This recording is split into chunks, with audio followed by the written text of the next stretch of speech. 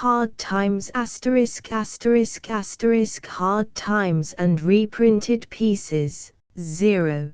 By Charles Dickens with illustrations by Marcus Stone, Maurice Griffenhagen, and F. Walker London, Chapman and Hall, LD New York, Charles Scribner's Sons 1905 Contents Book the First. Sewing Page Chapter I The One Thing Needful 3 Chapter 2 Murdering the Innocents 4 Chapter 3 A Loophole 8 Chapter 4 Mr. Bounderby 12 Chapter V The Keynote 18 Chapter 6 Sleary's Horsemanship 23 Chapter 7 Mrs. Sparsit 33 Chapter 8 Never Wonder 38 Chapter 9 Sis's Progress 43 Chapter X Stephen Blackpool 49 Chapter 11 No Way Out 53 Chapter 12 The Old Woman 59 Chapter 13 Rachel 63 Chapter 14 The Great Manufacturer 69 Chapter 15 Father and Daughter 73 Chapter 16 Husband and Wife 79. Book the Second. Reaping Chapter I Effects in the Bank 84 Chapter 2 Mr. James Harthouse 94 Chapter 3 The Whelp 101 Chapter 4 Men and Brothers 111 Chapter V Men and Masters 105 Chapter 6 Fading Away 116 Chapter 7 Gunpowder 126 Chapter 8 Explosion 136 Chapter 9 Hearing the Last of It 146 Chapter X Mrs. Sparsit Staircase 152 Chapter 11 Lower and Lower 156 Chapter 12 Down 163 Book the Third.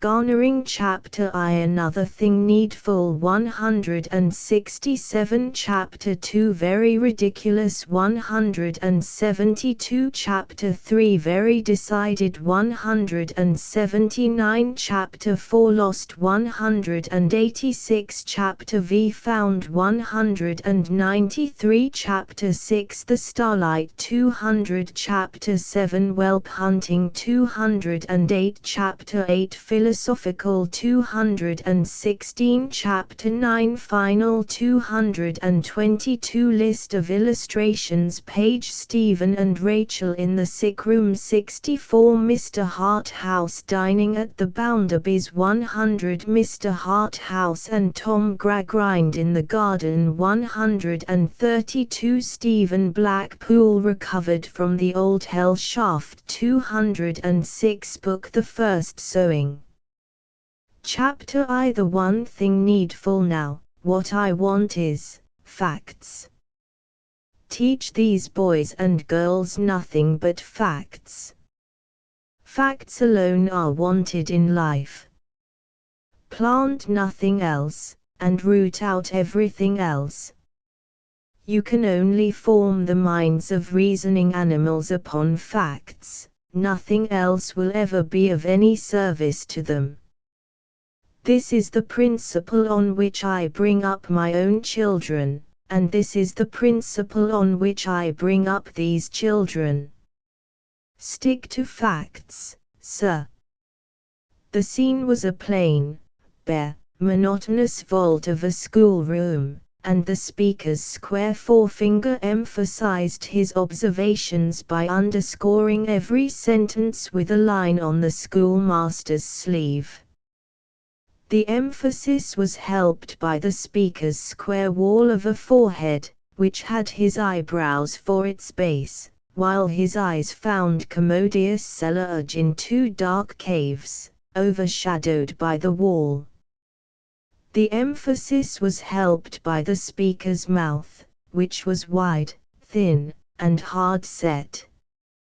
The emphasis was helped by the speaker's voice, which was inflexible, dry, and dictatorial. The emphasis was helped by the speaker's hair, which bristled on the skirts of his bald head, a plantation of firs to keep the wind from its shining surface, all covered with knobs, like the crust of a plum pie, as if the head had scarcely warehouse room for the hard facts stored inside. The speaker's obstinate carriage, square coat, square legs, square shoulders, nay, his very neckcloth, trained to take him by the throat with an unaccommodating grasp, like a stubborn fact, as it was, all helped the emphasis. In this life, we want nothing but facts, sir, nothing but facts. The speaker, and the schoolmaster, and the third grown person present, all backed a little, and swept with their eyes the inclined plane of little vessels then and there arranged in order, ready to have imperial gallons of facts poured into them until they were full to the brim. Chapter 2 Murdering the Innocents. Thomas Gradgrind, sir. A man of realities. A man of facts and calculations. A man who proceeds upon the principle that 2 and 2 are 4, and nothing over, and who is not to be talked into allowing for anything over. Thomas Gradgrind, sir, peremptorily Thomas Gradgrind. With a rule and a pair of scales, and the multiplication table always in his pocket, sir, ready to weigh and measure any parcel of human nature, and tell you exactly what it comes to. It is a mere question of figures, a case of simple arithmetic. You might hope to get some other nonsensical belief into the head of George Gradgrind, or Augustus Gradgrind, or John Gradgrind, or Joseph Gradgrind, all supposititious, non-existent persons, but into the head of Thomas Gradgrind, no, sir.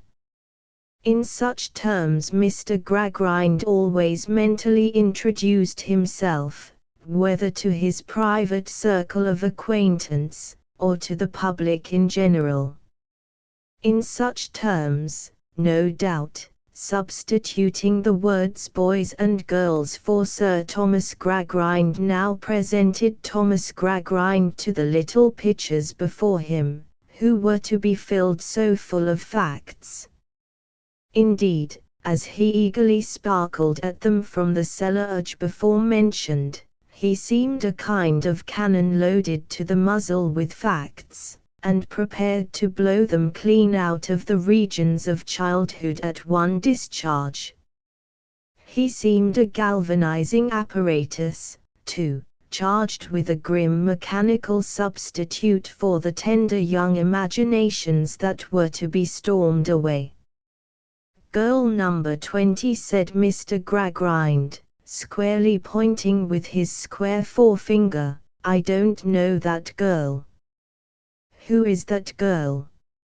Sissy Jupe, sir, explained number 20, blushing, standing up, and curtsying. Sissy is not a name, said Mr. Gradgrind. Don't call yourself Sissy. Call yourself Cecilia. It's father as calls me Sissy, sir, returned the young girl in a trembling voice, and with another curtsy. Then he has no business to do it, said Mr. Gradgrind. Tell him he mustn't. Cecilia Jupe. Let me see. What is your father? He belongs to the horse riding, if you please, sir. Mr. Gradgrind frowned, and waved off the objectionable calling with his hand. We don't want to know anything about that, here. You mustn't tell us about that, here. Your father breaks horses, don't he?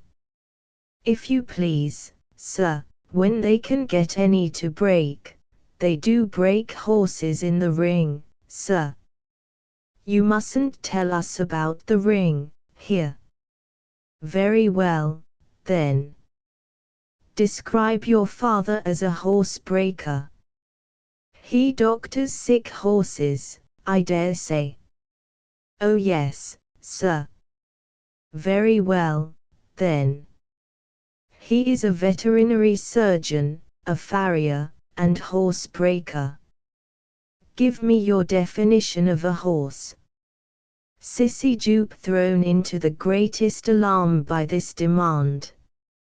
Girl number 20, unable to define a horse, said Mr. Gradgrind, for the general behoof of all the little pitchers. Girl number 20, possessed of no facts, in reference to one of the commonest of animals. Some boy's definition of a horse. Bitzer, yours. The square finger, moving here and there, lighted suddenly on Bitzer, perhaps because he chanced to sit in the same ray of sunlight which, darting in at one of the bare windows of the intensely whitewashed room, irradiated Sissy. For the boys and girls sat on the face of the inclined plane in two compact bodies, divided up the center by a narrow interval, and Sissy, being at the corner of a row on the sunny side, came in for the beginning of a sunbeam, of which Bitzer, being at the corner of a row on the other side, a few rows in advance, caught the end. But, whereas the girl was so dark-eyed and dark-haired, that she seemed to receive a deeper and more lustrous color from the sun, when it shone upon her, the boy was so light-eyed and light-haired that the self-same rays appeared to draw out of him what little color he ever possessed. His cold eyes would hardly have been eyes, but for the short ends of lashes which, by bringing them into immediate contrast with something paler than themselves, expressed their form. His short-cropped hair might have been a mere continuation of the sandy freckles on his forehead and face. His skin was so unwholesomely deficient in the natural tinge, that he looked as though, if he were cut, he would bleed white. Bitzer, said Thomas Gradgrind. Your definition of a horse. Quadruped. Graminivorous. 40 teeth, namely 24 grinders, 4 eye teeth, and 12 incisive. Sheds coat in the spring, in marshy countries, sheds hoofs, 2. Hoofs hard, but requiring to be shod with iron. Age known by marks in mouth. Thus, and much more, Bitzer. Now girl number 20, said Mr. Gradgrind. You know what a horse is. She curtsied again, and would have blushed deeper, if she could have blushed deeper than she had blushed all this time. Bitzer, after rapidly blinking at Thomas Gradgrind with both eyes at once, and so catching the light upon his quivering ends of lashes that they looked like the antennae of busy insects, put his knuckles to his freckled forehead, and sat down again. The third gentleman now stepped forth. A mighty man at cutting and drying, he was, a government officer, in his way, and in most other people's too, a professed pugilist, always in training, always with a system to force down the general throat like a bolus, always to be heard of at the bar of his little public office, ready to fight all England. To continue in fistic phraseology, he had a genius for coming up to the scratch, wherever and whatever it was, and proving himself an ugly customer. He would go in and damage any subject whatever with his right, follow up with his left, stop, exchange, counter, bore his opponent, he always fought all England, to the ropes, and fall upon him neatly. He was certain to knock the wind out of common sense, and render that unlucky adversary deaf to the call of time. And he had it in charge from high authority to bring about the great public office millennium, when commissioners should reign upon earth. Very well, said this gentleman, briskly smiling, and folding his arms. That's a horse. Now, let me ask you girls and boys, would you paper a room with representations of horses? After a pause, one half of the children cried in chorus, yes, sir. Upon which the other half, seeing in the gentleman's face that yes was wrong, cried out in chorus, no, sir. As the custom is, in these examinations. Of course, no. Why wouldn't you? A pause. One corpulent slow boy, with a wheezy manner of breathing, ventured the answer, because he wouldn't paper a room at all, but would paint it. You must paper it, said the gentleman, rather warmly. You must paper it, said Thomas Gradgrind, whether you like it or not. Don't tell us you wouldn't paper it. What do you mean, boy? I'll explain to you, then, said the gentleman, after another and a dismal pause, why you wouldn't paper a room with representations of horses. Do you ever see horses walking up and down the sides of rooms in reality, in fact? Do you? Yes, sir, from one half. No, sir, from the other. Of course no, said the gentleman, with an indignant look at the wrong half. Why, then, you are not to see anywhere what you don't see, in fact. You are not to have anywhere what you don't have, in fact. What is called taste is only another name for fact. Thomas Gradgrind nodded his approbation. This is a new principle, a discovery, a great discovery, said the gentleman. Now, I'll try you again.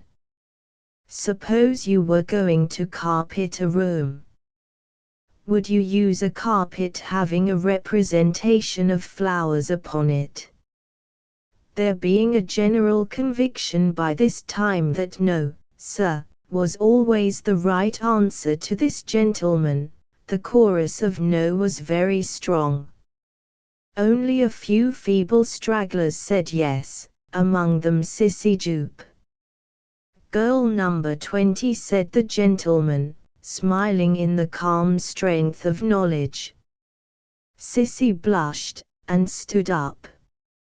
So you would carpet your room, or your husband's room, if you were a grown woman, and had a husband, with representations of flowers, would you? Said the gentleman. Why would you?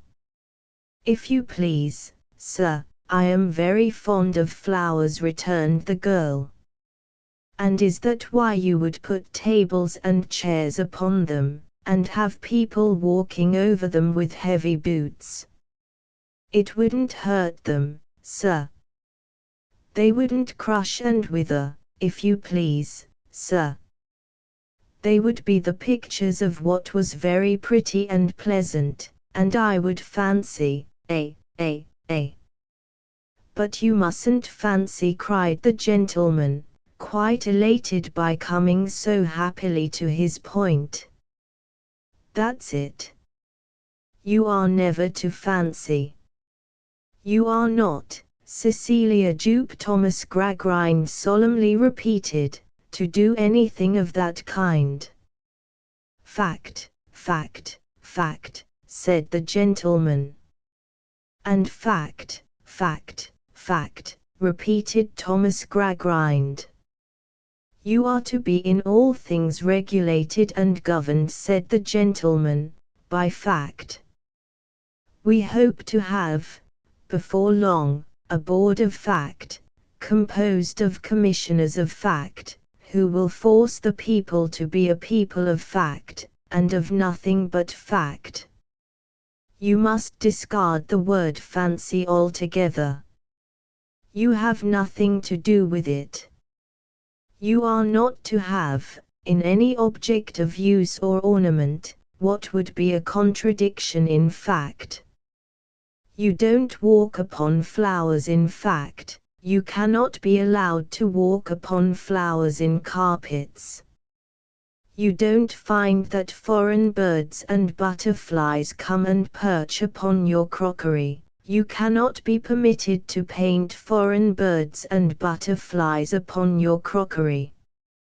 You never meet with quadrupeds going up and down walls. You must not have quadrupeds represented upon walls. You must use, said the gentleman, for all these purposes, combinations and modifications, in primary colors, of mathematical figures which are susceptible of proof and demonstration. This is the new discovery. This is fact. This is taste. The girl curtsied, and sat down. She was very young, and she looked as if she were frightened by the matter-of-fact prospect the world afforded. Now, if Mr. Cumberchild, said the gentleman, will proceed to give his first lesson here, Mr. Gradgrind, I shall be happy, at your request, to observe his mode of procedure. Mr. Gradgrind was much obliged. Mr. Cumberchild, we only wait for you. So, Mr. Cumberchild began in his best manner. He and some 140 other schoolmasters had been lately turned at the same time, in the same factory, on the same principles, like so many pianoforte legs. He had been put through an immense variety of paces, and had answered volumes of head-breaking questions. Orthography, etymology, syntax, and prosody, biography, astronomy, geography, and general cosmography, the sciences of compound proportion, algebra, land surveying and leveling, vocal music, and drawing from models, were all at the ends of his 10 chilled fingers. He had worked his stony way into Her Majesty's Most Honourable Privy Council's Schedule B, and had taken the bloom off the higher branches of mathematics and physical science, French, German, Latin, and Greek. He knew all about all the watersheds of all the world, whatever they are, and all the histories of all the peoples, and all the names of all the rivers and mountains, and all the productions, manners, and customs of all the countries, and all their boundaries and bearings on the 32 points of the compass. Rather overdone, Cumberchild. If he had only learnt a little less, how infinitely better he might have taught much more. He went to work in this preparatory lesson, not unlike Morgiana in the 40 Thieves, looking into all the vessels ranged before him, one after another, to see what they contained. Say, good Cumberchild, when from thy boiling store, thou shalt fill each jar brimful by and by, dost thou think that thou wilt always kill outright the robber fancy lurking within, or sometimes only maim him and distort him?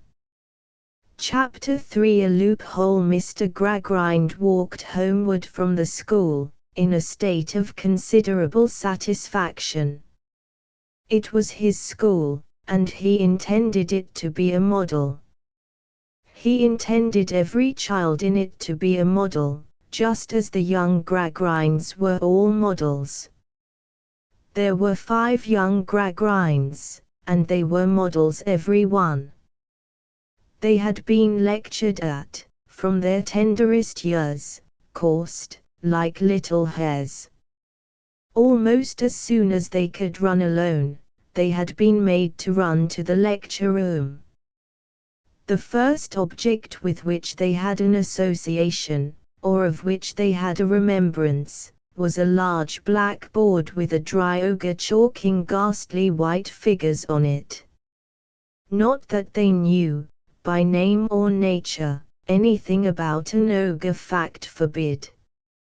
I only use the word to express a monster in a lecturing castle, with heaven knows how many heads manipulated into one, taking childhood captive, and dragging it into gloomy statistical dens by the hair. No little Gradgrind had ever seen a face in the moon. It was up in the moon before it could speak distinctly. No little Gradgrind had ever learned the silly jingle, "Twinkle, twinkle, little star, how I wonder what you are." No little Gradgrind had ever known wonder on the subject, each little Gradgrind having at 5 years old dissected the Great Bear like a Professor Owen, and driven Charles's Wain like a locomotive engine driver. No little Gradgrind had ever associated a cow in a field with that famous cow with the crumpled horn who tossed the dog, who worried the cat, who killed the rat, who ate the malt, or with that yet more famous cow who swallowed Tom Thumb. It had never heard of those celebrities, and had only been introduced to a cow as a graminivorous ruminating quadruped with several stomachs. To his matter-of-fact home, which was called Stone Lodge, Mr. Gradgrind directed his steps. He had virtually retired from the wholesale hardware trade before he built Stone Lodge, and was now looking about for a suitable opportunity of making an arithmetical figure in Parliament. Stone Lodge was situated on a moor within a mile or two of a great town, called Cokertown in the present faithful guidebook. A very regular feature on the face of the country, Stone Lodge was. Not the least disguise toned down or shaded off that uncompromising fact in the landscape. A great square house, with a heavy portico darkening the principal windows, as its master's heavy brows overshadowed his eyes. A calculated, cast up, balanced, and proved house. 6 windows on this side of the door, 6 on that side, a total of 12 in this wing, a total of 12 in the other wing, 24 carried over to the back wings. A lawn and garden and an infant avenue, all ruled straight like a botanical account book. Gas and ventilation, drainage and water service, all of the primest quality. Iron clamps and girders, fireproof from top to bottom, mechanical lifts for the housemaids, with all their brushes and brooms, everything that heart could desire. Everything. Well, I suppose so. The little Gradgrinds had cabinets in various departments of science too. They had a little conchological cabinet, and a little metallurgical cabinet, and a little mineralogical cabinet, and the specimens were all arranged and labelled, and the bits of stone and all looked as though they might have been broken from the parent substances by those tremendously hard instruments their own names, and, to paraphrase the idle legend of Peter Piper, who had never found his way into their nursery, if the greedy little Gradgrinds grasped at more than this, what was it for good? Gracious goodness sake, that the greedy little Gradgrinds grasped it. Their father walked on in a hopeful and satisfied frame of mind. He was an affectionate father, after his manner, but he would probably have described himself, if he had been put, like Sissy Jupe, upon a definition, as an eminently practical father. He had a particular pride in the phrase eminently practical, which was considered to have a special application to him. Whatsoever the public meeting held in Coketown, and whatsoever the subject of such meeting, some Coketowner was sure to seize the occasion of alluding to his eminently practical friend Gradgrind. This always pleased the eminently practical friend. He knew it to be his due, but his due was acceptable. He had reached the neutral ground upon the outskirts of the town, which was neither town nor country, and yet was either spoiled, when his ears were invaded by the sound of music. The clashing and banging band attached to the horse-riding establishment, which had there set up its rest in a wooden pavilion, was in full bray. A flag, floating from the summit of the temple, proclaimed to mankind that it was Sleary's horse riding which claimed their suffrages. Sleary himself, a stout modern statue with a moneybox at its elbow, in an ecclesiastical niche of early Gothic architecture, took the money. Miss Josephine Sleary, as some very long and very narrow strips of printed bill announced, was then inaugurating the entertainments with her graceful equestrian Tyrolean flower act. Among the other pleasing but always strictly moral wonders which must be seen to be believed, Signor Jupe was that afternoon to elucidate the diverting accomplishments of his highly trained performing dog Merrylegs. He was also to exhibit his astounding feat of throwing 7,500 weight in rapid succession backhanded over his head, thus forming a fountain of solid iron in midair, a feat never before attempted in this or any other country, and which having elicited such rapturous plaudits from enthusiastic throngs it cannot be withdrawn. The same Signor Jupe was to enliven the varied performances at frequent intervals with his chaste Shakespearean quips and retorts. Lastly, he was to wind them up by appearing in his favourite character of Mr. William Button, of Tully Street, in the highly novel and laughable hippo-comedietta of the Tailor's Journey to Brentford. Thomas Gradgrind took no heed of these trivialities of course, but passed on as a practical man ought to pass on, either brushing the noisy insects from his thoughts, or consigning them to the house of correction. But the turning of the road took him by the back of the booth, and at the back of the booth a number of children were congregated in a number of stealthy attitudes, striving to peep in at the hidden glories of the place. This brought him to a stop.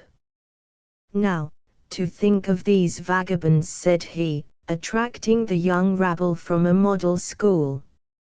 A space of stunted grass and dry rubbish being between him and the young rabble, he took his eyeglass out of his waistcoat to look for any child he knew by name, and might order off. Phenomenon almost incredible though distinctly seen, what did he then behold but his own metallurgical Louisa, peeping with all her might through a hole in a deal board, and his own mathematical Thomas abasing himself on the ground to catch but a hoof of the graceful equestrian Tyrolean flower act. Dumb with amazement, Mr. Gradgrind crossed to the spot where his family was thus disgraced, laid his hand upon each erring child, and said, "Louisa." Thomas. Both rose, red and disconcerted. But Louisa looked at her father with more boldness than Thomas did. Indeed, Thomas did not look at him, but gave himself up to be taken home like a machine. "In the name of wonder, idleness, and folly," said Mr. Gradgrind, leading each away by a hand, "what do you do here?" "Wanted to see what it was like," returned Louisa, shortly. "What it was like?" "Yes, father." There was an air of jaded sullenness in them both, and particularly in the girl, yet, struggling through the dissatisfaction of her face, there was a light with nothing to rest upon, a fire with nothing to burn, a starved imagination keeping life in itself somehow, which brightened its expression. Not with the brightness natural to cheerful youth, but with uncertain, eager, doubtful flashes, which had something painful in them, analogous to the changes on a blind face groping its way. She was a child now, of 15 or 16, but at no distant day would seem to become a woman all at once. Her father thought so as he looked at her. She was pretty. Would have been self-willed, he thought in his eminently practical way, but for her bringing up. "Thomas, though I have the fact before me, I find it difficult to believe that you, with your education and resources, should have brought your sister to a scene like this." "I brought him, father," said Louisa, quickly. "I asked him to come." "I am sorry to hear it." "I am very sorry indeed to hear it. It makes Thomas no better, and it makes you worse, Louisa." She looked at her father again, but no tear fell down her cheek. "You, Thomas, and you, to whom the circle of the sciences is open, Thomas, and you, who may be said to be replete with facts, Thomas, and you, who have been trained to mathematical exactness, Thomas, and you, here," cried Mr. Gradgrind, "in this degraded position. I am amazed. I was tired, father." "I have been tired a long time," said Louisa. "Tired? Of what?" asked the astonished father. "I don't know of what, of everything, I think." "Say not another word," returned Mr. Gradgrind. "You are childish. I will hear no more." He did not speak again until they had walked some half a mile in silence, when he gravely broke out with, "What would your best friends say, Louisa?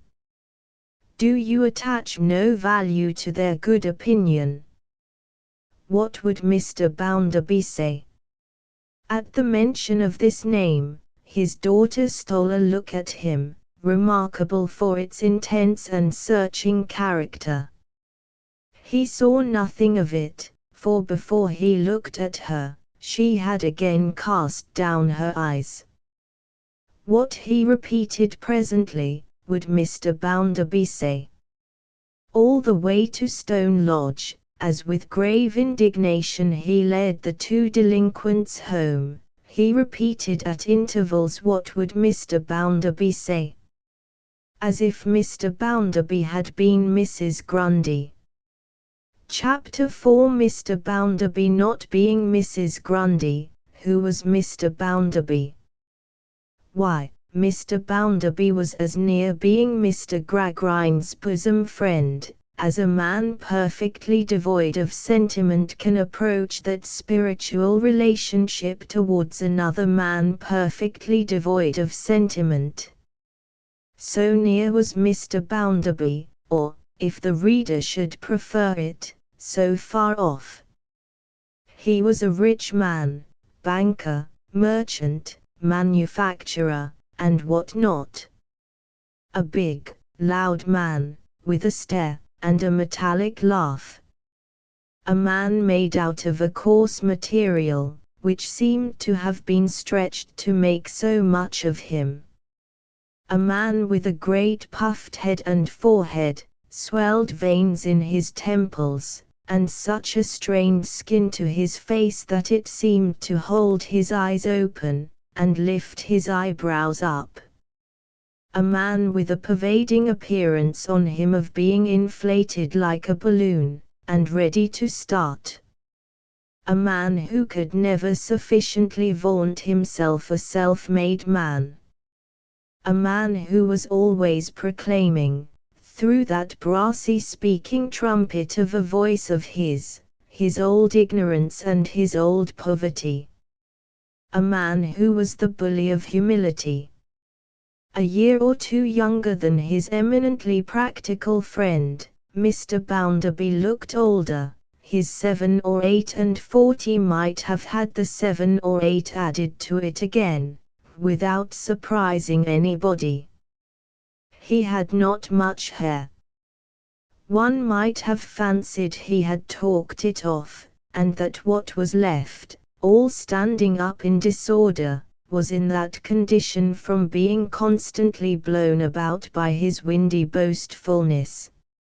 In the formal drawing-room of Stone Lodge, standing on the hearth-rug, warming himself before the fire, Mr. Bounderby delivered some observations to Mrs. Gradgrind on the circumstance of its being his birthday. He stood before the fire, partly because it was a cool spring afternoon, though the sun shone, partly because the shade of Stone Lodge was always haunted by the ghost of damp mortar, partly because he thus took up a commanding position, from which to subdue Mrs. Gradgrind. I hadn't a shoe to my foot. As to a stocking, I didn't know such a thing by name. I passed the day in a ditch, and the night in a pigsty. That's the way I spent my 10th birthday. Not that a ditch was new to me, for I was born in a ditch. Mrs. Gradgrind, a little, thin, white, pink-eyed bundle of shawls, of surpassing feebleness, mental and bodily, who was always taking physic without any effect, and who, whenever she showed a symptom of coming to life, was invariably stunned by some weighty piece of fact tumbling on her. Mrs. Gradgrind hoped it was a dry ditch. No. As wet as a sop. A foot of water in it, said Mr. Bounderby. Enough to give a baby cold, Mrs. Gradgrind considered. Cold. I was born with inflammation of the lungs, and of everything else, I believe, that was capable of inflammation, returned Mr. Bounderby. For years, I was one of the most miserable little wretches ever seen. I was so sickly, that I was always moaning and groaning. I was so ragged and dirty, that you wouldn't have touched me with a pair of tongs. Mrs. Gradgrind faintly looked at the tongs, as the most appropriate thing her imbecility could think of doing. How I fought through it, I don't know, said Bounderby. I was determined, I suppose. I have been a determined character in later life, and I suppose I was then. Here I am, Mrs. Gradgrind, anyhow, and nobody to thank for my being here, but myself. Mrs. Gradgrind meekly and weakly hoped that his mother, my mother. Bolted, said Bounderby. Mrs. Gradgrind, stunned as usual, collapsed and gave it up. My mother left me to my grandmother, said Bounderby, and, according to the best of my remembrance, my grandmother was the wickedest and the worst old woman that ever lived. If I got a little pair of shoes by any chance, she would take 'em off and sell 'em for drink. Why, I have known that grandmother of mine lie in her bed and drink her 14 glasses of liquor before breakfast. Mrs. Gradgrind, weakly smiling, and giving no other sign of vitality, looked, as she always did, like an indifferently executed transparency of a small female figure, without enough light behind it. She kept a chandler's shop, pursued Bounderby, and kept me in an egg box. That was the cot of my infancy, an old egg box. As soon as I was big enough to run away, of course I ran away. Then I became a young vagabond, and instead of one old woman knocking me about and starving me, everybody of all ages knocked me about and starved me. They were right, they had no business to do anything else. I was a nuisance, an encumbrance, and a pest. I know that very well. His pride in having at any time of his life achieved such a great social distinction as to be a nuisance, an encumbrance, and a pest, was only to be satisfied by 3 sonorous repetitions of the boast. I was to pull through it, I suppose, Mrs. Gradgrind. Whether I was to do it or not, I did it. I pulled through it, though nobody threw me out a rope. Vagabond, errand boy, vagabond, labourer, porter, clerk, chief manager, small partner, Josiah Bounderby of Cokertown. Those are the antecedents, and the culmination. Josiah Bounderby of Cokertown learnt his letters from the outsides of the shops, Mrs. Gradgrind, and was first able to tell the time upon a dial plate, from studying the steeple clock of St. Giles's Church, London, under the direction of a drunken cripple, who was a convicted thief, and an incorrigible vagrant. Tell Josiah Bounderby of Cokertown, of your district schools and your model schools, and your training schools, and your whole kettle of fish of schools, and Josiah Bounderby of Cokertown tells you plainly, all right, all correct, he hadn't such advantages, but let us have hard-headed, solid-fisted people. The education that made him won't do for everybody, he knows well. Such and such his education was, however, and you may force him to swallow boiling fat, but you shall never force him to suppress the facts of his life. Being heated when he arrived at this climax, Josiah Bounderby of Cokertown stopped. He stopped just as his eminently practical friend, still accompanied by the 2 young culprits, entered the room. His eminently practical friend, on seeing him, stopped also, and gave Louisa a reproachful look that plainly said, "Behold your Bounderby." "Well," blustered Mr. Bounderby, "what's the matter? What is young Thomas in the dumps about?" He spoke of young Thomas, but he looked at Louisa. "We were peeping at the circus," muttered Louisa, haughtily, without lifting up her eyes, "and father caught us."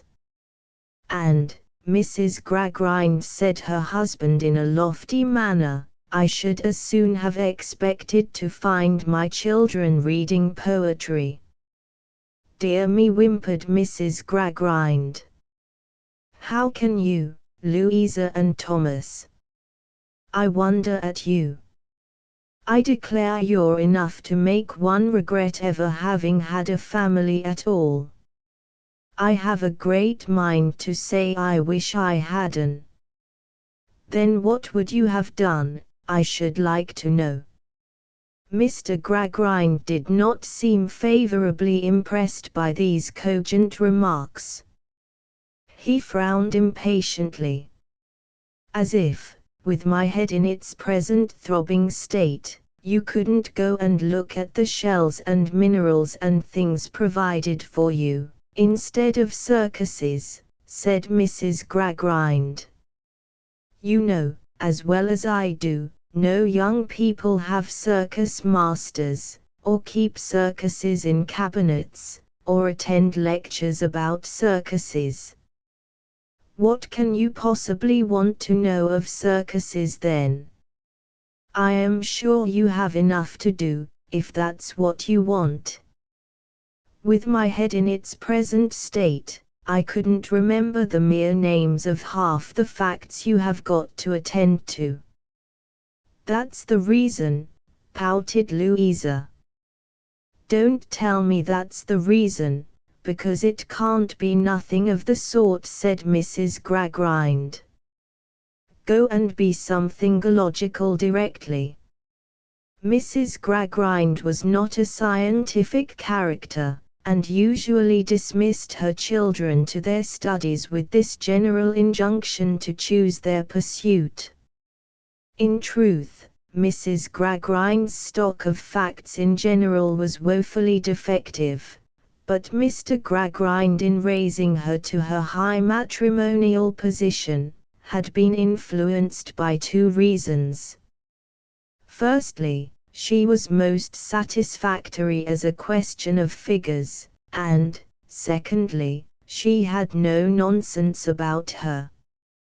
By nonsense he meant fancy, and truly it is probable she was as free from any alloy of that nature, as any human being not arrived at the perfection of an absolute idiot, ever was. The simple circumstance of being left alone with her husband and Mr. Bounderby, was sufficient to stun this admirable lady again without collision between herself and any other fact.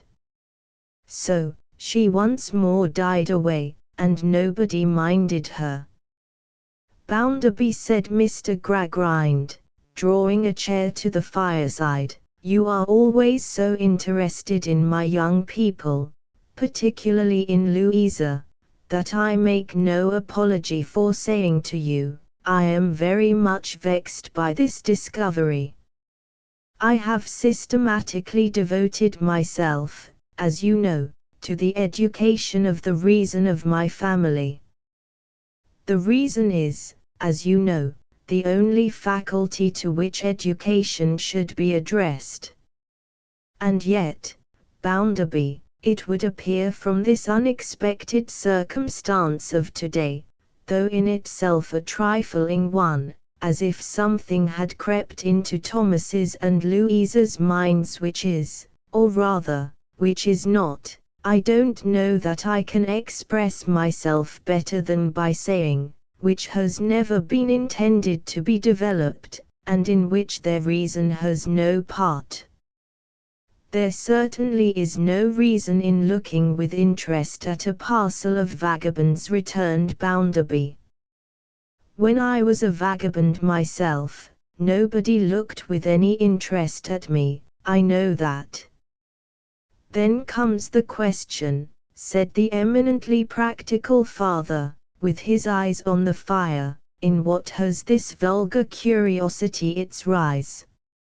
"I'll tell you in what. In idle imagination." "I hope not," said the eminently practical. "I confess, however, that the misgiving has crossed me on my way home." "In idle imagination," Gradgrind repeated Bounderby. A very bad thing for anybody, but a cursed bad thing for a girl like Louisa. I should ask Mrs. Gradgrind's pardon for strong expressions, but that she knows very well I am not a refined character. Whoever expects refinement in me will be disappointed. I hadn't a refined bringing up. Whether, said Gradgrind, pondering with his hands in his pockets, and his cavernous eyes on the fire, whether any instructor or servant can have suggested anything. Whether Louisa or Thomas can have been reading anything. Whether, in spite of all precautions, any idle storybook can have got into the house. Because, in minds that have been practically formed by rule and line, from the cradle upwards, this is so curious, so incomprehensible. Stop a bit, cried Bounderby, who all this time had been standing, as before, on the hearth, bursting at the very furniture of the room with explosive humility. You have one of those strollers' children in the school. Cecilia Jupe, by name, said Mr. Gradgrind, with something of a stricken look at his friend. Now, stop a bit, cried Bounderby again. How did she come there? Why, the fact is, I saw the girl myself, for the first time, only just now. She specially applied here at the house to be admitted, as not regularly belonging to our town, and, yes, you are right, Bounderby, you are right. Now, stop a bit, cried Bounderby, once more. Louisa saw her when she came. Louisa certainly did see her, for she mentioned the application to me. But Louisa saw her, I have no doubt, in Mrs. Gradgrind's presence. Pray, Mrs. Gradgrind, said Bounderby, what passed? Oh, my poor health, returned Mrs. Gradgrind. The girl wanted to come to the school, and Mr. Gradgrind wanted girls to come to the school, and Louisa and Thomas both said that the girl wanted to come, and that Mr. Gradgrind wanted girls to come, and how was it possible to contradict them when such was the fact? Now I tell you what, Gradgrind, said Mr. Bounderby. Turn this girl to the right about, and there's an end of it. I am much of your opinion. Do it at once, said Bounderby, has always been my motto from a child. When I thought I would run away from my egg box and my grandmother, I did it at once. Do you the same. Do this at once. Are you walking? Asked his friend. I have the father's address. Perhaps you would not mind walking to town with me. Not the least in the world, said Mr. Bounderby, as long as you do it at once. So, Mr. Bounderby threw on his hat. He always threw it on, as expressing a man who had been far too busily employed in making himself, to acquire any fashion of wearing his hat, and with his hands in his pockets, sauntered out into the hall. I never wear gloves, it was his custom to say. I didn't climb up the ladder in them. Shouldn't be so high up, if I had. Being left to saunter in the hall a minute or two while Mr. Gradgrind went upstairs for the address, he opened the door of the children's study and looked into that serene floor-clothed apartment, which, notwithstanding its bookcases and its cabinets and its variety of learned and philosophical appliances, had much of the genial aspect of a room devoted to hair-cutting. Louisa languidly leaned upon the window looking out, without looking at anything, while young Thomas stood sniffing revengefully at the fire. Adam Smith and Malthus, two younger Gradgrinds, were out at lecture in custody, and little Jane, after manufacturing a good deal of moist pipe clay on her face with slate pencil and tears, had fallen asleep over vulgar fractions. "It's all right now, Louisa, it's all right, young Thomas," said Mr. Bounderby. "You won't do so any more. I'll answer for its being all over with father." "Well, Louisa, that's worth a kiss, isn't it?" "You can take one, Mr. Bounderby," returned Louisa, when she had coldly paused, and slowly walked across the room, and ungraciously raised her cheek towards him, with her face turned away. "Always my pet, ain't you, Louisa?" said Mr. Bounderby. "Goodbye, Louisa." He went his way, but she stood on the same spot, rubbing the cheek he had kissed, with her handkerchief, until it was burning red. She was still doing this, 5 minutes afterwards. "What are you about, Lou?" her brother sulkily remonstrated. "You'll rub a hole in your face. You may cut the piece out with your penknife if you like, Tom. I wouldn't cry." Chapter V. The keynote Coketown, to which Messrs. Bounderby and Gradgrind now walked, was a triumph of fact. It had no greater taint of fancy in it than Mrs. Gradgrind herself. Let us strike the keynote, Coketown, before pursuing our tune. It was a town of red brick, or of brick that would have been red if the smoke and ashes had allowed it, but as matters stood, it was a town of unnatural red and black like the painted face of a savage. It was a town of machinery and tall chimneys, out of which interminable serpents of smoke trailed themselves forever and ever, and never got uncoiled. It had a black canal in it, and a river that ran purple with ill-smelling dye, and vast piles of building full of windows where there was a rattling and a trembling all day long, and where the piston of the steam engine worked monotonously up and down, like the head of an elephant in a state of melancholy madness. It contained several large streets all very like one another, and many small streets still more like one another, inhabited by people equally like one another, who all went in and out at the same hours, with the same sound upon the same pavements, to do the same work, and to whom every day was the same as yesterday and tomorrow, and every year the counterpart of the last and the next.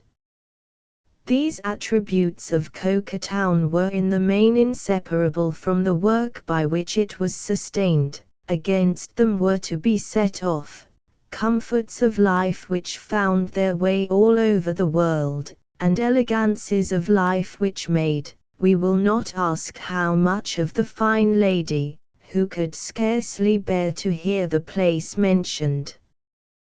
The rest of its features were voluntary, and they were these. You saw nothing in Coketown but what was severely workful.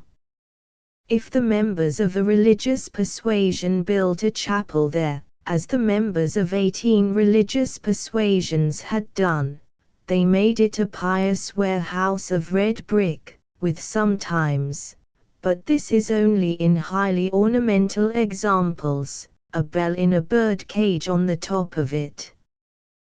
The solitary exception was the new church, a stuccoed edifice with a square steeple over the door, terminating in 4 short pinnacles like florid wooden legs. All the public inscriptions in the town were painted alike, in severe characters of black and white. The jail might have been the infirmary might have been the jail, the town hall might have been either, or both, or anything else, for anything that appeared to the contrary in the graces of their construction. Fact, fact, fact, everywhere in the material aspect of the town, fact, fact, fact, everywhere in the immaterial. The Child School was all fact, and the School of Design was all fact, and the relations between master and man were all fact, and everything was fact between the lying-in hospital and the cemetery, and what you couldn't state in figures, or show to be purchasable in the cheapest market and saleable in the dearest, was not, and never should be, world without end. Amen.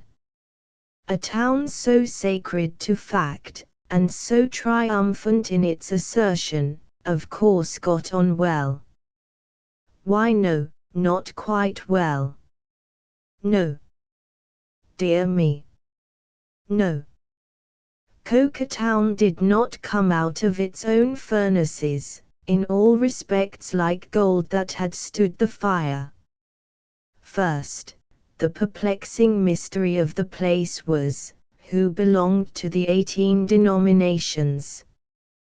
Because, whoever did, the laboring people did not.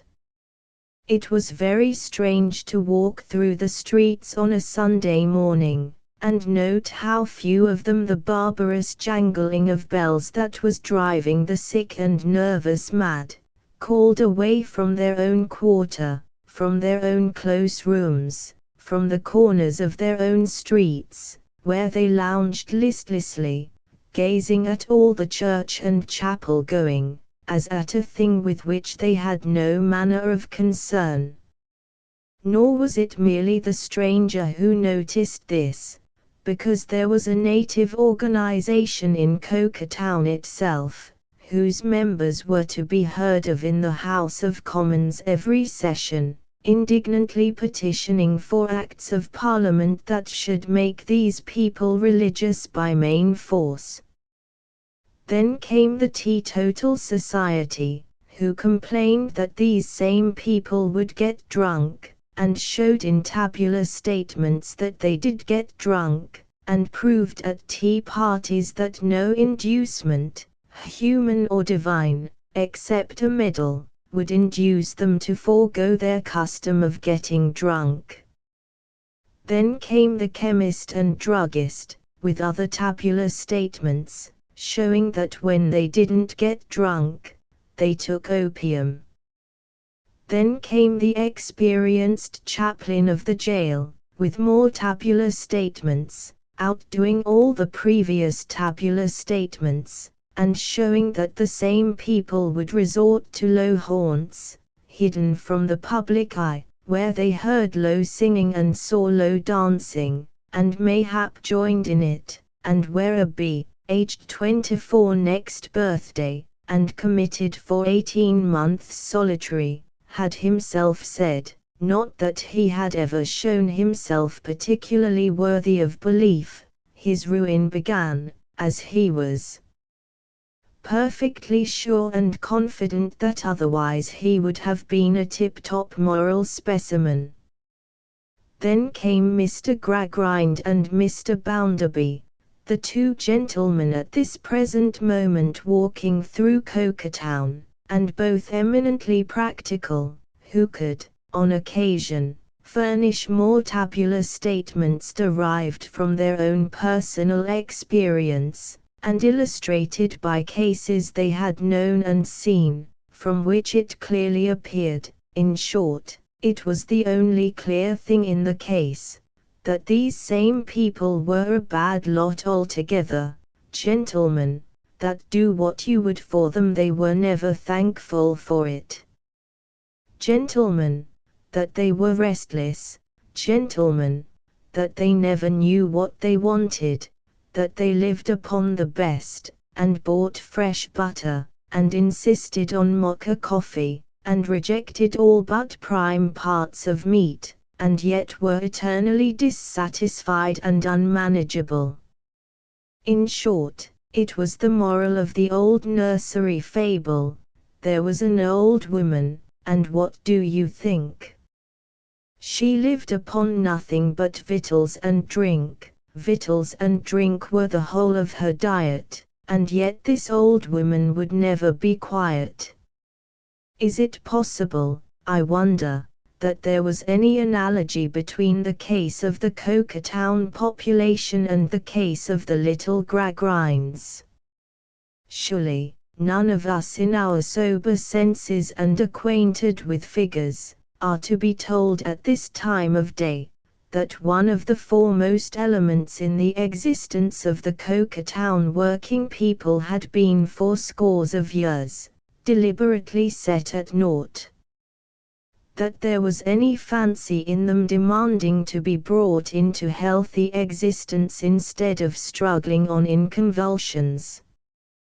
That exactly in the ratio as they worked long and monotonously, the craving grew within them for some physical relief, some relaxation, encouraging good humor and good spirits, and giving them a vent, some recognized holiday, though it were but for an honest dance to a stirring band of music, some occasional light pie in which even a child had no finger, which craving must and would be satisfied aright, or must and would inevitably go wrong, until the laws of the creation were repealed. This man lives at Pod's End, and I don't quite know Pod's End, said Mr. Gradgrind. Which is it, Bounderby? Mr. Bounderby knew it was somewhere downtown, but knew no more respecting it. So they stopped for a moment, looking about. Almost as they did so, there came running round the corner of the street at a quick pace and with a frightened look, a girl whom Mr. Gradgrind recognized. "Hullo," said he. "Stop." "Where are you going?" "Stop." Girl number 20 stopped then, palpitating, and made him a curtsy. "Why are you tearing about the streets?" said Mr. Gradgrind, in this improper manner. I was run after, sir," the girl panted, "and I wanted to get away." "Run after," repeated Mr. Gradgrind. "Who would run after you?" The question was unexpectedly and suddenly answered for her, by the colourless boy, Bitzer, who came round the corner with such blind speed and so little anticipating a stoppage on the pavement, that he brought himself up against Mr. Gradgrind's waistcoat and rebounded into the road. "What do you mean, boy?" said Mr. Gradgrind. "What are you doing? How dare you dash against everybody in this manner?" Bitzer picked up his cap, which the concussion had knocked off, and backing, and knuckling his forehead, pleaded that it was an accident. "Was this boy running after you, Jupe?" asked Mr. Gradgrind. "Yes, sir," said the girl reluctantly. "No, I wasn't, sir," cried Bitzer. "Not till she run away from me. But the horse riders never mind what they say, sir, they're famous for it. You know the horse riders are famous for never minding what they say," addressing Sissy. "It's as well known in the town as, please, sir, as the multiplication table isn't known to the horse riders." Bitzer tried Mr. Bounderby with this. "He frightened me so," said the girl, "with his cruel faces." "Oh," cried Bitzer. "Oh, aren't you one of the rest?" "Aren't you a horse rider?" "I never looked at her, sir. I asked her if she would know how to define a horse tomorrow, and offered to tell her again, and she ran away, and I ran after her, sir, that she might know how to answer when she was asked." "You wouldn't have thought of saying such mischief if you hadn't been a horse rider." "Her calling seems to be pretty well known among 'em," observed Mr. Bounderby. "You'd have had the whole school peeping in a row, in a week." "Truly, I think so," returned his friend. "Bitzer, turn you about and take yourself home. Jupe, stay here a moment. Let me hear of your running in this manner any more, boy, and you will hear of me through the master of the school. You understand what I mean. Go along." The boy stopped in his rapid blinking, knuckled his forehead again, glanced at Sissy, turned about, and retreated. "Now, girls," said Mr. Gradgrind, "take this gentleman and me to your father's, we are going there. What have you got in that bottle you are carrying?" "Gin," said Mr. Bounderby. "Dear, no, sir. It's the 9 oils." "The what?" cried Mr. Bounderby. "The 9 oils, sir, to rub father with."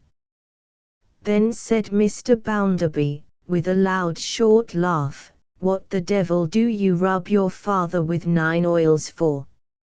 "It's what our people always use, sir, when they get any hurts in the ring," replied the girl, looking over her shoulder, to assure herself that her pursuer was gone. "They bruise themselves very bad sometimes." "Serve 'em right," said Mr. Bounderby, "for being idle." She glanced up at his face, with mingled astonishment and dread. "By George," said Mr. Bounderby, "when I was 4 or 5 years younger than you, I had worse bruises upon me than 10 oils, 20 oils, 40 oils, would have rubbed off. I didn't get 'em by posture making, but by being banged about. There was no rope dancing for me, I danced on the bare ground and was larruped with the rope." Mr. Gradgrind, though hard enough, was by no means so rough a man as Mr. Bounderby. His character was not unkind, all things considered. It might have been a very kind one indeed, if he had only made some round mistake in the arithmetic that balanced it, years ago.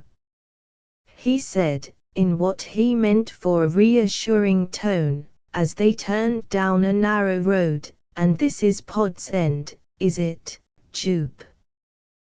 "This is it, sir, and, if you wouldn't mind, sir, this is the house."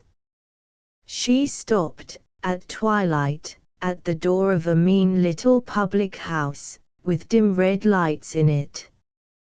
As haggard and as shabby, as if, for want of custom, it had itself taken to drinking, and had gone the way all drunkards go, and was very near the end of it. "It's only crossing the bar, sir, and up the stairs, if you wouldn't mind, and waiting there for a moment till I get a candle. If you should hear a dog, sir, it's only Merrylegs, and he only barks." "Merrylegs and 9 oils, eh?" said Mr. Bounderby, entering last with his metallic laugh. "Pretty well this, for a self-made man." Chapter 6 Sleary's Horsemanship. The name of the public house was the Pegasus's Arms. The Pegasus's legs might have been more to the purpose, but, underneath the winged horse upon the signboard, The Pegasus's arms was inscribed in Roman letters. Beneath that inscription again, in a flowing scroll, the painter had touched off the lines, "Good malt makes good beer, walk in, and they'll draw it here. Good wine makes good brandy, give us a call, and you'll find it handy." Framed and glazed upon the wall behind the dingy little bar, was another Pegasus, a theatrical one, with real gauze let in for his wings, golden stars stuck on all over him, and his ethereal harness made of red silk. As it had grown too dusky without, to see the sign, and as it had not grown light enough within to see the picture, Mr. Gradgrind and Mr. Bounderby received no offence from these idealities. They followed the girl up some steep corner stairs without meeting anyone, and stopped in the dark while she went on for a candle. They expected every moment to hear Merrylegs give tongue, but the highly trained performing dog had not barked when the girl and the candle appeared together. "Father is not in our room, sir," she said, with a face of great surprise. "If you wouldn't mind walking in, I'll find him directly." They walked in, and Sissy, having set 2 chairs for them, sped away with a quick light step. It was a mean, shabbily furnished room, with a bed in it. The white nightcap, embellished with 2 peacock's feathers and a pigtail bolt upright, in which Signor Jupe had that very afternoon enlivened the varied performances with his chaste Shakespearean quips and retorts, hung upon a nail, but no other portion of his wardrobe, or other token of himself or his pursuits, was to be seen anywhere. As to Merrylegs, that respectable ancestor of the highly trained animal who went aboard the ark, might have been accidentally shut out of it, for any sign of a dog that was manifest to eye or ear in the Pegasus's arms. They heard the doors of rooms above, opening and shutting as Sissy went from one to another in quest of her father, and presently they heard voices expressing surprise. She came bounding down again in a great hurry, opened a battered and mangy old hair trunk, found it empty, and looked round with her hands clasped and her face full of terror. "Father must have gone down to the booth, sir. I don't know why he should go there, but he must be there. I'll bring him in a minute." She was gone directly, without her bonnet, with her long, dark, childish hair streaming behind her. "What does she mean?" said Mr. Gradgrind. "Back in a minute. It's more than a mile off." Before Mr. Bounderby could reply, a young man appeared at the door, and introducing himself with the words, "By your leaves, gentlemen," walked in with his hands in his pockets. His face, close-shaven, thin, and sallow, was shaded by a great quantity of dark hair, brushed into a roll all round his head, and parted up the center. His legs were very robust, but shorter than legs of good proportions should have been. His chest and back were as much too broad, as his legs were too short. He was dressed in a new market coat and tight-fitting trousers, wore a shawl round his neck, smelt of lamp oil, straw, orange peel, horse's provender, and sawdust, and looked a most remarkable sort of centaur, compounded of the stable and the playhouse. Where the one began, and the other ended, nobody could have told with any precision.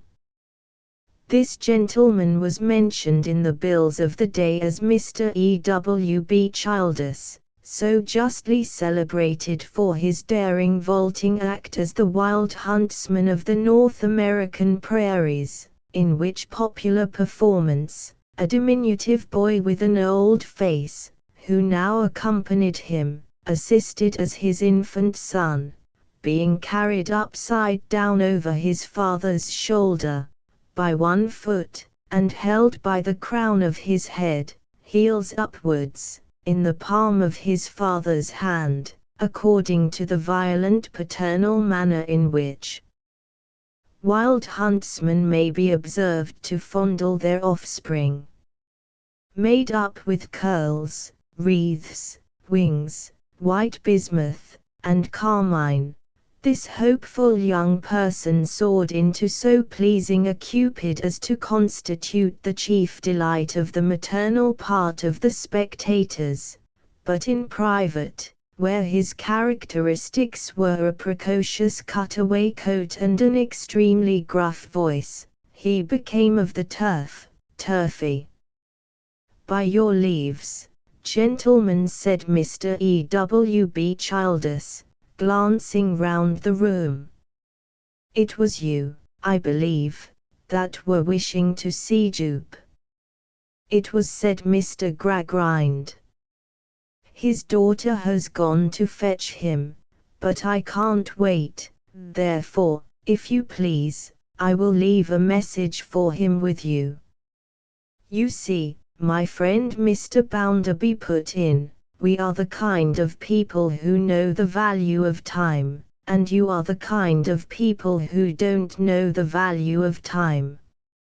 "I have not," retorted Mr. Childers, after surveying him from head to foot, "the honor of knowing you, but if you mean that you can make more money of your time than I can of mine, I should judge from your appearance that you are about right.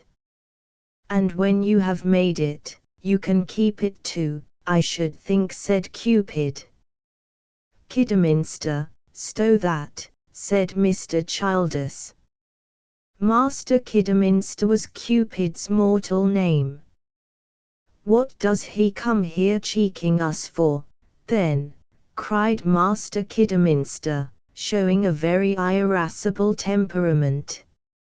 "If you want to cheek us, pay your ochre at the doors and take it out." "Kidderminster," said Mr. Childers, raising his voice, "stow that, sir," to Mr. Gradgrind. "I was addressing myself to you.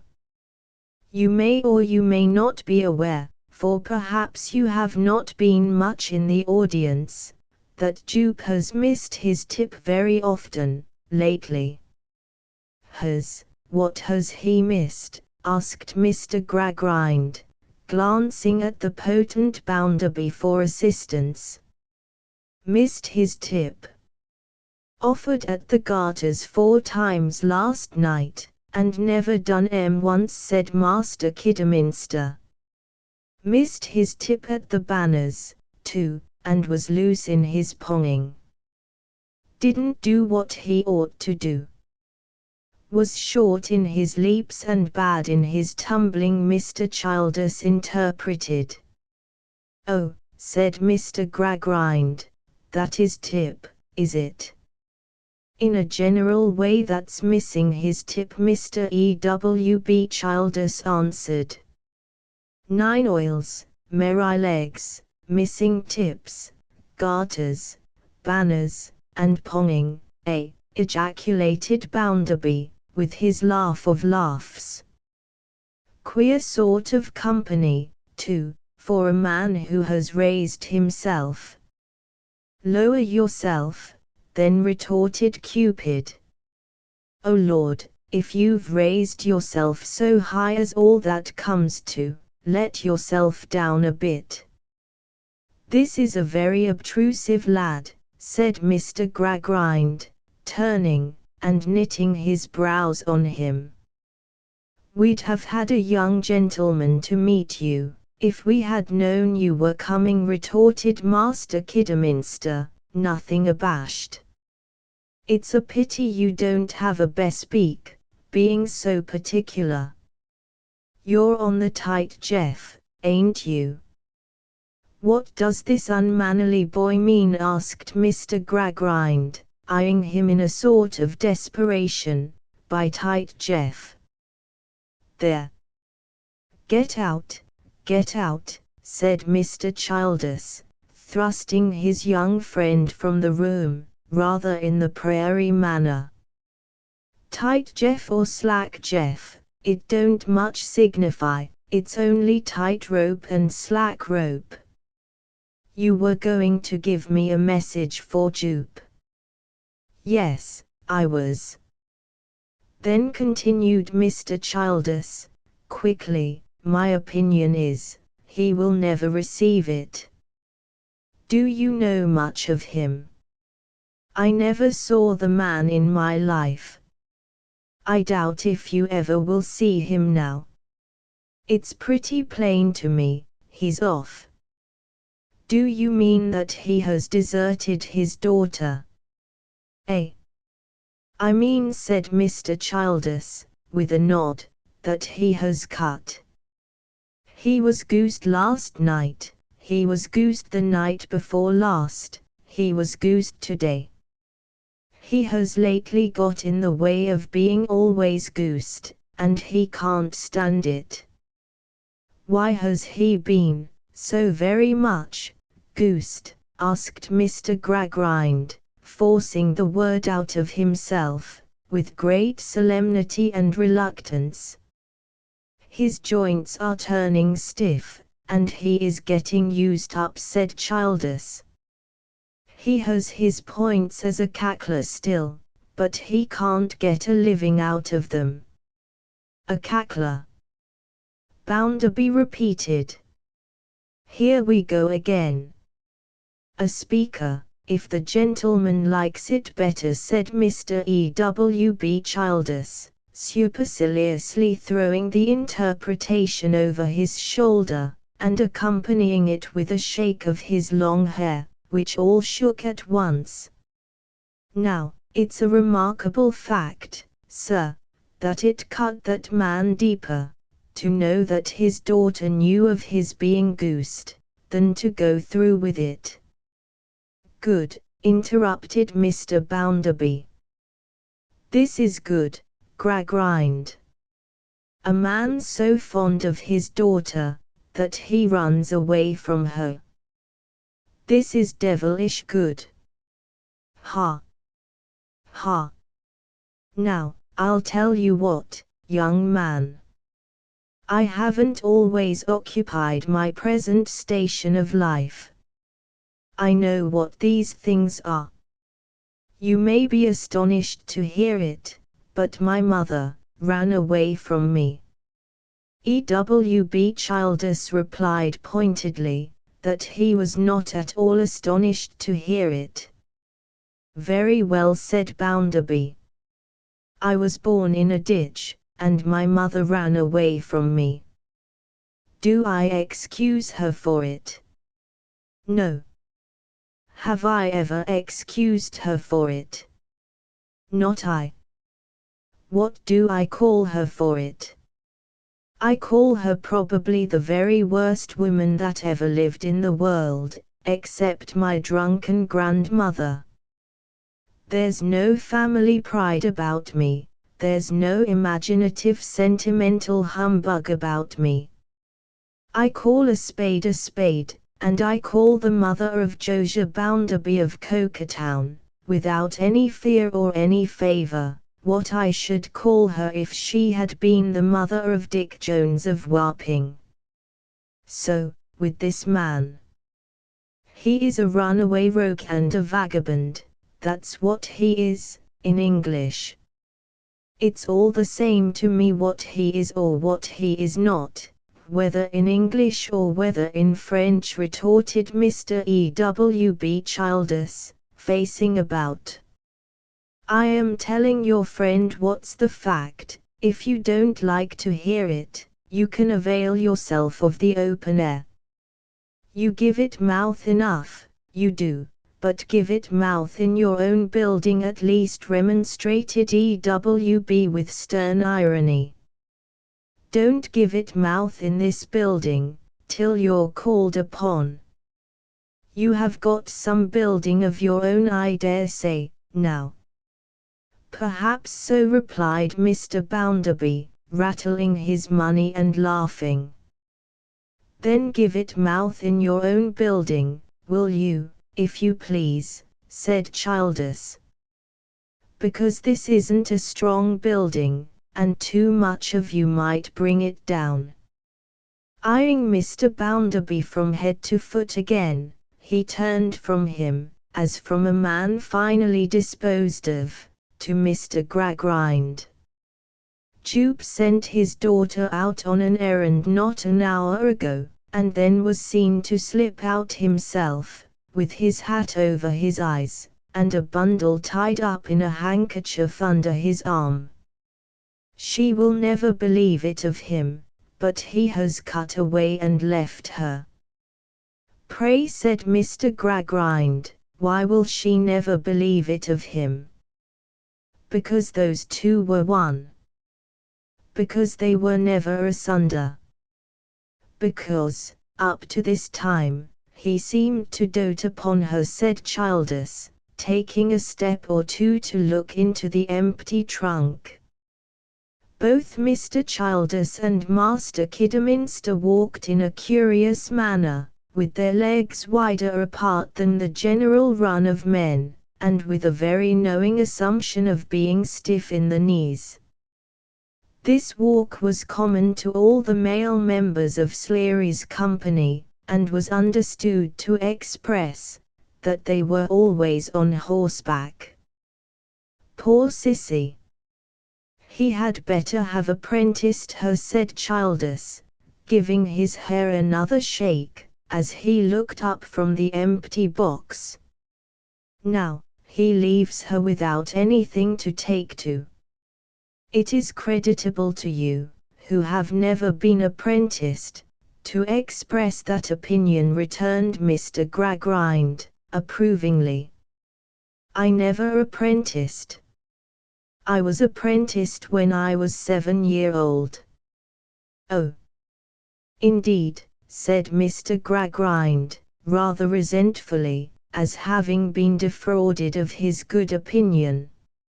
I was not aware of its being the custom to apprentice young persons to idleness, Mr. Bounderby put in with a loud laugh. No, by the Lord Harry. Nor I.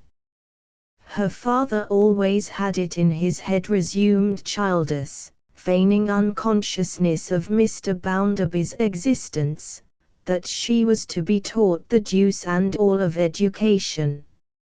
How it got into his head, I can't say, I can only say that it never got out. He has been picking up a bit of reading for her, here, and a bit of writing for her, there, and a bit of ciphering for her, somewhere else, these 7 years.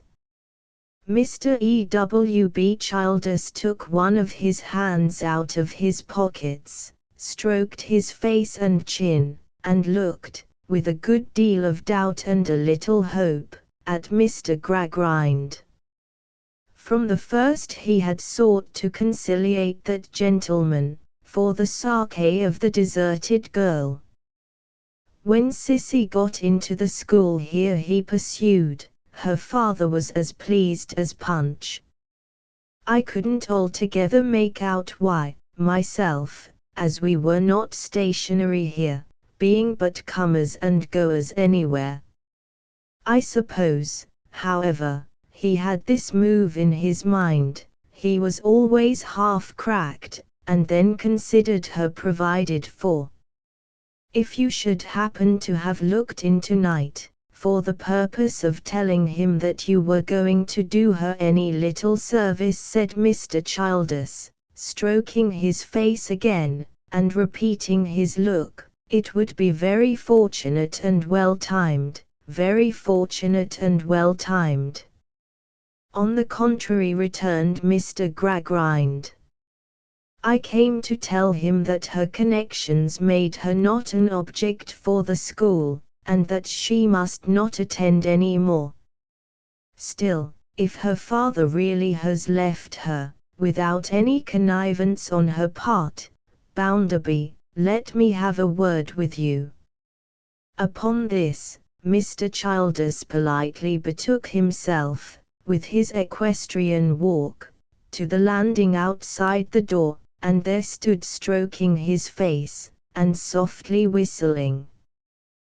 While thus engaged, he overheard such phrases in Mr. Bounderby's voice as "No, I say no, I advise you not. I say by no means." While, from Mr. Gradgrind, he heard in his much lower tone the words, "But even as an example to Louisa, of what this pursuit which has been the subject of a vulgar curiosity, leads to and ends in. Think of it, Bounderby, in that point of view." Meanwhile, the various members of Sleary's company gradually gathered together from the upper regions, where they were quartered, and, from standing about, talking in low voices to one another and to Mr. Childers, gradually insinuated themselves and him into the room. There were 2 or 3 handsome young women among them, with their 2 or 3 husbands, and their 2 or 3 mothers, and their 8 or 9 little children, who did the fairy business when required. The father of one of the families was in the habit of balancing the father of another of the families on the top of a great pole.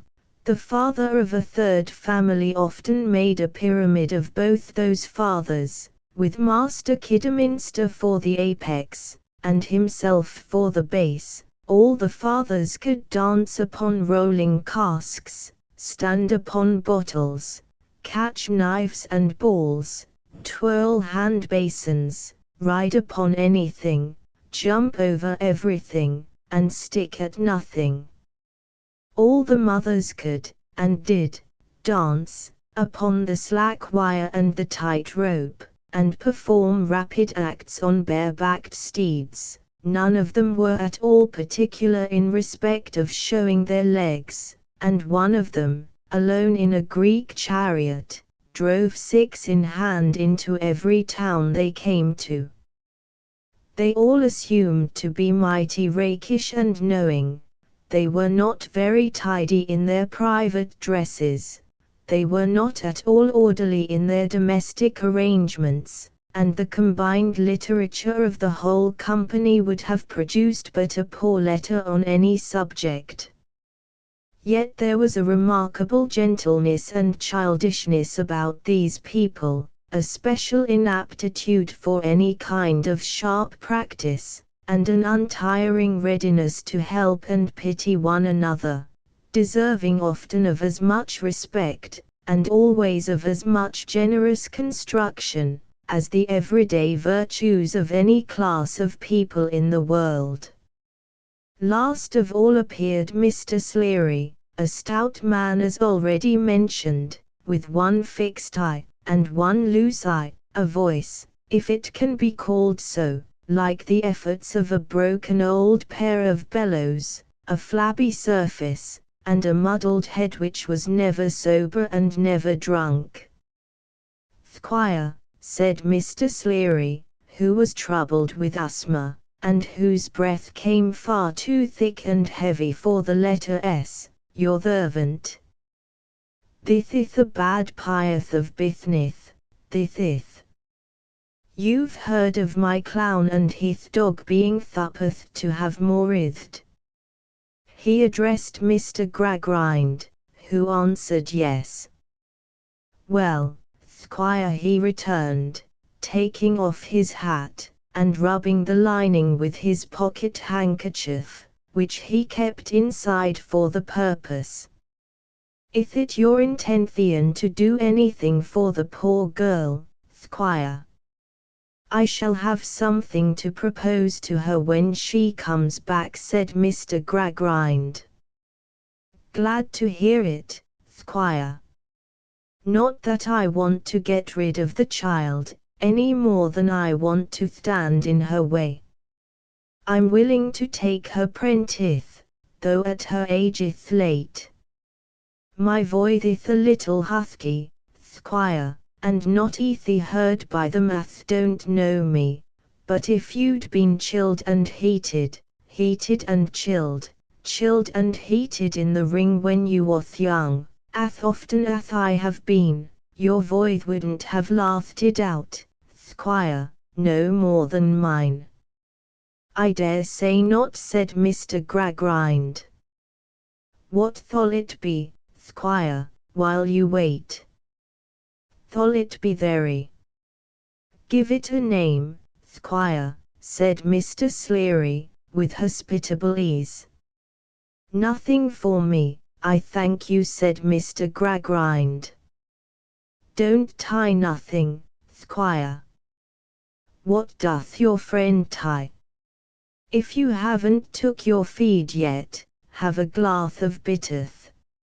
Here his daughter Josephine, a pretty fair-haired girl of 18, who had been tied on a horse at 2 years old, and had made a will at 12, which she always carried about with her, expressive of her dying desire to be drawn to the grave by the 2 piebald ponies, cried, "Father, hush, she has come back." Then came Sissy Jupe, running into the room as she had run out of it.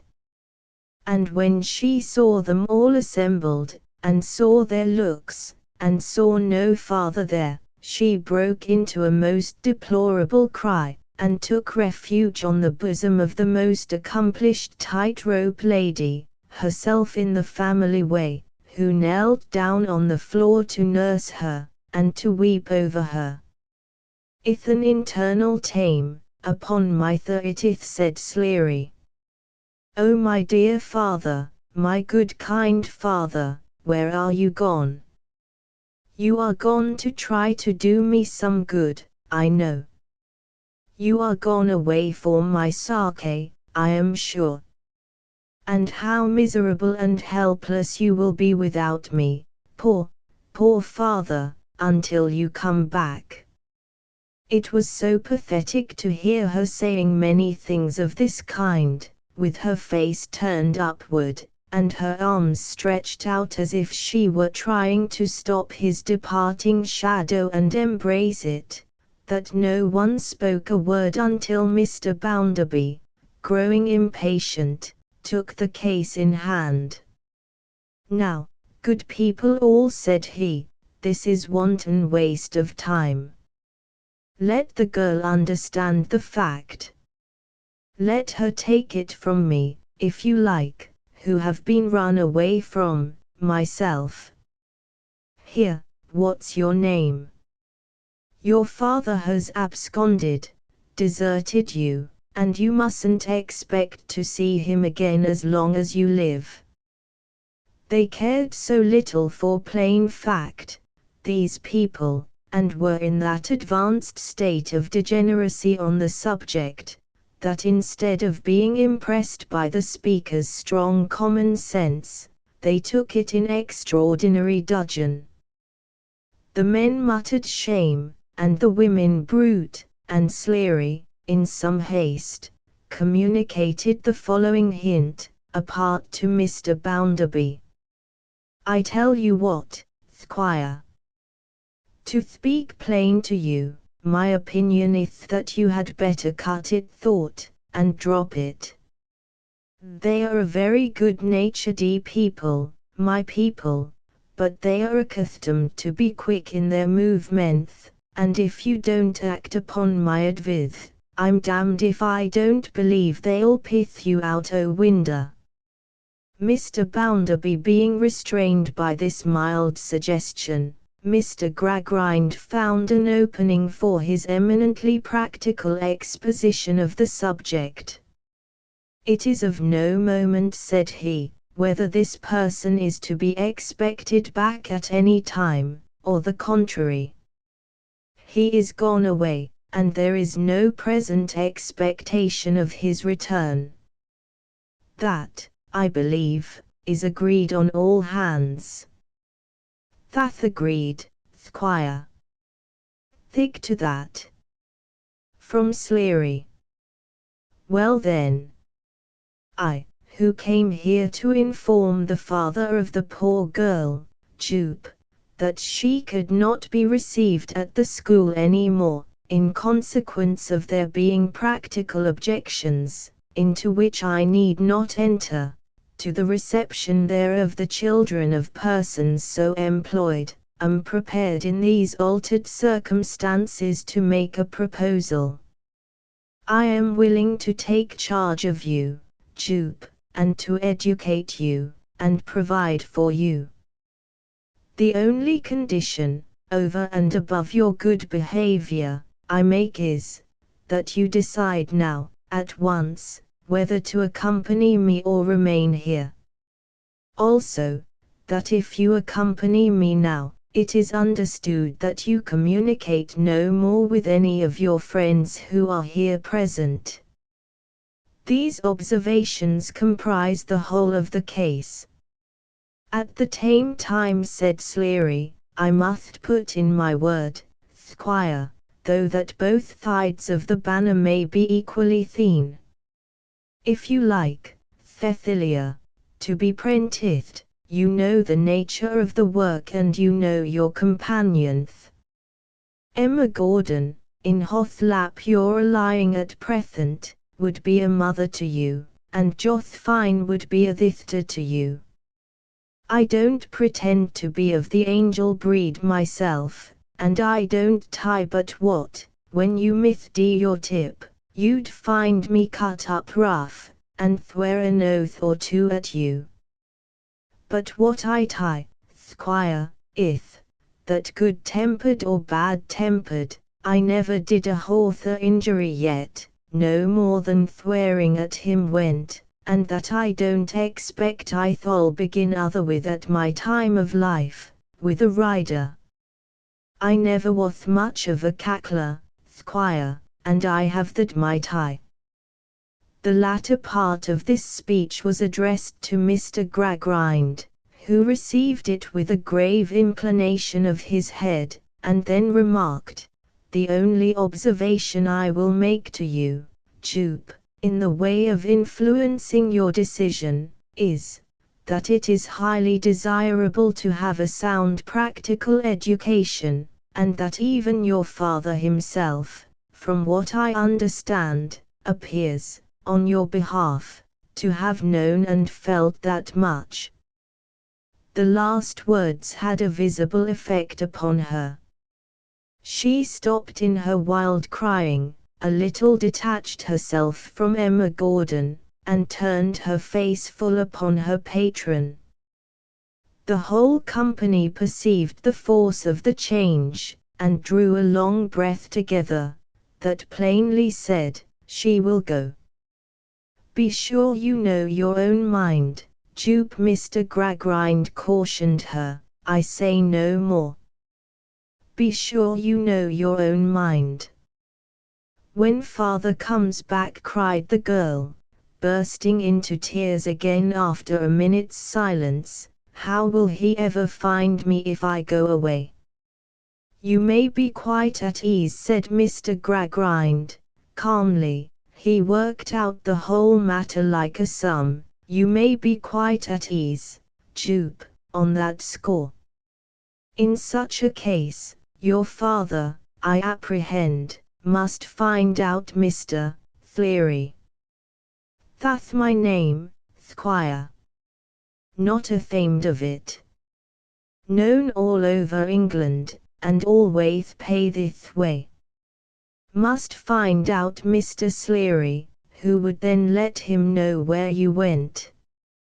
I should have no power of keeping you against his wish, and he would have no difficulty, at any time, in finding Mr. Thomas Gradgrind of Cokertown. I am well known. Well known, assented Mr. Sleary, rolling his loose eye. You're one of the thought, squire, that keep the prethiest thite of money out of the hoath. But never mind that at present. There was another silence, and then she exclaimed, sobbing with her hands before her face, "Oh, give me my clothes, give me my clothes, and let me go away before I break my heart." The women sadly bestirred themselves to get the clothes together. It was soon done, for they were not many, and to pack them in a basket which had often travelled with them. Sissy sat all the time upon the ground, still sobbing, and covering her eyes. Mr. Gradgrind and his friend Bounderby stood near the door, ready to take her away. Mr. Sleary stood in the middle of the room, with the male members of the company about him, exactly as he would have stood in the centre of the ring during his daughter Josephine's performance. He wanted nothing but his whip. The basket packed in silence, they brought her bonnet to her, and smoothed her disordered hair, and put it on. Then they pressed about her, and bent over her in very natural attitudes, kissing and embracing her, and brought the children to take leave of her, and were a tender-hearted, simple, foolish set of women altogether. "Now, Jupe," said Mr. Gradgrind, "if you are quite determined, come."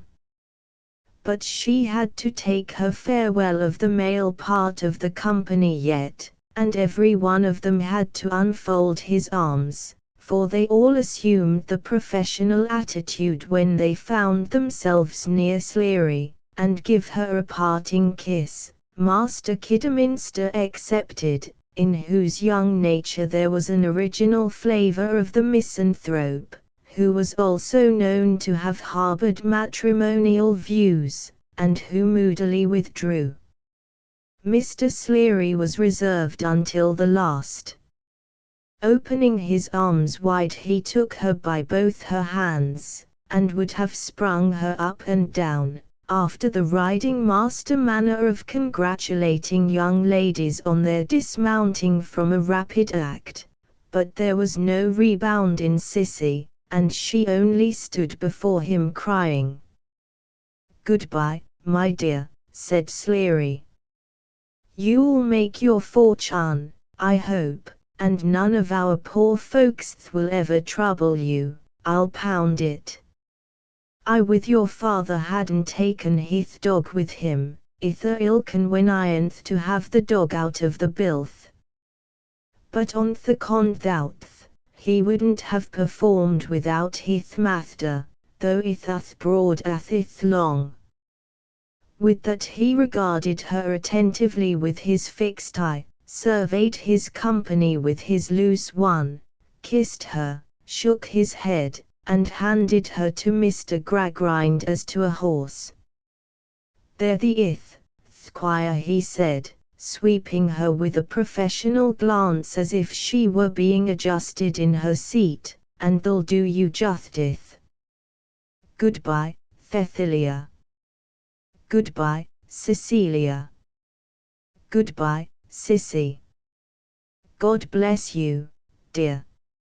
In a variety of voices from all the room. But the riding master I had observed the bottle of the 9 oils in her bosom, and he now interposed with "Leave the bottle, my dear, it's large to carry, it will be of no use to you now. Give it to me." "No, no," she said, in another burst of tears. "Oh, no. Pray let me keep it for father till he comes back. He will want it when he comes back. He had never thought of going away, when he sent me for it. I must keep it for him, if you please." "Though be it, my dear. You thee how it ith, squire. Farewell, Cecilia. My last words to you ith this, stick to the terms of your engagement, be obedient to the squire, and forget us. But if, when you're grown up and married and well off, you come upon any horse riding ever, don't be hard upon it, don't be cross with it, give it a peek if you can, and think you might do worth. People must be amouthed, squire, Tomal continued Sleary, rendered more pursy than ever, by so much talking. They can't be always a working, nor yet they can't be always a learning. Make the best of us, not the worst.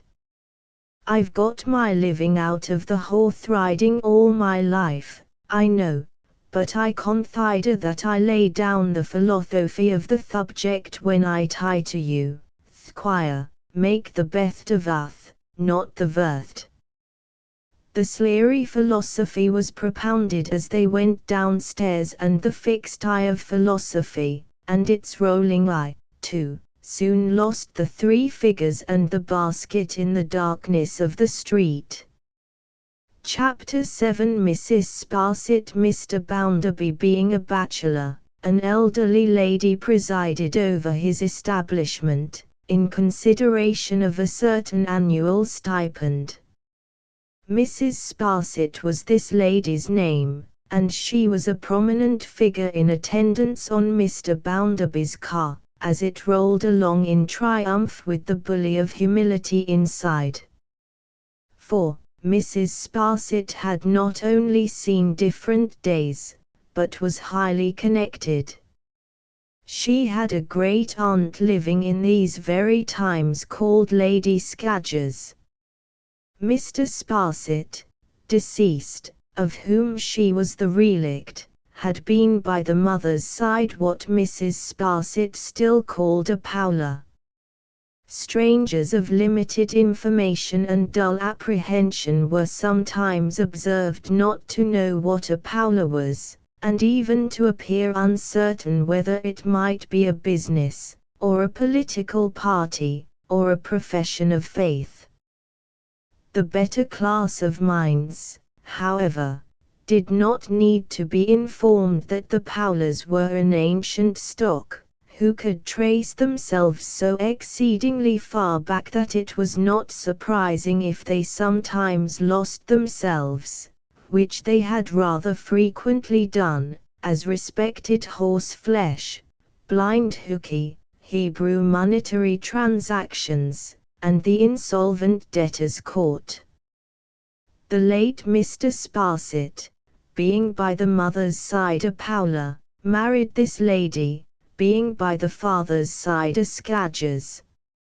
Lady Scadgers, an immensely fat old woman, with an inordinate appetite for butcher's meat, and a mysterious leg which had now refused to get out of bed for 14 years, contrived the marriage, at a period when Sparsit was just of age, and chiefly noticeable for a slender body, weakly supported on two long slim props, and surmounted by no head worth mentioning.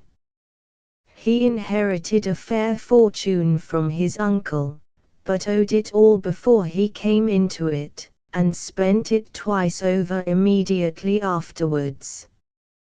Thus, when he died, at 24, the scene of his decease, Calais, and the cause, brandy, he did not leave his widow, from whom he had been separated soon after the honeymoon, in affluent circumstances. That bereaved lady, 15 years older than he, fell presently at deadly feud with her only relative, Lady Scadgers, and, partly to spite her ladyship, and partly to maintain herself, went out at a salary. And here she was now, in her elderly days, with the Coriolanian style of nose and the dense black eyebrows which had captivated Sparsit, making Mr. Bounderby's tea as he took his breakfast. If Bounderby had been a conqueror, and Mrs. Sparsit a captive princess whom he took about as a feature in his state processions, he could not have made a greater flourish with her than he habitually did. Just as it belonged to his boastfulness to depreciate his own extraction, so it belonged to it to exalt Mrs. Sparsit's. In the measure that he would not allow his own youth to have been attended by a single favorable circumstance, he brightened Mrs. Sparsit's juvenile career with every possible advantage, and showered wagon-loads of early roses all over that lady's path. And yet, sir, he would say, how does it turn out after all? Why, here she is at 100 a year, I give her 100, which she is pleased to term handsome, keeping the house of Josiah Bounderby of Coketown. Nay, he made this foil of his so very widely known, that third parties took it up, and handled it on some occasions with considerable briskness. It was one of the most exasperating attributes of Bounderby, that he not only sang his own praises but stimulated other men to sing them. There was a moral infection of claptrap in him. Strangers, modest enough elsewhere, started up at dinners in Coketown, and boasted, in quite a rampant way, of Bounderby.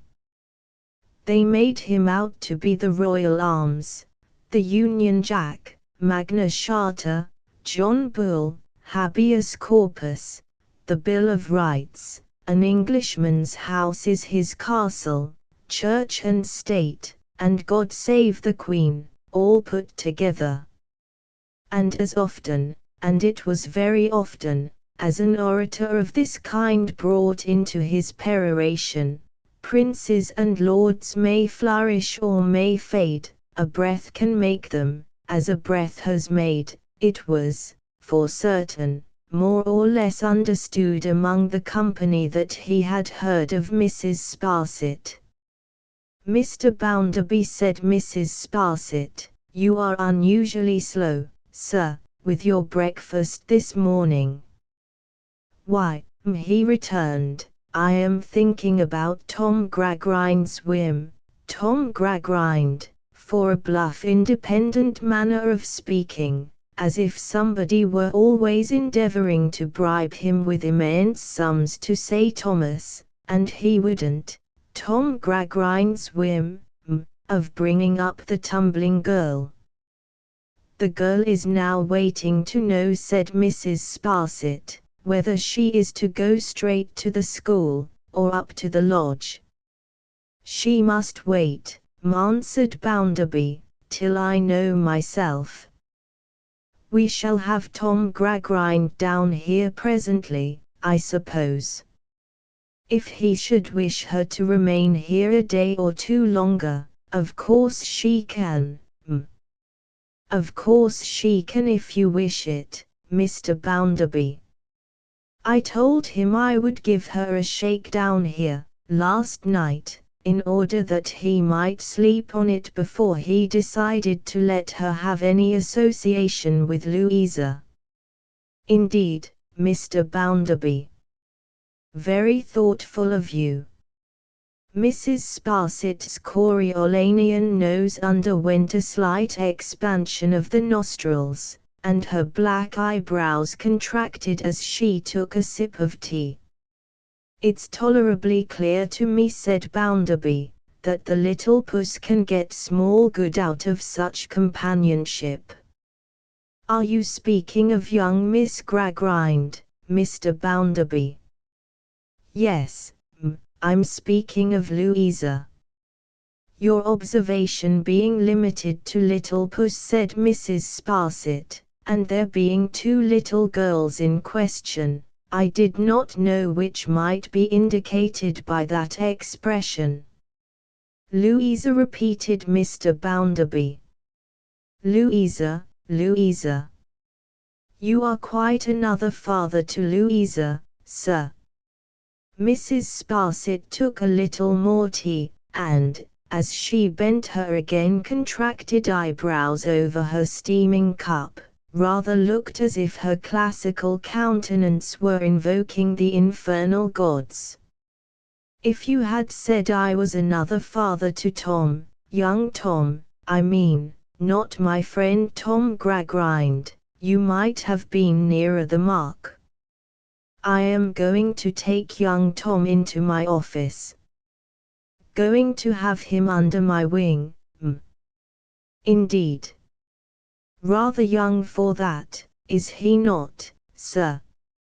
Mrs. Sparsit's "sir" in addressing Mr. Bounderby, was a word of ceremony, rather exacting consideration for herself in the use, than honouring him.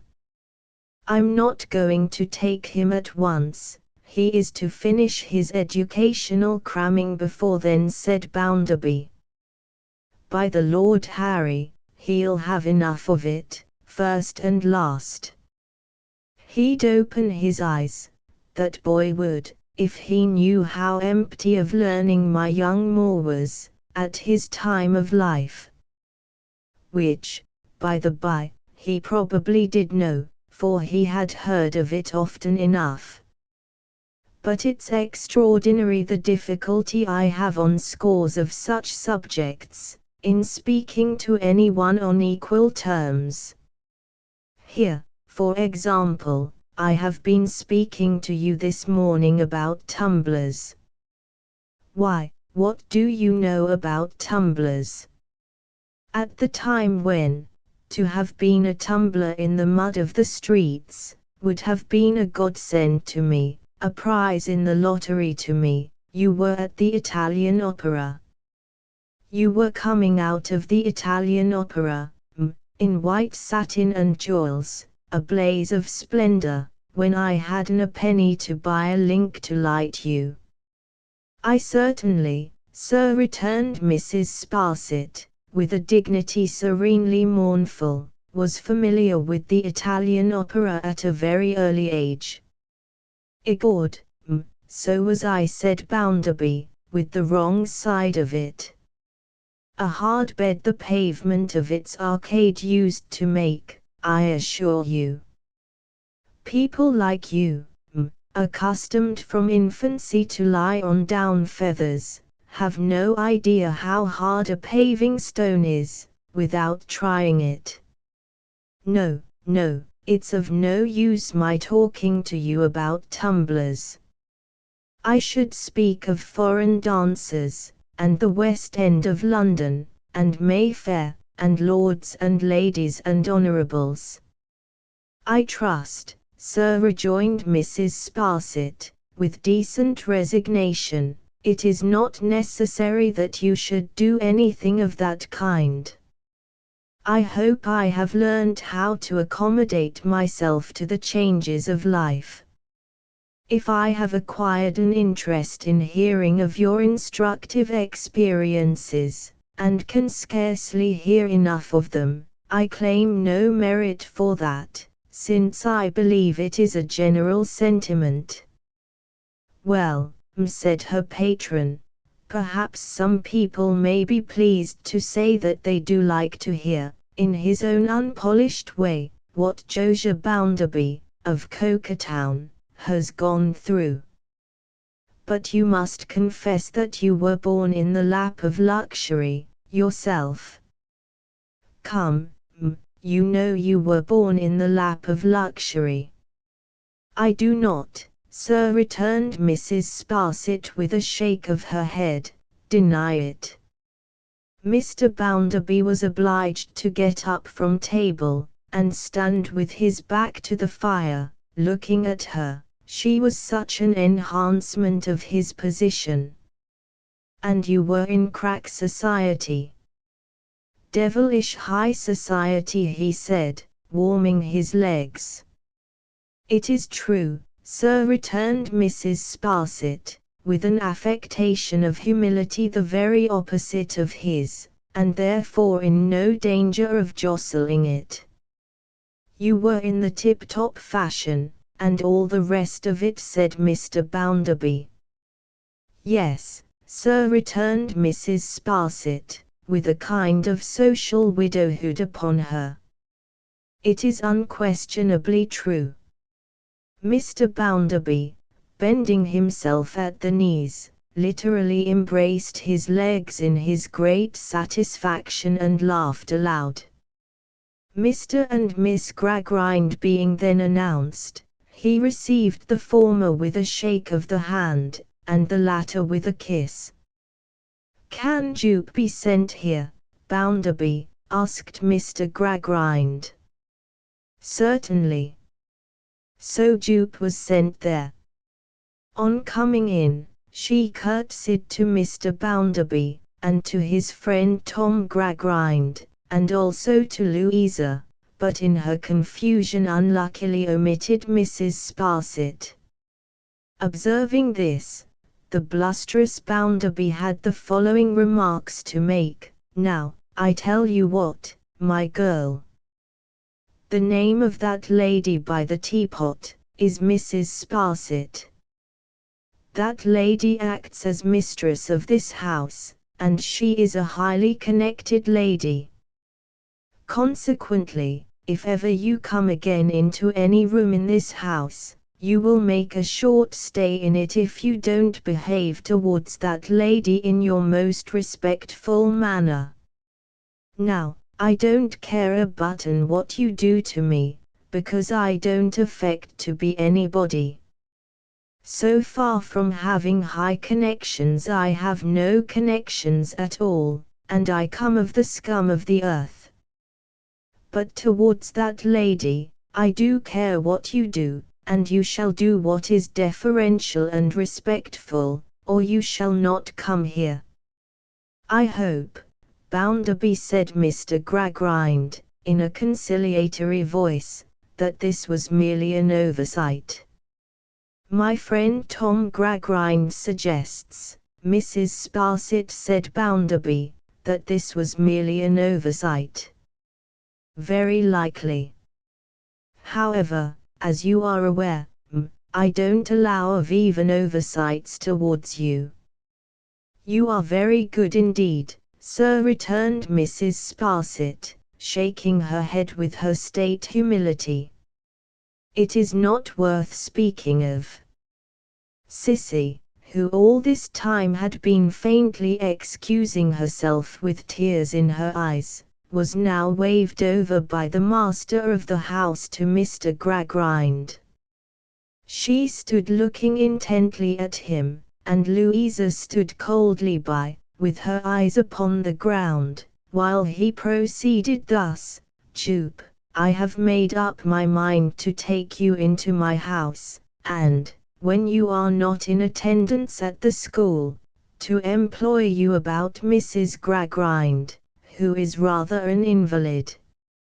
I have explained to Miss Louisa, this is Miss Louisa, the miserable but natural end of your late career, and you are to expressly understand that the whole of that subject is past, and is not to be referred to any more. From this time you begin your history. You are, at present, ignorant, I know." "Yes, sir, very," she answered, curtsying. "I shall have the satisfaction of causing you to be strictly educated, and you will be a living proof to all who come into communication with you, of the advantages of the training you will receive. You will be reclaimed and formed. You have been in the habit now of reading to your father, and those people I found you among, I dare say," said Mr. Gradgrind, beckoning her nearer to him before he said so, and dropping his voice. "Only to father and Merrylegs, sir. At least I mean to father, when Merrylegs was always there." "Never mind Merrylegs, Jupe," said Mr. Gradgrind, with a passing frown. "I don't ask about him. I understand you to have been in the habit of reading to your father." "Oh, yes, sir, thousands of times. They were the happiest, oh, of all the happy times we had together, sir. It was only now when her sorrow broke out, that Louisa looked at her. "And what?" asked Mr. Gradgrind, in a still lower voice. "Did you read to your father, Jupe?" "About the fairies, sir, and the dwarf, and the hunchback, and the genies," she sobbed out, "and about—" "Hush," said Mr. Gradgrind, "that is enough. Never breathe a word of such destructive nonsense any more. Bounderby, this is a case for rigid training, and I shall observe it with interest." "Well," returned Mr. Bounderby, "I have given you my opinion already, and I shouldn't do as you do." "But, very well, very well. Since you are bent upon it, very well." So, Mr. Gradgrind and his daughter took Cecilia Jupe off with them to Stone Lodge, and on the way Louisa never spoke one word, good or bad. And Mr. Bounderby went about his daily pursuits. And Mrs. Sparsit got behind her eyebrows and meditated in the gloom of that retreat, all the evening. Chapter 8. Never wonder. Let us strike the keynote again, before pursuing the tune. When she was half a dozen years younger, Louisa had been overheard to begin a conversation with her brother one day, by saying, "Tom, I wonder," upon which Mr. Gradgrind, who was the person overhearing, stepped forth into the light and said, "Louisa, never wonder." Herein lay the spring of the mechanical art and mystery of educating the reason without stooping to the cultivation of the sentiments and affections. Never wonder.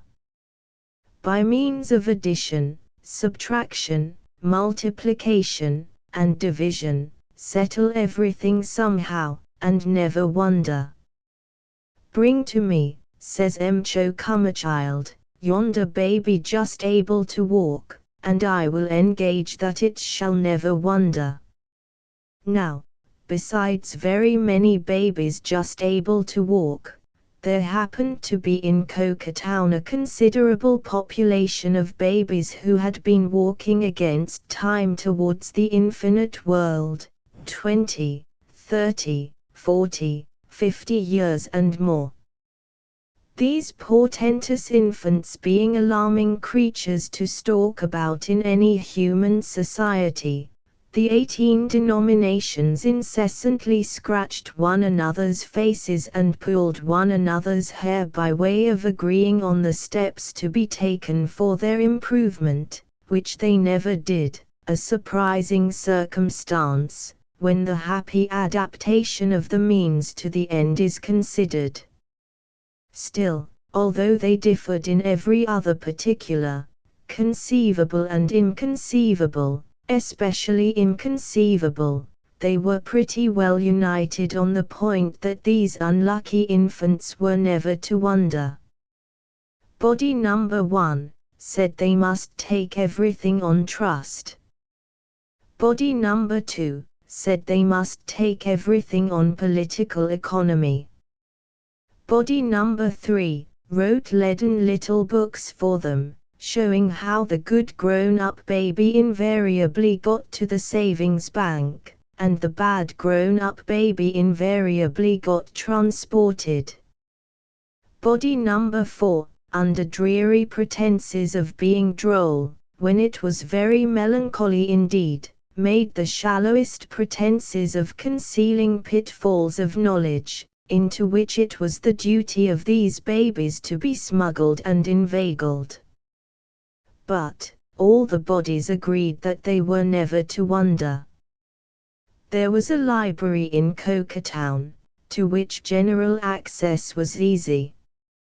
Mr. Gradgrind greatly tormented his mind about what the people read in this library, a point whereon little rivers of tabular statements periodically flowed into the howling ocean of tabular statements, which no diver ever got to any depth in and came up sane. It was a disheartening circumstance, but a melancholy fact, that even these readers persisted in wondering. They wondered about human nature, human passions, human hopes and fears, the struggles, triumphs and defeats, the cares and joys and sorrows, the lives and deaths of common men and women.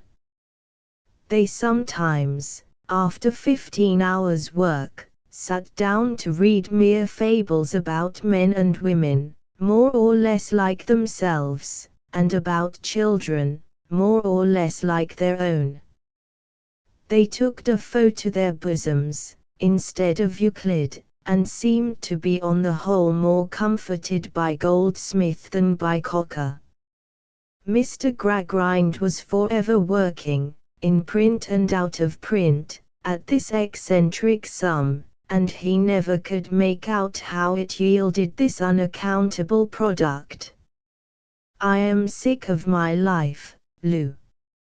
I hate it altogether, and I hate everybody except you," said the unnatural young Thomas Gradgrind in the hair-cutting chamber at twilight. "You don't hate Sissy, Tom." "I hate to be obliged to call her Jupe." "And she hates me," said Tom, moodily. "No, she does not, Tom, I am sure." "She must," said Tom. "She must just hate and detest the whole set out of us. They'll bother her head off, I think, before they have done with her. Already she's getting as pale as wax, and as heavy as I am." Young Thomas expressed these sentiments sitting astride of a chair before the fire, with his arms on the back, and his sulky face on his arms. His sister sat in the darker corner by the fireside, now looking at him, now looking at the bright sparks as they dropped upon the hearth. "As to me," said Tom, tumbling his hair all manner of ways with his sulky hands, "I am a donkey, that's what I am. I am as obstinate as one, I am more stupid than one, I get as much pleasure as one, and I should like to kick like one. Not me, I hope, Tom." "No, Lou, I wouldn't hurt you. I made an exception of you at first. I don't know what this jolly old, jaundiced jail." Tom had paused to find a sufficiently complimentary and expressive name for the parental roof, and seemed to relieve his mind for a moment by the strong alliteration of this one, "would be without you." "Indeed, Tom? Do you really and truly say so?" "Why, of course I do." "What's the use of talking about it?" returned Tom, chafing his face on his coat sleeve, as if to mortify his flesh, and have it in unison with his spirit. "Because," Tom said his sister, after silently watching the sparks a while, "as I get older, and nearer growing up, I often sit wondering here, and think how unfortunate it is for me that I can't reconcile you to home better than I am able to do. I don't know what other girls know. I can't play to you, or sing to you. I can't talk to you so as to lighten your mind, for I never see any amusing sights or read any amusing books that it would be a pleasure or a relief to you to talk about, when you are tired. Well, no more do I. I am as bad as you in that respect, and I am a mule too, which you're not. If father was determined to make me either a prig or a mule, and I am not a prig, why, it stands to reason, I must be a mule. And so I am, said Tom, desperately. It's a great pity, said Louisa, after another pause, and speaking thoughtfully out of her dark corner, it's a great pity, Tom. It's very unfortunate for both of us. Oh! You, said Tom, you are a girl, Lou, and a girl comes out of it better than a boy does. I don't miss anything in you. You are the only pleasure I have. You can brighten even this place, and you can always lead me as you like. You are a dear brother, Tom, and while you think I can do such things, I don't so much mind knowing better. Though I do know better, Tom, and am very sorry for it. She came and kissed him, and went back into her corner again. I wish I could collect all the facts we hear so much about, said Tom, spitefully setting his teeth, and all the figures, and all the people who found them out, and I wish I could put 1,000 barrels of gunpowder under them, and blow them all up together. However, when I go to live with old Bounderby, I'll have my revenge. Your revenge, Tom? I mean, I'll enjoy myself a little, and go about and see something, and hear something.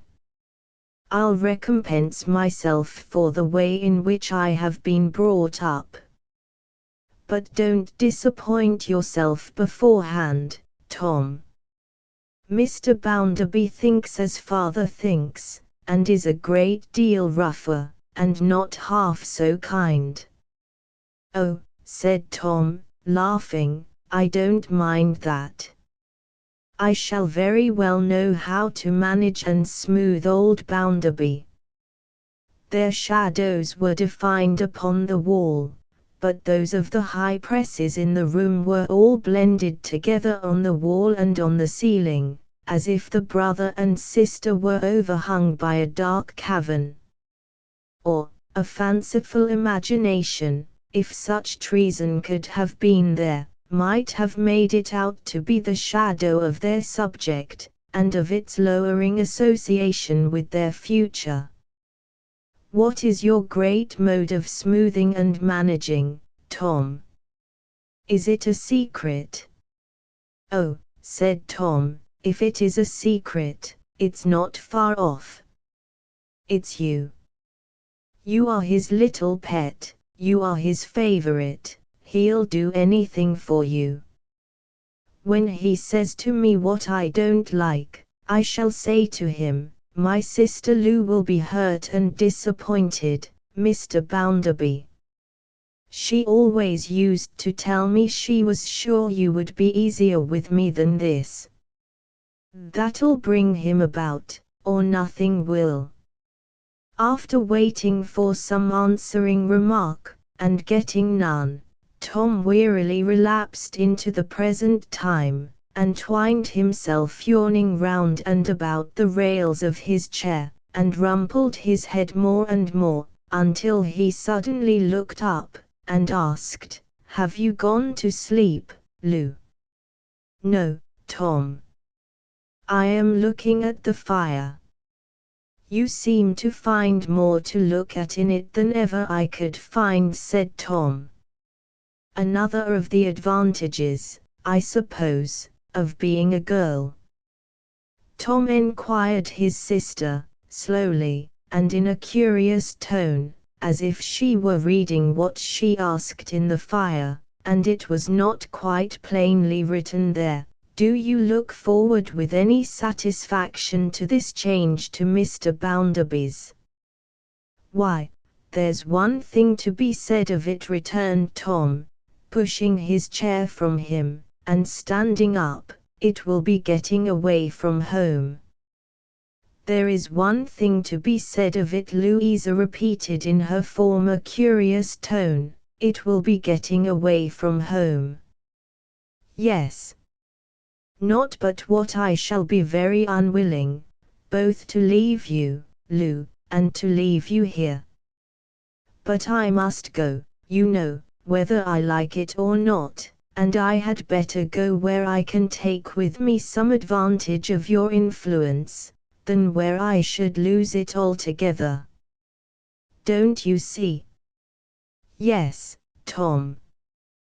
The answer was so long in coming, though there was no indecision in it, that Tom went and leaned on the back of her chair, to contemplate the fire which so engrossed her, from her point of view, and see what he could make of it. "Except that it is a fire," said Tom, "it looks to me as stupid and blank as everything else looks." "What do you see in it?" "Not a circus."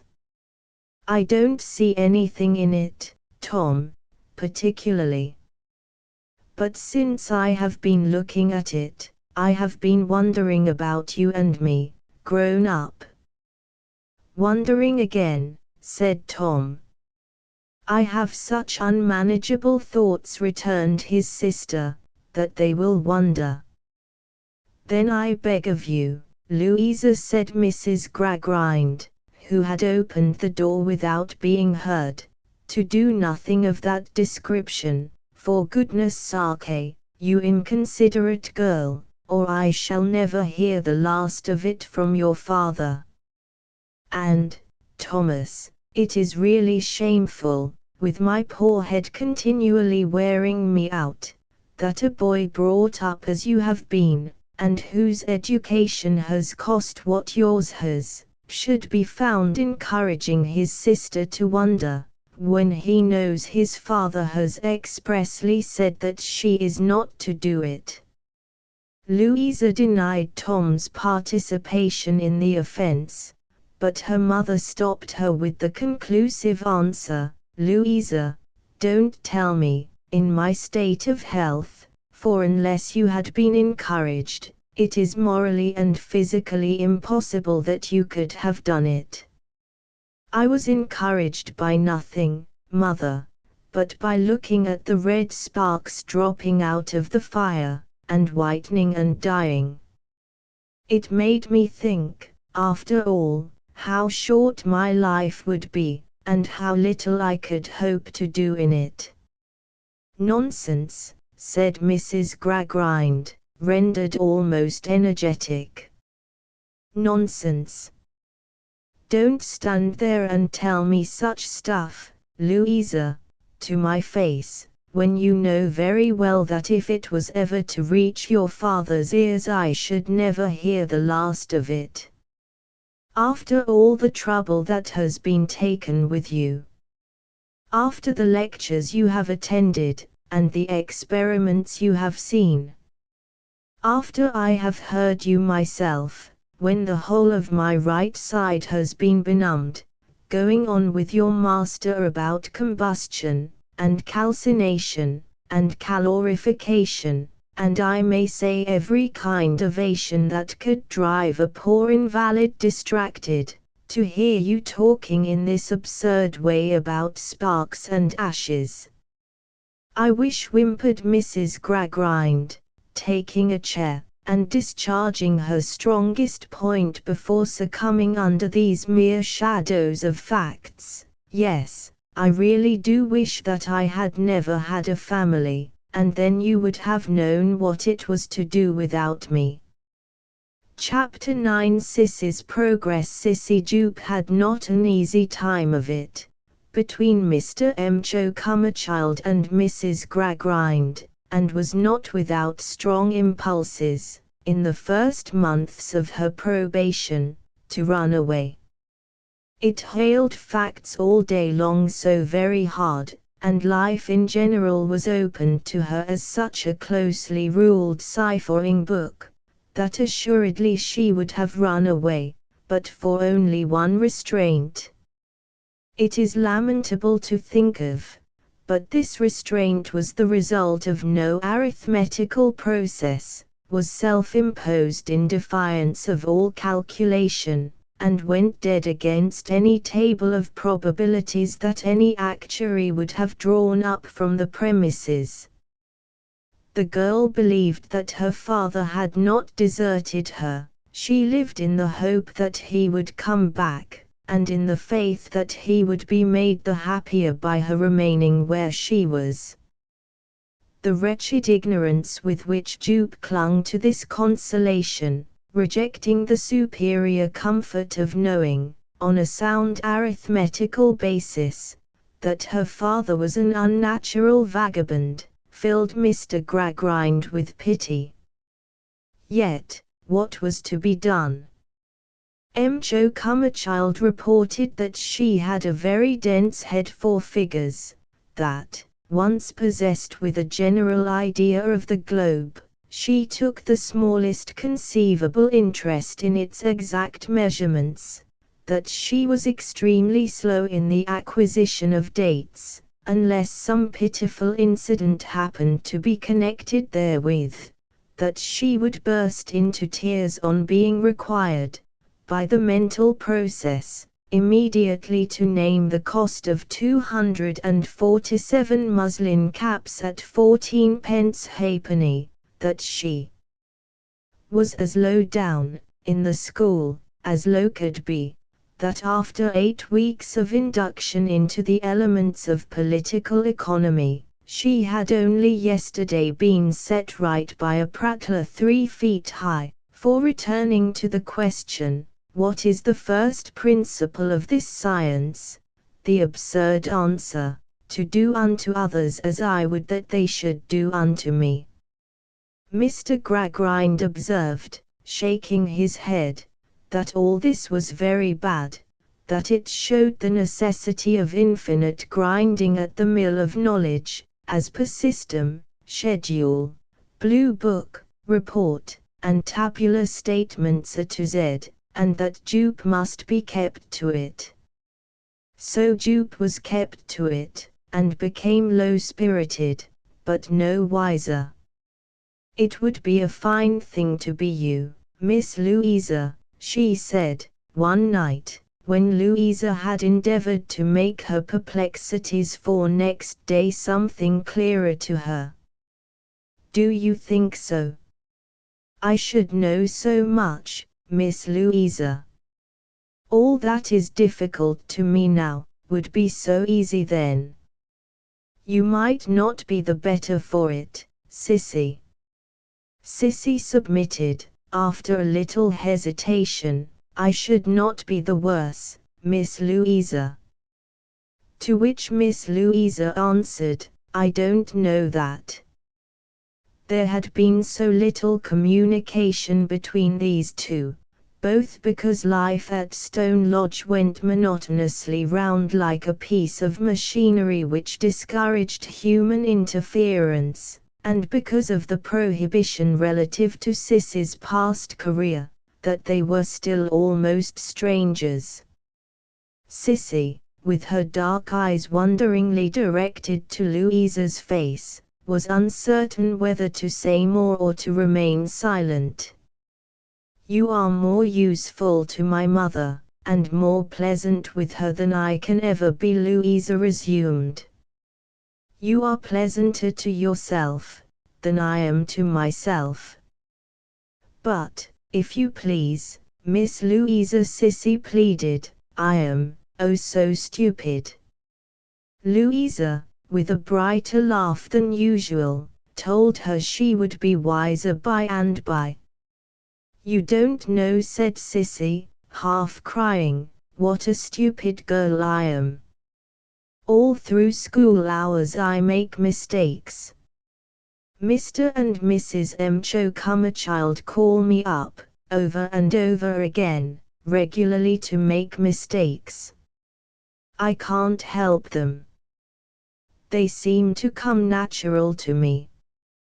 Mr. and Mrs. Cho-Cumberchild never make any mistakes themselves, I suppose, Sissy.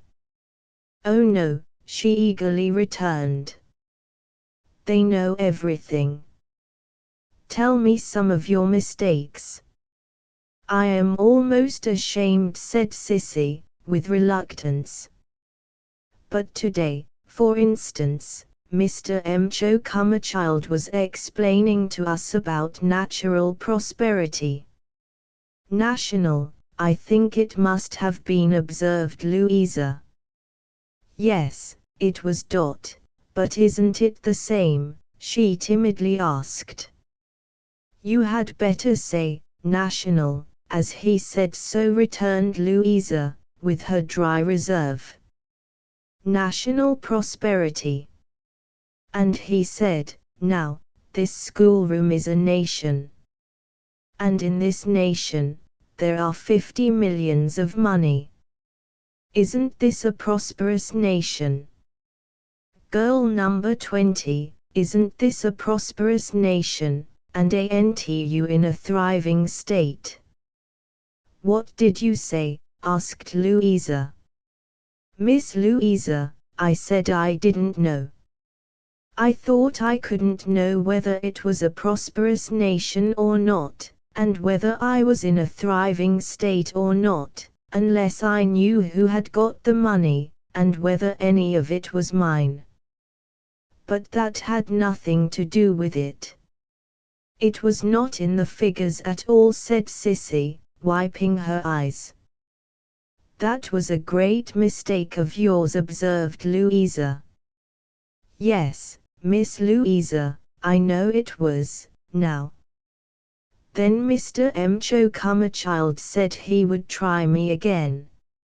And he said, this schoolroom is an immense town, and in it there are 1 million of inhabitants, and only 25 are starved to death in the streets, in the course of a year. What is your remark on that proportion? And my remark was, for I couldn't think of a better one, that I thought it must be just as hard upon those who were starved, whether the others were 1 million, or 1 million. And that was wrong, too. Of course it was. Then Mr. M. Chocomachild said he would try me once more. And he said, here are the stutterings, statistics, said Louisa. Yes, Miss Louisa, they always remind me of stutterings, and that's another of my mistakes, of accidents upon the sea. And I find, Mr. M. Chocomachild said, that in a given time 100,000 persons went to sea on long voyages, and only 500 of them were drowned or burned to death. What is the percentage? And I said, Miss, here Sissy fairly sobbed as confessing with extreme contrition to her greatest error, I said it was nothing. Nothing, Sissy. Nothing, Miss, to the relations and friends of the people who were killed. I shall never learn, said Sissy. And the worst of all is, that although my poor father wished me so much to learn, and although I am so anxious to learn, because he wished me to, I am afraid I don't like it. Louisa stood looking at the pretty modest head, as it drooped abashed before her, until it was raised again to glance at her face. Then she asked, did your father know so much himself, that he wished you to be well taught too, Sissy? Sissy hesitated before replying, and so plainly showed her sense that they were entering on forbidden ground, that Louisa added, no one hears us, and if anyone did, I am sure no harm could be found in such an innocent question. No, Miss Louisa, answered Sissy, upon this encouragement, shaking her head, father knows very little indeed. It's as much as he can do to write, and it's more than people in general can do to read his writing. Though it's plain to me. Your mother. Father says she was quite a scholar. She died when I was born. Sissy made the terrible communication nervously. She was a dancer. Did your father love her? Louisa asked these questions with a strong, wild, wandering interest peculiar to her, an interest gone astray like a banished creature, and hiding in solitary places. Oh yes. As dearly as he loves me. Father loved me, first, for her sake. He carried me about with him when I was quite a baby. We have never been asunder from that time. Yet he leaves you now, Sissy. Only for my good. Nobody understands him as I do, nobody knows him as I do. When he left me for my good, he never would have left me for his own. I know he was almost broken-hearted with the trial. He will not be happy for a single minute, till he comes back. Tell me more about him, said Louisa. I will never ask you again. Where did you live? We travelled about the country, and had no fixed place to live in. Father's Sissy whispered the awful word, a clown. To make the people laugh, said Louisa, with a nod of intelligence. Yes. But they wouldn't laugh sometimes, and then father cried. Lately, they very often wouldn't laugh, and he used to come home despairing. Father's not like most. Those who didn't know him as well as I do, and didn't love him as dearly as I do, might believe he was not quite right. Sometimes they played tricks upon him, but they never knew how he felt them, and shrunk up, when he was alone with me. He was far, far timider than they thought. And you were his comfort through everything. She nodded, with the tears rolling down her face. I hope so, and father said I was. It was because he grew so scared and trembling, and because he felt himself to be a poor, weak, ignorant, helpless man, those used to be his words, that he wanted me so much to know a great deal, and be different from him. I used to read to him to cheer his courage, and he was very fond of that. They were wrong books, I am never to speak of them here, but we didn't know there was any harm in them. And he liked them, said Louisa, with a searching gaze on Sissy all this time. Oh, very much. They kept him, many times, from what did him real harm. And often of a night, he used to forget all his troubles in wondering whether the Sultan would let the lady go on with the story, or would have her head cut off before it was finished. And your father was always kind. To the last, asked Louisa, contravening the great principle, and wondering very much. Always, always, returned Sissy, clasping her hands. Kinder and kinder than I can tell. He was angry only one night, and that was not to me, but Merrylegs. Merrylegs, she whispered the awful fact, is his performing dog. Why was he angry with the dog? Louisa demanded. Father, soon after they came home from performing, told Merrylegs to jump up on the backs of the two chairs and stand across them, which is one of his tricks. He looked at father, and didn't do it at once. Everything of father's had gone wrong that night, and he hadn't pleased the public at all. He cried out that the very dog knew he was failing, and had no compassion on him.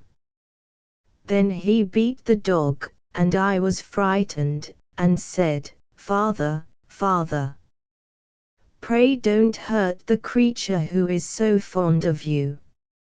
Oh, heaven forgive you, Father, stop." And he stopped, and the dog was bloody, and Father lay down crying on the floor with the dog in his arms, and the dog licked his face. Louisa saw that she was sobbing, and going to her, kissed her, took her hand, and sat down beside her.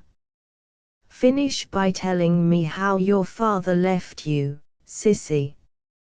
Now that I have asked you so much, tell me the end. The blame, if there is any blame, is mine, not yours." "Dear Miss Louisa," said Sissy, covering her eyes, and sobbing yet, "I came home from the school that afternoon, and found poor father just come home too, from the booth. And he sat rocking himself over the fire, as if he was in pain. And I said, 'Have you hurt yourself, father?' As he did sometimes, like they all did, and he said, 'A little, my darling.' And when I came to stoop down and look up at his face, I saw that he was crying. The more I spoke to him, the more he hid his face, and at first he shook all over, and said nothing but 'my darling,' and 'my love.'" Here Tom came lounging in, and stared at the two with a coolness not particularly savouring of interest in anything but himself, and not much of that at present. "I am asking Sissy a few questions," Tom observed his sister. "You have no occasion to go away, but don't interrupt us for a moment, Tom dear." "Oh, very well," returned Tom. "Only father has brought old Bounderby home, and I want you to come into the drawing room. Because if you come, there's a good chance of old Bounderby's asking me to dinner, and if you don't, there's none." "I'll come directly." "I'll wait for you," said Tom, to make sure. Sissy resumed in a lower voice. "At last poor father said that he had given no satisfaction again, and never did give any satisfaction now, and that he was a shame and disgrace, and I should have done better without him all along. I said all the affectionate things to him that came into my heart, and presently he was quiet and I sat down by him, and told him all about the school and everything that had been said and done there. When I had no more left to tell, he put his arms round my neck, and kissed me a great many times. Then he asked me to fetch some of the stuff he used, for the little hurt he had had, and to get it at the best place, which was at the other end of town from there, and then, after kissing me again, he let me go. When I had gone downstairs, I turned back that I might be a little bit more company to him yet, and looked in at the door, and said, 'Father dear, shall I take Merrylegs?' Father shook his head and said, 'No, Sissy, no, take nothing that's known to be mine, my darling,' and I left him sitting by the fire. Then the thought must have come upon him, poor father, of going away to try something for my sake, for when I came back, he was gone. I say, look sharp for old Bounderby, Lou." Tom remonstrated. "There's no more to tell, Miss Louisa. I keep the 9 oils ready for him, and I know he will come back. Every letter that I see in Mr. Gradgrind's hand takes my breath away and blinds my eyes, for I think it comes from father, or from Mr. Sleary about father. Mr. Sleary promised to write as soon as ever father should be heard of, and I trust to him to keep his word. Do look sharp for old Bounderby, Lou, said Tom, with an impatient whistle. He'll be off if you don't look sharp.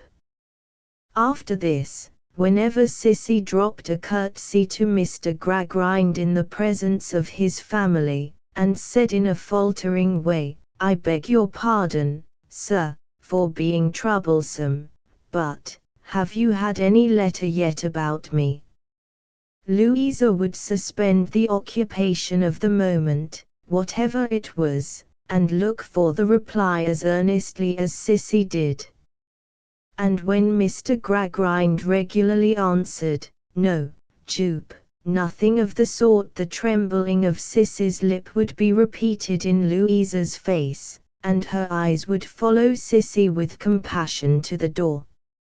Mr. Gradgrind usually improved these occasions by remarking, when she was gone, that if Jupe had been properly trained from an early age she would have remonstrated to herself on sound principles the baselessness of these fantastic hopes.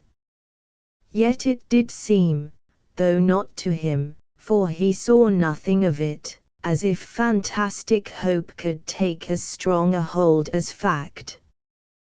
This observation must be limited exclusively to his daughter. As to Tom, he was becoming that not unprecedented triumph of calculation which is usually at work on number 1. As to Mrs. Gradgrind, if she said anything on the subject, she would come a little way out of her wrappers, like a feminine dormouse, and say, "Good gracious bless me, how my poor head is vexed and worried by that girl Jupe so perseveringly asking, over and over again, about her tiresome letters.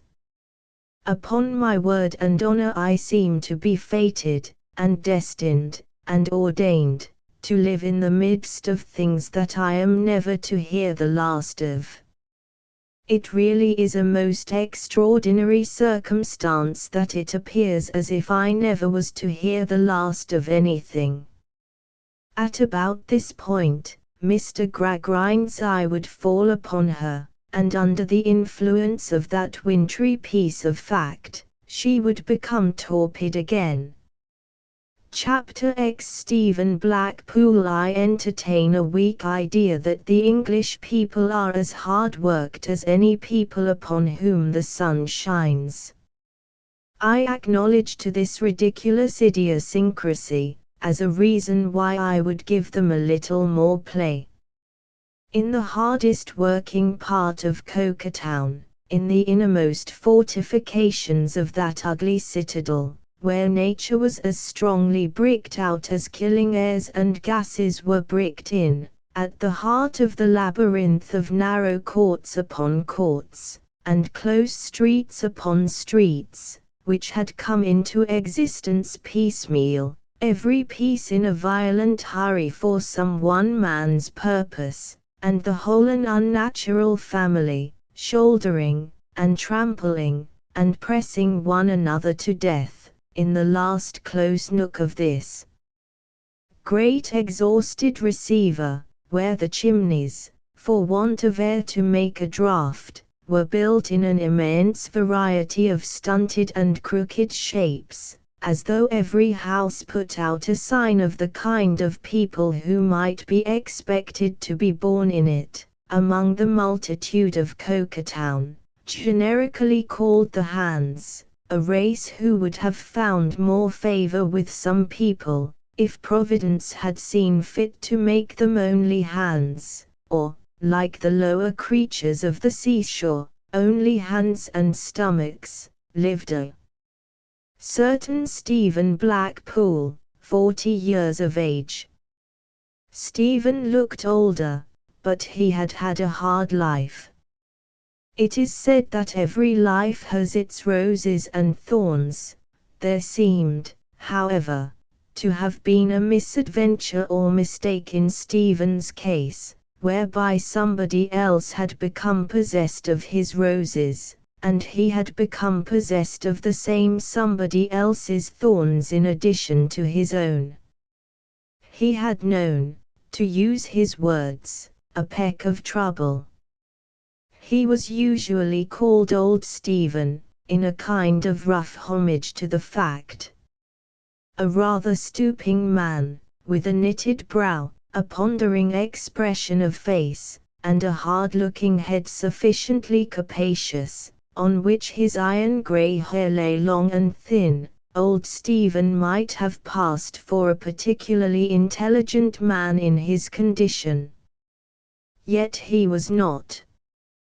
He took no place among those remarkable hands who, piecing together their broken intervals of leisure through many years, had mastered difficult sciences, and acquired a knowledge of most unlikely things. He held no station among the hands who could make speeches and carry on debates.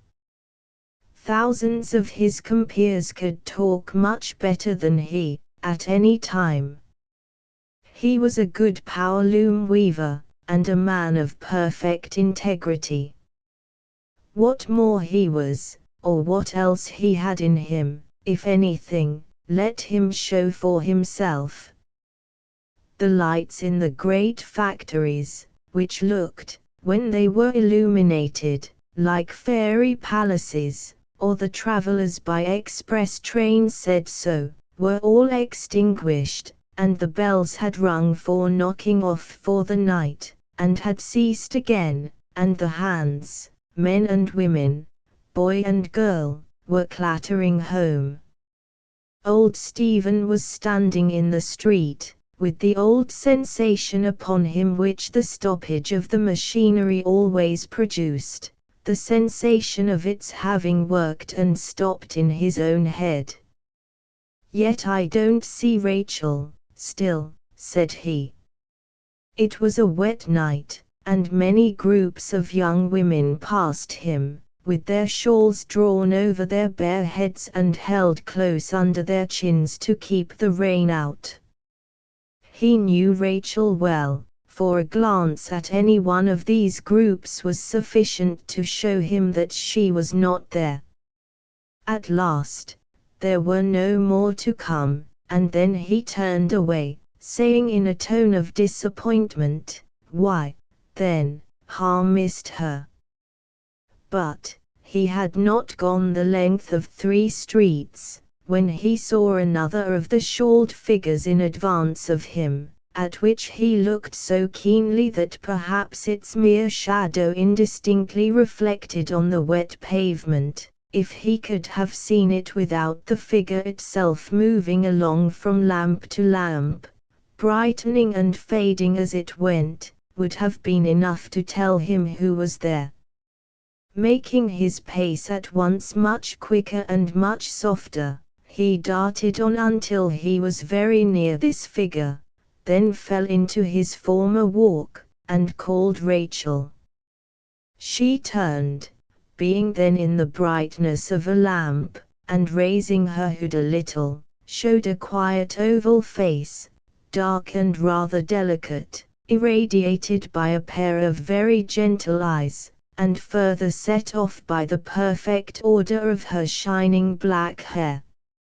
It was not a face in its first bloom, she was a woman 35 years of age. "Ah, lad, tease thou." When she had said this, with a smile which would have been quite expressed, though nothing of her had been seen but her pleasant eyes, she replaced her hood again, and they went on together. "I thought thou wast ahind me, Rachel." "No early tea night, lass." "Times I'm a little early, Stephen." "Times a little late." "I'm never to be counted on, going home." Nor going t'other way, neither, seems to me, Rachel. No, Stephen. He looked at her with some disappointment in his face, but with a respectful and patient conviction that she must be right in whatever she did. The expression was not lost upon her. She laid her hand lightly on his arm a moment as if to thank him for it. We are such true friends, lad, and such old friends, and getting to be such old folk, now. No, Rachel, thou art as young as ever thou wast. One of us would be puzzled how to get old, Stephen, without t'other getting so too, both being alive, she answered, laughing. But, anyways, we're such old friends, and hide a word of honest truth fro one another would be a sin and a pity. 'Tis better not to walk too much together. Times, yes. 'Twould be hard, indeed, if 'twas not to be at all, she said, with a cheerfulness she sought to communicate to him. 'Tis hard, anyways, Rachel. Try to think not, and 'twill seem better. I've tried a long time, and ta'n't got better. But thou art right, might make folk talk, even of thee. Thou'st been that to me, Rachel, through so many year, thou'st done me so much good, and heartened of me in that cheering way, that thy word is a law to me. Ah, lass, and a bright good law. Better than some real ones. Never fret about them, Stephen, she answered quickly, and not without an anxious glance at his face. Let the laws be. Yes, he said, with a slow nod or two. Let 'em be. Let everything be. Let all sorts alone. 'Tis a muddle, and that's all. Always a muddle, said Rachel, with another gentle touch upon his arm, as if to recall him out of the thoughtfulness in which he was biting the long ends of his loose neckerchief as he walked along. The touch had its instantaneous effect. He let them fall, turned a smiling face upon her, and said, as he broke into a good-humoured laugh, Rachel, lass, allus a muddle. That's where I stick. I come to the muddle many times and again, and I never get beyond it. They had walked some distance, and were near their own homes. The woman's was the first reached. It was in one of the many small streets for which the favourite undertaker, who turned a handsome sum out of the one poor ghastly pomp of the neighbourhood, kept a black ladder, in order that those who had done their daily groping up and down the narrow stairs might slide out of this working world by the windows. She stopped at the corner, and putting her hand in his, wished him good night. Good night, dear lass, good night. She went, with her neat figure and her sober womanly step, down the dark street, and he stood looking after her until she turned into one of the small houses. There was not a flutter of her coarse shawl, perhaps, but had its interest in this man's eyes, not a tone of her voice but had its echo in his innermost heart. When she was lost to his view, he pursued his homeward way, glancing up sometimes at the sky, where the clouds were sailing fast and wildly. But they were broken now, and the rain had ceased, and the moon shone, looking down the high chimneys of Coketown on the deep furnaces below, and casting titanic shadows of the steam engines at rest, upon the walls where they were lodged. The man seemed to have brightened with the night, as he went on. His home, in such another street as the first, saving that it was narrower, was over a little shop. How it came to pass that any people found it worth their while to sell or buy the wretched little toys, mixed up in its window with cheap newspapers and pork, there was a leg to be raffled for tomorrow night, matters not here. He took his end of candle from a shelf, lighted it at another end of candle on the counter, without disturbing the mistress of the shop who was asleep in her little room, and went upstairs into his lodging. It was a room, not unacquainted with the black ladder under various tenants, but as neat, at present, as such a room could be. A few books and writings were on an old bureau in a corner. The furniture was decent and sufficient, and, though the atmosphere was tainted, the room was clean. Going to the hearth to set the candle down upon a round three-legged table standing there, he stumbled against something. As he recoiled, looking down at it, it raised itself up into the form of a woman in a sitting attitude. "Heaven's mercy, woman!" he cried, falling farther off from the figure. "Hast thou come back again? Such a woman! A disabled, drunken creature, barely able to preserve her sitting posture by steadying herself with one begrimed hand on the floor, while the other was so purposeless in trying to push away her tangled hair from her face, that it only blinded her the more with the dirt upon it. A creature so foul to look at, in her tatters, stains and splashes, but so much fouler than that in her moral infamy, that it was a shameful thing even to see her.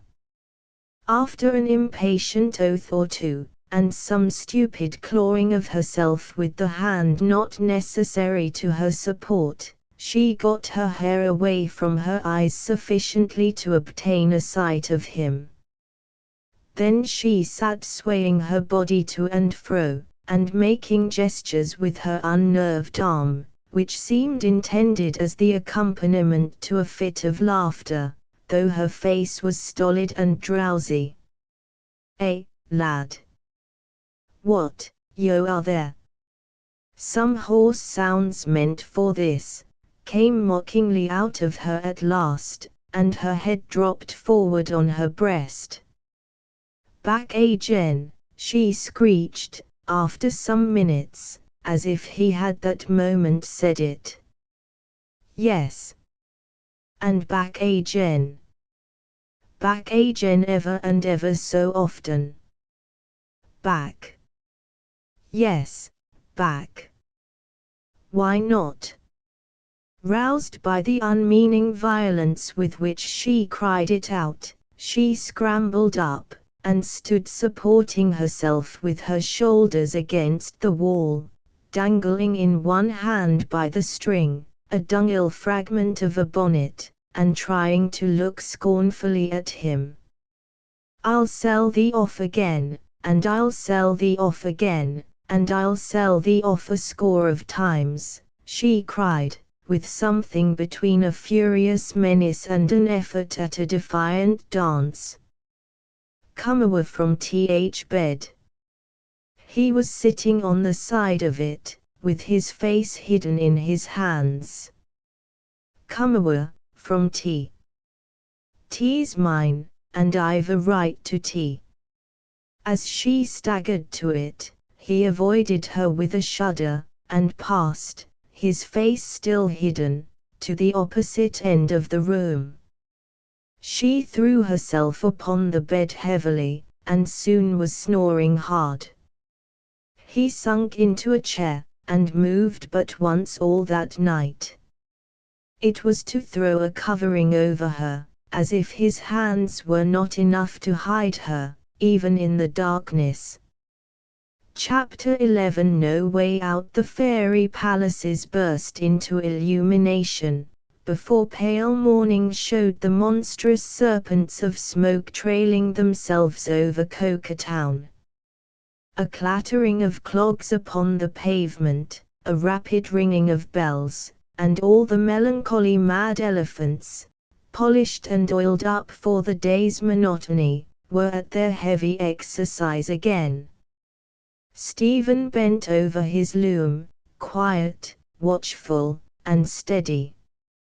A special contrast, as every man was in the forest of looms where Stephen worked, to the crashing, smashing, tearing piece of mechanism at which he labored. Never fear, good people of an anxious turn of mind, that art will consign nature to oblivion. Set anywhere, side by side, the work of God and the work of man, and the former, even though it be a troop of hands of very small account, will gain in dignity from the comparison.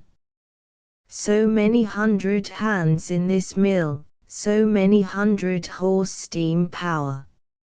It is known, to the force of a single pound weight, what the engine will do, but not all the calculators of the national debt can tell me the capacity for good or evil, for love or hatred, for patriotism or discontent, for the decomposition of virtue into vice, or the reverse, at any single moment in the soul of one of these its quiet servants, with the composed faces and the regulated actions. There is no mystery in it. There is an unfathomable mystery in the meanest of them, forever. Supposing we were to reverse our arithmetic for material objects, and to govern these awful unknown quantities by other means. The day grew strong, and showed itself outside, even against the flaming lights within. The lights were turned out, and the work went on. The rain fell, and the smoke serpents, submissive to the curse of all that tribe, trailed themselves upon the earth. In the waste yard outside, the steam from the escape pipe, the litter of barrels and old iron, the shining heaps of coals, the ashes everywhere, were shrouded in a veil of mist and rain. The work went on, until the noon bell rang. More clattering upon the pavements. The looms, and wheels, and hands all out of gear for an hour. Stephen came out of the hot mill into the damp wind and cold wet streets, haggard and worn. He turned from his own class and his own quarter, taking nothing but a little bread as he walked along, towards the hill on which his principal employer lived, in a red house with black outside shutters, green inside blinds, a black street door, up 2 white steps, Bounderby, in letters very like himself, upon a brazen plate, and a round brazen door handle underneath it, like a brazen full stop. Mr. Bounderby was at his lunch. So Stephen had expected. Would his servant say that one of the hands begged leave to speak to him? Message in return, requiring name of such hand. Stephen Blackpool. There was nothing troublesome against Stephen Blackpool. Yes, he might come in. Stephen Blackpool in the parlour. Mr. Bounderby, whom he just knew by sight, at lunch on chop and sherry. Mrs. Sparsit netting at the fireside, in a side-saddle attitude, with one foot in a cotton stirrup. It was a part, at once of Mrs. Sparsit's dignity and service, not to lunch. She supervised the meal officially, but implied that in her own stately person she considered lunch a weakness. "Now, Stephen," said Mr. Bounderby, "what's the matter with you?" Stephen made a bow. "Not a servile one, these hands will never do that." "Lord bless you, sir, you'll never catch them at that, if they have been with you 20 years, and, as a complimentary toilet for Mrs. Sparsit, tucked his neckerchief ends into his waistcoat." "Now, you know," said Mr. Bounderby, taking some sherry, "we have never had any difficulty with you, and you have never been one of the unreasonable ones.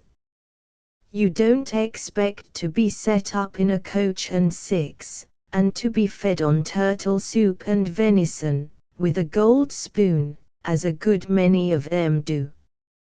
Mr. Bounderby always represented this to be the sole, immediate, and direct object of any hand who was not entirely satisfied, and therefore I know already that you have not come here to make a complaint. Now, you know, I am certain of that, beforehand. "No, sir, sure I ha' not come for nowt o' th kind." Mr. Bounderby seemed agreeably surprised, notwithstanding his previous strong conviction. "Very well," he returned. "You're a steady hand, and I was not mistaken. Now, let me hear what it's all about. As it's not that, let me hear what it is. What have you got to say? Out with it, lad." Stephen happened to glance towards Mrs. Sparsit. "I can go, Mr. Bounderby, if you wish it," said that self-sacrificing lady, making a feint of taking her foot out of the stirrup. Mr. Bounderby stayed her, by holding a mouthful of chop in suspension before swallowing it, and putting out his left hand. Then, withdrawing his hand and swallowing his mouthful of chop, he said to Stephen, "Now you know, this good lady is a born lady, a high lady. You are not to suppose because she keeps my house for me, that she hasn't been very high up the tree, up at the top of the tree. Now, if you have got anything to say that can't be said before a born lady, this lady will leave the room. If what you have got to say can be said before a born lady, this lady will stay where she is. Sir, I hope I never had nowt to say, not fitten for a born lady to year, sin I were born missin', was the reply, accompanied with a slight flush. "Very well," said Mr. Bounderby, pushing away his plate, and leaning back. "Fire away." "I harkum," Stephen began, raising his eyes from the floor, after a moment's consideration, "to ask you your advice. I need tea overmuch. I were married on the Ace Monday 19 years sin, long and dree. She were a young lass, pretty enow, wi' good accounts of hersel. Well, she went bad, soon. Not along of me. God knows I were not a unkind husband to her." "I have heard all this before," said Mr. Bounderby. "She took to drinking, left off working, sold the furniture, pawned the clothes, and played old gooseberry. I were patient wi' her." "The more fool you, I think," said Mr. Bounderby, in confidence to his wine-glass. "I were very patient wi' her. I tried to wean her for tea hour and hour again. I tried this, I tried that, I tried t'other. I ha' gone home, many's the time, and found all vanished as I had in the world, and her without a sense left to bless hersel lying on bare ground. I ha done tea not once, not twice, 20 time. Every line in his face deepened as he said it, and put in its affecting evidence of the suffering he had undergone. From bad to worse, from worse to worsen. She left me. She disgraced hersel every ways, bitter and bad. She come back, she come back, she come back. What could I do to hinder her? I ha walked the streets nights long, ere ever I'd go home. I ha gone th brig, minded to fling mysel hour, and ha no more on tea. I ha bore that much, that I were owed when I were young. Mrs. Sparsit, easily ambling along with her netting needles, raised the Coriolanian eyebrows and shook her head, as much as to say, the great no trouble as well as the small. Please to turn your humble eye in my direction. I ha paid her to keep away from me. These 5 year I ha paid her. I ha gotten decent futurals about me again. I ha lived hard and sad, but not ashamed and fearful o' the minutes o' my life. Last night, I went home. There she lay upon my hearthstone. There she is. In the strength of his misfortune, and the energy of his distress, he fired for the moment like a proud man.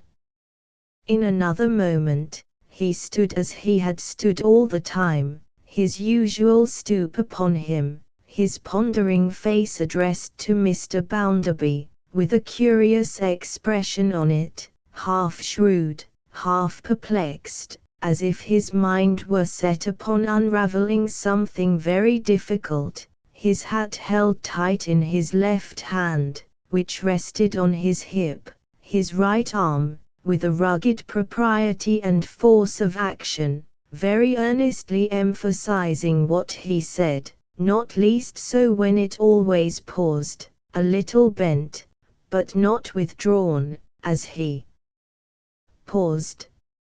I was acquainted with all this, you know, said Mr. Bounderby, except the last clause, long ago. It's a bad job, that's what it is. You had better have been satisfied as you were, and not have got married. However, it's too late to say that. Was it an unequal marriage, sir, in point of years? Asked Mrs. Sparsit. You hear what this lady asks. Was it an unequal marriage in point of years, this unlucky job of yours? Said Mr. Bounderby. Not e'en so. I were 21 mysel, she were 29 but. Indeed, sir, said Mrs. Sparsit to her chief, with great placidity. I inferred, from its being so miserable a marriage, that it was probably an unequal one in point of years. Mr. Bounderby looked very hard at the good lady in a sidelong way that had an odd sheepishness about it. He fortified himself with a little more sherry. Well, why don't you go on? He then asked, turning rather irritably on Stephen Blackpool. I ha come to ask you, sir, how I am to be ridded o' this woman. Stephen infused a yet deeper gravity into the mixed expression of his attentive face. Mrs. Sparsit uttered a gentle ejaculation, as having received a moral shock. What do you mean? Said Bounderby, getting up to lean his back against the chimney-piece. What are you talking about? You took her for better for worse. I mun be ridden o' her. I cannot bear tea no more. I ha lived under tea so long, for that I ha had en the pity and comforting words o' th best lass living or dead. Haply, but for her, I should ha gone battering mad. He wishes to be free, to marry the female of whom he speaks, I fear, sir, observed Mrs. Sparsit in an undertone, and much dejected by the immorality of the people. I do. The lady says what's right. I do. I were a coming to tea. I ha read ith papers that great folk, fair for Emma. I wishes no hurt, are not bonded together for better for worst so fast, but that they can be set free fro their misfortnet marriages, and marry our agen. When they dunno agree, for that their tempers is ill sorted, they has rooms o' one kind and another in their houses, above a bit, and they can live asunders. We folk ha only one room, and we can't. When that won't do, they ha gowd another cash, and they can say this for yo and that for me, and they can go their separate ways. We can't. Spite o' all that, they can be set free for smaller wrongs than mine. So, I mun be ridden o' this woman, and I want tea know how.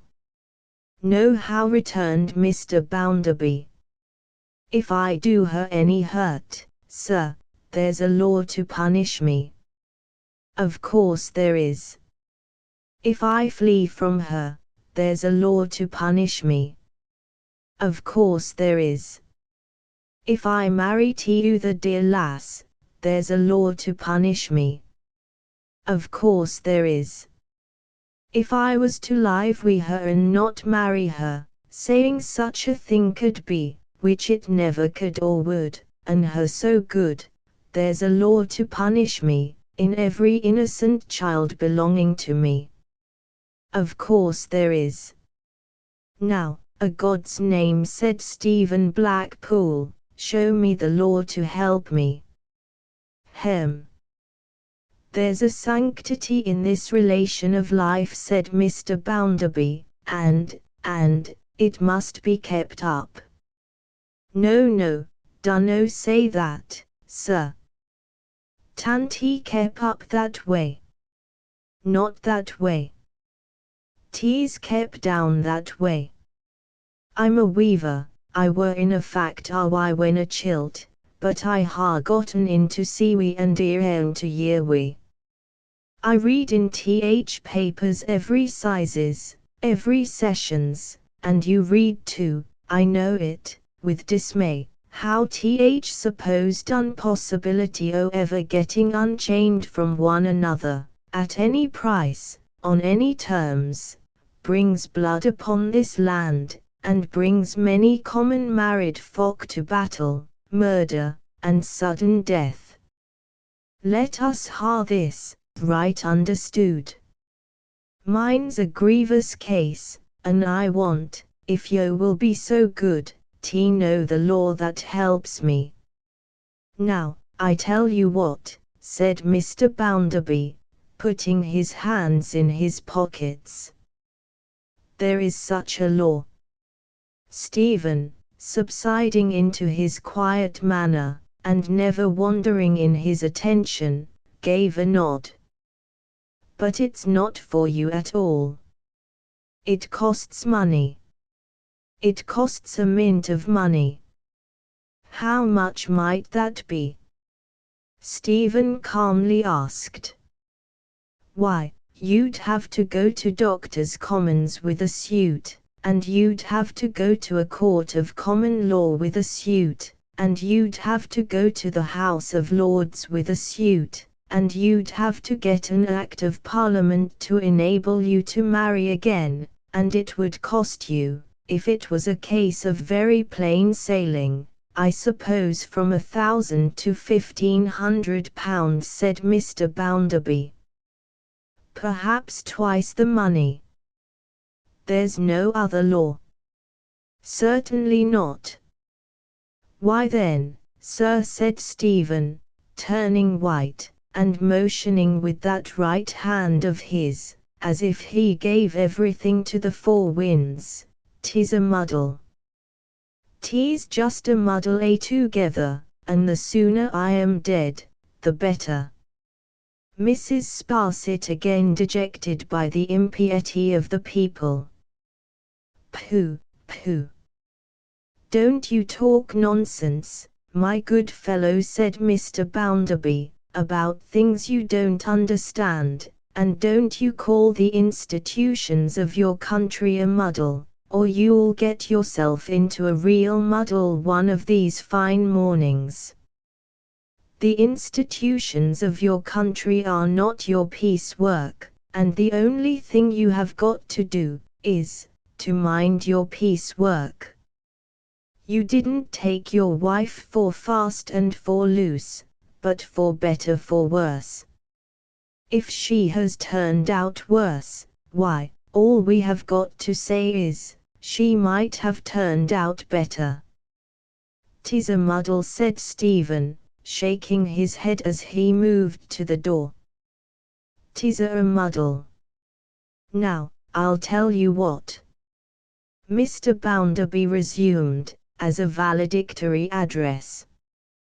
With what I shall call your unhallowed opinions, you have been quite shocking this lady, who, as I have already told you, is a born lady, and who, as I have not already told you, has had her own marriage misfortunes to the tune of tens of thousands of pounds, tens of thousands of pounds. He repeated it with great relish. Now, you have always been a steady hand hitherto, but my opinion is, and so I tell you plainly, that you are turning into the wrong road. You have been listening to some mischievous stranger or other, they are always about, and the best thing you can do is, to come out of that. Now you know, here his countenance expressed marvellous acuteness, I can see as far into a grindstone as another man, farther than a good many, perhaps, because I had my nose well kept to it when I was young. I see traces of the turtle soup, and venison, and gold spoon in this. Yes, I do, cried Mr. Bounderby, shaking his head with obstinate cunning. By the Lord Harry, I do. With a very different shake of the head and deep sigh, Stephen said, Thank you, sir, I wish you good day. So he left Mr. Bounderby swelling at his own portrait on the wall, as if he were going to explode himself into it, and Mrs. Sparsit still ambling on with her foot in her stirrup, looking quite cast down by the popular vices. Chapter 12. The old woman. Old Stephen descended the 2 white steps, shutting the black door with the brazen door plate, by the aid of the brazen full stop, to which he gave a parting polish with the sleeve of his coat, observing that his hot hand clouded it. He crossed the street with his eyes bent upon the ground, and thus was walking sorrowfully away, when he felt a touch upon his arm. It was not the touch he needed most at such a moment, the touch that could calm the wild waters of his soul, as the uplifted hand of the sublimest love and patience could abate the raging of the sea, yet it was a woman's hand too. It was an old woman, tall and shapely still, though withered by time, on whom his eyes fell when he stopped and turned. She was very cleanly and plainly dressed, had country mud upon her shoes, and was newly come from a journey. The flutter of her manner, in the unwanted noise of the streets, the spare shawl, carried unfolded on her arm, the heavy umbrella, and little basket, the loose long-fingered gloves, to which her hands were unused, all bespoke an old woman from the country, in her plain holiday clothes, come into Coketown on an expedition of rare occurrence. Remarking this at a glance, with the quick observation of his class, Stephen Blackpool bent his attentive face, which, like the faces of many of his order, by dint of long working with eyes and hands in the midst of a prodigious noise, had acquired the concentrated look with which we are familiar in the countenances of the deaf, the better to hear what she asked him. "Pray, sir," said the old woman, "didn't I see you come out of that gentleman's house?" pointing back to Mr. Bounderby's. "I believe it was you, unless I have had the bad luck to mistake the person in following." "Yes, missus," returned Stephen, "it were me." "Have you'll excuse an old woman's curiosity, have you seen the gentleman?" "Yes, missus." "And how did he look, sir? Was he portly, bold, outspoken, and hearty?" As she straightened her own figure, and held up her head in adapting her action to her words, the idea crossed Stephen that he had seen this old woman before, and had not quite liked her. "Oh yes," he returned, observing her more attentively, "he were all that." "And healthy," said the old woman, "as the fresh wind." "Yes," returned Stephen. "He were eating and drinking, as large and as loud as a hummer-bee." "Thank you," said the old woman, with infinite content. "Thank you." He certainly never had seen this old woman before. Yet there was a vague remembrance in his mind, as if he had more than once dreamed of some old woman like her. She walked along at his side, and, gently accommodating himself to her humor, he said Coketown was a busy place, was it not? To which she answered, sure. Dreadful busy." Then he said, she came from the country, he saw. To which she answered in the affirmative. "By Parliamentary, this morning." "I came 40 mile by Parliamentary this morning, and I'm going back the same 40 mile this afternoon. I walked 9 mile to the station this morning, and if I find nobody on the road to give me a lift, I shall walk the 9 mile back tonight." "That's pretty well, sir, at my age," said the chatty old woman, her eye brightening with exultation. "Deed tease. Don't do tea too often, missus." "No, no. Once a year," she answered, shaking her head. "I spend my savings so, once every year. I come regular, to tramp about the streets, and see the gentleman." "Only to see 'em," returned Stephen. "That's enough for me," she replied, with great earnestness and interest of manner. "I ask no more. I have been standing about, on this side of the way, to see that gentleman," turning her head back towards Mr. Bounderby's again, "come out. But, he's late this year, and I have not seen him. You came out instead. Now, if I am obliged to go back without a glimpse of him, I only want a glimpse, well. I have seen you, and you have seen him, and I must make that do." Saying this, She looked at Stephen as if to fix his features in her mind, and her eye was not so bright as it had been. With a large allowance for difference of tastes, and with all submission to the patricians of Cokertown, this seemed so extraordinary a source of interest to take so much trouble about, that it perplexed him. But they were passing the church now, and as his eye caught the clock, he quickened his pace. He was going to his work. The old woman said, quickening hers, too, quite easily. Yes, time was nearly out.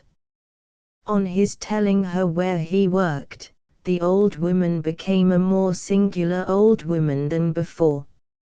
"Auntie, you happy?" she asked him. "Why, there's most nobody but has their troubles, missus," he answered evasively, because the old woman appeared to take it for granted that he would be very happy indeed, and he had not the heart to disappoint her.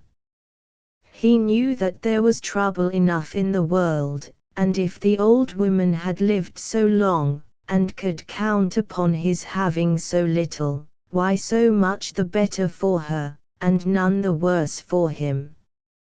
"Eh, eh. You have your troubles at home, you mean," she said. "Times." "Just now and then," he answered, slightly. "But, working under such a gentleman, they don't follow you to the factory." "No, no, they didn't follow him there," said Stephen. "All correct there. Everything accordant there." He did not go so far as to say, for her pleasure, that there was a sort of divine right there, but, "I have heard claims almost as magnificent of late years." They were now in the black by-road near the place, and the hands were crowding in.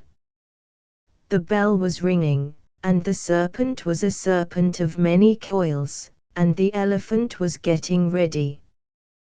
The strange old woman was delighted with the very bell.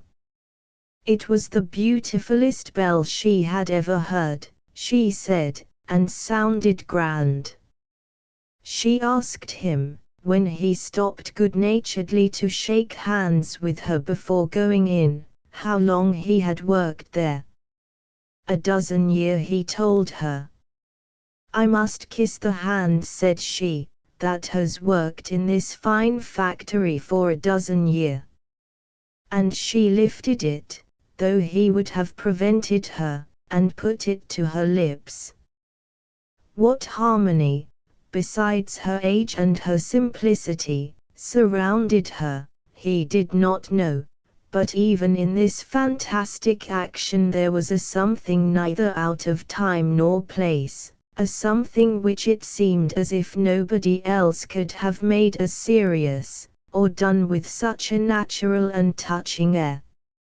He had been at his loom full half an hour, thinking about this old woman, when, having occasion to move round the loom for its adjustment, he glanced through a window which was in his corner, and saw her still looking up at the pile of building, lost in admiration. Heedless of the smoke and mud and wet, and of her 2 long journeys, she was gazing at it, as if the heavy thrum that issued from its many stories were proud music to her. She was gone by and by, and the day went after her, and the lights sprung up again, and the express whirled in full sight of the fairy palace over the arches near, little felt amid the jarring of the machinery, and scarcely heard above its crash and rattle. Long before then his thoughts had gone back to the dreary room above the little shop, and to the shameful figure heavy on the bed, but heavier on his heart. Machinery slackened, throbbing feebly like a fainting pulse, stopped. The bell again, the glare of light and heat dispelled, the factories, looming heavy in the black wet night, their tall chimneys rising up into the air like competing towers of Babel.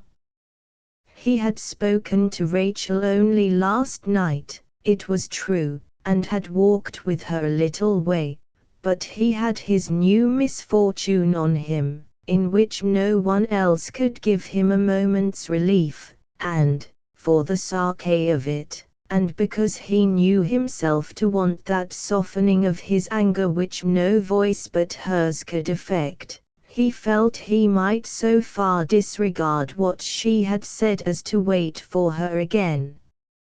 He waited, but she had eluded him. She was gone. On no other night in the year could he so ill have spared her patient face. Oh! Better to have no home in which to lay his head, than to have a home and dread to go to it, through such a cause. He ate and drank, for he was exhausted, but he little knew or cared what, and he wandered about in the chill rain, thinking and thinking, and brooding and brooding.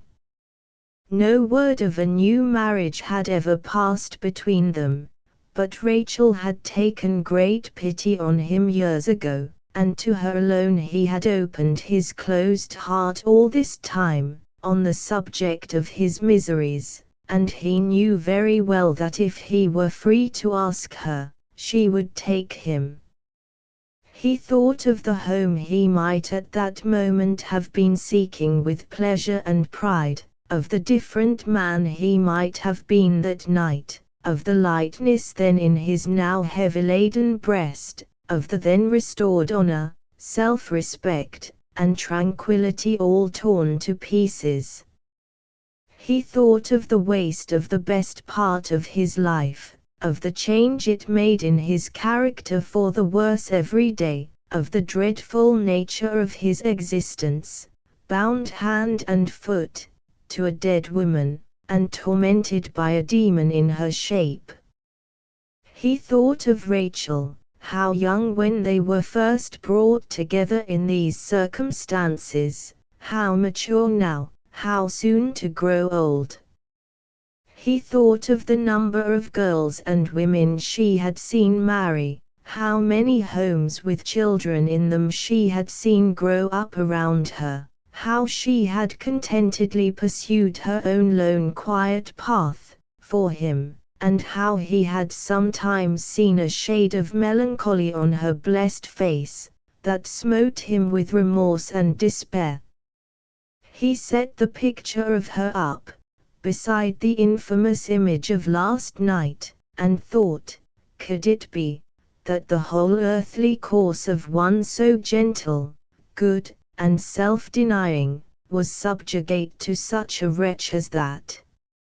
Filled with these thoughts, so filled that he had an unwholesome sense of growing larger, of being placed in some new and diseased relation towards the objects among which he passed, of seeing the iris round every misty light turn red, he went home for shelter. Chapter 13. Rachel. A candle faintly burned in the window, to which the black ladder had often been raised for the sliding away of all that was most precious in this world to a striving wife and a brood of hungry babies, and Stephen added to his other thoughts the stern reflection, that of all the casualties of this existence upon earth, not one was dealt out with so unequal a hand as death. The inequality of birth was nothing to it. For, say that the child of a king and the child of a weaver were born tonight in the same moment, what was that disparity, to the death of any human creature who was serviceable to, or beloved by, another, while this abandoned woman lived on? From the outside of his home he gloomily passed to the inside, with suspended breath and with a slow footstep. He went up to his door, opened it, and so into the room. quiet and peace were there. Rachel was there, sitting by the bed. She turned her head, and the light of her face shone in upon the midnight of his mind. She sat by the bed, watching and tending his wife. That is to say, he saw that someone lay there, and he knew too well it must be she, but Rachel's hands had put a curtain up, so that she was screened from his eyes. Her disgraceful garments were removed, and some of Rachel's were in the room. Everything was in its place and order as he had always kept it. The little fire was newly trimmed, and the hearth was freshly swept. It appeared to him that he saw all this in Rachel's face, and looked at nothing besides. While looking at it, it was shut out from his view by the softened tears that filled his eyes, but not before he had seen how earnestly she looked at him, and how her own eyes were filled too. She turned again towards the bed, and satisfying herself that all was quiet there, spoke in a low, calm, cheerful voice. "I am glad you have come at last, Stephen. You are very late. I have been walking up and down. I thought so. But 'tis too bad a night for that. The rain falls very heavy, and the wind has risen." The wind. True. It was blowing hard. Hark to the thundering in the chimney, and the surging noise. To have been out in such a wind, and not to have known it was blowing. I have been here once before, today, Stephen. Landlady came round for me at dinner time. There was someone here that needed looking to, she said. And deed she was right. All wandering and lost, Stephen. Wounded too, and bruised. He slowly moved to a chair and sat down, drooping his head before her. I came to do what little I could, Stephen, first, for that she worked with me when we were girls both, and for that you courted her and married her when I was her friend. He laid his furrowed forehead on his hand, with a low groan. And next, for that I know your heart, and am right sure and certain that 'tis far too merciful to let her die, or even so much as suffer, for want of aid. Thou knowest who said, "Let him who is without sin among you cast the first stone at her." There have been plenty to do that. Thou art not the man to cast the last stone, Stephen, when she is brought so low. O Rachel, Rachel! Thou hast been a cruel sufferer, heaven reward thee, she said, in compassionate accents. I am thy poor friend, with all my heart and mind. Stephen and Rachel in the sick room, the wounds of which she had spoken, seemed to be about the neck of the self-made outcast. She dressed them now, still without showing her.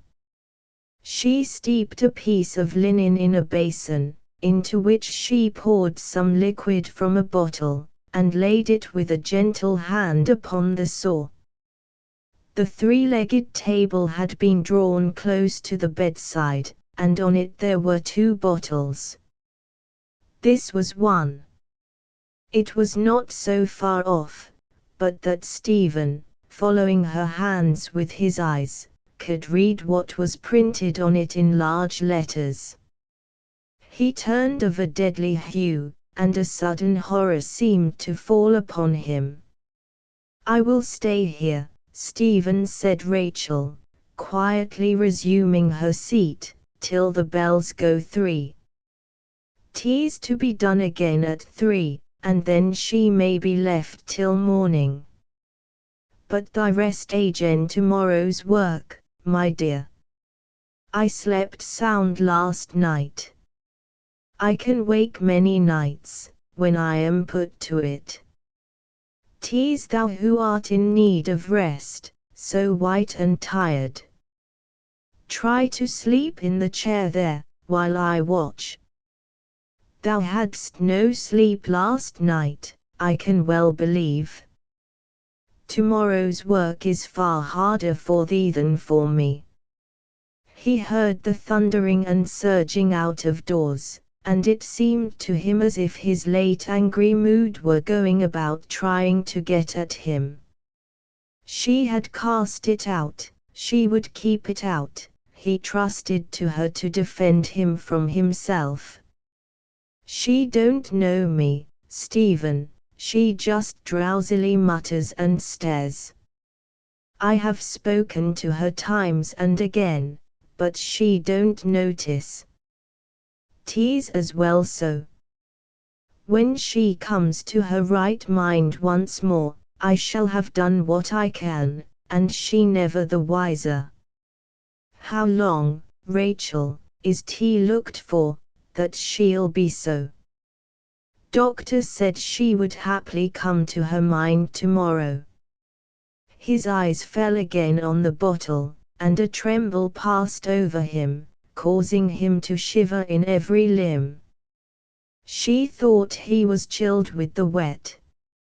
No, he said, it was not that. He had had a fright. A fright? Coming in. When I were walking. When I were thinking. It seized him again, and he stood up, holding by the mantel shelf, as he pressed his dank cold hair down with a hand that shook as if it were palsied. Stephen. She was coming to him, but he stretched out his arm to stop her. No. Don't, please, don't. Let me see thee setten by the bed. Let me see thee, so good, and so forgiving. Let me see thee as I see thee when I come in. I can never see thee better than so. Never, never, never. He had a violent fit of trembling, and then sunk into his chair. After a time he controlled himself, and, resting with an elbow on one knee, and his head upon that hand, could look towards Rachel. Seen across the dim candle with his moistened eyes, she looked as if she had a glory shining round her head. He could have believed she had. He did believe it, as the noise without shook the window, rattled at the door below, and went about the house clamoring and lamenting. When she gets better, Stephen, 'tis to be hoped she'll leave thee to thyself again, and do thee no more hurt. Anyways, we will hope so now. And now I shall keep silence, for I want thee to sleep. He closed his eyes, more to please her than to rest his weary head, but, by slow degrees as he listened to the great noise of the wind, he ceased to hear it, or it changed into the working of his loom, or even into the voices of the day, his own included, saying what had been really said. Even this imperfect consciousness faded away at last, and he dreamed a long, troubled dream. He thought that he, and someone on whom his heart had long been set, but she was not Rachel, and that surprised him, even in the midst of his imaginary happiness, stood in the church being married. While the ceremony was performing, and while he recognized among the witnesses some whom he knew to be living, and many whom he knew to be dead, darkness came on, succeeded by the shining of a tremendous light. It broke from one line in the table of commandments at the altar, and illuminated the building with the words. They were sounded through the church, too, as if there were voices in the fiery letters. Upon this, the whole appearance before him and around him changed, and nothing was left as it had been, but himself and the clergyman.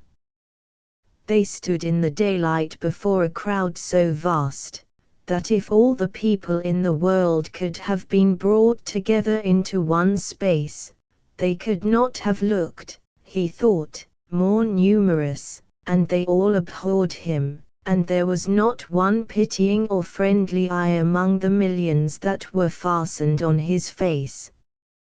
He stood on a raised stage, under his own loom, and, looking up at the shape the loom took, and hearing the burial service distinctly read, he knew that he was there to suffer death. In an instant what he stood on fell below him, and he was gone. Out of what mystery he came back to his usual life, and to places that he knew, he was unable to consider, but he was back in those places by some means, and with this condemnation upon him, that he was never, in this world or the next, through all the unimaginable ages of eternity, to look on Rachel's face or hear her voice. Wandering to and fro, unceasingly, without hope, and in search of he knew not what, he only knew that he was doomed to seek it. He was the subject of a nameless, horrible dread, a mortal fear of one particular shape which everything took. Whatsoever he looked at, grew into that form sooner or later. The object of his miserable existence was to prevent its recognition by any one among the various people he encountered. Hopeless labor. If he led them out of rooms where it was, if he shut up drawers and closets where it stood, if he drew the curious from places where he knew it to be secreted, and got them out into the streets, the very chimneys of the mills assumed that shape, and round them was the printed word. The wind was blowing again, the rain was beating on the house tops, and the larger spaces through which he had strayed contracted to the four walls of his room. Saving that the fire had died out, it was as his eyes had closed upon it. Rachel seemed to have fallen into a doze, in the chair by the bed. She sat wrapped in her shawl, perfectly still. The table stood in the same place, close by the bedside, and on it, in its real proportions and appearance, was the shape so often repeated. He thought he saw the curtain move. He looked again, and he was sure it moved. He saw a hand come forth and grope about a little. Then the curtain moved more perceptibly, and the woman in the bed put it back, and sat up. With her woeful eyes, so haggard and wild, so heavy and large, she looked all round the room, and past the corner where he slept in his chair. Her eyes returned to that corner, and she put her hand over them as a shade, while she looked into it. Again they went all round the room, scarcely heeding Rachel if at all, and returned to that corner. He thought, as she once more shaded them, not so much looking at him, as looking for him with a brutish instinct that he was there, that no single trace was left in those debauched features, or in the mind that went along with them, of the woman he had married 18 years before. But that he had seen her come to this by inches, he never could have believed her to be the same. All this time, as if a spell were on him, he was motionless and powerless, except to watch her. Stupidly dozing, or communing with her incapable self about nothing, she sat for a little while with her hands at her ears, and her head resting on them. Presently, she resumed her staring round the room. And now, for the first time, her eyes stopped at the table with the bottles on it. Straightway she turned her eyes back to his corner, with the defiance of last night, and moving very cautiously and softly, stretched out her greedy hand. She drew a mug into the bed, and sat for a while considering which of the two bottles she should choose. Finally, she laid her insensate grasp upon the bottle that had swift and certain death in it, and, before his eyes, pulled out the cork with her teeth. Dream or reality, he had no voice, nor had he power to stir. If this be real, and her allotted time be not yet come, wake, Rachel, wake. She thought of that, too. She looked at Rachel, and very slowly, very cautiously, poured out the contents. The draught was at her lips. A moment and she would be past all help, let the whole world wake and come about her with its utmost power. But in that moment Rachel started up with a suppressed cry. The creature struggled, struck her, seized her by the hair, but Rachel had the cup. Stephen broke out of his chair.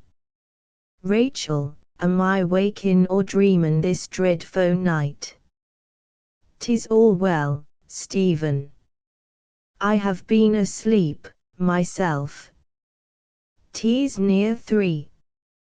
Hush! I hear the bells.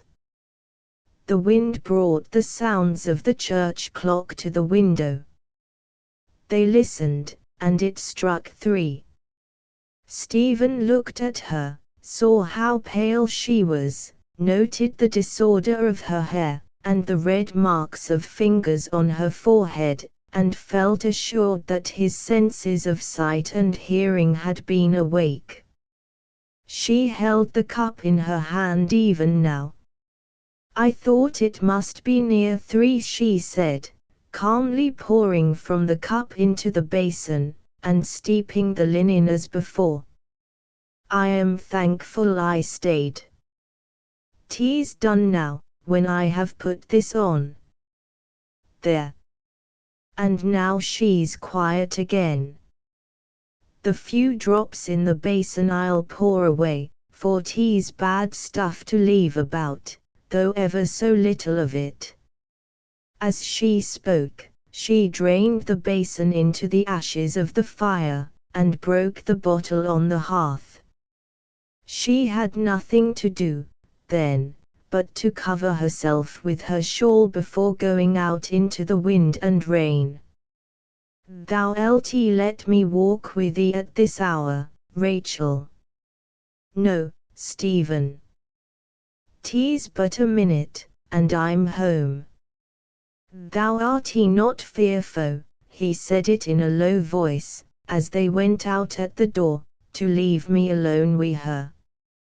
As she looked at him, saying, Stephen, he went down on his knee before her, on the poor mean stairs, and put an end of her shawl to his lips. Thou art an angel. Bless thee, bless thee. I am, as I have told thee, Stephen, thy poor friend. Angels are not like me. Between them, and a working woman full of faults, there is a deep gulf set. My little sister is among them, but she is changed.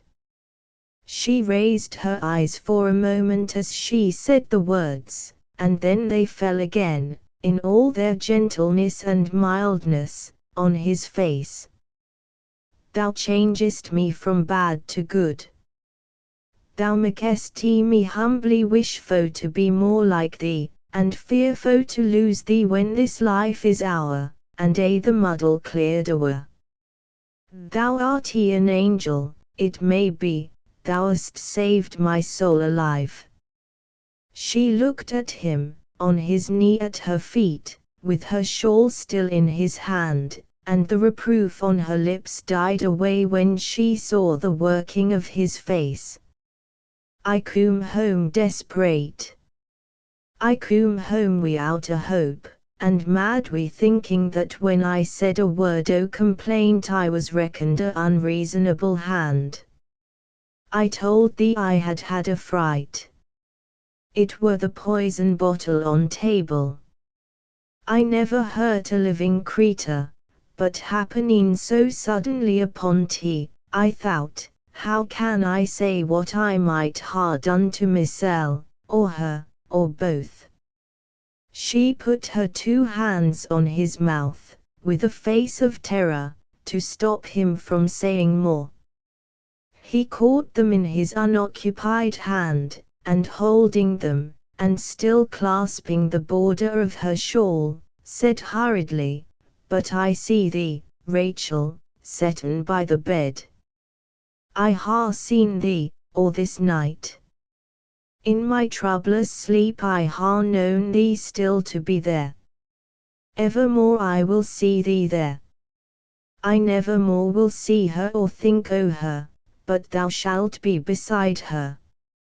I never more will see or think o' anything that angers me, but thou, so much better than me, shalt be by th side on t. And so I will try look th time, and so I will try trust th time, when thou and me at last shall walk together far away, beyond the deep gulf, in th country where thy little sister is." He kissed the border of her shawl again, and let her go. She bade him good night in a broken voice, and went out into the street. The wind blew from the quarter where the day would soon appear, and still blew strongly. It had cleared the sky before it, and the rain had spent itself or travelled elsewhere, and the stars were bright. He stood bareheaded in the road, watching her quick disappearance. As the shining stars were to the heavy candle in the window, so was Rachel, in the rugged fancy of this man, to the common experiences of his life. Chapter 14. The great manufacturer. Time went on in Coca-Town like its own machinery, so much material wrought up, so much fuel consumed, so many powers worn out, so much money made. But, less inexorable than iron, steel, and brass, it brought its varying seasons even into that wilderness of smoke and brick, and made the only stand that ever was made in the place against its direful uniformity. "Louisa is becoming," said Mr. Gradgrind, "almost a young woman." Time, with his innumerable horsepower, worked away, not minding what anybody said, and presently turned out young Thomas a foot taller than when his father had last taken particular notice of him. "Thomas is becoming," said Mr. Gradgrind, "almost a young man." Time passed Thomas on in the mill, while his father was thinking about it, and there he stood in a long-tailed coat and a stiff shirt collar. "Really," said Mr. Gradgrind, "the period has arrived when Thomas ought to go to Bounderby." Time, sticking to him, passed him on into Bounderby's bank, made him an inmate of Bounderby's house, necessitated the purchase of his first razor, and exercised him diligently in his calculations relative to number 1. The same great manufacturer, always with an immense variety of work on hand, in every stage of development, passed Sissy onward in his mill, and worked her up into a very pretty article indeed. "I fear, Jupe," said Mr. Gradgrind, "that your continuance at the school any longer would be useless." "I am afraid it would, sir," Sissy answered with a curtsy.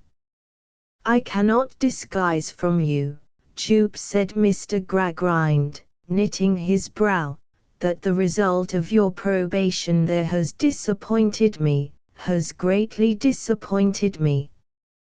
You have not acquired, under Mr. and Mrs. Mchokumchild, anything like that amount of exact knowledge which I looked for. You are extremely deficient in your facts. Your acquaintance with figures is very limited. You are altogether backward, and below the mark." "I am sorry, sir," she returned, "but I know it is quite true. Yet I have tried hard, sir." "Yes," said Mr. Gradgrind, "yes, I believe you have tried hard. I have observed you, and I can find no fault in that respect." "Thank you, sir.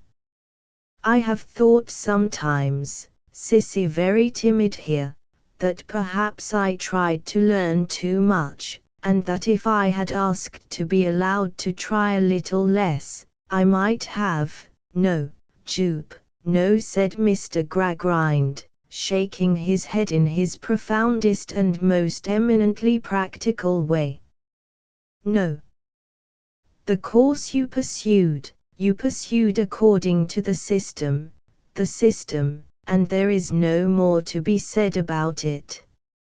I can only suppose that the circumstances of your early life were too unfavorable to the development of your reasoning powers, and that we began too late. Still, as I have said already, I am disappointed. I wish I could have made a better acknowledgment, sir, of your kindness to a poor forlorn girl who had no claim upon you, and of your protection of her." "Don't shed tears," said Mr. Gradgrind. "Don't shed tears. I don't complain of you. You are an affectionate, earnest, good young woman, and we must make that do." "Thank you, sir, very much," said Sissy, with a grateful curtsy. "You are useful to Mrs. Gradgrind, and, in a generally pervading way, you are serviceable in the family also, so I understand from Miss Louisa, and, indeed, so I have observed myself. I therefore hope," said Mr. Gradgrind, "that you can make yourself happy in those relations."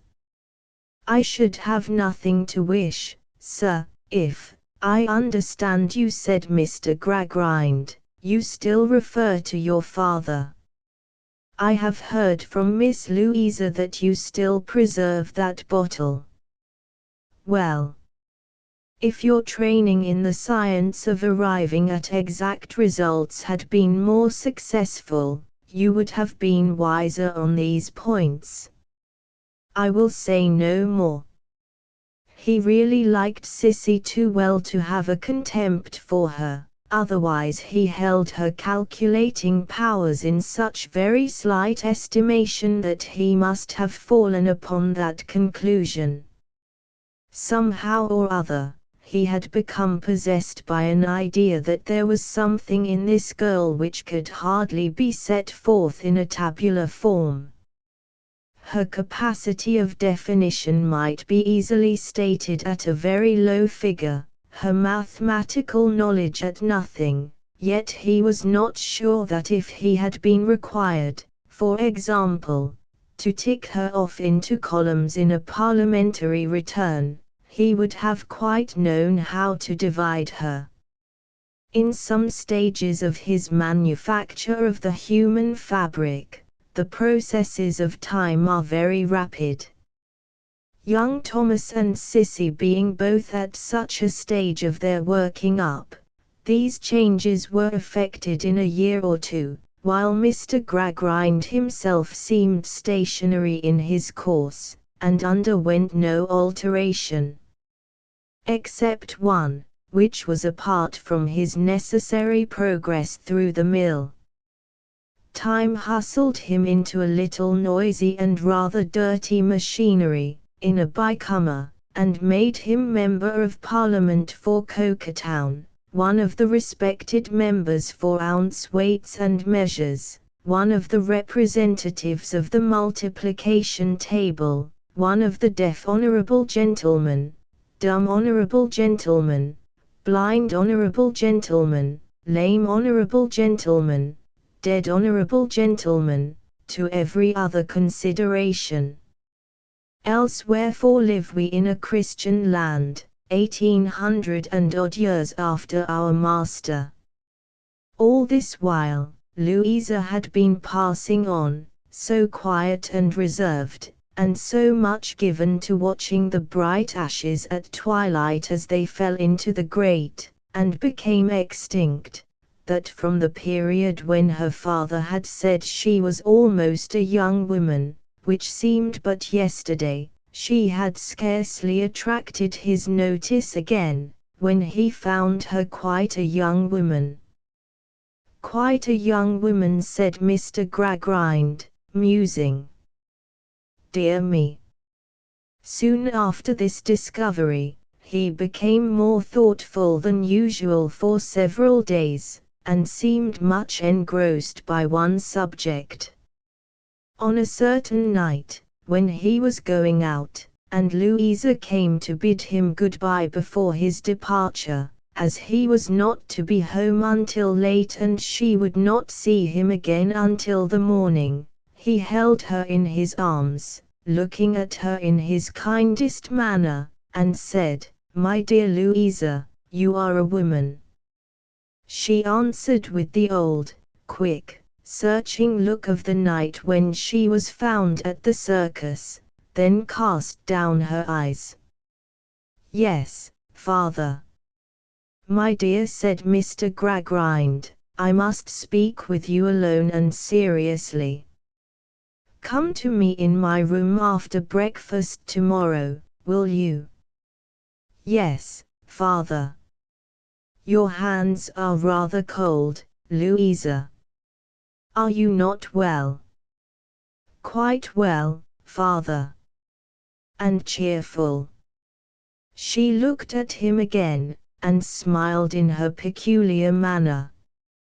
"I am as cheerful, father, as I usually am, or usually have been." "That's well," said Mr. Gradgrind. So, he kissed her and went away, and Louisa returned to the serene apartment of the hair-cutting character, and leaning her elbow on her hand, looked again at the short-lived sparks that so soon subsided into ashes. "Are you there, Lou?" said her brother, looking in at the door. He was quite a young gentleman of pleasure now, and not quite a prepossessing one. "Dear Tom," she answered, rising and embracing him, "how long it is since you have been to see me." "Why, I have been otherwise engaged, Lou, in the evenings, and in the daytime old Bounderby has been keeping me at it rather. But I touch him up with you when he comes it too strong, and so we preserve an understanding. I say, has father said anything particular to you today or yesterday, Lou?" "No, Tom. But he told me tonight that he wished to do so in the morning." "Ah, that's what I mean," said Tom. "Do you know where he is tonight?" With a very deep expression. "No, then I'll tell you. He's with old Bounderby. They are having a regular confab together up at the bank." "Why at the bank, do you think?" Well, I'll tell you again. To keep Mrs. Sparsit's ears as far off as possible, I expect. With her hand upon her brother's shoulder, Louisa still stood looking at the fire. Her brother glanced at her face with greater interest than usual, and, encircling her waist with his arm, drew her coaxingly to him. "You are very fond of me, aren't you, Lou?" "Indeed I am, Tom, though you do let such long intervals go by without coming to see me."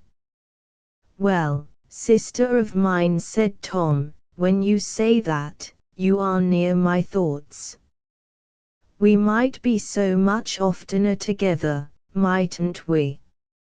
Always together, almost, mightn't we? It would do me a great deal of good if you were to make up your mind to I know what, Lou. It would be a splendid thing for me. It would be uncommonly jolly." Her thoughtfulness baffled his cunning scrutiny. He could make nothing of her face. He pressed her in his arm, and kissed her cheek. She returned the kiss, but still looked at the fire. "I say, Lou. I thought I'd come, and just hint to you what was going on, though I supposed you'd most likely guess, even if you didn't know. I can't stay, because I'm engaged to some fellows tonight. You won't forget how fond you are of me?" "No, dear Tom, I won't forget." "That's a capital girl," said Tom. "Goodbye, Lou." She gave him an affectionate good night, and went out with him to the door, whence the fires of Coketown could be seen, making the distance lurid. She stood there, looking steadfastly towards them, and listening to his departing steps. They retreated quickly, as glad to get away from Stone Lodge, and she stood there yet, when he was gone and all was quiet. It seemed as if, first in her own fire within the house, and then in the fiery haze without, she tried to discover what kind of woof old Time, that greatest and longest established spinner of all, would weave from the threads he had already spun into a woman. But his factory is a secret place, his work is noiseless, and his hands are mutes.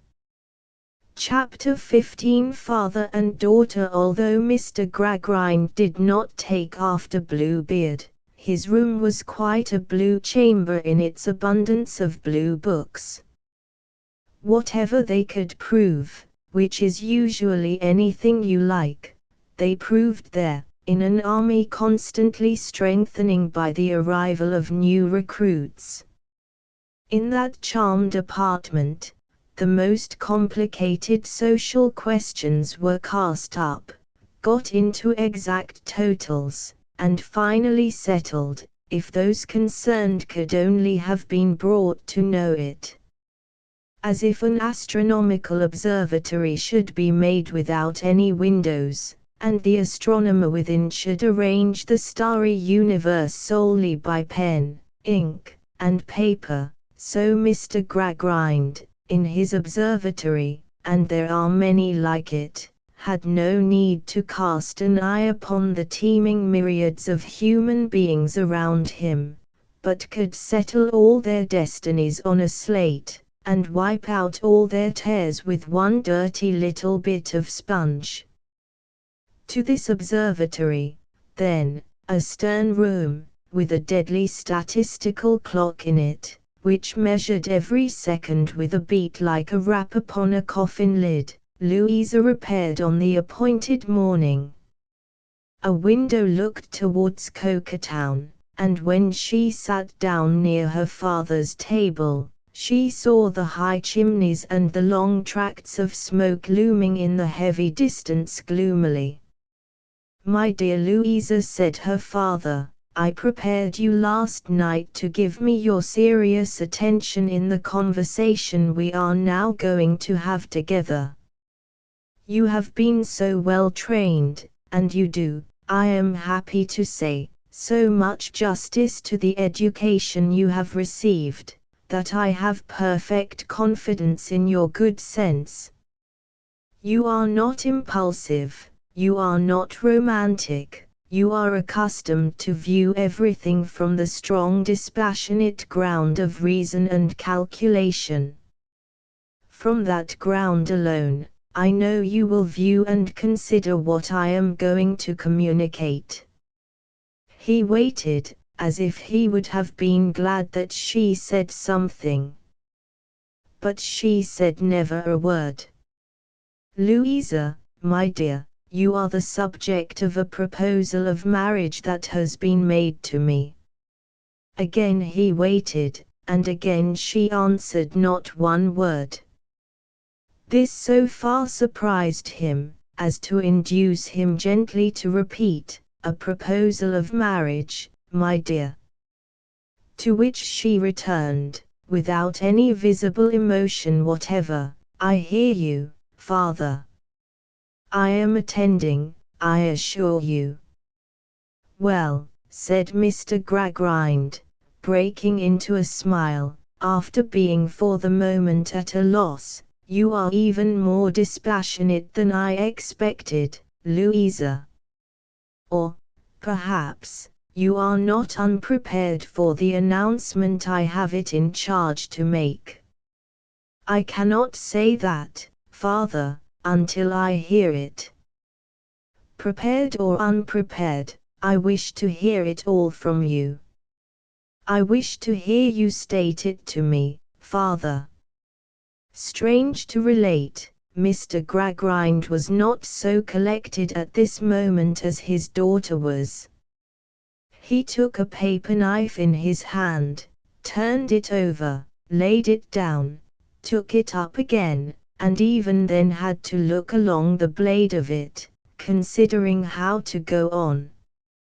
What you say, my dear Louisa, is perfectly reasonable. I have undertaken then to let you know that, in short, that Mr. Bounderby has informed me that he has long watched your progress with particular interest and pleasure, and has long hoped that the time might ultimately arrive when he should offer you his hand in marriage. That time, to which he has so long, and certainly with great constancy, looked forward, is now come. Mr. Bounderby has made his proposal of marriage to me, and has entreated me to make it known to you, and to express his hope that you will take it into your favorable consideration. Silence between them. The deadly statistical clock very hollow. The distant smoke very black and heavy. Father, said Louisa, do you think I love Mr. Bounderby? Mr. Gradgrind was extremely discomfited by this unexpected question. Well, my child, he returned, I, really, cannot take upon myself to say. Father, pursued Louisa in exactly the same voice as before, do you ask me to love Mr. Bounderby? My dear Louisa, no. No, I ask nothing. Father, she still pursued, does Mr. Bounderby ask me to love him? Really, my dear, said Mr. Gradgrind, it is difficult to answer your question, difficult to answer it, yes or no, father. Certainly, my dear. Because, here was something to demonstrate, and it set him up again, because the reply depends so materially, Louisa, on the sense in which we use the expression. Now, Mr. Bounderby does not do you the injustice, and does not do himself the injustice, of pretending to anything fanciful, fantastic, or, I am using synonymous terms, sentimental. Mr. Bounderby would have seen you grow up under his eyes, to very little purpose, if he could so far forget what is due to your good sense, not to say to his, as to address you from any such ground. Therefore, perhaps the expression itself, I merely suggest this to you, my dear, may be a little misplaced. What would you advise me to use in its stead, father? Why, my dear Louisa, said Mr. Gradgrind, completely recovered by this time, I would advise you, since you ask me, to consider this question, as you have been accustomed to consider every other question, simply as one of tangible fact. The ignorant and the giddy may embarrass such subjects with irrelevant fancies, and other absurdities that have no existence, properly viewed, really no existence, but it is no compliment to you to say, that you know better. Now, what are the facts of this case? You are, we will say in round numbers, 20 years of age. Mr. Bounderby is, we will say in round numbers, 50. There is some disparity in your respective years, but in your means and positions there is none. On the contrary, there is a great suitability. Then the question arises, is this one disparity sufficient to operate as a bar to such a marriage? In considering this question, it is not unimportant to take into account the statistics of marriage, so far as they have yet been obtained, in England and Wales. I find, on reference to the figures, that a large proportion of these marriages are contracted between parties of very unequal ages, and that the elder of these contracting parties is, in rather more than 3/4 of these instances, the bridegroom.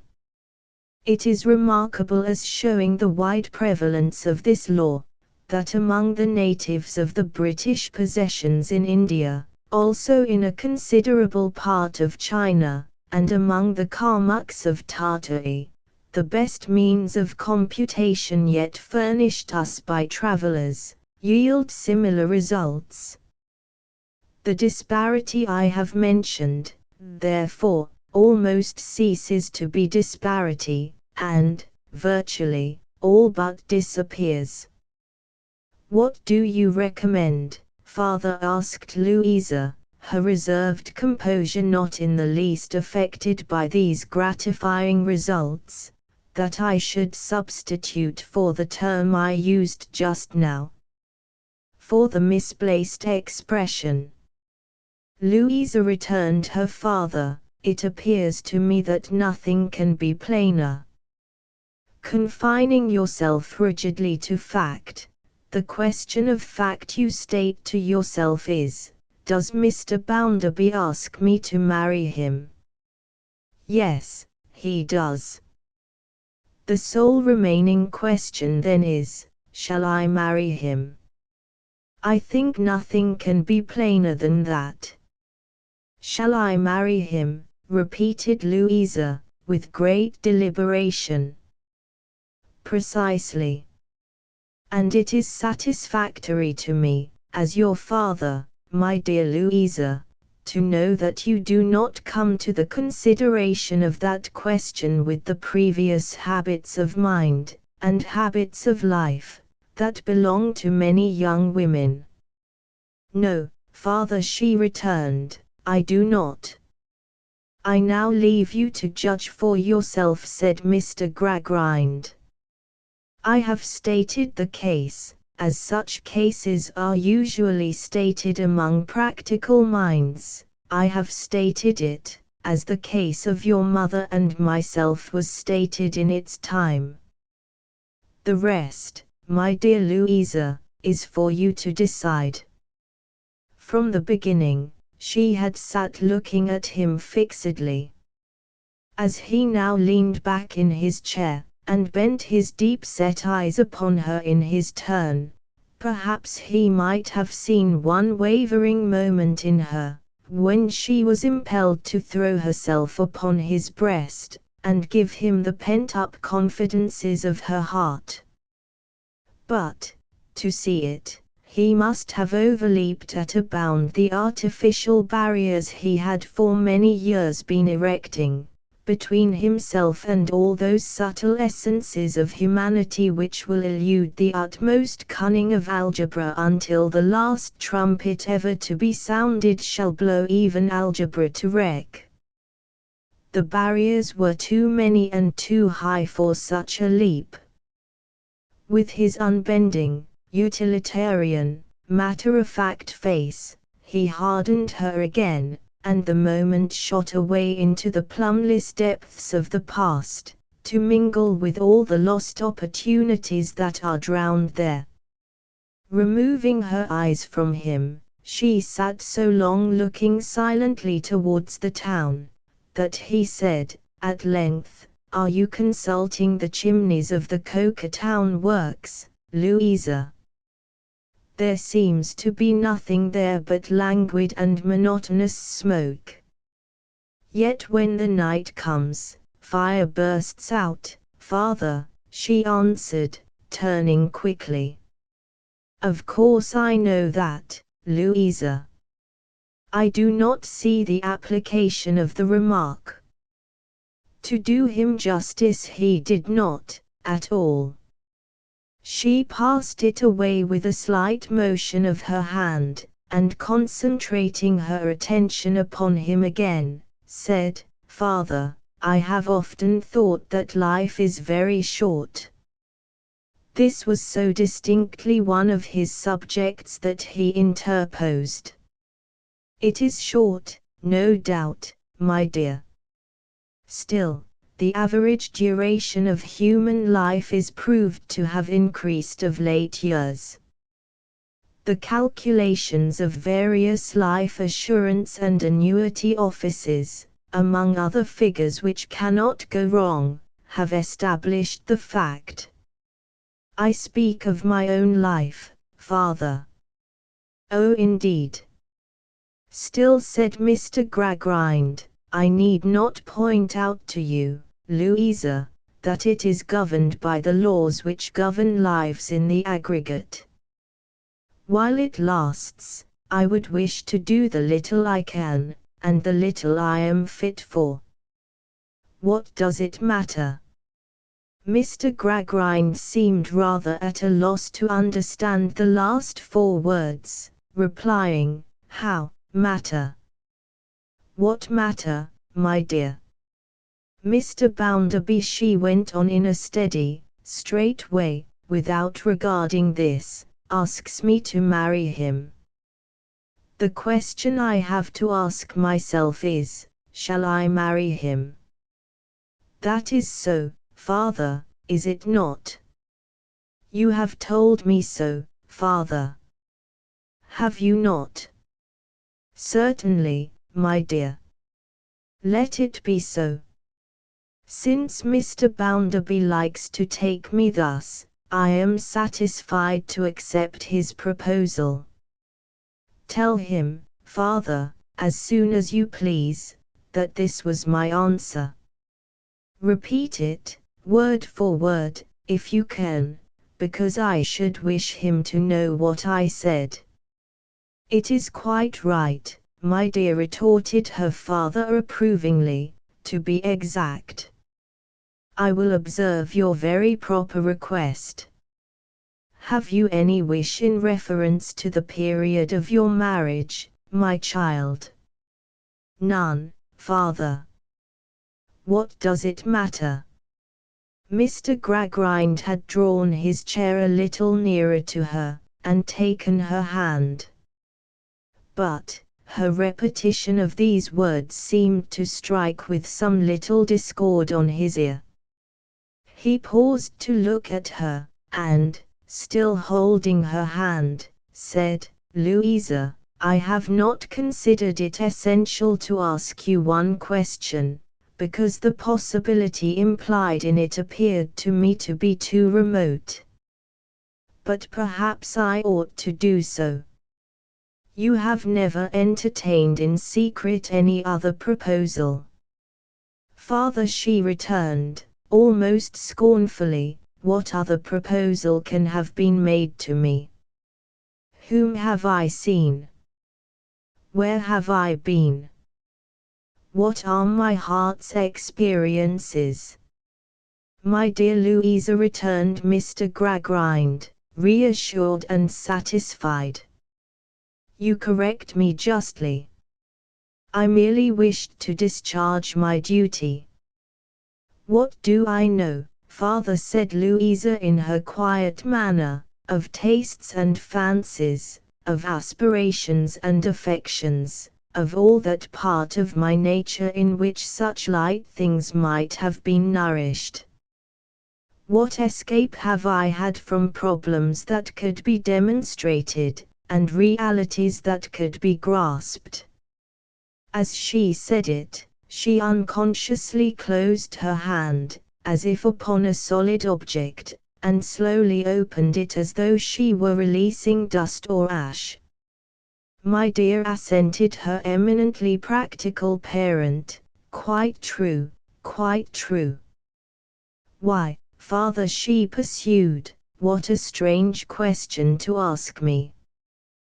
The baby preference that even I have heard of as common among children, has never had its innocent resting place in my breast. You have been so careful of me, that I never had a child's heart. You have trained me so well, that I never dreamed a child's dream. You have dealt so wisely with me, Father, from my cradle to this hour, that I never had a child's belief or a child's fear. Mr. Gradgrind was quite moved by his success, and by this testimony to it. My dear Louisa, said he, you abundantly repay my care. Kiss me, my dear girl. So, his daughter kissed him. Detaining her in his embrace, he said, I may assure you now, my favorite child, that I am made happy by the sound decision at which you have arrived. Mr. Bounderby is a very remarkable man, and what little disparity can be said to exist between you, if any, is more than counterbalanced by the tone your mind has acquired. It has always been my object so to educate you, as that you might, while still in your early youth, be, if I may so express myself, almost any age. Kiss me once more, Louisa.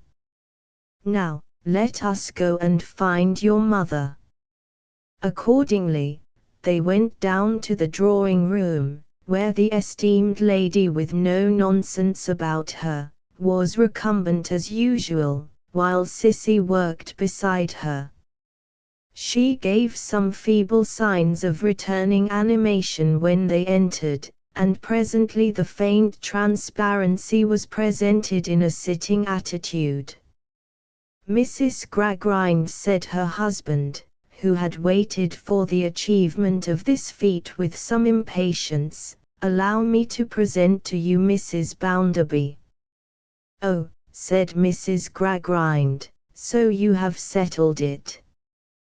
Well, I'm sure I hope your health may be good, Louisa, for if your head begins to split as soon as you are married, which was the case with mine, I cannot consider that you are to be envied, though I have no doubt you think you are, as all girls do.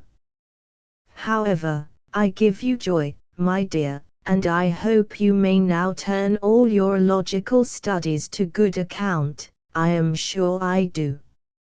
I must give you a kiss of congratulation, Louisa, but don't touch my right shoulder, for there's something running down it all day long. And now you see, whimpered Mrs. Gradgrind, adjusting her shawls after the affectionate ceremony, I shall be worrying myself, morning, noon, and night, to know what I am to call him.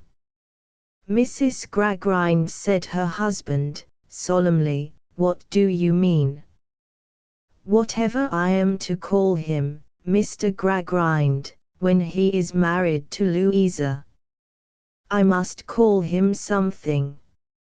It's impossible, said Mrs. Gradgrind, with a mingled sense of politeness and injury, to be constantly addressing him and never giving him a name. I cannot call him Josiah, for the name is insupportable to me. You yourself wouldn't hear of Joe, you very well know. Am I to call my own son-in-law, Mr.? Not, I believe, unless the time has arrived when, as an invalid, I am to be trampled upon by my relations. Then, what am I to call him? Nobody present having any suggestion to offer in the remarkable emergency, Mrs. Gradgrind departed this life for the time being, after delivering the following codicil to her remarks already executed, as to the wedding, all I ask, Louisa, is, and I ask it with a fluttering in my chest, which actually extends to the soles of my feet, that it may take place soon. Otherwise, I know it is one of those subjects I shall never hear the last of.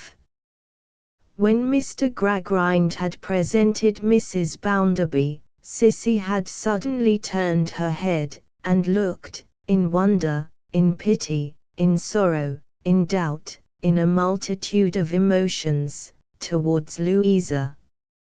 Louisa had known it, and seen it, without looking at her. From that moment she was impassive, proud and cold, held Sissy at a distance, changed to her altogether.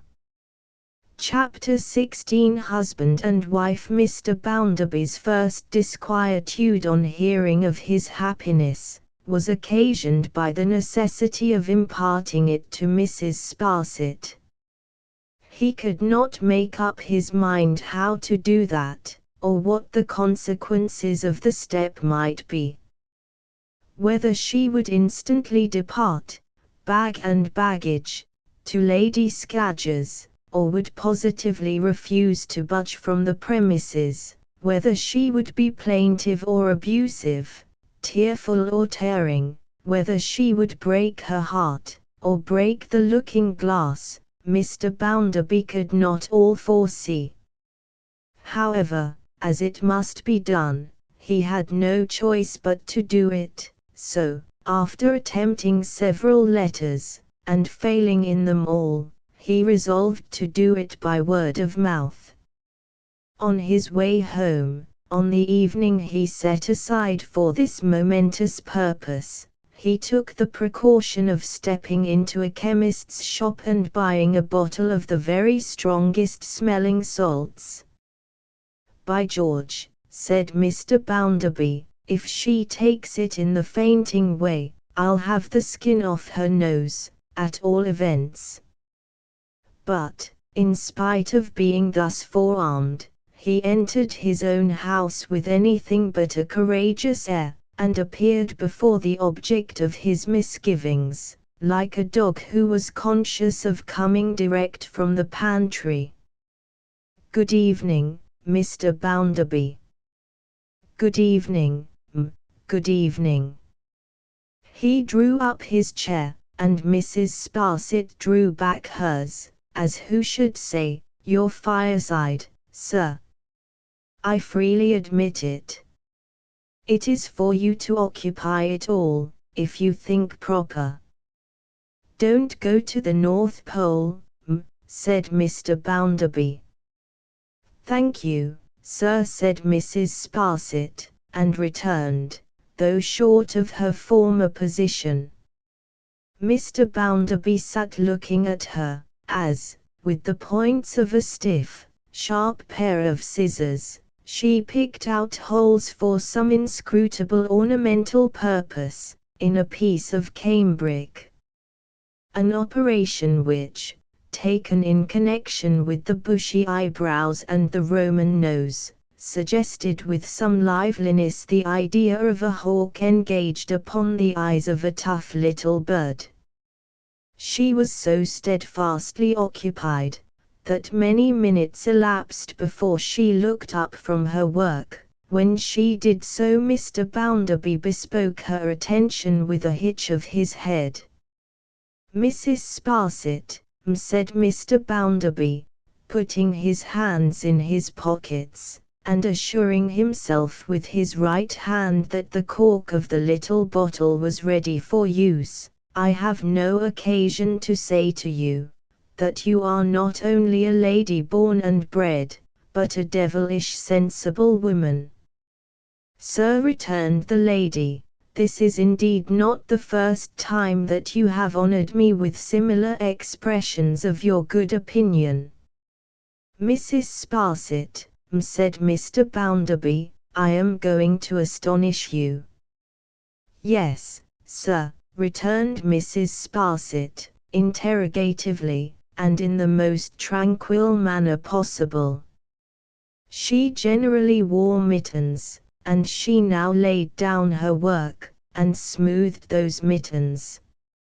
"I am going," said Bounderby, "to marry Tom Gradgrind's daughter." "Yes, sir," returned Mrs. Sparsit. "I hope you may be happy, Mr. Bounderby." "Oh, indeed I hope you may be happy, sir."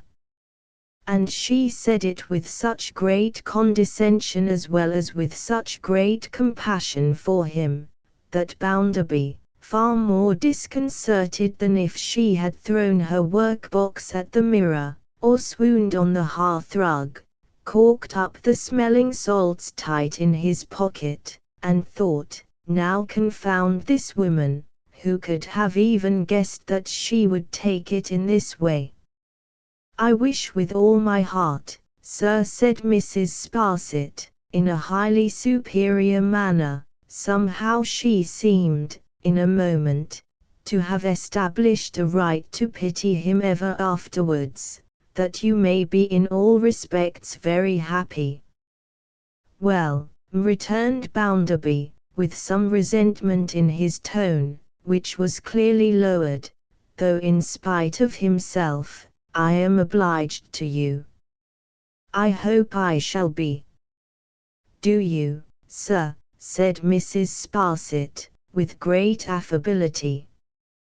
"But naturally you do, of course you do."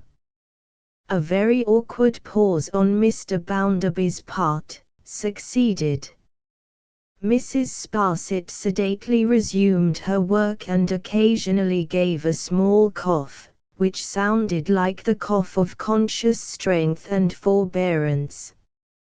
"Well," resumed Bounderby, "under these circumstances, I imagine it would not be agreeable to a character like yours to remain here, though you would be very welcome here." "Oh, dear no, sir, I could on no account think of that." Mrs. Sparsit shook her head, still in her highly superior manner, and a little changed the small cough, coughing now, as if the spirit of prophecy rose within her, but had better be coughed down. "However," said Bounderby, "there are apartments at the bank, where a born and bred lady, as keeper of the place, would be rather a catch than otherwise, and if the same terms, I beg your pardon, sir. You were so good as to promise that you would always substitute the phrase, annual compliment." "Well, annual compliment. If the same annual compliment would be acceptable there, why, I see nothing to part us, unless you do."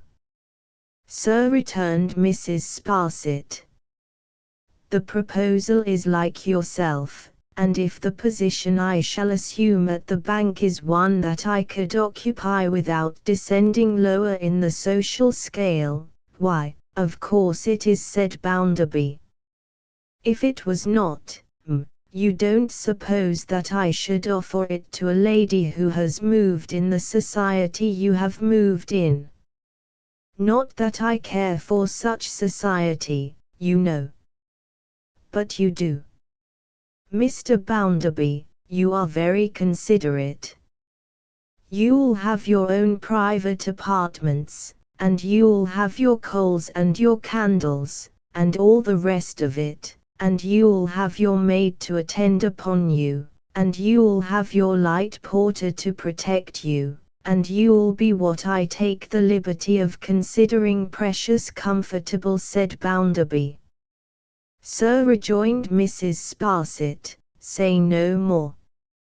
In yielding up my trust here, I shall not be freed from the necessity of eating the bread of dependence. She might have said the sweetbread, for that delicate article in a savoury brown sauce was her favourite supper, and I would rather receive it from your hand, than from any other. Therefore, sir, I accept your offer gratefully, and with many sincere acknowledgments for past favours. And I hope, sir, said Mrs. Sparsit, concluding in an impressively compassionate manner, I fondly hope that Miss Gradgrind may be all you desire, and deserve. Nothing moved Mrs. Sparsit from that position any more. It was in vain for Bounderby to bluster or to assert himself in any of his explosive ways. Mrs. Sparsit was resolved to have compassion on him, as a victim. She was polite, obliging, cheerful, hopeful, but, the more polite, the more obliging, the more cheerful, the more hopeful, the more exemplary altogether, she, the forlorner sacrifice and victim, he. She had that tenderness for his melancholy fate, that his great red countenance used to break out into cold perspirations when she looked at him. Meanwhile the marriage was appointed to be solemnized in 8 weeks' time, and Mr. Bounderby went every evening to Stone Lodge as an accepted wooer. Love was made on these occasions in the form of bracelets, and, on all occasions during the period of betrothal, took a manufacturing aspect. Dresses were made, jewelry was made, cakes and gloves were made, settlements were made, and an extensive assortment of facts did appropriate honor to the contract. The business was all fact, from first to last. The hours did not go through any of those rosy performances, which foolish poets have ascribed to them at such times, neither did the clocks go any faster, or any slower, than at other seasons.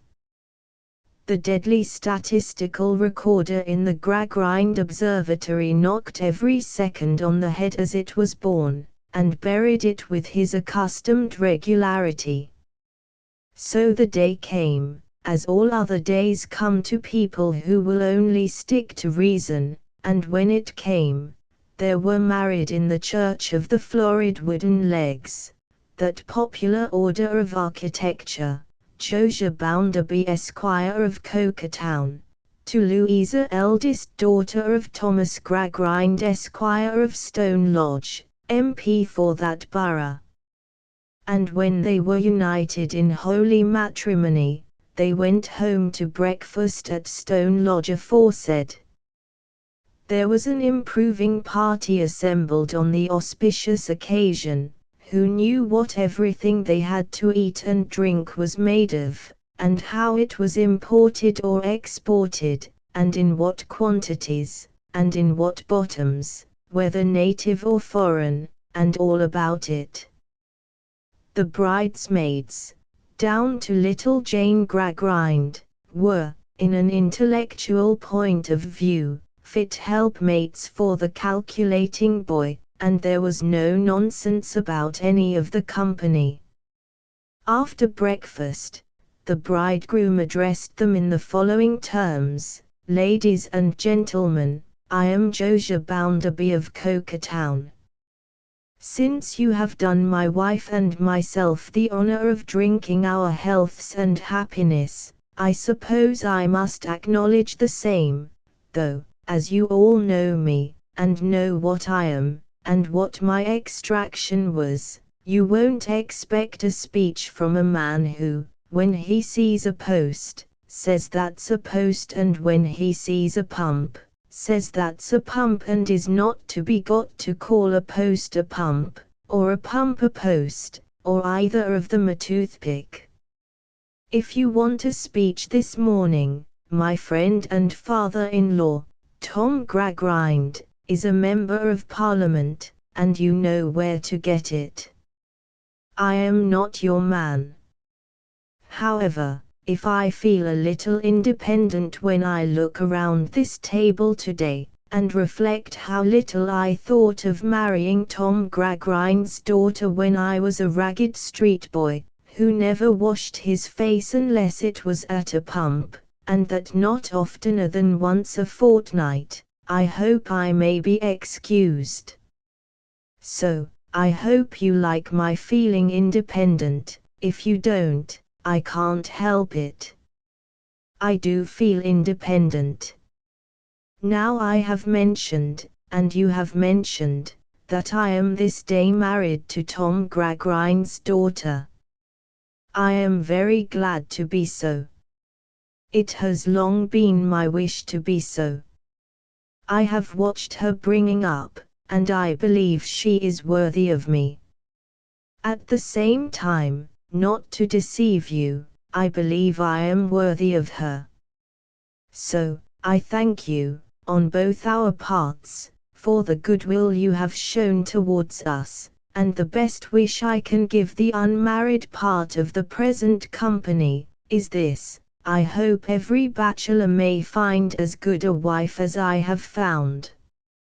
And I hope every spinster may find as good a husband as my wife has found.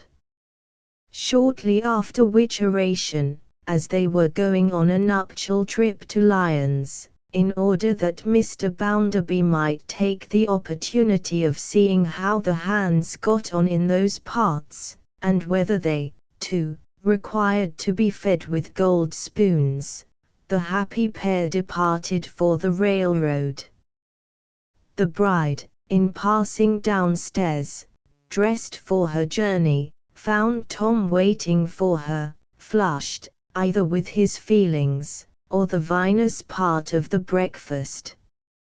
"What a game girl you are, to be such a first-rate sister, Lou," whispered Tom.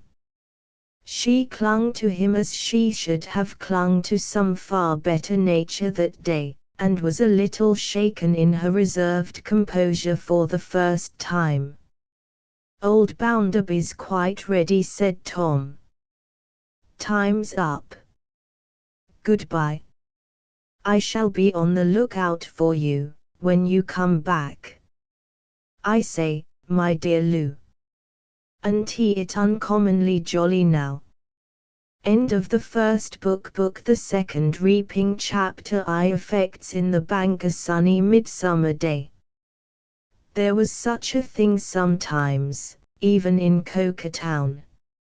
Seen from a distance in such weather, Coketown lay shrouded in a haze of its own, which appeared impervious to the sun's rays. You only knew the town was there, because you knew there could have been no such sulky blotch upon the prospect without a town. A blur of soot and smoke, now confusedly tending this way, now that way, now aspiring to the vault of heaven, now murkily creeping along the earth, as the wind rose and fell, or changed its quarter, a dense formless jumble, with sheets of cross-light in it, that showed nothing but masses of darkness. Coketown in the distance was suggestive of itself, though not a brick of it could be seen. The wonder was, it was there at all. It had been ruined so often, that it was amazing how it had borne so many shocks. Surely there never was such fragile chinaware as that of which the millers of Coketown were made. Handle them never so lightly, and they fell to pieces with such ease that you might suspect them of having been flawed before. They were ruined when they were required to send laboring children to school. They were ruined when inspectors were appointed to look into their works. They were ruined when such inspectors considered it doubtful whether they were quite justified in chopping people up with their machinery. They were utterly undone when it was hinted that perhaps they need not always make quite so much smoke. Besides Mr. Bounderby's gold spoon, which was generally received in Coketown, another prevalent fiction was very popular there. It took the form of a threat. Whenever a Coketowner felt he was ill-used, that is to say, whenever he was not left entirely alone, and it was proposed to hold him accountable for the consequences of any of his acts, he was sure to come out with the awful menace that he would sooner pitch his property into the Atlantic. This had terrified the Home Secretary within an inch of his life, on several occasions.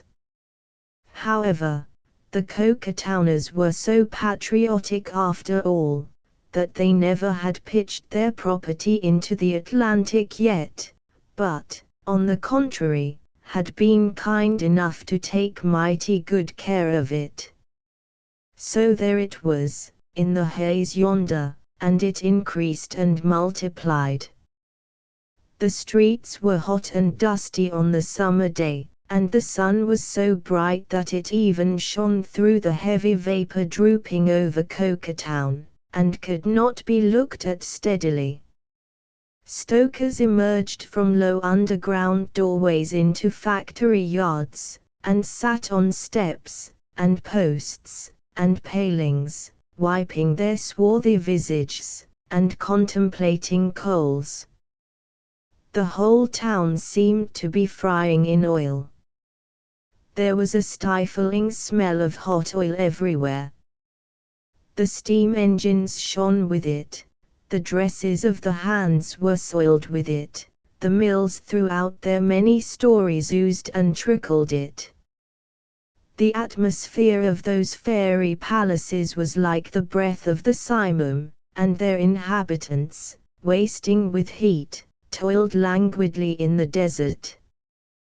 But no temperature made the melancholy mad elephants more mad or more sane.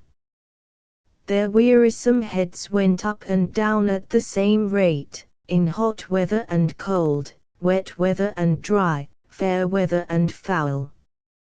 The measured motion of their shadows on the walls was the substitute Coketown had to show for the shadows of rustling woods, while, for the summer hum of insects, it could offer, all the year round, from the dawn of Monday to the night of Saturday, the whir of shafts and wheels. Drowsily they whirred all through this sunny day, making the passenger more sleepy and more hot as he passed the humming walls of the mills. Sun blinds, and sprinklings of water, a little cooled the main streets and the shops, but the mills, and the courts and alleys, baked at a fierce heat. Down upon the river that was black and thick with dye, some Coketown boys who were at large, a rare sight there, rowed a crazy boat, which made a spumous track upon the water as it jogged along, while every dip of an oar stirred up vile smells. But the sun itself, however beneficent, generally, was less kind to Coketown than hard frost, and rarely looked intently into any of its closer regions without engendering more death than life. So does the eye of heaven itself become an evil eye, when incapable or sordid hands are interposed between it and the things it looks upon to bless. Mrs. Sparsit sat in her afternoon apartment at the bank, on the shadier side of the Frying Street. Office hours were over, and at that period of the day, in warm weather, she usually embellished with her genteel presence a managerial boardroom over the public office. Her own private sitting room was a story higher, at the window of which post of observation she was ready, every morning, to greet Mr. Bounderby, as he came across the road, with the sympathizing recognition appropriate to a victim. He had been married now a year, and Mrs. Sparsit had never released him from her determined pity a moment. The bank offered no violence to the wholesome monotony of the town. It was another red brick house, with black outside shutters, green inside blinds, a black street door up 2 white steps, a brazen door plate, and a brazen door handle full stop. It was a size larger than Mr. Bounderby's house, as other houses were from a size to half a dozen sizes smaller. In all other particulars, it was strictly according to pattern. Mrs. Sparsit was conscious that by coming in the evening tide among the desks and writing implements, she shed a feminine, not to say also aristocratic, grace upon the office. Seated, with her needlework or netting apparatus, at the window, she had a self-laudatory sense of correcting, by her ladylike deportment, the rude business aspect of the place. With this impression of her interesting character upon her, Mrs. Sparsit considered herself, in some sort, the bank fairy. The townspeople who, in their passing and repassing, saw her there, regarded her as the bank dragon keeping watch over the treasures of the mine. What those treasures were, Mrs. Sparsit knew as little as they did. Gold and silver coin, precious paper, secrets that if divulged would bring vague destruction upon vague persons, generally, however, people whom she disliked, were the chief items in her ideal catalogue thereof.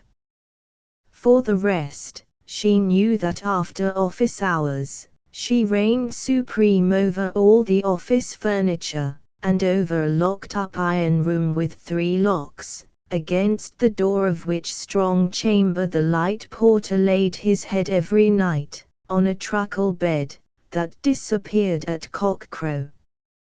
Further, she was lady paramount over certain vaults in the basement, sharply spiked off from communication with the predatory world, and over the relics of the current day's work, consisting of blots of ink, worn-out pens, fragments of wafers, and scraps of paper torn so small, that nothing interesting could ever be deciphered on them when Mrs. Sparsit tried. Lastly, she was guardian over a little armory of cutlasses and carbines, arrayed in vengeful order above one of the official chimney-pieces, and over that respectable tradition never to be separated from a place of business claiming to be wealthy, a row of fire-buckets, vessels calculated to be of no physical utility on any occasion, but observed to exercise a fine moral influence, almost equal to bullion, on most beholders. A deaf serving woman and the light porter completed Mrs. Sparsit's empire.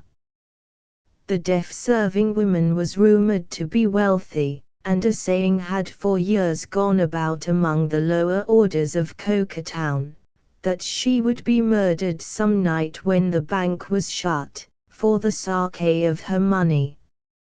It was generally considered, indeed, that she had been due some time, and ought to have fallen long ago, but she had kept her life, and her situation, with an ill-conditioned tenacity that occasioned much offence and disappointment.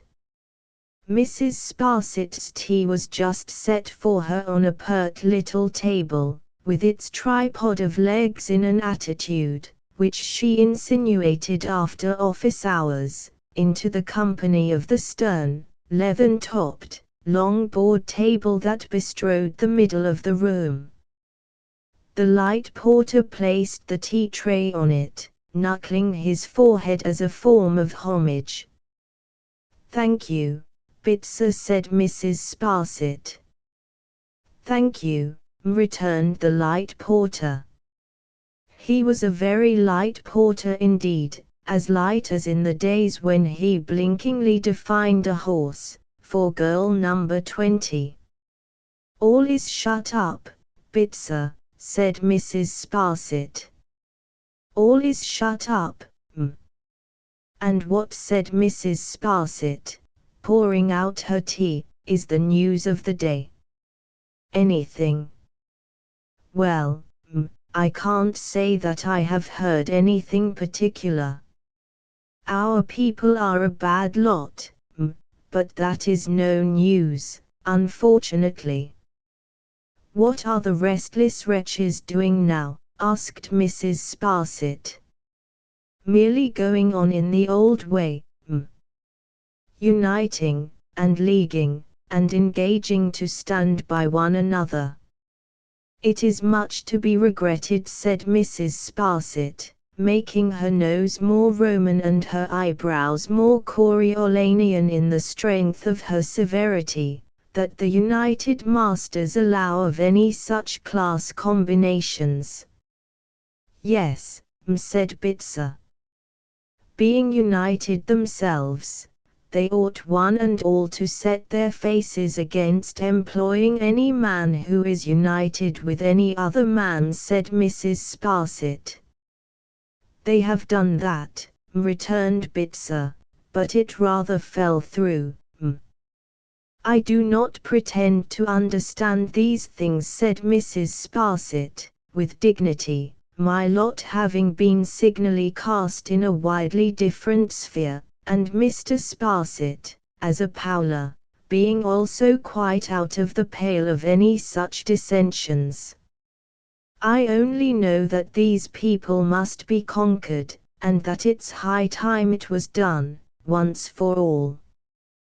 "Yes," returned Bitzer, with a demonstration of great respect for Mrs. Sparsit's oracular authority.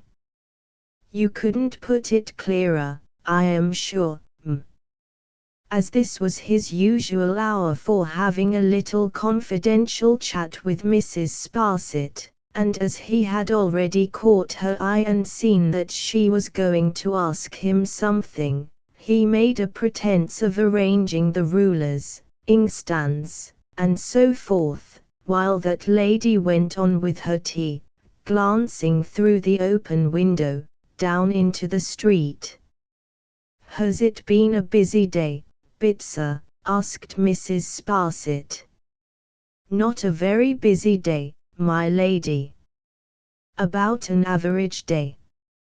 He now and then slided into "my lady," instead of as an involuntary acknowledgment of Mrs. Sparsit's personal dignity and claims to reverence. "The clerks," said Mrs. Sparsit, carefully brushing an imperceptible crumb of bread and butter from her left-hand mitten, "are trustworthy, punctual, and industrious, of course." "Yes, pretty fair, with the usual exception. He held the respectable office of general spy and informer in the establishment, for which volunteer service he received a present at Christmas, over and above his weekly wage.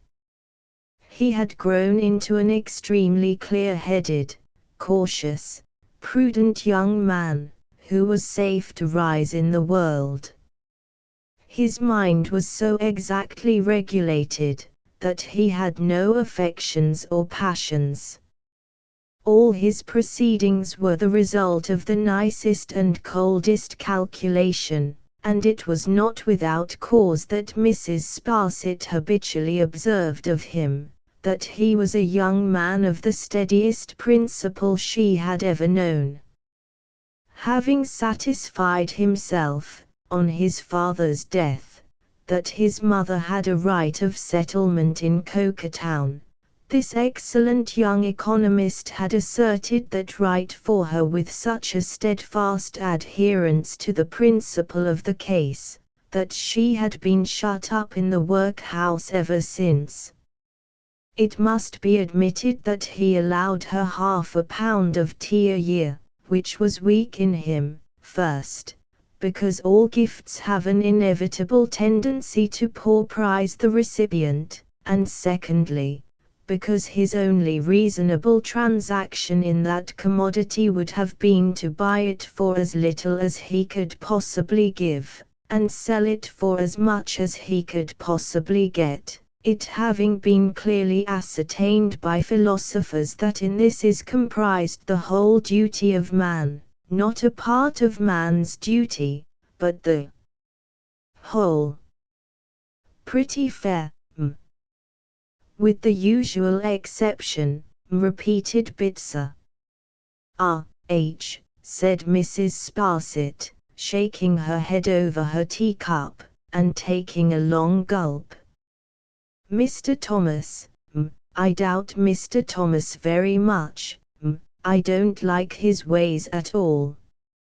Bitzer, said Mrs. Sparsit, in a very impressive manner, do you recollect my having said anything to you respecting names? I beg your pardon, It's quite true that you did object to names being used, and they are always best avoided. Please to remember that I have a charge here, said Mrs. Sparsit, with her air of state. I hold a trust here, Bitzer, under Mr. Bounderby. However improbable both Mr. Bounderby and myself might have deemed it years ago, that he would ever become my patron, making me an annual compliment, I cannot but regard him in that light.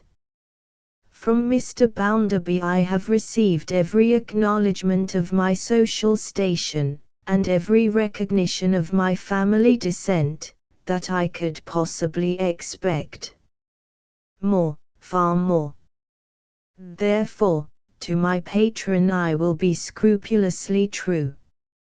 And I do not consider, I will not consider, I cannot consider, said Mrs. Sparsit, with a most extensive stock on hand of honor and morality, that I should be scrupulously true, if I allowed names to be mentioned under this roof, that are unfortunately, most unfortunately, no doubt of that, connected with his.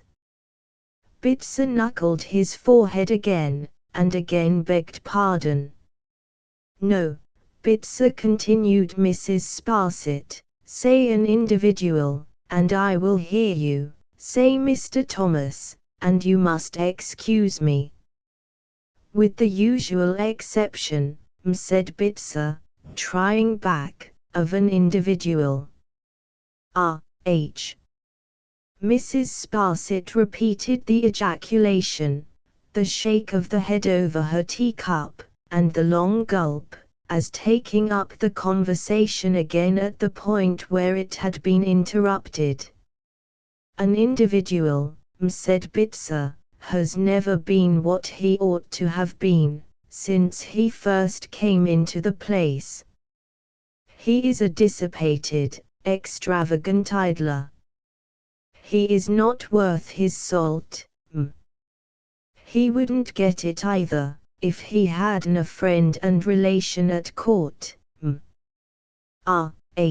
Said Mrs. Sparsit, with another melancholy shake of her head. I only hope, pursued Bitzer, that his friend and relation may not supply him with the means of carrying on. Otherwise, we know out of whose pocket that money comes. Sighed Mrs. Sparsit again, with another melancholy shake of her head. He is to be pitied. The last party I have alluded to, is to be pitied, said Bitzer. Yes, Bitzer, said Mrs. Sparsit. I have always pitied the delusion, always.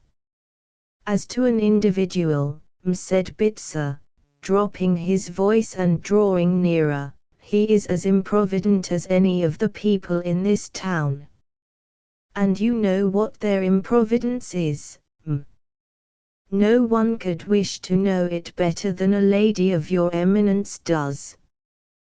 They would do well, returned Mrs. Sparsit, to take example by you, Bitzer.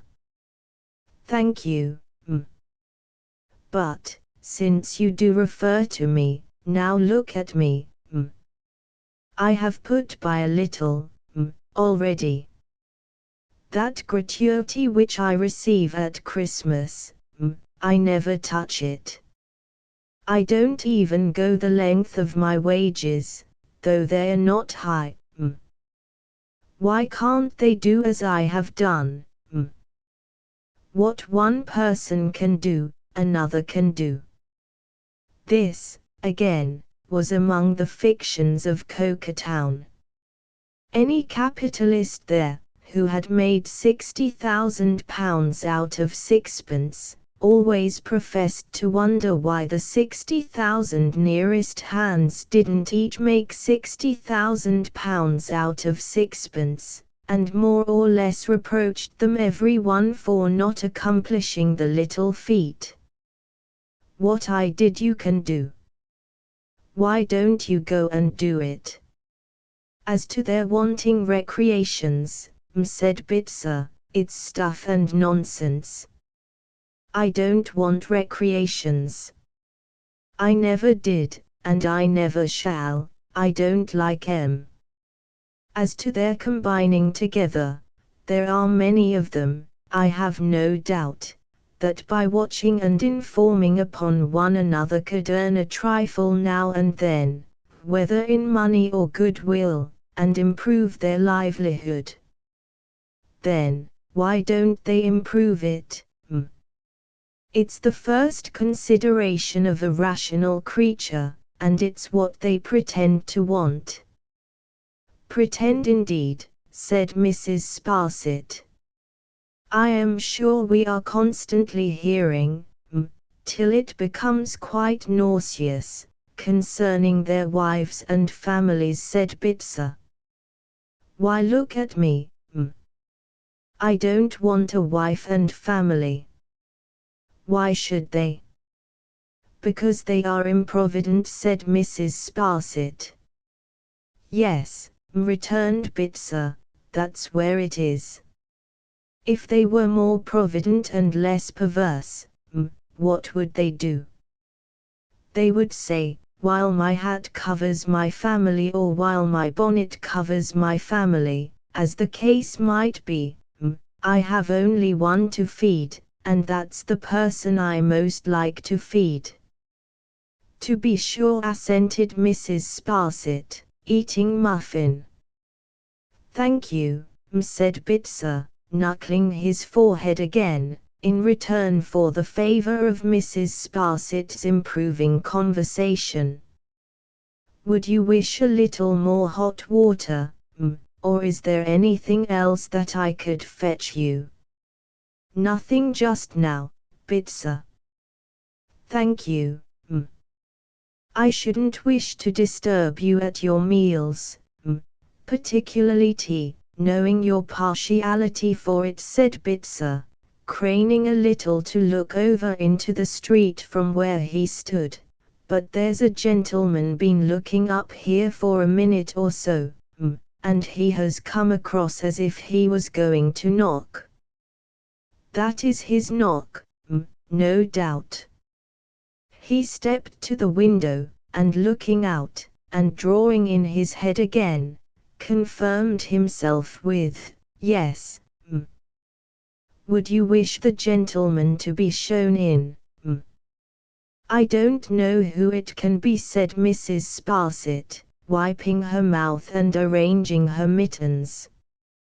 "A stranger, m, evidently."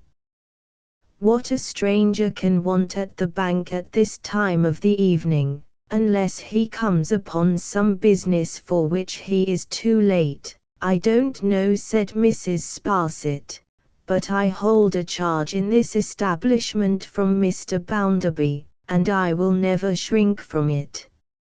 If to see him is any part of the duty I have accepted, I will see him. Use your own discretion, Bitzer." Here the visitor, all unconscious of Mrs. Sparsit's magnanimous words, repeated his knock so loudly that the light porter hastened down to open the door, while Mrs. Sparsit took the precaution of concealing her little table, with all its appliances upon it, in a cupboard, and then decamped upstairs, that she might appear, if needful, with the greater dignity. "If you please, m, the gentleman would wish to see you," said Bitzer, with his light eye at Mrs. Sparsit's keyhole. So, Mrs. Sparsit, who had improved the interval by touching up her cap, took her classical features downstairs again, and entered the boardroom in the manner of a Roman matron going outside the city walls to treat with an invading general. The visitor having strolled to the window, and being then engaged in looking carelessly out, was as unmoved by this impressive entry as man could possibly be. He stood whistling to himself with all imaginable coolness, with his hat still on, and a certain air of exhaustion upon him, in part arising from excessive summer, and in part from excessive gentility. For it was to be seen with half an eye that he was a thorough gentleman, made to the model of the time, weary of everything, and putting no more faith in anything than Lucifer. "I believe, sir," quoth Mrs. Sparsit, "you wished to see me." "I beg your pardon," he said, turning and removing his hat, "pray excuse me." "Humph," thought Mrs. Sparsit, as she made a stately bend. 35, good-looking, good figure, good teeth, good voice, good breeding, well-dressed, dark hair, bold eyes. All which Mrs. Sparsit observed in her womanly way, like the Sultan who put his head in the pail of water, merely in dipping down and coming up again. "Please to be seated, sir," said Mrs. Sparsit. "Thank you. Allow me." He placed a chair for her, but remained himself carelessly lounging against the table. "I left my servant at the railway looking after the luggage, very heavy train and vast quantity of it in the van, and strolled on, looking about me. Exceedingly odd place. Will you allow me to ask you if it's always as black as this?" "In general much blacker," returned Mrs. Sparsit, in her uncompromising way. "Is it possible? Excuse me, you are not a native, I think." "No, sir," returned Mrs. Sparsit. "It was once my good or ill fortune, as it may be, before I became a widow, to move in a very different sphere. My husband was a Powler." "Beg your pardon, really," said the stranger. "Was," Mrs. Sparsit repeated, "a Powler." "Powler family," said the stranger, after reflecting a few moments. Mrs. Sparsit signified assent. The stranger seemed a little more fatigued than before. "You must be very much bored here," was the inference he drew from the communication. "I am the servant of circumstances, sir," said Mrs. Sparsit, "and I have long adapted myself to the governing power of my life." "Very philosophical," returned the stranger, "and very exemplary and laudable," and it seemed to be scarcely worth his while to finish the sentence, so he played with his watch-chain wearily. "May I be permitted to ask, sir," said Mrs. Sparsit, "to what I am indebted for the favor of—" "Assuredly," said the stranger. "Much obliged to you for reminding me. I am the bearer of a letter of introduction to Mr. Bounderby, the banker." Walking through this extraordinarily black town, while they were getting dinner ready at the hotel, I asked a fellow whom I met, one of the working people, who appeared to have been taking a shower bath of something fluffy, which I assume to be the raw material. Mrs. Sparsit inclined her head. "Raw material, where Mr. Bounderby, the banker, might reside." Upon which, misled no doubt by the word banker, he directed me to the bank. Fact being, I presume, that Mr. Bounderby the banker does not reside in the edifice in which I have the honor of offering this explanation. "No, sir," returned Mrs. Sparsit, "he does not." "Thank you. I had no intention of delivering my letter at the present moment, nor have I. But strolling on to the bank to kill time, and having the good fortune to observe at the window towards which he languidly waved his hand, then slightly bowed, a lady of a very superior and agreeable appearance, I considered that I could not do better than take the liberty of asking that lady where Mr. Bounderby the banker does live. Which I accordingly venture, with all suitable apologies, to do. The inattention and indolence of his manner were sufficiently relieved, to Mrs. Sparsit's thinking, by a certain gallantry at ease, which offered her homage to. Here he was, for instance, at this moment, all but sitting on the table, and yet lazily bending over her, as if he acknowledged an attraction in her that made her charming, in her way.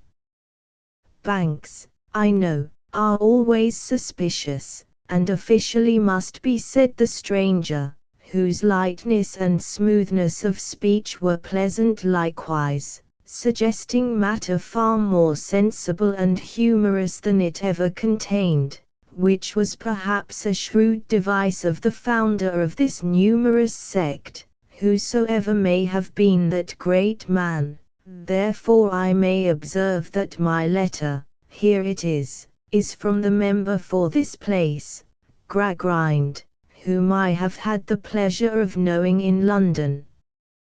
Mrs. Sparsit recognized the hand, intimated that such confirmation was quite unnecessary, and gave Mr. Bounderby's address, with all needful clues and directions in aid. "Thousand thanks," said the stranger. "Of course you know the banker well?" "Yes, sir," rejoined Mrs. Sparsit. "In my dependent relation towards him, I have known him 10 years. Quite an eternity. I think he married Gradgrind's daughter."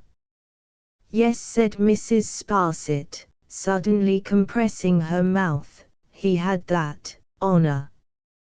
The lady is quite a philosopher, I am told." "Indeed, sir," said Mrs. Sparsit. "Is she?" "Excuse my impertinent curiosity," pursued the stranger, fluttering over Mrs. Sparsit's eyebrows, with a propitiatory air, "but you know the family, and know the world." "I am about to know the family, and may have much to do with them." "Is the lady so very alarming?" "Her father gives her such a portentously hard-headed reputation, that I have a burning desire to know." "Is she absolutely unapproachable?" "Repellently and stunningly clever." "I see, by your meaning smile, you think not." "You have poured balm into my anxious soul." "As to age, now?" 40. 5 and 30. Mrs. Sparsit laughed outright. "A chit," said she. "Not 20 when she was married." "I give you my honor, Mrs. Powler," returned the stranger, detaching himself from the table, "that I never was so astonished in my life." It really did seem to impress him, to the utmost extent of his capacity of being impressed. He looked at his informant for full a quarter of a minute, and appeared to have the surprise in his mind all the time. "I assure you, Mrs. Powler," he then said, much exhausted, "that the father's manner prepared me for a grim and stony maturity. I am obliged to you, of all things, for correcting so absurd a mistake. Pray excuse my intrusion." "Many thanks. Good day." He bowed himself out, and Mrs. Sparsit, hiding in the window curtain, saw him languishing down the street on the shady side of the way, observed of all the town. "What do you think of the gentleman, Bitzer?" she asked the light porter, when he came to take away. "Spends a deal of money on his dress, It must be admitted," said Mrs. Sparsit, "that it's very tasteful." "Yes," returned Bitzer, "if that's worth the money." "Besides which," resumed Bitzer, while he was polishing the table, "he looks to me as if he gamed." "It's immoral to game," said Mrs. Sparsit. "It's ridiculous," said Bitzer, "because the chances are against the players." Whether it was that the heat prevented Mrs. Sparsit from working, or whether it was that her hand was out, she did no work that night. She sat at the window, when the sun began to sink behind the smoke. She sat there, when the smoke was burning red, when the color faded from it, when darkness seemed to rise slowly out of the ground, and creep upward, upward, up to the house tops, up the church steeple, up to the summits of the factory chimneys, up to the sky. Without a candle in the room, Mrs. Sparsit sat at the window, with her hands before her, not thinking much of the sounds of evening, the whooping of boys, the barking of dogs, the rumbling of wheels, the steps and voices of passengers, the shrill street cries, the clogs upon the pavement when it was their hour for going by, the shutting up of shop shutters.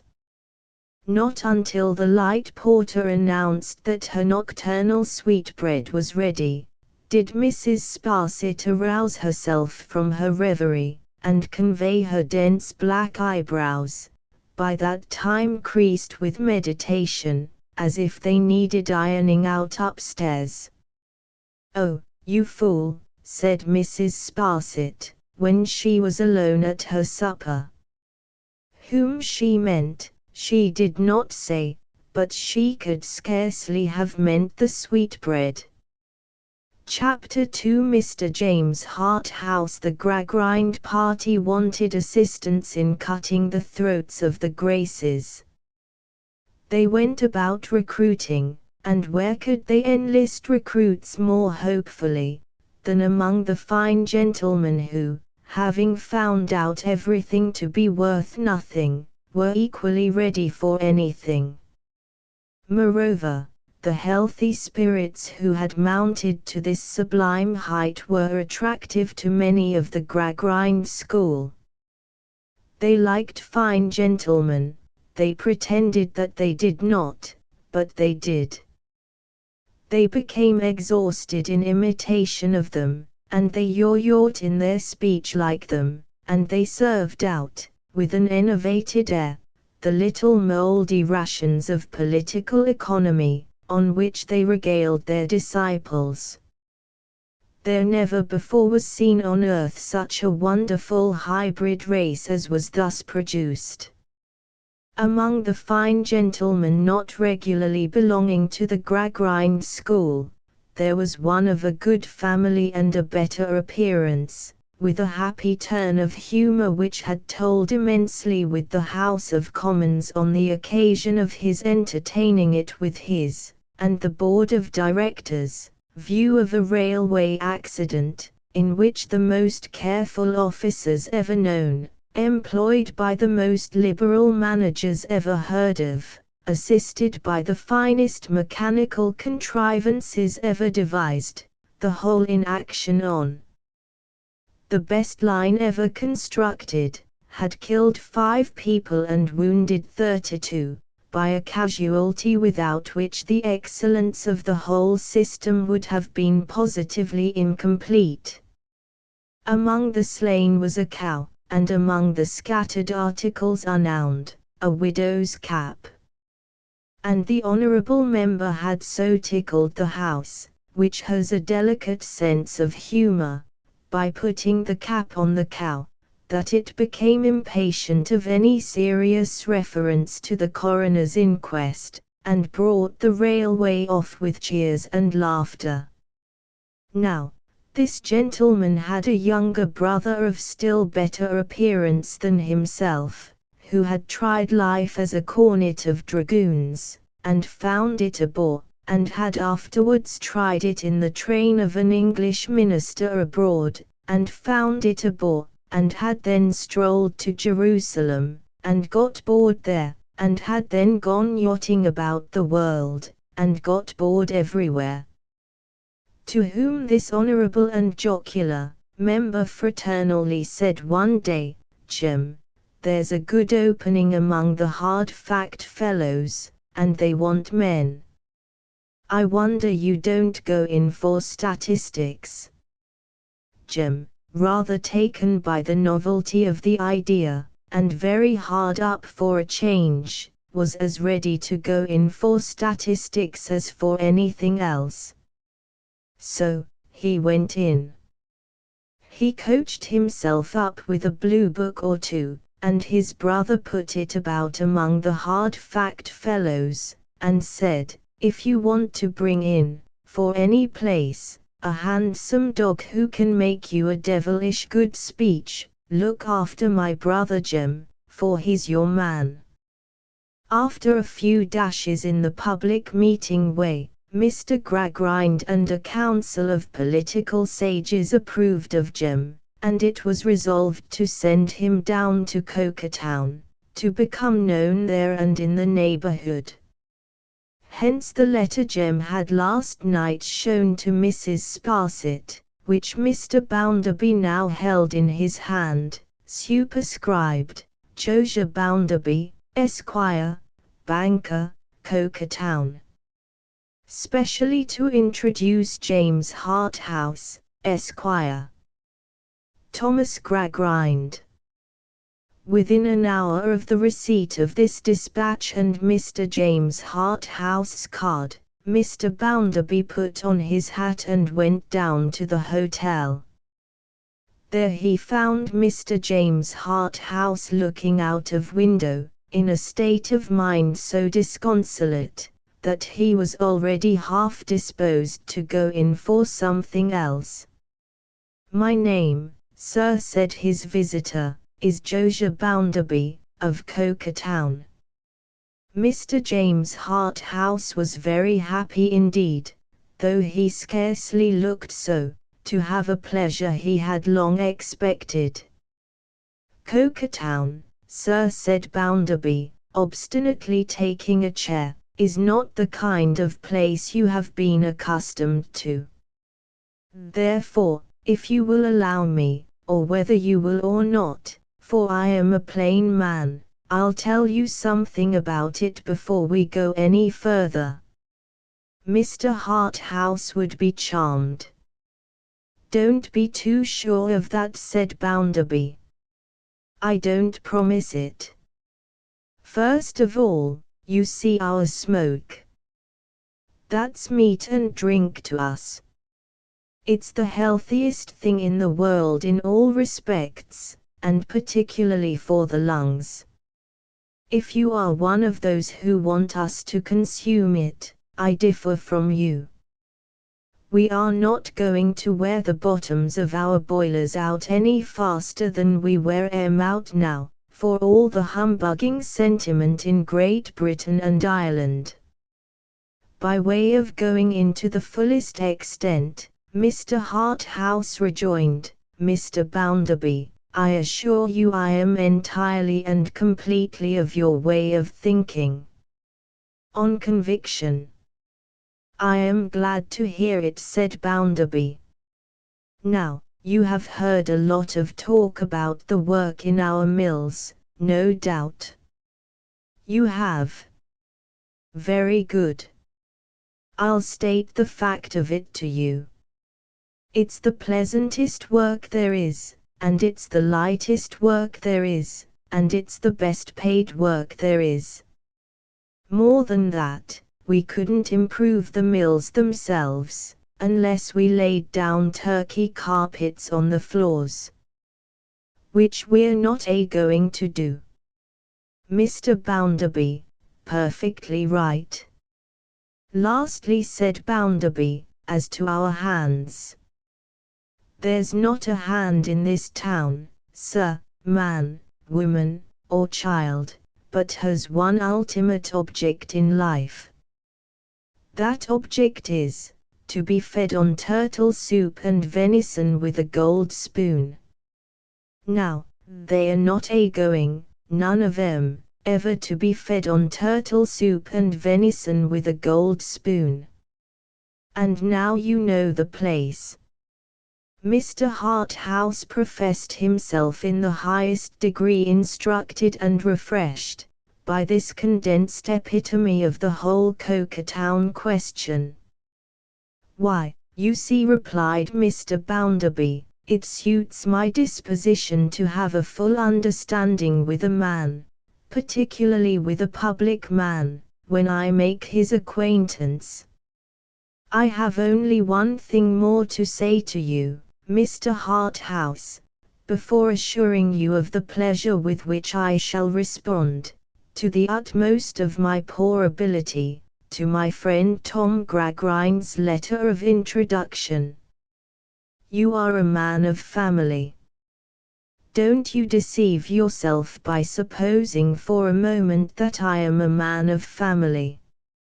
I am a bit of dirty riff-raff, and a genuine scrap of tag, rag, and bobtail.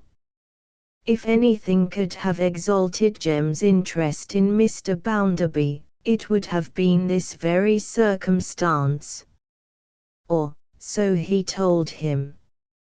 So now, said Bounderby, we may shake hands on equal terms. I say, equal terms, because although I know what I am, and the exact depth of the gutter I have lifted myself out of, better than any man does, I am as proud as you are. I am just as proud as you are. Having now asserted my independence in a proper manner, I may come to how do you find yourself, and I hope you're pretty well. The better, Mr. Harthouse gave him to understand as they shook hands, for the salubrious air of Coketown. Mr. Bounderby received the answer with favour. "Perhaps you know," said he, "or perhaps you don't know, I married Tom Gradgrind's daughter. If you have nothing better to do than to walk uptown with me, I shall be glad to introduce you to Tom Gradgrind's daughter." "Mr. Bounderby," said Jem, "you anticipate my dearest wishes." They went out without further discourse, and Mr. Bounderby piloted the new acquaintance who so strongly contrasted with him, to the private red brick dwelling, with the black outside shutters, the green inside blinds, and the black street door up the 2 white steps. In the drawing-room of which mansion, there presently entered to them the most remarkable girl Mr. James Harthouse had ever seen.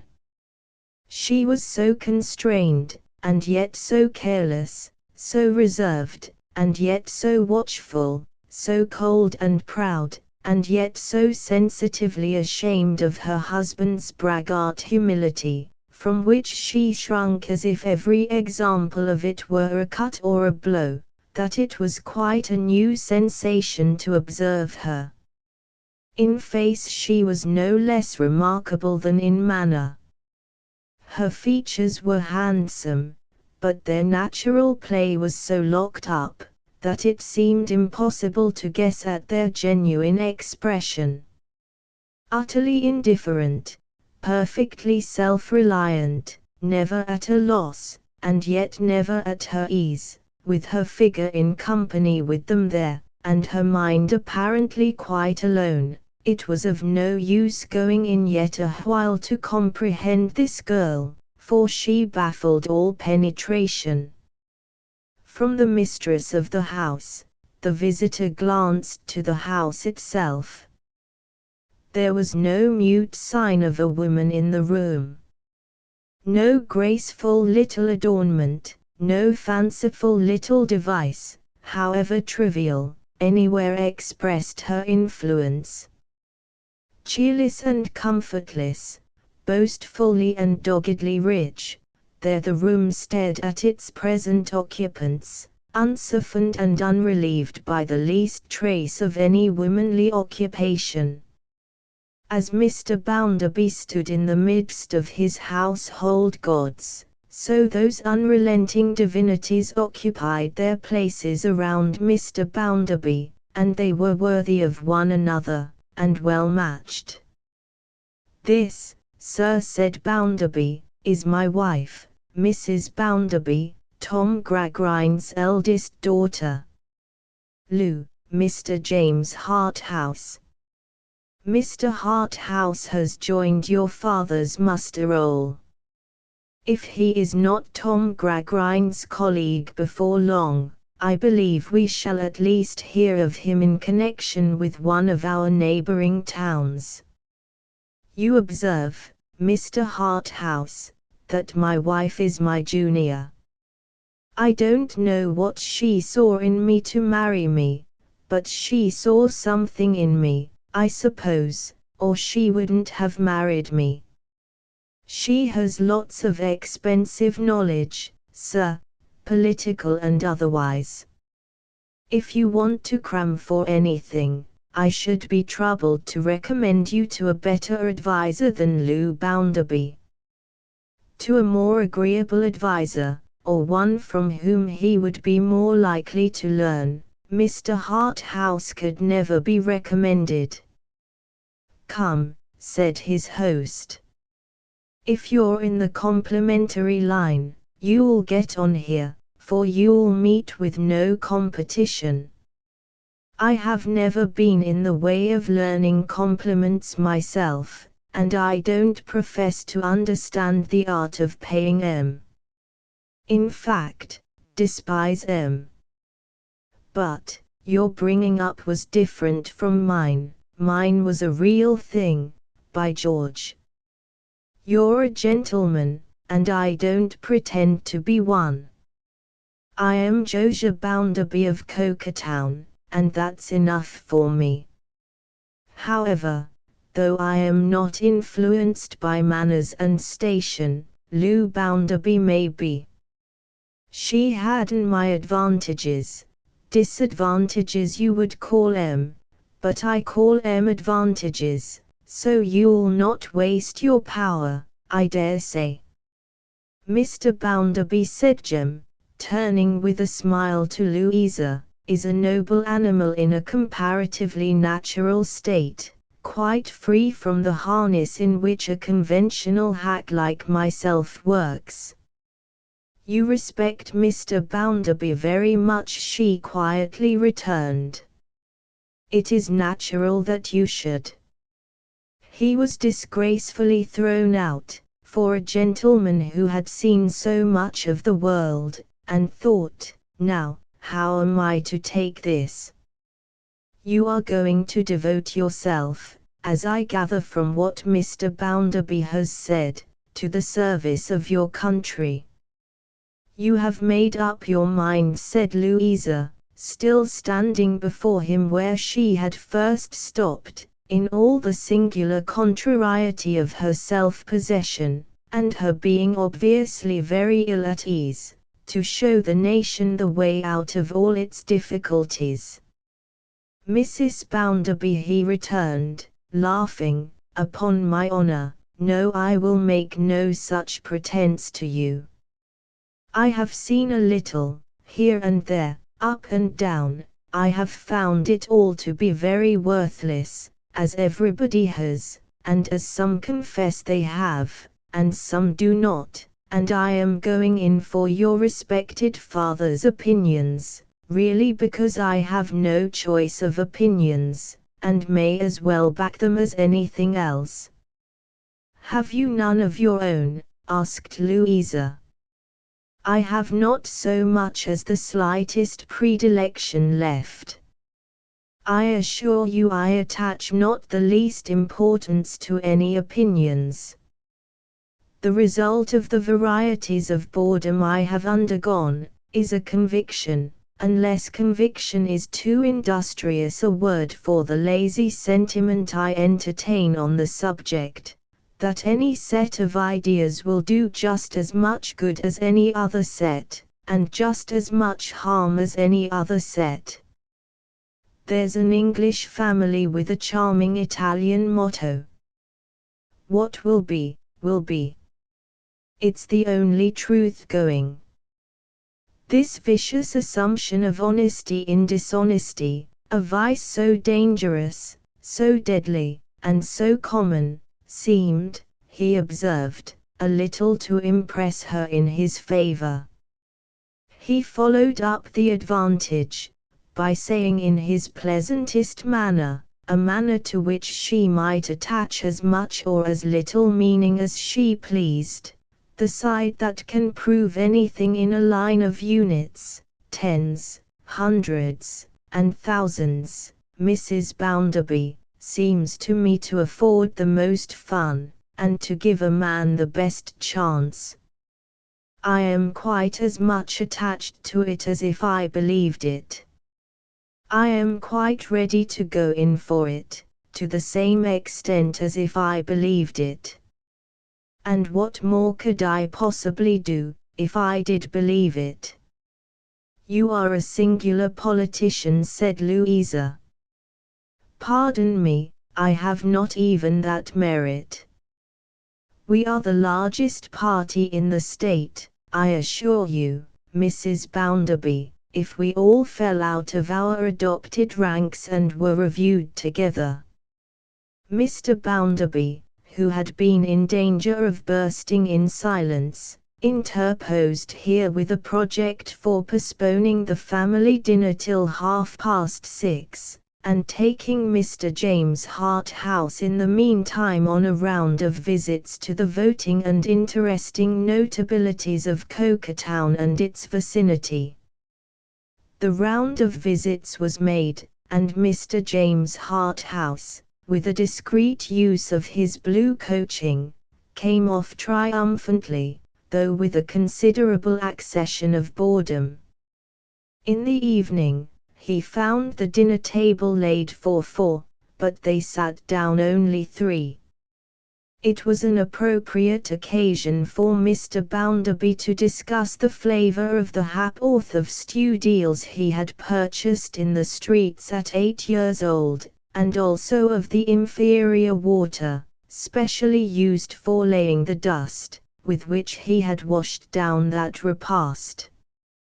He likewise entertained his guest over the soup and fish, with the calculation that he, Bounderby, had eaten in his youth at least 3 horses under the guise of polonies and saveloys.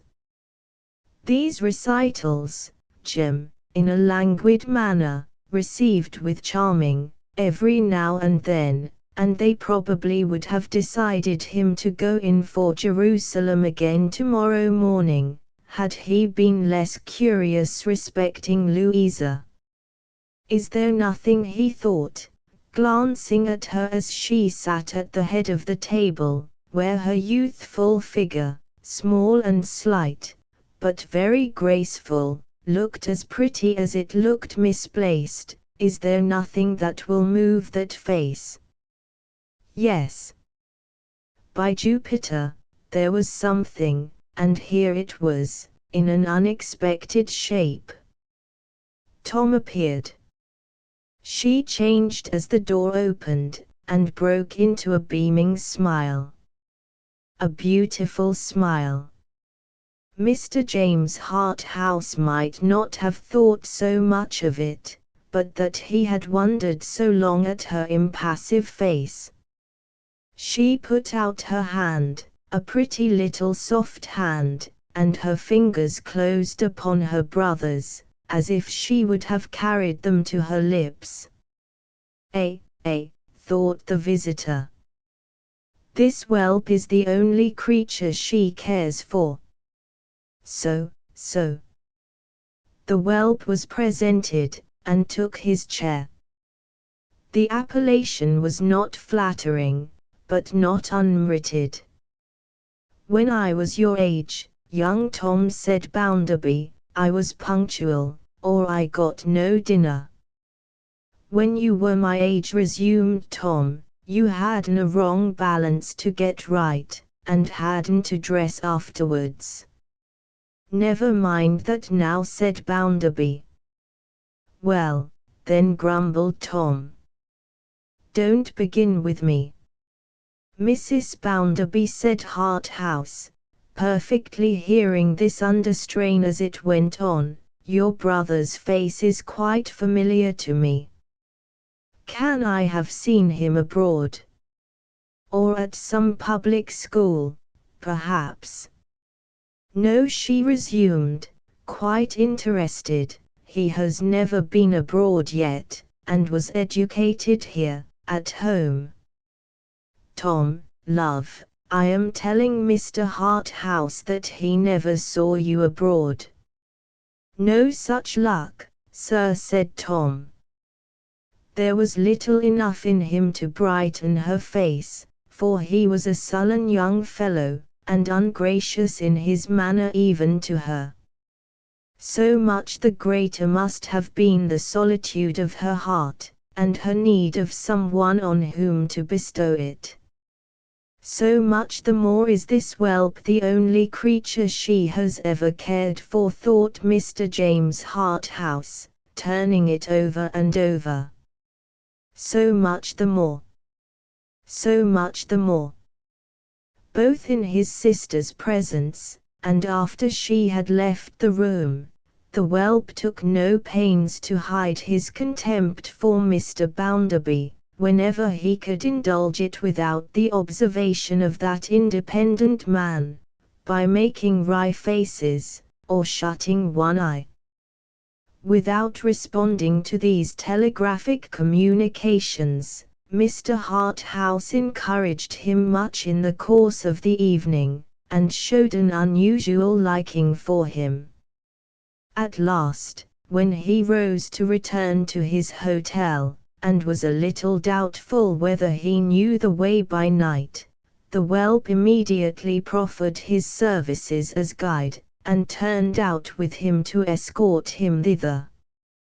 Mr. Harthouse dines at the Bounderbys. Chapter 3. The Whelp. It was very remarkable that a young gentleman who had been brought up under one continuous system of unnatural restraint, should be a hypocrite, but it was certainly the case with Tom. It was very strange that a young gentleman who had never been left to his own guidance for 5 consecutive minutes, should be incapable at last of governing himself, but so it was with Tom. It was altogether unaccountable that a young gentleman whose imagination had been strangled in his cradle, should be still inconvenienced by its ghost in the form of grovelling sensualities, but such a monster, beyond all doubt, was Tom. "Do you smoke?" asked Mr. James Harthouse, when they came to the hotel. "I believe you," said Tom. He could do no less than ask Tom up, and Tom could do no less than go up. What with a cooling drink adapted to the weather, but not so weak as cool, and what with a rarer tobacco than was to be bought in those parts, Tom was soon in a highly free and easy state at his end of the sofa, and more than ever disposed to admire his new friend at the other end. Tom blew his smoke aside, after he had been smoking a little while, and took an observation of his friend. "He don't seem to care about his dress," thought Tom, "and yet how capitally he does it. What an easy swell he is." Mr. James Harthouse, happening to catch Tom's eye, remarked that he drank nothing, and filled his glass with his own negligent hand. "Thank'ee," said Tom. "Thank'ee. Well, Mr. Harthouse, I hope you have had about a dose of old Bounderby tonight." Tom said this with one eye shut up again, and looking over his glass knowingly, at his entertainer. "A very good fellow indeed," returned Mr. James Harthouse. "You think so, don't you?" said Tom. And shut up his eye again. Mr. James Harthouse smiled, and rising from his end of the sofa, and lounging with his back against the chimney-piece, so that he stood before the empty fire-grate as he smoked, in front of Tom and looking down at him, observed, "What a comical brother-in-law you are." "What a comical brother-in-law old Bounderby is, I think you mean," said Tom. "You are a piece of caustic," Tom retorted Mr. James Harthouse. There was something so very agreeable in being so intimate with such a waistcoat, in being called Tom, in such an intimate way, by such a voice, in being on such off-hand terms so soon, with such a pair of whiskers, that Tom was uncommonly pleased with himself. "Oh, I don't care for old Bounderby," said he, "if you mean that. I have always called old Bounderby by the same name when I have talked about him, and I have always thought of him in the same way. I am not going to begin to be polite now, about old Bounderby. It would be rather late in the day." "Don't mind me," returned James, "but take care when his wife is by, you know." "His wife," said Tom. "My sister Lou." "Oh yes." And he laughed, and took a little more of the cooling drink. James Harthouse continued to lounge in the same place and attitude, smoking his cigar in his own easy way, and looking pleasantly at the whelp, as if he knew himself to be a kind of agreeable demon who had only to hover over him, and he must give up his whole soul if required. It certainly did seem that the whelp yielded to this influence. He looked at his companion sneakingly, he looked at him admiringly, he looked at him boldly, and put up one leg on the sofa. "My sister Lou," said Tom. "She never cared for old Bounderby." "That's the past tense," Tom returned Mr. James Harthouse, striking the ash from his cigar with his little finger. "We are in the present tense, now. Verb neuter, not to care. Indicative mood, present tense. First person singular, I do not care. Second person singular, thou dost not care. Third person singular, she does not care, returned Tom. "Good. Very quaint," said his friend. "Though you don't mean it." "But I do mean it," cried Tom. "Upon my honor." "Why, you won't tell me, Mr. Harthouse, that you really suppose my sister Lou does care for old Bounderby?" "My dear fellow," returned the other, "what am I bound to suppose, when I find two married people living in harmony and happiness?" Tom had by this time got both his legs on the sofa. If his second leg had not been already there when he was called a dear fellow, he would have put it up at that great stage of the conversation. Feeling it necessary to do something then, he stretched himself out at greater length, and, reclining with the back of his head on the end of the sofa, and smoking with an infinite assumption of negligence, turned his common face, and not too sober eyes, towards the face looking down upon him so carelessly yet so potently. "You know our governor, Mr. Harthouse," said Tom, "and therefore, you needn't be surprised that Lou married old Bounderby. She never had a lover, and the governor proposed old Bounderby, and she took him." "Very dutiful in your interesting sister," said Mr. James Harthouse.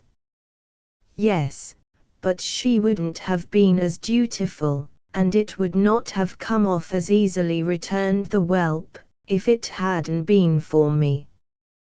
The tempter merely lifted his eyebrows, but the whelp was obliged to go on. "I persuaded her," he said, with an edifying air of superiority. "I was stuck into old Bounderby's bank, where I never wanted to be, and I knew I should get into scrapes there, if she put old Bounderby's pipe out, so I told her my wishes, and she came into them. She would do anything for me. It was very game of her, wasn't it?" "It was charming, Tom." "Not that it was altogether so important to her as it was to me," continued Tom coolly, "because my liberty and comfort, and perhaps my getting on, depended on it, and she had no other lover, and staying at home was like staying in jail, especially when I was gone. It wasn't as if she gave up another lover for old Bounderby, but still it was a good thing in her. Perfectly delightful. And she gets on so placidly."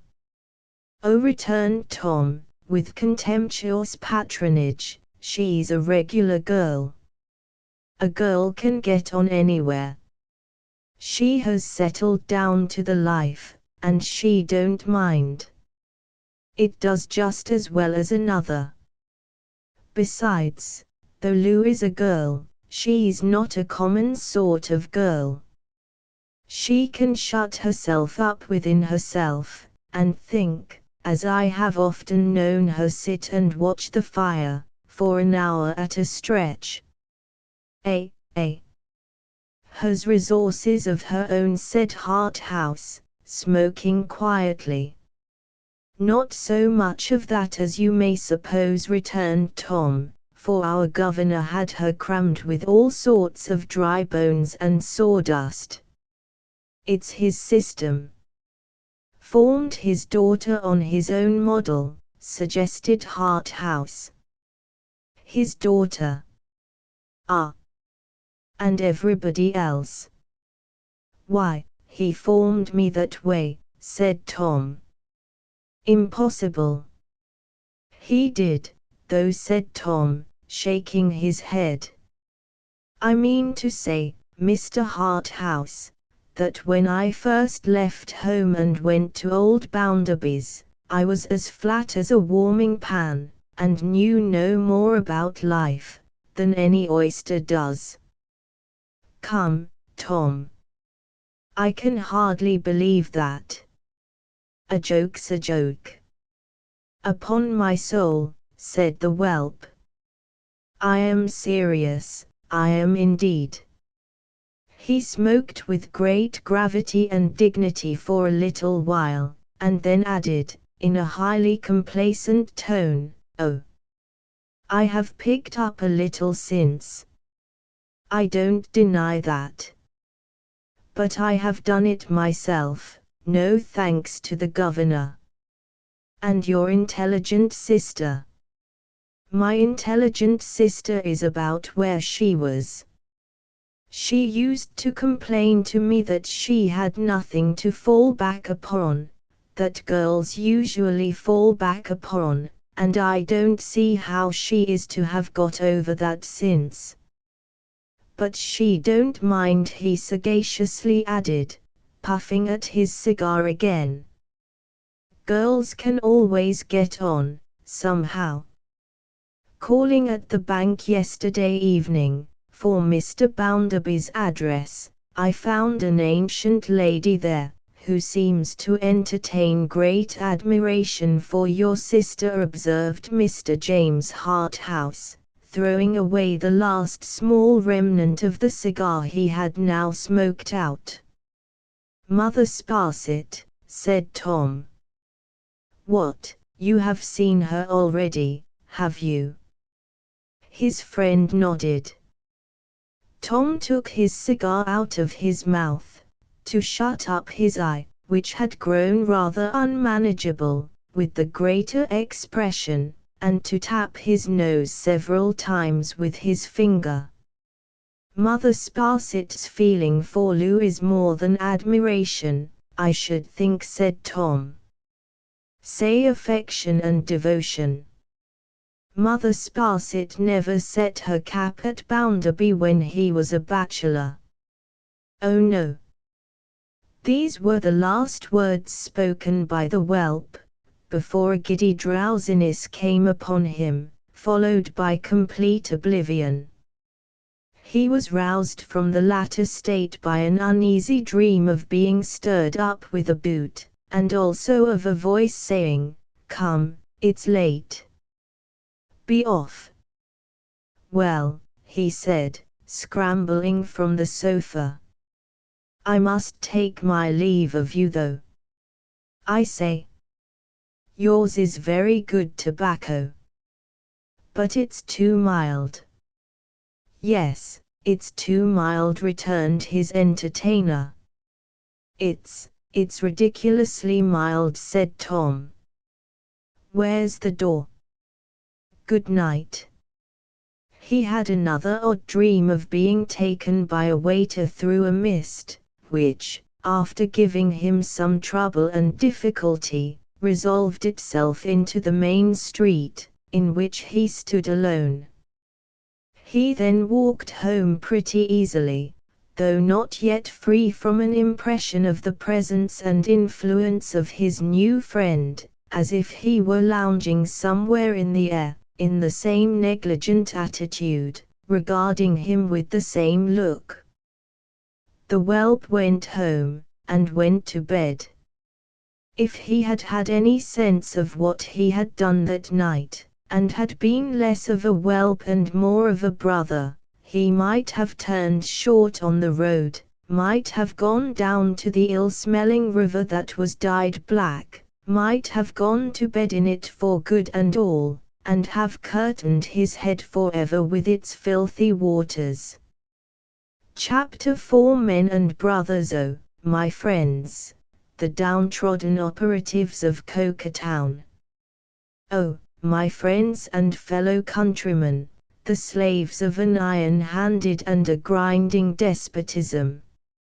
Oh, my friends and fellow sufferers, and fellow workmen, and fellow men. I tell you that the hour is come, when we must rally round one another as one united power, and crumble into dust the oppressors that too long have battened upon the plunder of our families, upon the sweat of our brows, upon the labor of our hands, upon the strength of our sinews, upon the God-created glorious rights of humanity, and upon the holy and eternal privileges of brotherhood. Good. Hear, hear, hear. Hurrah, and other cries, arose in many voices from various parts of the densely crowded and suffocatingly close hall, in which the orator, perched on a stage, delivered himself of this and what other froth and fume he had in him. He had declaimed himself into a violent heat, and was as hoarse as he was hot. By dint of roaring at the top of his voice under a flaring gaslight, clenching his fists, knitting his brows, setting his teeth, and pounding with his arms, he had taken so much out of himself by this time, that he was brought to a stop, and called for a glass of water. As he stood there, trying to quench his fiery face with his drink of water, the comparison between the orator and the crowd of attentive faces turned towards him, was extremely to his disadvantage. Judging him by nature's evidence, he was above the mass in very little but the stage on which he stood. In many great respects he was essentially below them. He was not so honest, he was not so manly, he was not so good-humored, he substituted cunning for their simplicity, and passion for their safe solid sense. An ill-made, high-shouldered man, with lowering brows, and his features crushed into an habitually sour expression, he contrasted most unfavorably, even in his mongrel dress, with the great body of his hearers in their plain working clothes. Strange as it always is to consider any assembly in the act of submissively resigning itself to the dreariness of some complacent person, lord or commoner, whom 3/4 of it could, by no human means, raise out of the slough of inanity to their own intellectual level, it was particularly strange, and it was even particularly affecting, to see this crowd of earnest faces, whose honesty in the main no competent observer free from bias could doubt, so agitated by such a leader. Good. Hear, hear. Hurrah! The eagerness both of attention and intention, exhibited in all the countenances, made them a most impressive sight. There was no carelessness, no languor, no idle curiosity, none of the many shades of indifference to be seen in all other assemblies, visible for one moment there. That every man felt his condition to be, somehow or other, worse than it might be, that every man considered it incumbent on him to join the rest, towards the making of it better, that every man felt his only hope to be in his allying himself to the comrades by whom he was surrounded, and that in this belief, right or wrong, unhappily wrong then, the whole of that crowd were gravely, deeply, faithfully in earnest, must have been as plain to any one who chose to see what was there, as the bare beams of the roof and the whitened brick walls. Nor could any such spectator fail to know in his own breast, that these men, through their very delusions, showed great qualities, susceptible of being turned to the happiest and best account, and that to pretend, on the strength of sweeping axioms, howsoever cut and dried, that they went astray wholly without cause, and of their own irrational wills, was to pretend that there could be smoke without fire, death without birth, harvest without seed, anything or everything produced from nothing. The orator, having refreshed himself, wiped his corrugated forehead from left to right several times with his handkerchief folded into a pad, and concentrated all his revived forces, in a sneer of great disdain and bitterness. But oh, my friends and brothers! Oh, men and Englishmen, the downtrodden operatives of Coca-Town! What shall we say of that man, that working man, that I should find it necessary so to libel the glorious name, who, being practically and well acquainted with the grievances and wrongs of you, the injured pith and marrow of this land, and having heard you, with a noble and majestic unanimity that will make tyrants tremble, resolve for to subscribe to the funds of the United Aggregate Tribunal, and to abide by the injunctions issued by that body for your benefit, whatever they may be, what, I ask you, will you say of that working man, since such I must acknowledge him to be, who, at such a time, deserts his post, and sells his flag, who, at such a time, turns a traitor and a craven and a recreant, who, at such a time, is not ashamed to make to you the dastardly and humiliating avowal that he will hold himself aloof, and will not be one of those associated in the gallant stand for freedom and for right. The assembly was divided at this point. There were some groans and hisses, but the general sense of honor was much too strong for the condemnation of a man unheard. Be sure you're right, Slackbridge. Put him up. Let's hear him. Such things were said on many sides. Finally, one strong voice called out, "Is the man here?" If the man's here, Slackbridge, let's hear the man himself, Stedo yo. Which was received with a round of applause. Slackbridge, the orator, looked about him with a withering smile, and, holding out his right hand at arm's length, as the manner of all Slackbridges is, to still the thundering sea, waited until there was a profound silence.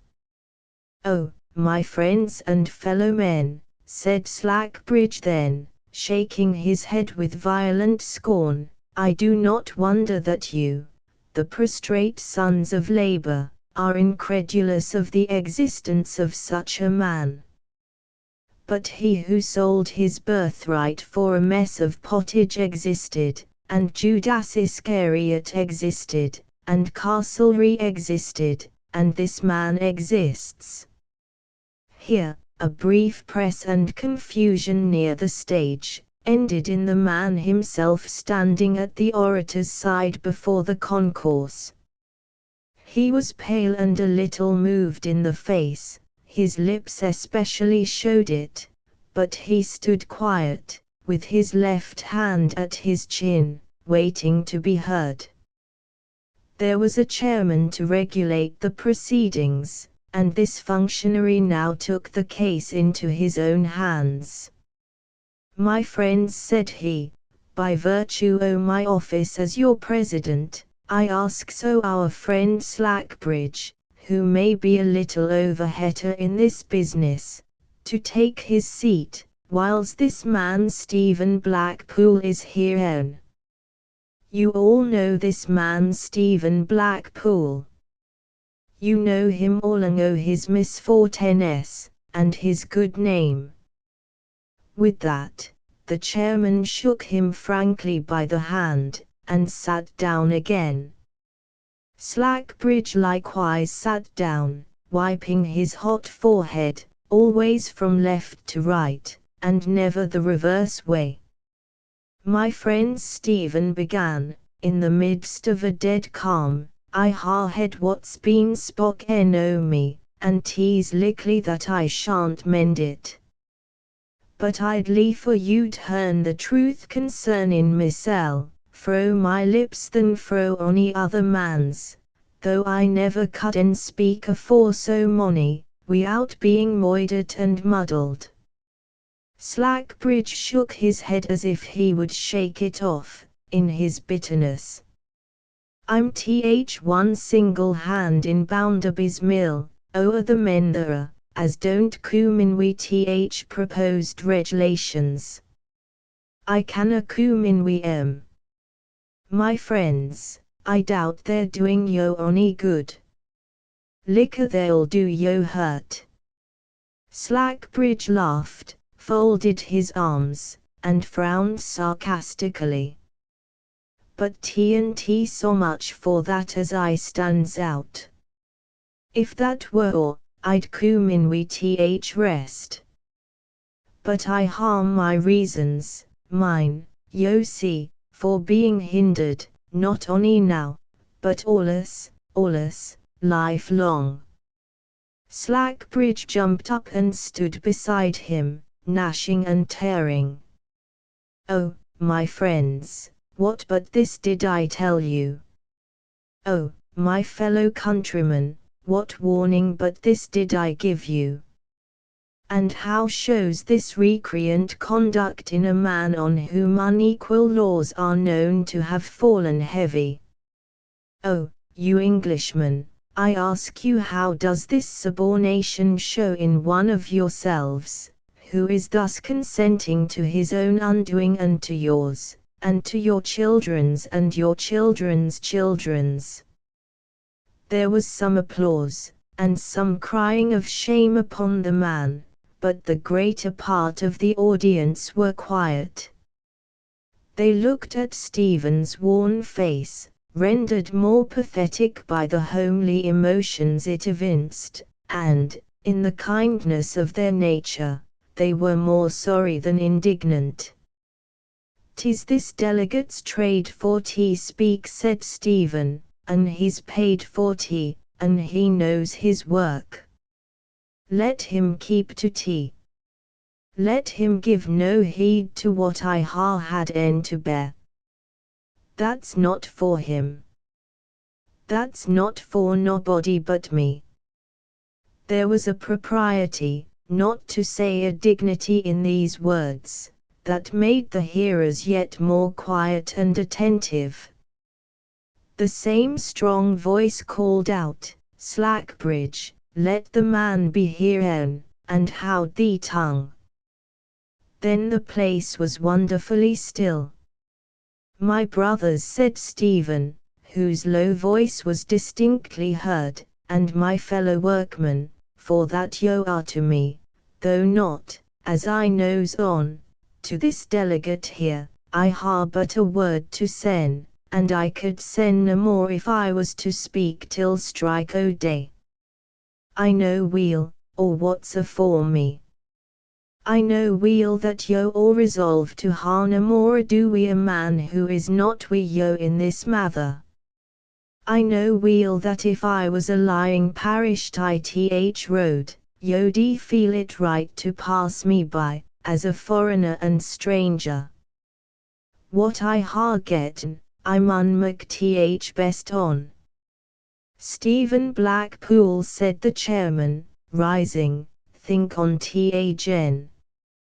Think on once again, lad, afore thou art shunned by our old friends."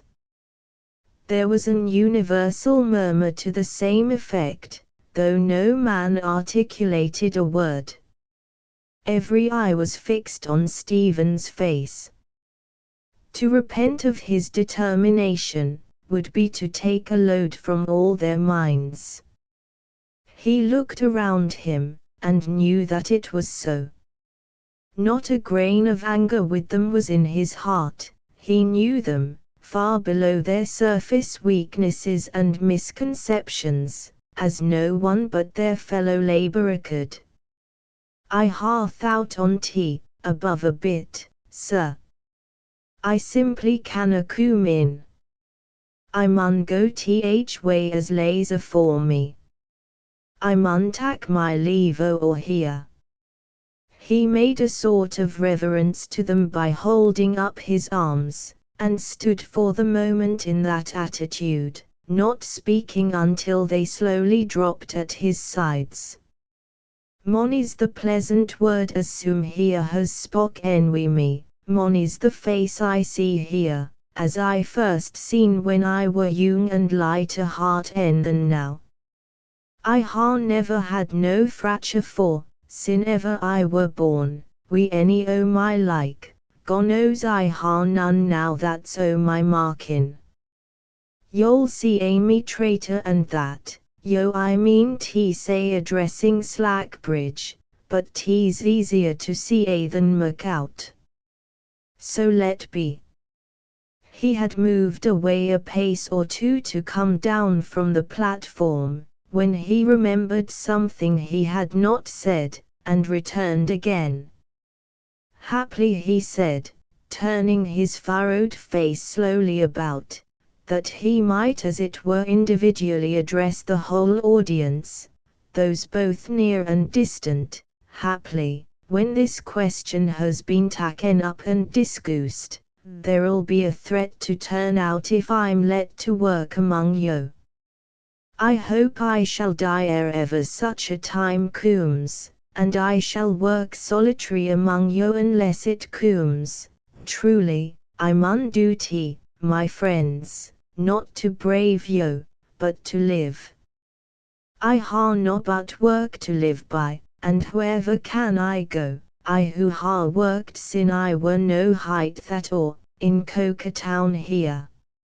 I mak no complaints o' being turned to the wa, o' being outcasten and overlooken fro this time forward, but hope I shall be let to work.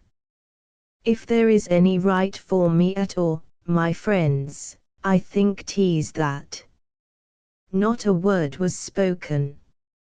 Not a sound was audible in the building, but the slight rustle of men moving a little apart, all along the center of the room, to open a means of passing out, to the man with whom they had all bound themselves to renounce companionship.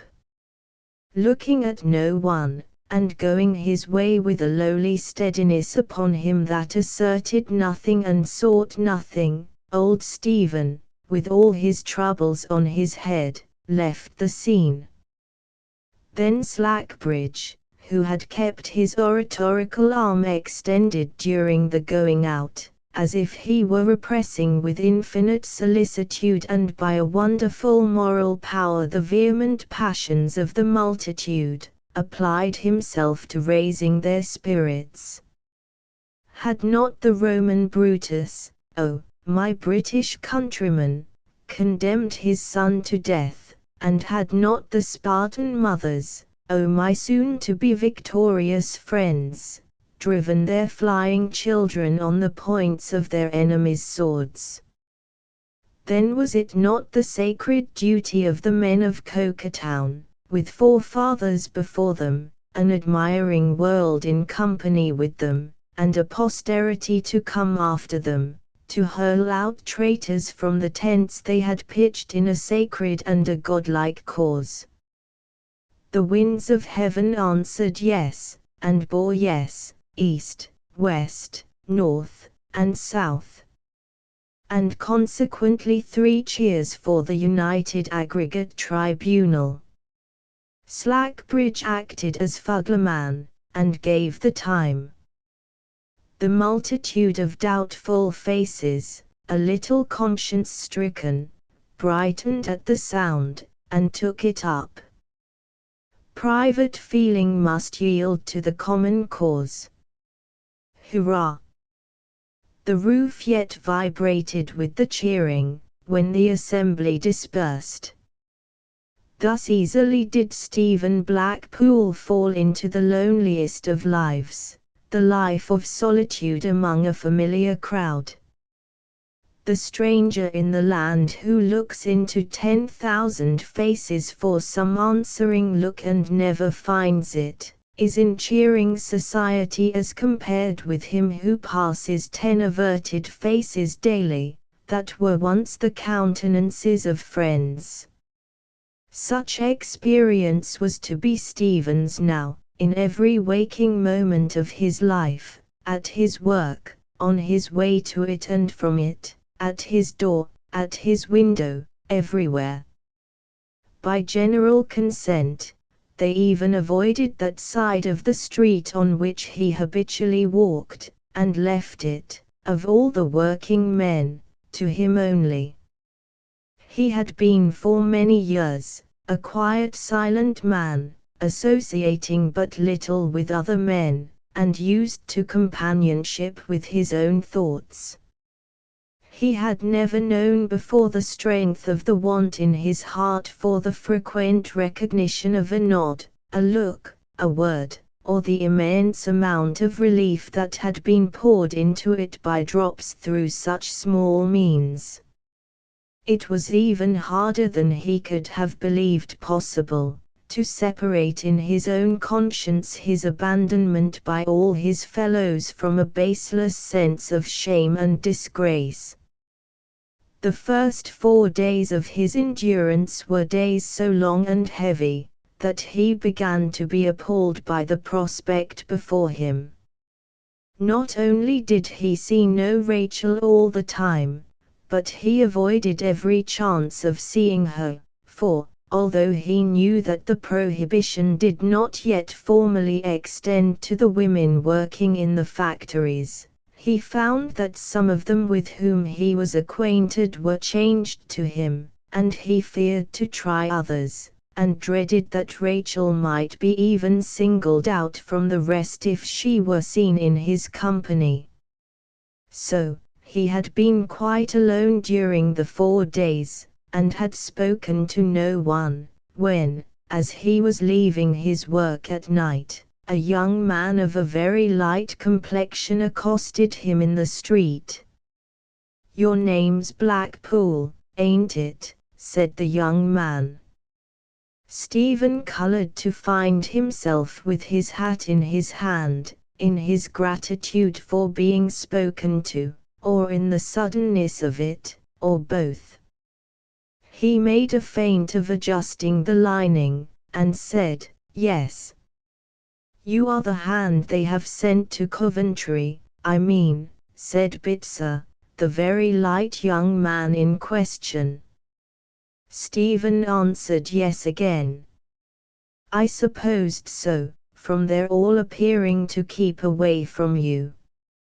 Mr. Bounderby wants to speak to you.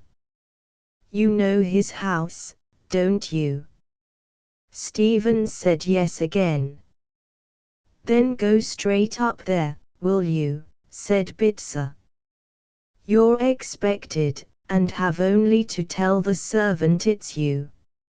I belong to the bank, so, if you go straight up without me, I was sent to fetch you, you'll save me a walk." Stephen, whose way had been in the contrary direction, turned about, and betook himself as in duty bound, to the red brick castle of the giant Bounderby. Chapter V. Men and Masters. "Well, Stephen," said Bounderby, in his windy manner, "what's this I hear? What have these pests of the earth been doing to you? Come in, and speak up." It was into the drawing-room that he was thus bidden. A tea-table was set out, and Mr. Bounderby's young wife, and her brother, and a great gentleman from London, were present. To whom Stephen made his obeisance, closing the door and standing near it, with his hat in his hand. "This is the man I was telling you about, Harthouse," said Mr. Bounderby. The gentleman he addressed, who was talking to Mrs. Bounderby on the sofa, got up, saying in an indolent way, "Oh really," and dawdled to the hearthrug where Mr. Bounderby stood. "Now," said Bounderby, "speak up." After the 4 days he had passed, this address fell rudely and discordantly on Stephen's ear. Besides being a rough handling of his wounded mind, it seemed to assume that he really was the self-interested deserter he had been called. "What were it, sir?" said Stephen, "as yo were pleased to want wi' me?" "Why, I have told you," returned Bounderby. "Speak up like a man, since you are a man, and tell us about yourself and this combination." "Wi' your pardon, sir," said Stephen Blackpool, "I ha' nowt to sen about it." Mr. Bounderby, who was always more or less like a wind, finding something in his way here, began to blow at it directly. "Now, look here, Harthouse," said he, "here's a specimen of 'em. When this man was here once before, I warned this man against the mischievous strangers who are always about, and who ought to be hanged wherever they are found, and I told this man that he was going in the wrong direction. Now, would you believe it, that although they have put this mark upon him, he is such a slave to them still, that he's afraid to open his lips about them? I said as I had nowt to sen, sir, not as I was fearfo o' openin' my lips." "You said—" "Ah, I know what you said, more than that, I know what you mean, you see. Not always the same thing, by the Lord Harry. Quite different things. You had better tell us at once, that fellow Slackbridge is not in the town, stirring up the people to mutiny, and that he is not a regular qualified leader of the people, that is, a most confounded scoundrel. You had better tell us so at once, you can't deceive me. You want to tell us so. Why don't you? I'm as sorry as yo, sir, when the people's leaders is bad," said Stephen, shaking his head. "They tax such as offers. Haply 'tis now the smallest o' their misfortunes when they can get no better." The wind began to get boisterous. "Now, you'll think this pretty well, Harthouse," said Mr. Bounderby. "You'll think this tolerably strong. You'll say, upon my soul this is a tidy specimen of what my friends have to deal with, but this is nothing, sir. You shall hear me ask this man a question. Pray, Mr. Blackpool, wind springing up very fast, may I take the liberty of asking you how it happens that you refused to be in this combination?" "How 't happens?" "Ah," said Mr. Bounderby, with his thumbs in the arms of his coat, and jerking his head and shutting his eyes in confidence with the opposite wall, "how it happens? I'd liefer not coom to tea, sir, but sin you put th question, and not want nt be ill manner n, I'll answer. I ha' passed a promise." "Not to me, you know," said Bounderby. "Gusty weather with deceitful calms. One now prevailing." "Oh no, sir. Not to yo. As for me, Any consideration for me has had just nothing at all to do with it, said Bounderby, still in confidence with the wall. If only Josiah Bounderby of Cokertown had been in question, you would have joined and made no bones about it. Why yes, sir. 'Tis true. Though he knows, said Mr. Bounderby, now blowing a gale, that there are a set of rascals and rebels whom transportation is too good for. Now, Mr. Harthouse, you have been knocking about in the world some time. Did you ever meet with anything like that man out of this blessed country? And Mr. Bounderby pointed him out for inspection, with an angry finger. Nay, said Stephen Blackpool, staunchly protesting against the words that had been used, and instinctively addressing himself to Louisa, after glancing at her face. Not rebels, nor yet rascals. Nout oth kind, nout oth kind. They've not doen me a kindness, as I know and feel. But there's not a dozen men among 'em, a dozen. Not 6, but what believes as he has doen his duty by the rest and by himself.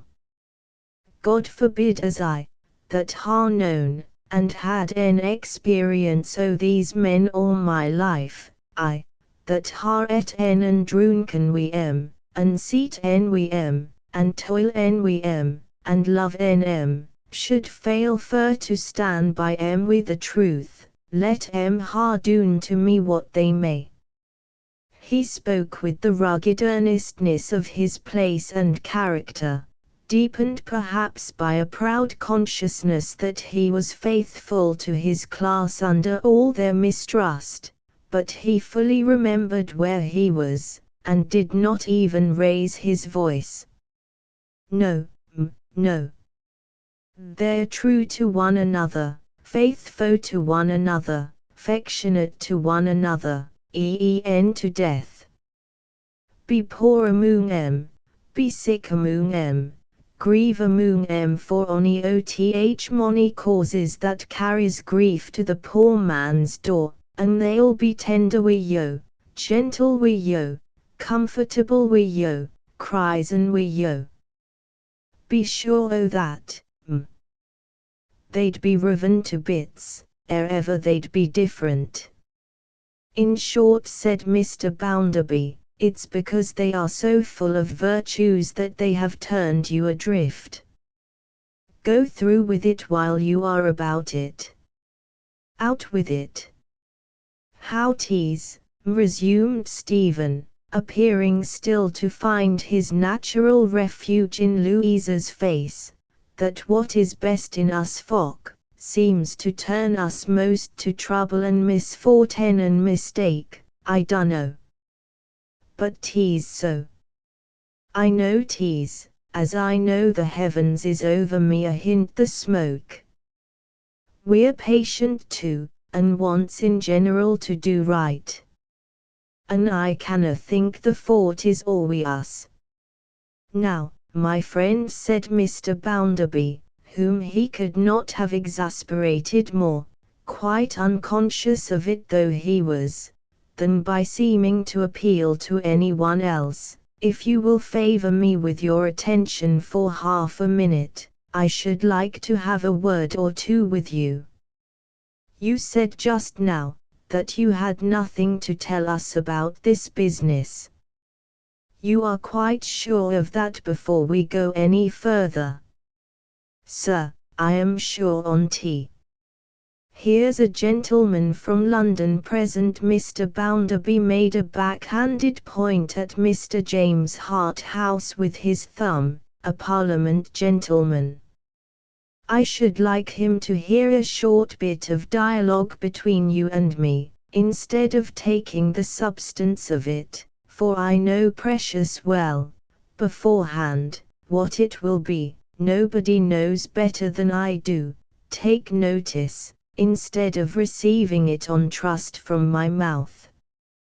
Stephen bent his head to the gentleman from London, and showed a rather more troubled mind than usual. He turned his eyes involuntarily to his former refuge, but at a look from that quarter, expressive though instantaneous, he settled them on Mr. Bounderby's face. "Now, what do you complain of?" asked Mr. Bounderby. "I ha' not come here, Sir," Stephen reminded him, "to complain. I come for that I were sent for." "What?" repeated Mr. Bounderby, folding his arms. "Do you people, in a general way, complain of?" Stephen looked at him with some little irresolution for a moment, and then seemed to make up his mind. "Sir, I were never good at showing ot, though I ha' had my share in feeling ot. 'Deed we are in a muddle, sir. Look round town, so rich as 'tis, and see the numbers o' people as has been broughten into being here, fur to weave, and to card, and to piece out a living, or the same one way, somehows, twixt their cradles and their graves. Look how we live, and where we live, and in what numbers, and by what chances, and wi' what sameness, and look how the mills is allus a-going, and how they never works us no nigher to one decent object, 'cept in allus, death. Look how you considers of us, and writes of us, and talks of us, and goes up wi' your deputations to secretaries o' state 'bout us, and how yo are allus right, and how we are allus wrong, and never had no reason in us sin ever we were born. Look how this ha' grown and grown, sir, bigger and bigger, broader and broader, harder and harder, fro year to year, fro generation unto generation. Who can look on tea, sir, and fairly tell a man tea's not a muddle?" "Of course," said Mr. Bounderby. "Now perhaps you'll let the gentleman know how you would set this muddle, as you're so fond of calling it, to rights." "I don't know, sir. I canna be expectin' to tea. 'Tis not me as should be lookin' to for that, sir. 'Tis them as is put ower me, and ower or the rest of us. What do they tack upon themselves, sir, if not to do tea?" "I'll tell you something towards it, at any rate," returned Mr. Bounderby. "We will make an example of half a dozen Slackbridges. We'll indict the blackguards for felony, and get 'em shipped off to penal settlements." Stephen gravely shook his head. "Don't tell me we won't, man," said Mr. Bounderby, by this time blowing a hurricane, "because we will, I tell you." "Sir," returned Stephen, with the quiet confidence of absolute certainty, "if yo was tack 100 Slackbridges, or as there is, and or the number 10 times toad, and was sew 'em up in separate sacks, and sink 'em in the deepest ocean as were made ere ever dry land coom to be, yo'd leave the muddle just where 'tis." "Mischievous strangers," said Stephen, with an anxious smile, "when ha' we not here'n, I am sure, sin ever we can call to mind, oth mischievous strangers. 'Tis not by them the trouble's made, sir. 'Tis not with them tea commences. I ha' no favour for 'em, I ha' no reason to favour 'em, but 'tis hopeless and useless to dream o' taking them fro their trade, 'stead o' taking their trade fro them. All that's now about me in this room were here afore I coom, and will be here when I am gone, Put that clock aboard a ship and pack it off to Norfolk Island, and the time will go on just the same. So tease we Slackbridge every bit. Reverting for a moment to his former refuge, he observed a cautionary movement of her eyes towards the door. Stepping back, he put his hand upon the lock. But he had not spoken out of his own will and desire, and he felt it in his heart a noble return for his late injurious treatment to be faithful to the last to those who had repudiated him. He stayed to finish what was in his mind. "Sir, I canna, wi' my little learning and my common way, tell the genelman what will better or this, though some working men o' this town could, above my powers, but I can tell him what I know will never do tea.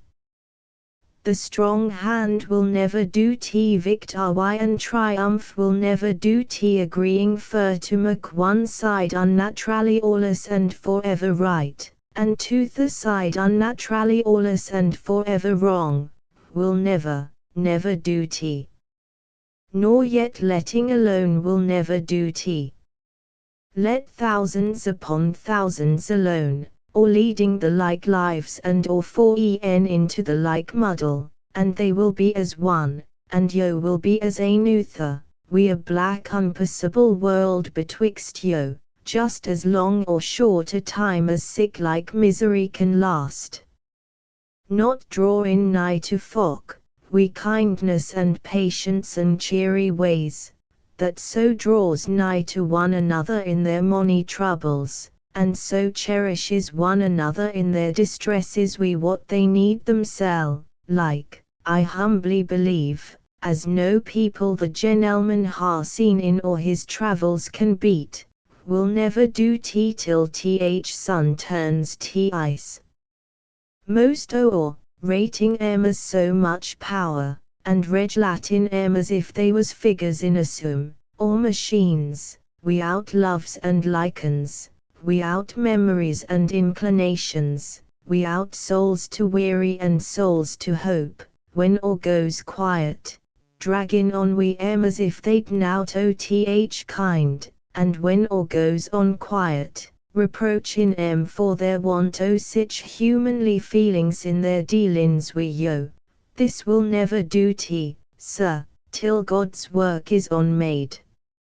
Stephen stood with the open door in his hand, waiting to know if anything more were expected of him.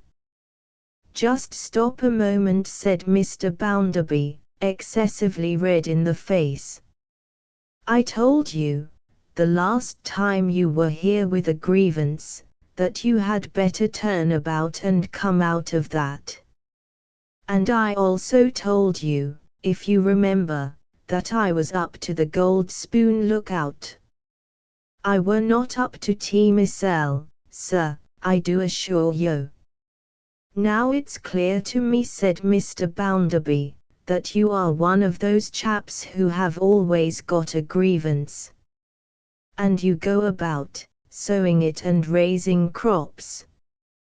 That's the business of your life, my friend." Stephen shook his head, mutely protesting that indeed he had other business to do for his life.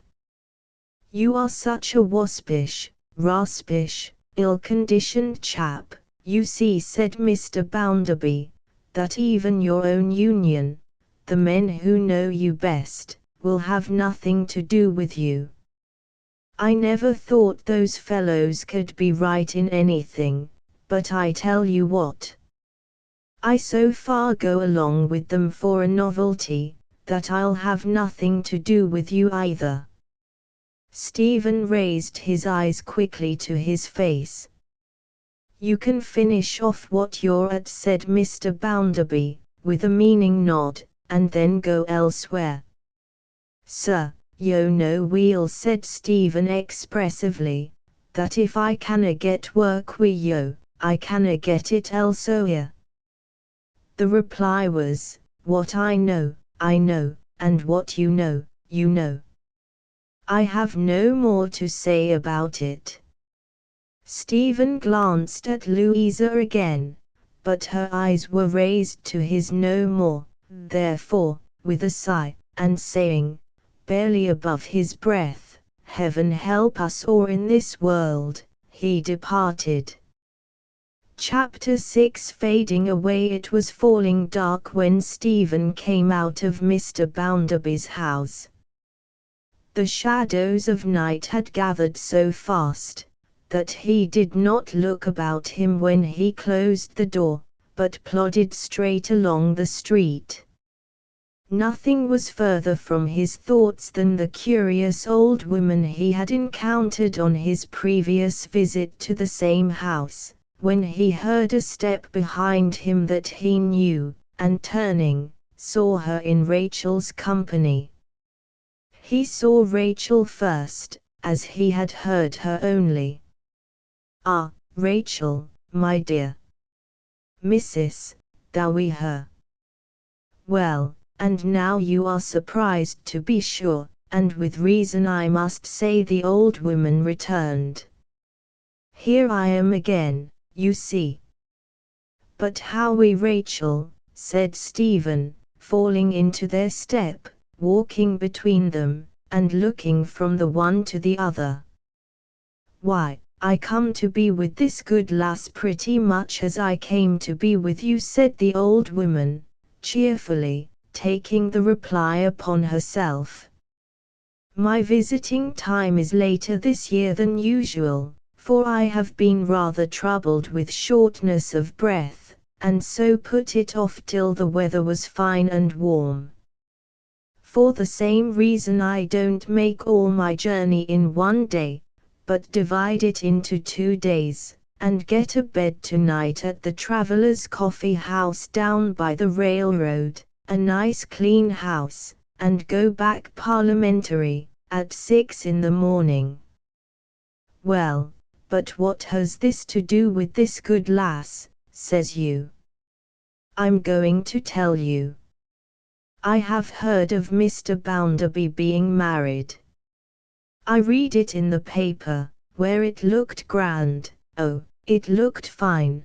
The old woman dwelt on it with strange enthusiasm, "and I want to see his wife. I have never seen her yet. Now, if you'll believe me, she hasn't come out of that house since noon today. So not to give her up too easily, I was waiting about a little last bit more, when I passed close to this good lass 2 or 3 times, and her face being so friendly I spoke to her, and she spoke to me." "There," said the old woman to Stephen, "you can make all the rest out for yourself now, a deal shorter than I can, I dare say." Once again, Stephen had to conquer an instinctive propensity to dislike this old woman, though her manner was as honest and simple as a manner possibly could be. With a gentleness that was as natural to him as he knew it to be to Rachel, he pursued the subject that interested her in her old age. "Well, missus," said he, "I ha' seen the lady, and she were young and handsome. We fine dark thinking eyes, and a still way, Rachel, as I ha' never seen the like on." "Young and handsome." "Yes," cried the old woman, quite delighted. "As bonny as a rose." "And what a happy wife."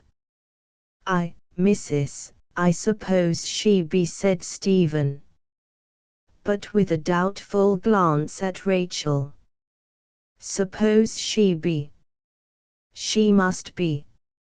She's your master's wife," returned the old woman. Stephen nodded assent. "Though as to master," said he, glancing again at Rachel, "not master ony more. That's all enden twixt him and me." "Have you left his work, Stephen?" asked Rachel, anxiously and quickly. "Why, Rachel, he replied, whether I ha lefen his work, or whether his work ha lefen me, cooms tth same. His work and me are parted. Tis as we also, better, I were thinking when yo coom up wi me. It would ha brought en trouble upon trouble if I had stayed there. Haply 'tis a kindness to money that I go, haply 'tis a kindness to mysel, anyways it mun be done. I mun turn my face fro Coca-Town 30h time, and seek a fort en, dear, by beginning fresh. Where will you go, Stephen? I don't know tonight, said he, lifting off his hat, and smoothing his thin hair with the flat of his hand. But I'm not going tonight, Rachel, nor yet tomorrow.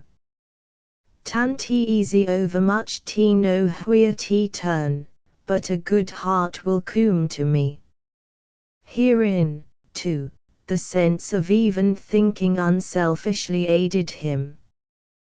Before he had so much as closed Mr. Bounderby's door, he had reflected that at least his being obliged to go away was good for her, as it would save her from the chance of being brought into question for not withdrawing from him. Though it would cost him a hard pang to leave her, and though he could think of no similar place in which his condemnation would not pursue him, perhaps it was almost a relief to be forced away from the endurance of the last 4 days, even to unknown difficulties and distresses. So he said, with truth, I'm more leetsome, Rachel, under tea, than I could en ha believed.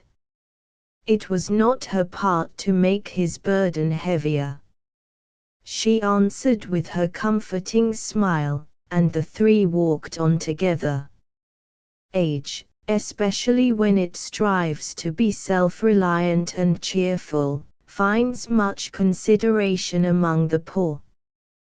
The old woman was so decent and contented, and made so light of her infirmities, though they had increased upon her since her former interview with Stephen, that they both took an interest in her.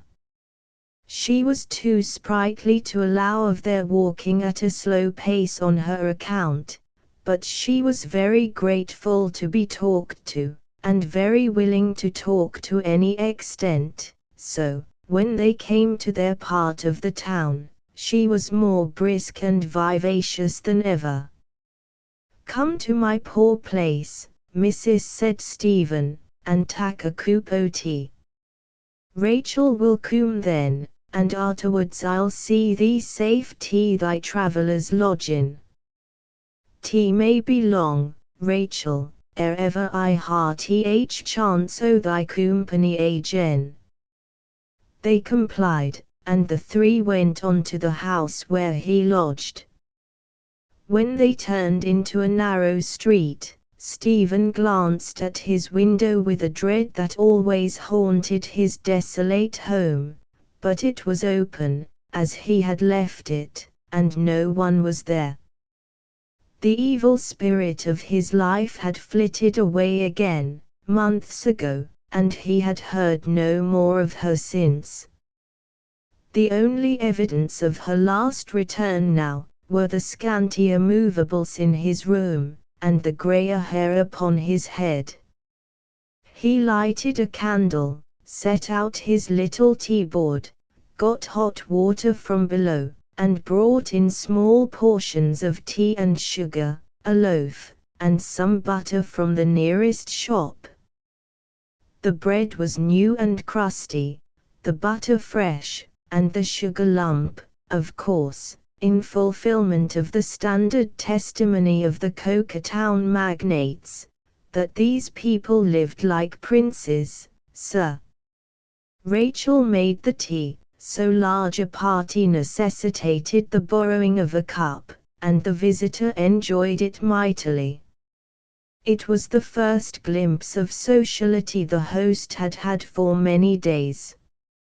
He too, with the world a wide heath before him, enjoyed the meal, again in corroboration of the magnates, as exemplifying the utter want of calculation on the part of these people. "Sir, I ha never thought yet, Mrs. said Stephen, o' asking thy name."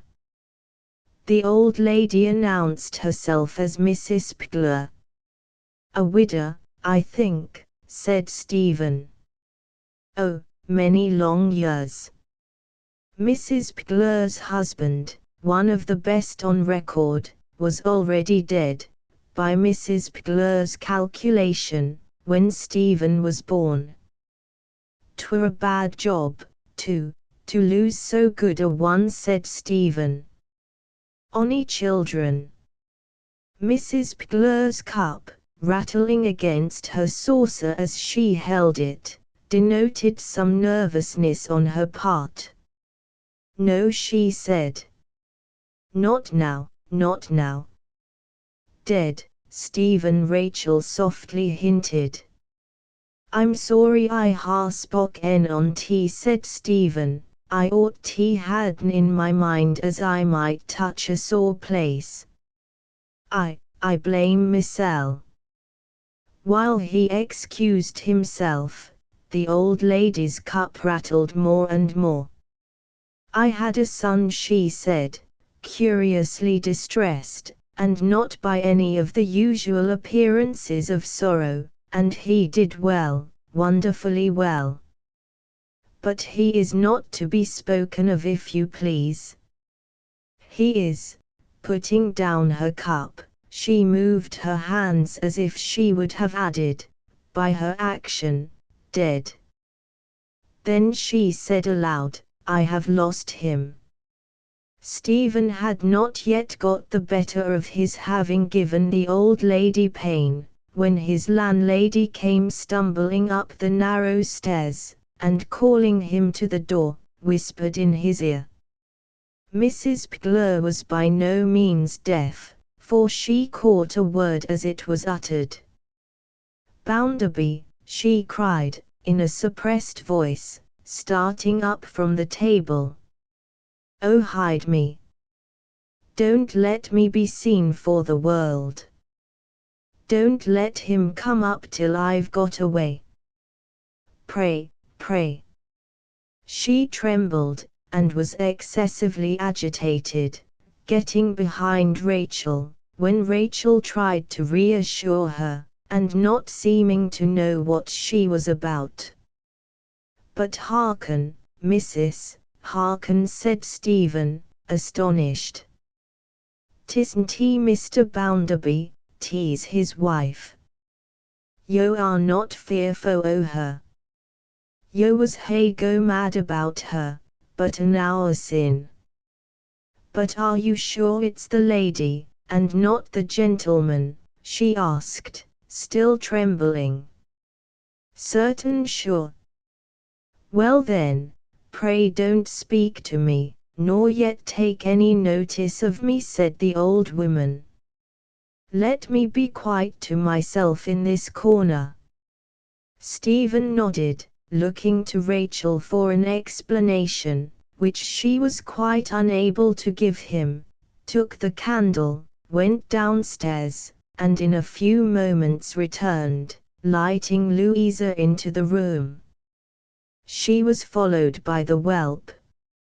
Rachel had risen, and stood apart with her shawl and bonnet in her hand, when Stephen, himself profoundly astonished by this visit, put the candle on the table. Then he too stood, with his doubled hand upon the table near it, waiting to be addressed. For the first time in her life Louisa had come into one of the dwellings of the Cokertown hands. For the first time in her life she was face to face with anything like individuality in connection with them.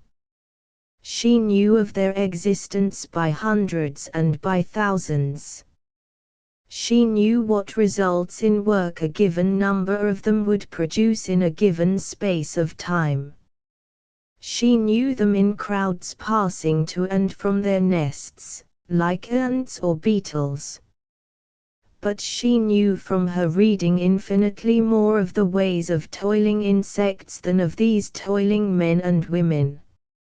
Something to be worked so much and paid so much, and there ended, something to be infallibly settled by laws of supply and demand, something that blundered against those laws, and floundered into difficulty, something that was a little pinched when wheat was dear, and overate itself when wheat was cheap, something that increased at such a rate of percentage, and yielded such another percentage of crime, and such another percentage of pauperism, something wholesale, of which vast fortunes were made, something that occasionally rose like a sea, and did some harm and waste, chiefly to itself, and fell again. This she knew the Coketown hands to be. But she had scarcely thought more of separating them into units, than of separating the sea itself into its component drops. She stood for some moments looking round the room. From the few chairs, the few books, the common prints, and the bed, she glanced to the two women, and to Stephen. "I have come to speak to you, in consequence of what passed just now. I should like to be serviceable to you, if you will let me. Is this your wife?"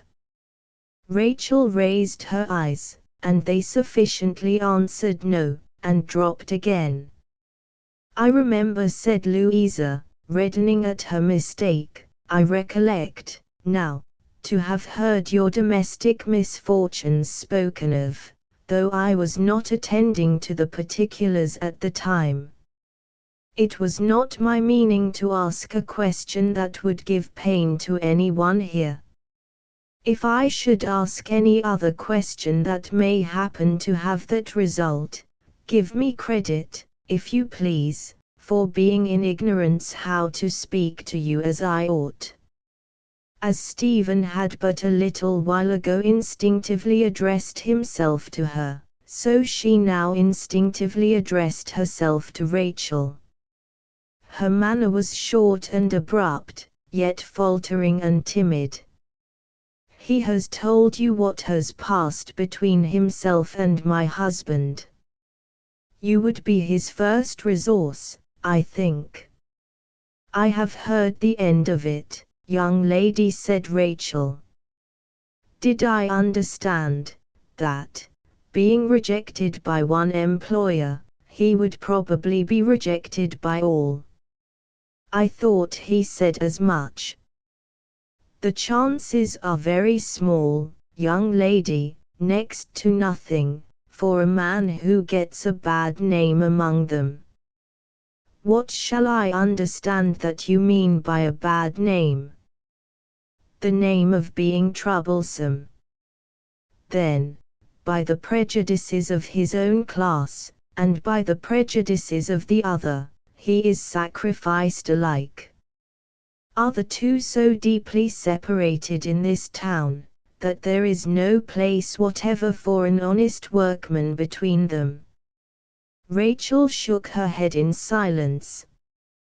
"He fell into suspicion," said Louisa, "with his fellow weavers, because he had made a promise not to be one of them. I think it must have been to you that he made that promise. Might I ask you why he made it?" Rachel burst into tears.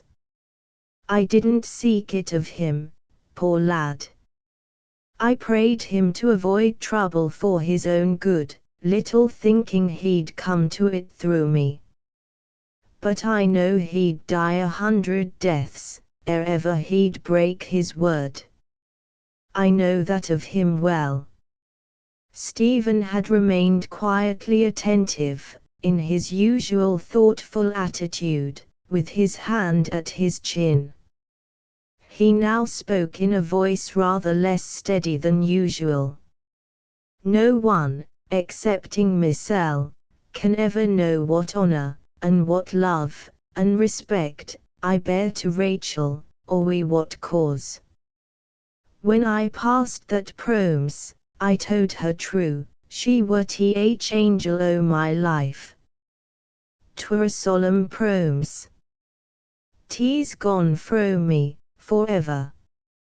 Louisa turned her head to him, and bent it with a deference that was new in her. She looked from him to Rachel, and her features softened. "What will you do?" she asked him. And her voice had softened too. "We'll," said Stephen, making the best of it, with a smile, "when I ha' finished off, I mun quit this part, and try another. Fortnet or misfortnet, a man can but try, there's nowt to be done wi'out trying, 'cept laying down and dying." "How will you travel?" "Afoot, my kind lady, afoot." Louisa colored, and a purse appeared in her hand. The rustling of a banknote was audible, as she unfolded one and laid it on the table. "Rachel, will you tell him, for you know how, without offense, that this is freely his, to help him on his way? Will you entreat him to take it?" "I canna do that, young lady," she answered, turning her head aside. "Bless you for thinking o' the poor lad wi' such tenderness. But 'tis for him to know his heart, and what is right according to it." Louisa looked, in part incredulous, in part frightened, in part overcome with quick sympathy, when this man of so much self-command, who had been so plain and steady through the late interview, lost his composure in a moment, and now stood with his hand before his face. She stretched out hers, as if she would have touched him, then checked herself, and remained still. "Not Rachel," said Stephen, when he stood again with his face uncovered, "could mak' sich a kind offering, by ony words, kinder.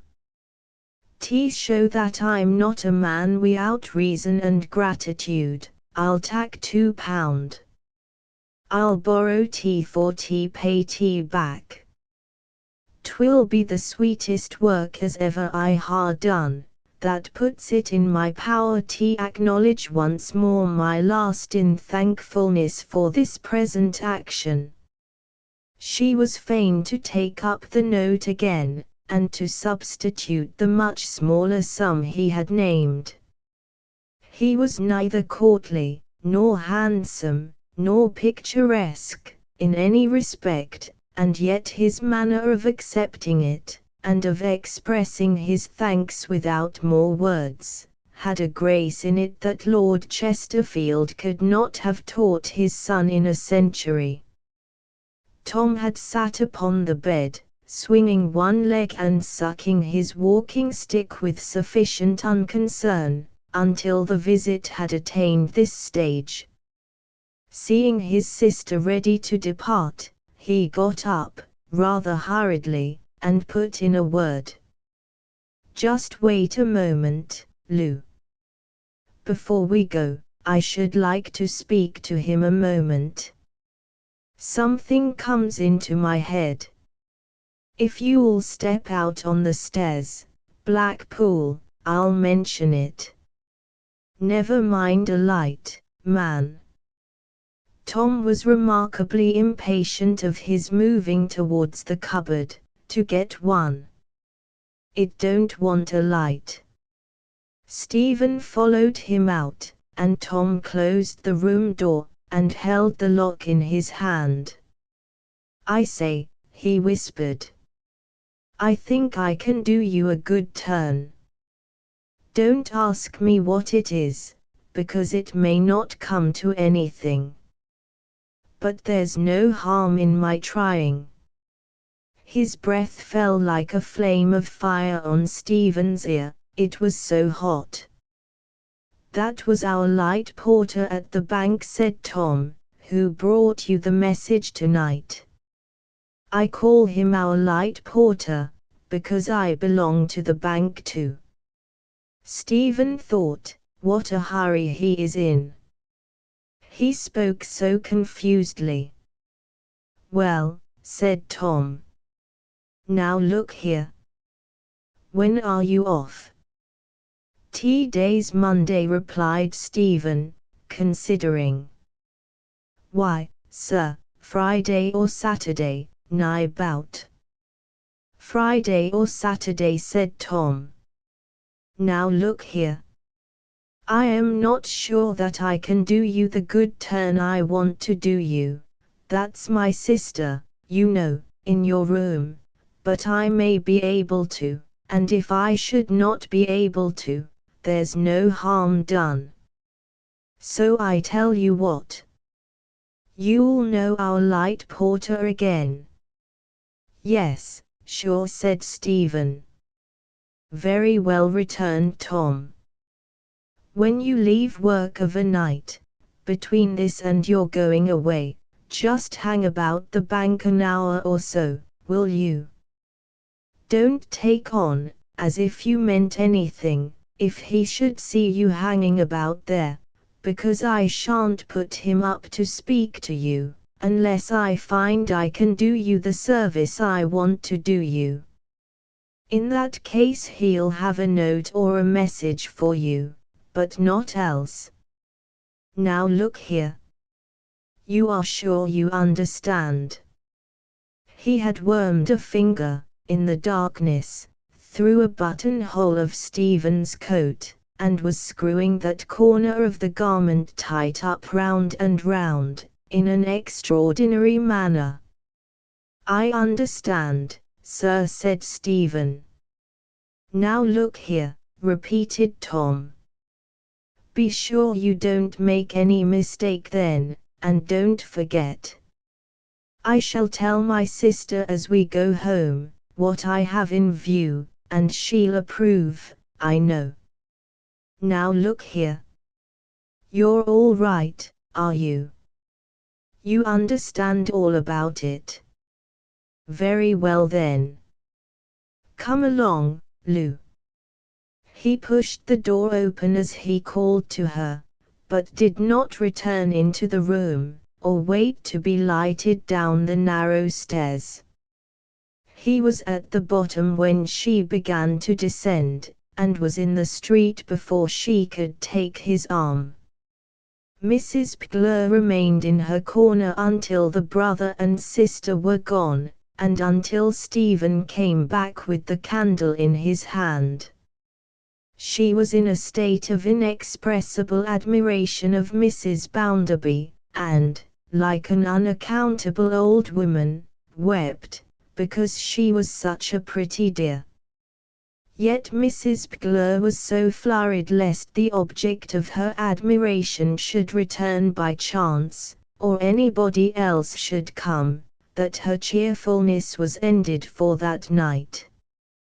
It was late too, to people who rose early and worked hard, therefore the party broke up, and Stephen and Rachel escorted their mysterious acquaintance to the door of the Travellers' Coffee House, where they parted from her.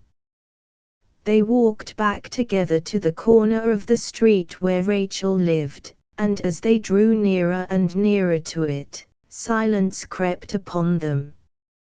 When they came to the dark corner where their unfrequent meetings always ended, they stopped, still silent, as if both were afraid to speak. "I shall strive to see thee again, Rachel, afore I go, but if not, thou wilt not, Stephen, I know. 'Tis better that we make up our minds to be open wi' one another. Thou art allus right. 'Tis bolder and better. I ha' been thinking then, Rachel, that as 'tis but a day or two that remains, 'twere better for thee, my dear, not to be seen wi' me. 'T might bring thee into trouble, for no good. 'Tis not for that, Stephen, that I mind. But thou knowest our old agreement. 'Tis for that. Well, well, said he. 'Tis better, anyways. Thou'lt write to me, and tell me all that happens, Stephen. Yes. What can I say now, but heaven be with thee, heaven bless thee, heaven thank thee and reward thee. May it bless thee, Stephen, too, in all thy wanderings, and send thee peace and rest at last. I told thee, my dear, said Stephen Blackpool, that night, that I would never see or think o' anything that angered me, but thou, so much better than me, shouldst be beside it. Thou art beside it now. Thou makest me see it wi' a better eye. Bless thee. Good night. Goodbye. It was but a hurried parting in a common street, yet it was a sacred remembrance to these two common people. Utilitarian economists, skeletons of schoolmasters, commissioners of fact, genteel and used-up infidels, gabblers of many little dog's-eared creeds, the poor you will have always with you. Cultivate in them, while there is yet time, the utmost graces of the fancies and affections, to adorn their lives so much in need of ornament, or, in the day of your triumph, when romance is utterly driven out of their souls, and they and a bare existence stand face to face, reality will take a wolfish turn, and make an end of you. Stephen worked the next day, and the next, uncheered by a word from anyone, and shunned in all his comings and goings as before. At the end of the second day, he saw land, at the end of the third, his loom stood empty. He had overstayed his hour in the street outside the bank, on each of the 2 first evenings, and nothing had happened there, good or bad. That he might not be remiss in his part of the engagement, he resolved to wait full 2 hours, on this third and last night. There was the lady who had once kept Mr. Bounderby's house, sitting at the first floor window as he had seen her before, and there was the light porter, sometimes talking with her there, and sometimes looking over the blind below which had bank upon it, and sometimes coming to the door and standing on the steps for a breath of air. When he first came out, Stephen thought he might be looking for him, and passed near, but the light porter only cast his winking eyes upon him slightly, and said nothing. 2 hours were a long stretch of lounging about, after a long day's labor. Stephen sat upon the step of a door, leaned against a wall under an archway, strolled up and down, listened for the church clock, stopped and watched children playing in the street. Some purpose or other is so natural to every one, that a mere loiterer always looks and feels remarkable. When the first hour was out, Stephen even began to have an uncomfortable sensation upon him of being for the time a disreputable character. Then came the lamplighter, and 2 lengthening lines of light all down the long perspective of the street, until they were blended and lost in the distance. Mrs. Sparsit closed the first floor window, drew down the blind, and went upstairs. Presently, A light went upstairs after her, passing first the fanlight of the door, and afterwards the two staircase windows, on its way up. By and by, one corner of the second-floor blind was disturbed, as if Mrs. Sparsit's eye were there, also the other corner, as if the light porter's eye were on that side. Still, no communication was made to Stephen. Much relieved when the 2 hours were at last accomplished, he went away at a quick pace, as a recompense for so much loitering. He had only to take leave of his landlady, and lie down on his temporary bed upon the floor, for his bundle was made up for tomorrow, and all was arranged for his departure. He meant to be clear of the town very early, before the hands were in the streets. It was barely daybreak, when, with a parting look round his room, mournfully wondering whether he should ever see it again, he went out. The town was as entirely deserted as if the inhabitants had abandoned it, rather than hold communication with him. Everything looked wan at that hour. Even the coming sun made but a pale waste in the sky, like a sad sea.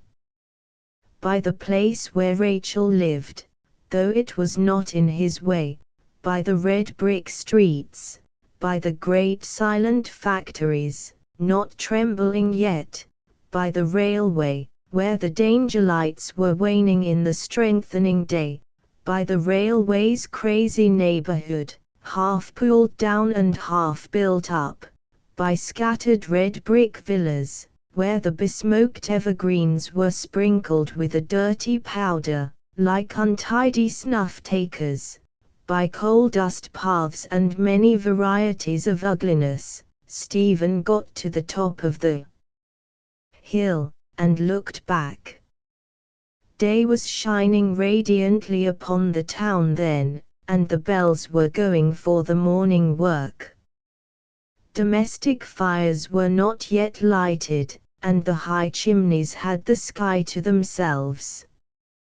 Puffing out their poisonous volumes, they would not be long in hiding it, but, for half an hour, some of the many windows were golden, which showed the Coca-Town people a sun eternally in eclipse, through a medium of smoked glass. So strange to turn from the chimneys to the birds. So strange, to have the road dust on his feet instead of the coal grit. So strange to have lived to his time of life, and yet to be beginning like a boy this summer morning. With these musings in his mind, and his bundle under his arm, Stephen took his attentive face along the high road. And the trees arched over him, whispering that he left a true and loving heart behind. Chapter 7 Gunpowder Mr. James Harthouse, going in for his adopted party, soon began to score. With the aid of a little more coaching for the political sages, a little more genteel listlessness for the general society, and a tolerable management of the assumed honesty in dishonesty, most effective and most patronized of the polite deadly sins, he speedily came to be considered of much promise. The not being troubled with earnestness was a grand point in his favor, enabling him to take to the hard fact fellows with as good a grace as if he had been born one of the tribe, and to throw all other tribes overboard, as conscious hypocrites, whom none of us believe, my dear Mrs. Bounderby, and who do not believe themselves. The only difference between us and the professors of virtue or benevolence, or philanthropy, never mind the name, is, that we know it is all meaningless, and say so, while they know it equally and will never say so. Why should she be shocked or warned by this reiteration? It was not so unlike her father's principles, and her early training, that it need startle her.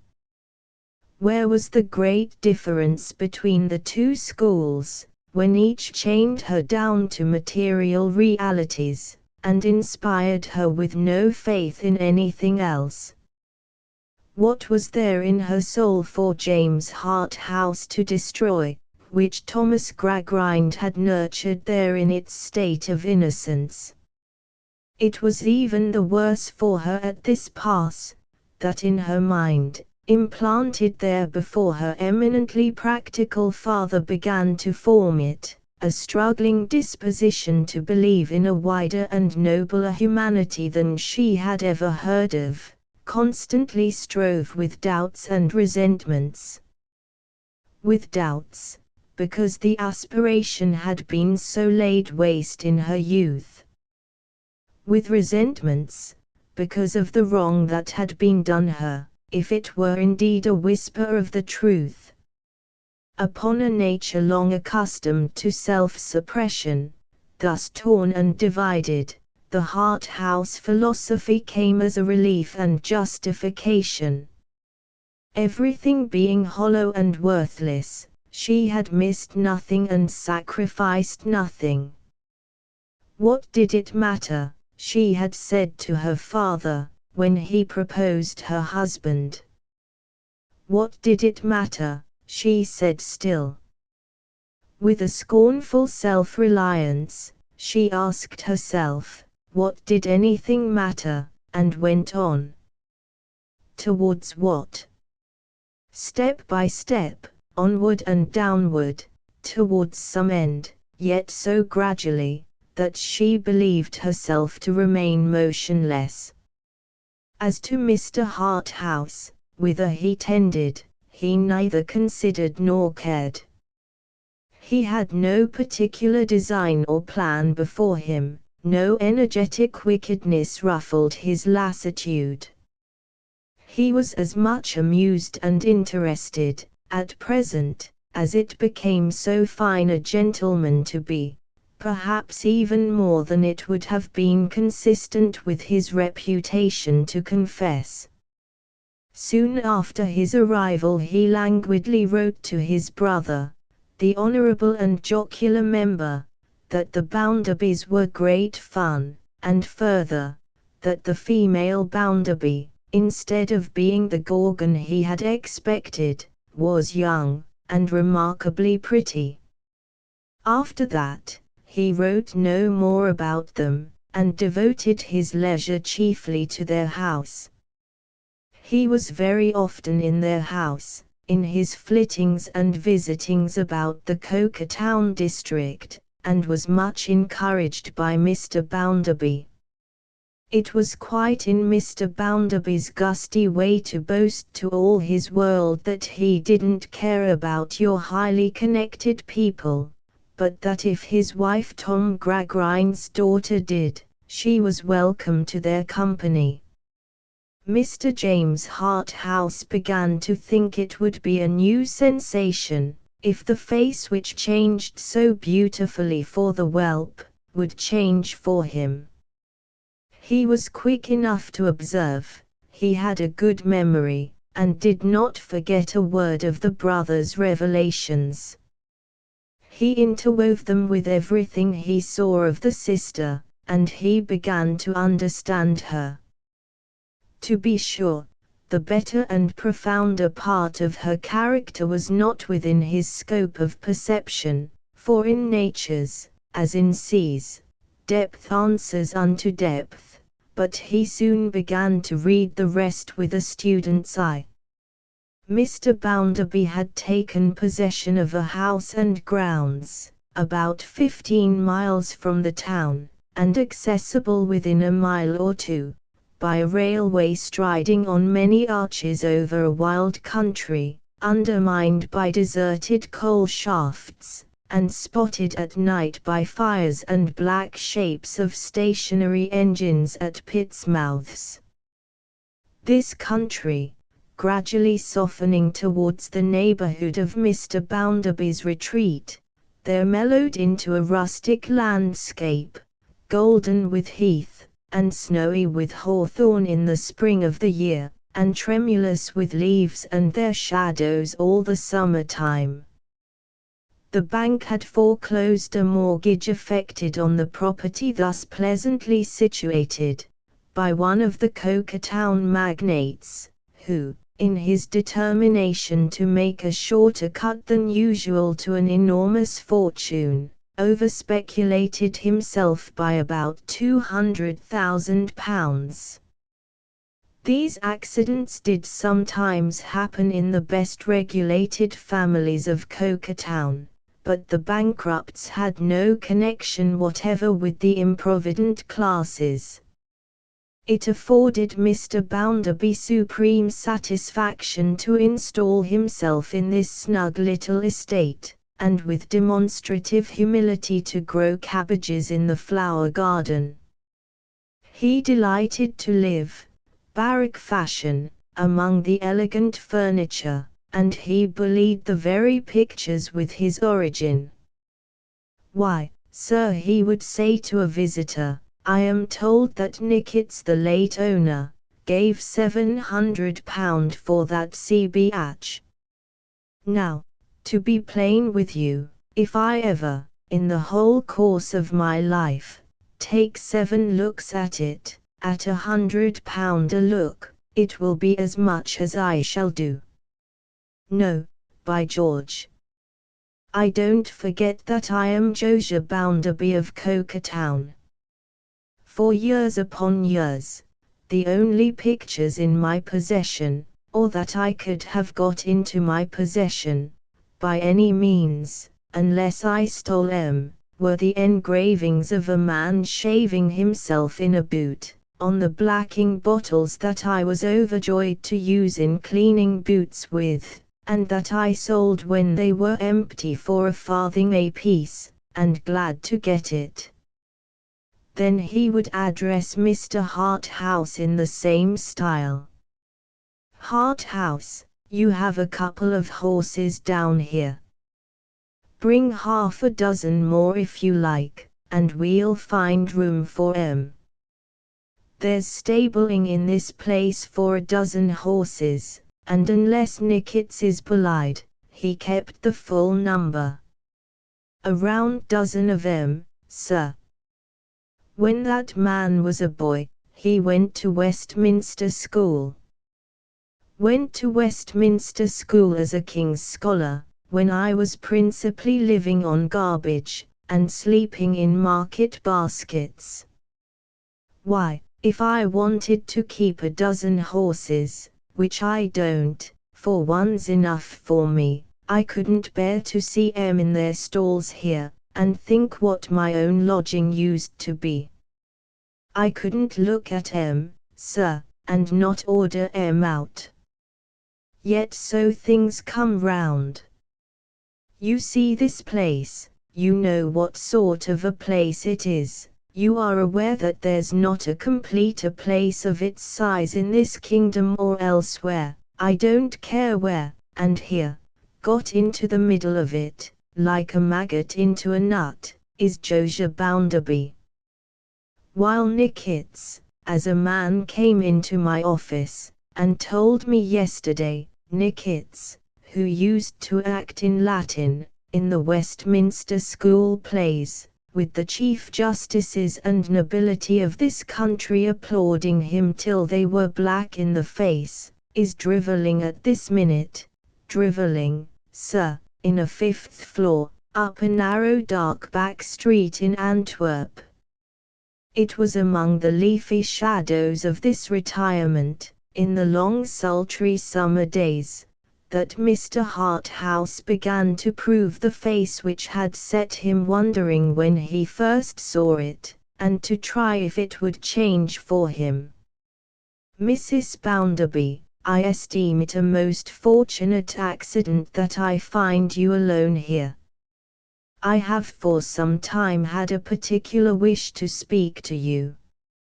It was not by any wonderful accident that he found her, the time of day being that at which she was always alone, and the place being her favorite resort.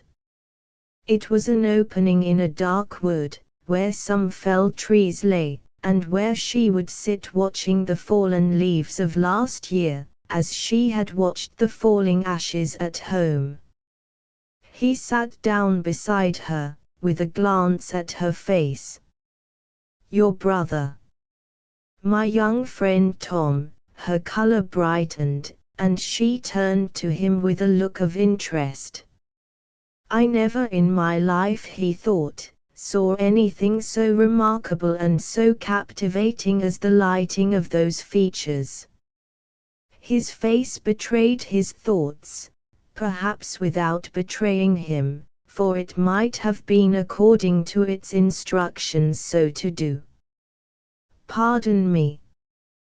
The expression of your sisterly interest is so beautiful. Tom should be so proud of it. I know this is inexcusable, but I am so compelled to admire." Being so impulsive, she said composedly. "Mrs. Bounderby, no, you know I make no pretense with you. You know I am a sordid piece of human nature, ready to sell myself at any time for any reasonable sum, and altogether incapable of any Arcadian proceeding whatever." "I am waiting," she returned, "for your further reference to my brother. You are rigid with me, and I deserve it. I am as worthless a dog as you will find, except that I am not false, not false. But you surprised and started me from my subject, which was your brother. I have an interest in him." "Have you an interest in anything, Mr. Harthouse?" she asked, half incredulously and half gratefully. "If you had asked me when I first came here, I should have said no. I must say now, even at the hazard of appearing to make a pretense, and of justly awakening your incredulity, yes." She made a slight movement, as if she were trying to speak, but could not find voice. At length she said, "Mr. Harthouse, I give you credit for being interested in my brother." "Thank you. I claim to deserve it." "You know how little I do claim, but I will go that length. You have done so much for him, you are so fond of him, your whole life, Mrs. Bounderby, expresses such charming self-forgetfulness on his account. Pardon me again, I am running wide of the subject. I am interested in him for his own sake." She had made the slightest action possible, as if she would have risen in a hurry and gone away. He had turned the course of what he said at that instant, and she remained. "Mrs. Bounderby," he resumed, in a lighter manner, and yet with a show of effort in assuming it, which was even more expressive than the manner he dismissed, "it is no irrevocable offense in a young fellow of your brother's years, if he is heedless, inconsiderate, and expensive, a little dissipated, in the common phrase." "Is he?" "Yes. Allow me to be frank. Do you think he games at all?" "I think he makes bets." Mr. Harthouse, waiting, as if that were not her whole answer, she added, "I know he does." "Of course he loses." "Yes.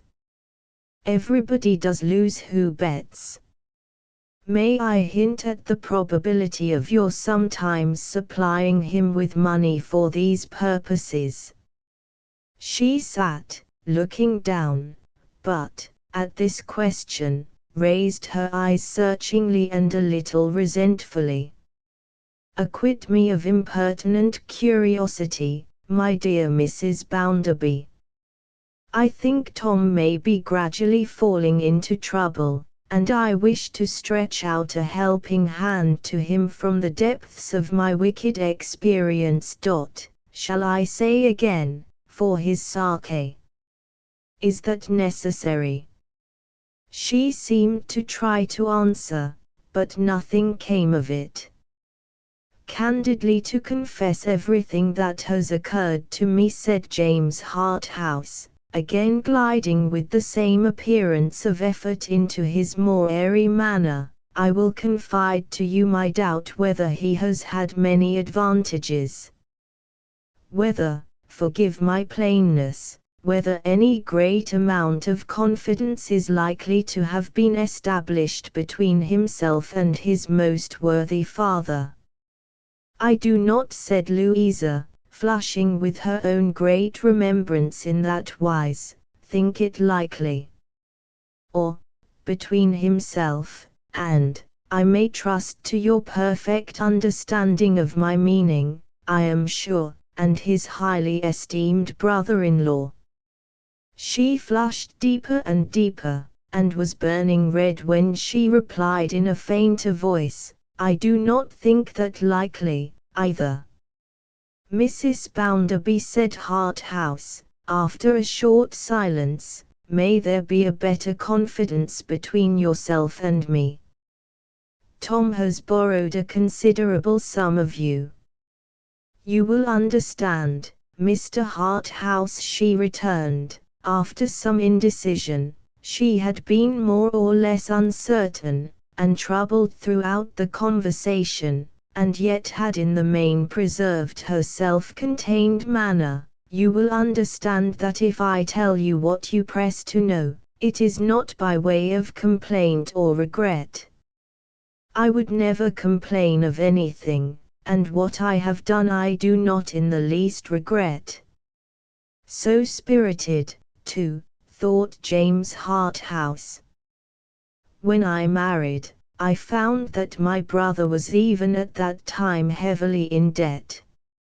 Heavily for him, I mean. Heavily enough to oblige me to sell some trinkets. They were no sacrifice. I sold them very willingly. I attached no value to them. They were quite worthless to me. Either she saw in his face that he knew, or she only feared in her conscience that he knew, that she spoke of some of her husband's gifts. She stopped, and reddened again. If he had not known it before, he would have known it then, though he had been a much duller man than he was. Since then, I have given my brother, at various times, what money I could spare, in short, what money I have had. Confiding in you at all, on the faith of the interest you profess for him, I will not do so by halves. Since you have been in the habit of visiting here, he has wanted in one sum as much as £100. I have not been able to give it to him. I have felt uneasy for the consequences of his being so involved, but I have kept these secrets until now, when I trust them to your honor. I have held no confidence with anyone, because, you anticipated my reason just now. She abruptly broke off. He was a ready man, and he saw, and seized, an opportunity here of presenting her own image to her, slightly disguised as her brother. Mrs. Bounderby, though a graceless person, of the world worldly, I feel the utmost interest, I assure you, in what you tell me. I cannot possibly be hard upon your brother. I understand and share the wise consideration with which you regard his errors. With all possible respect both for Mr. Gradgrind and for Mr. Bounderby, I think I perceive that he has not been fortunate in his training.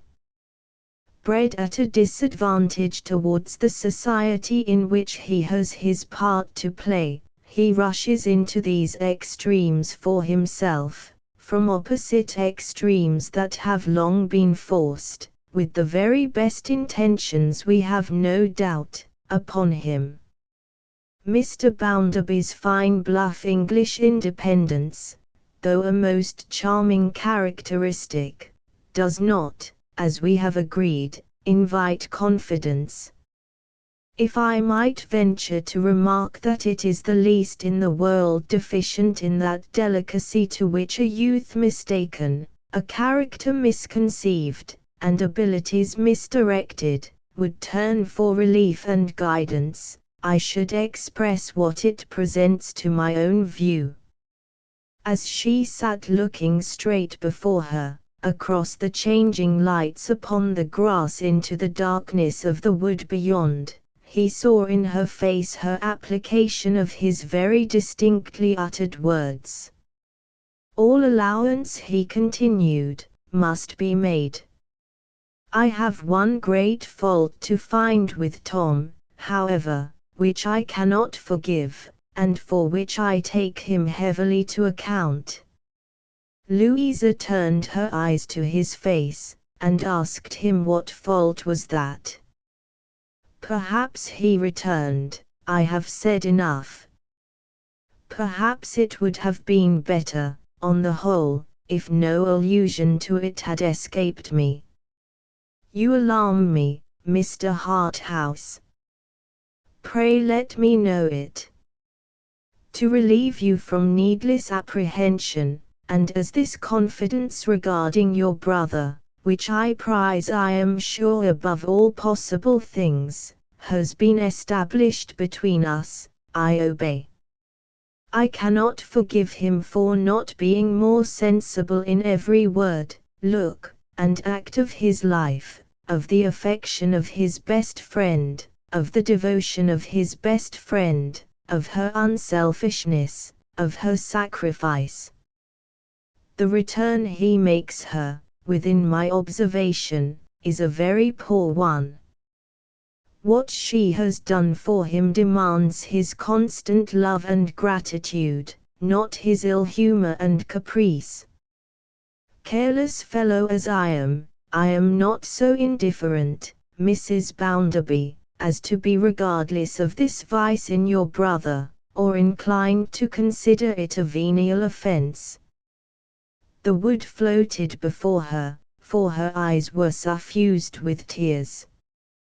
They rose from a deep well, long concealed, and her heart was filled with acute pain that found no relief in them. In a word, it is to correct your brother in this, Mrs. Bounderby, that I must aspire.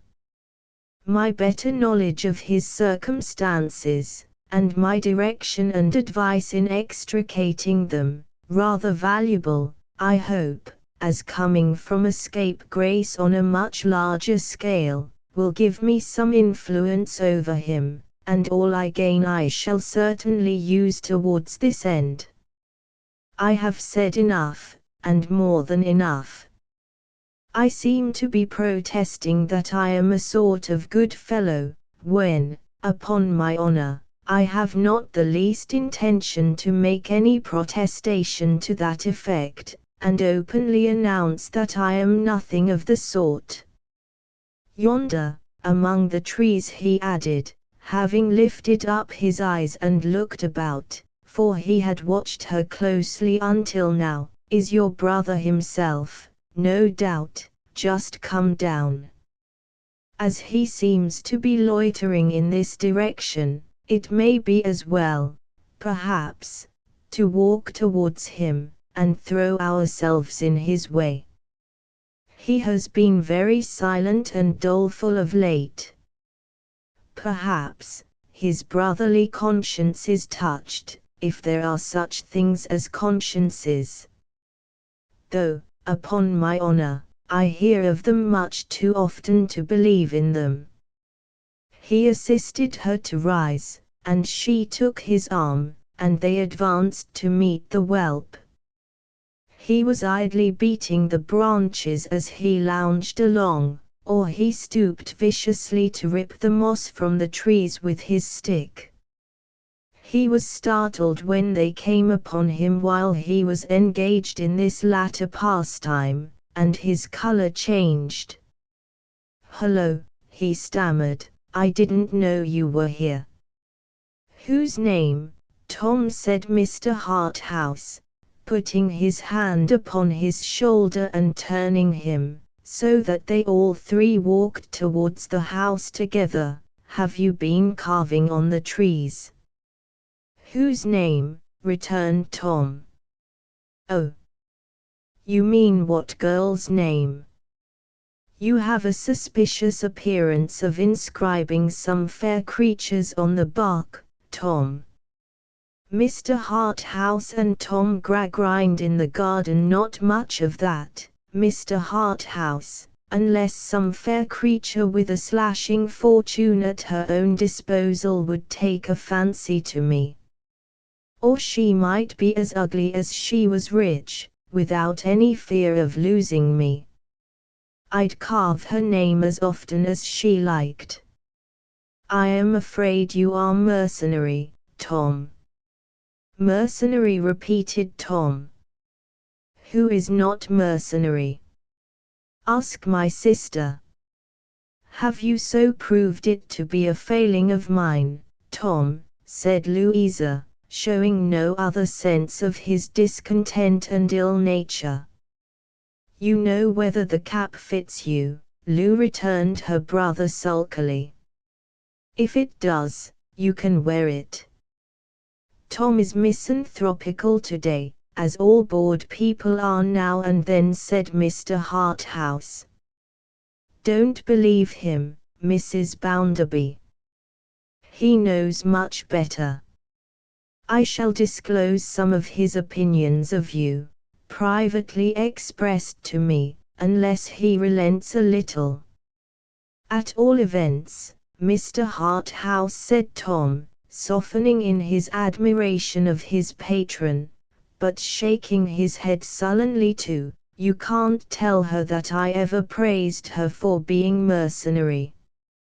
I may have praised her for being the contrary, and I should do it again, if I had as good reason. However, never mind this now, it's not very interesting to you, and I am sick of the subject." They walked on to the house, where Louisa quitted her visitor's arm and went in. He stood looking after her, as she ascended the steps, and passed into the shadow of the door, then put his hand upon her brother's shoulder again, and invited him with a confidential nod to a walk in the garden. "Tom, my fine fellow, I want to have a word with you." They had stopped among a disorder of roses. It was part of Mr. Bounderby's humility to keep Nikitz's roses on a reduced scale, and Tom sat down on a terrace parapet, plucking buds and picking them to pieces, while his powerful familiar stood over him, with a foot upon the parapet, and his figure easily resting on the arm supported by that knee. They were just visible from her window. Perhaps she saw them. "Tom, what's the matter?" "Oh, Mr. Harthouse," said Tom with a groan, "I am hard up, and bothered out of my life." "My good fellow, so am I." "You," returned Tom. "You are the picture of independence." "Mr. Harthouse, I am in a horrible mess. You have no idea what a state I have got myself into, what a state my sister might have got me out of, if she would only have done it." He took to biting the rosebuds now, and tearing them away from his teeth with a hand that trembled like an infirm old man's. After one exceedingly observant look at him, His companion relapsed into his lightest air. "Tom, you are inconsiderate, you expect too much of your sister.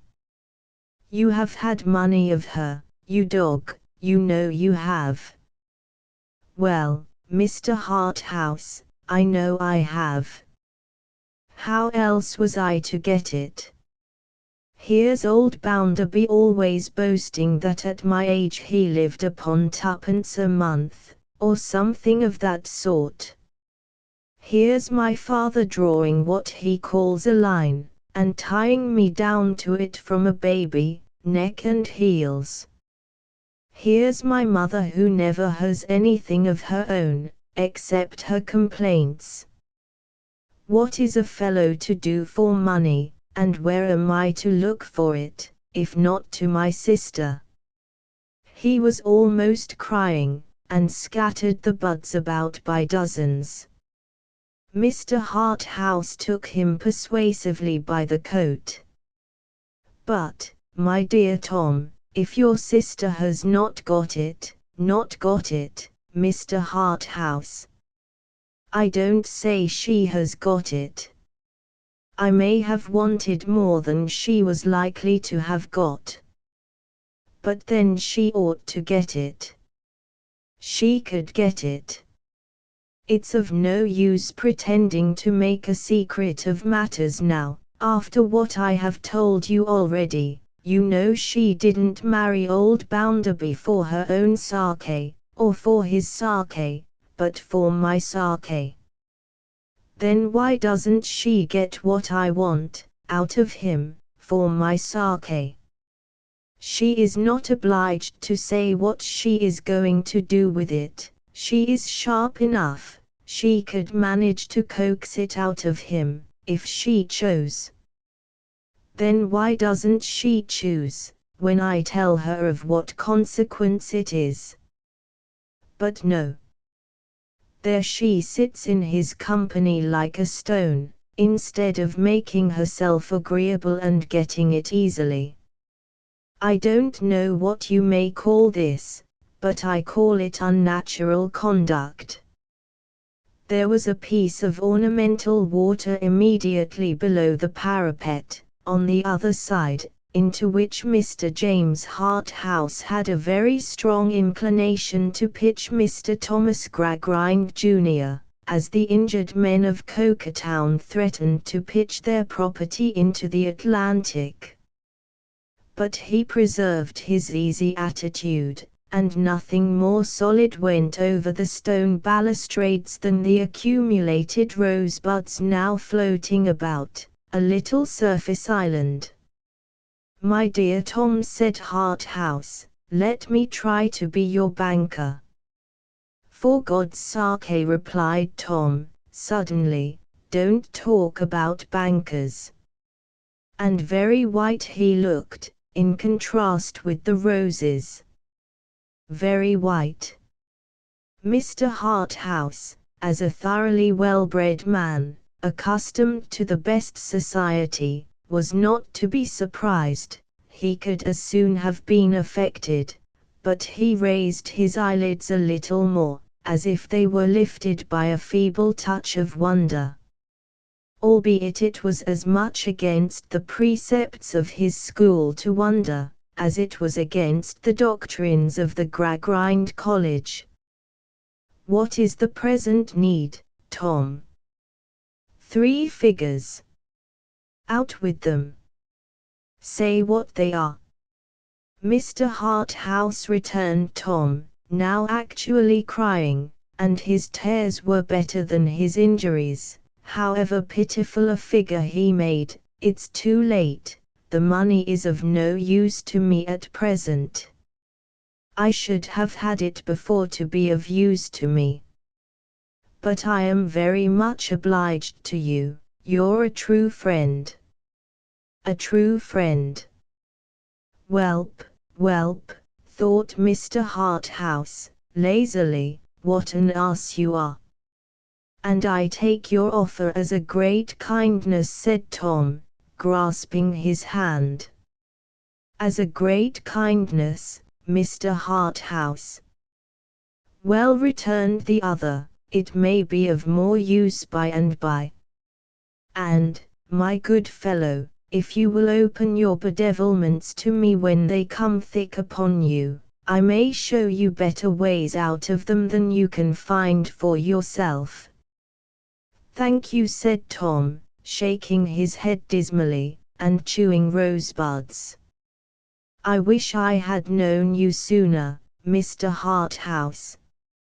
Now, you see, Tom, said Mr. Harthouse in conclusion, himself tossing over a rose or two, as a contribution to the island, which was always drifting to the wall as if it wanted to become a part of the mainland. Every man is selfish in everything he does, and I am exactly like the rest of my fellow creatures. I am desperately intent, the languor of his desperation being quite tropical, on your softening towards your sister, which you ought to do, and on your being a more loving and agreeable sort of brother, which you ought to be. I will be, Mr. Harthouse. No time like the present, Tom. Begin at once. Certainly I will. And my sister Lou shall say so. Having made which bargain, Tom said Harthouse, clapping him on the shoulder again, with an air which left him at liberty to infer, as he did, poor fool, that this condition was imposed upon him in mere careless good nature to lessen his sense of obligation. We will tear ourselves asunder until dinner time. When Tom appeared before dinner, though his mind seemed heavy enough, his body was on the alert, and he appeared before Mr. Bounderby came in. I didn't mean to be cross, Lou, he said, giving her his hand, and kissing her. I know you are fond of me, and you know I am fond of you. After this, there was a smile upon Louisa's face that day, for someone else. Alas, for someone else. So much the less is the whelp the only creature that she cares for, thought James Harthouse, reversing the reflection of his first day's knowledge of her pretty face. So much the less, so much the less. Chapter 8 Explosion. The next morning was too bright a morning for sleep, and James Harthouse rose early, and sat in the pleasant bay window of his dressing room, smoking the rare tobacco that had had so wholesome an influence on his young friend. Reposing in the sunlight, with the fragrance of his Eastern pipe about him, and the dreamy smoke vanishing into the air, so rich and soft with summer odors, he reckoned up his advantages as an idle winner might count his gains. He was not at all bored for the time, and could give his mind to it. He had established a confidence with her, from which her husband was excluded.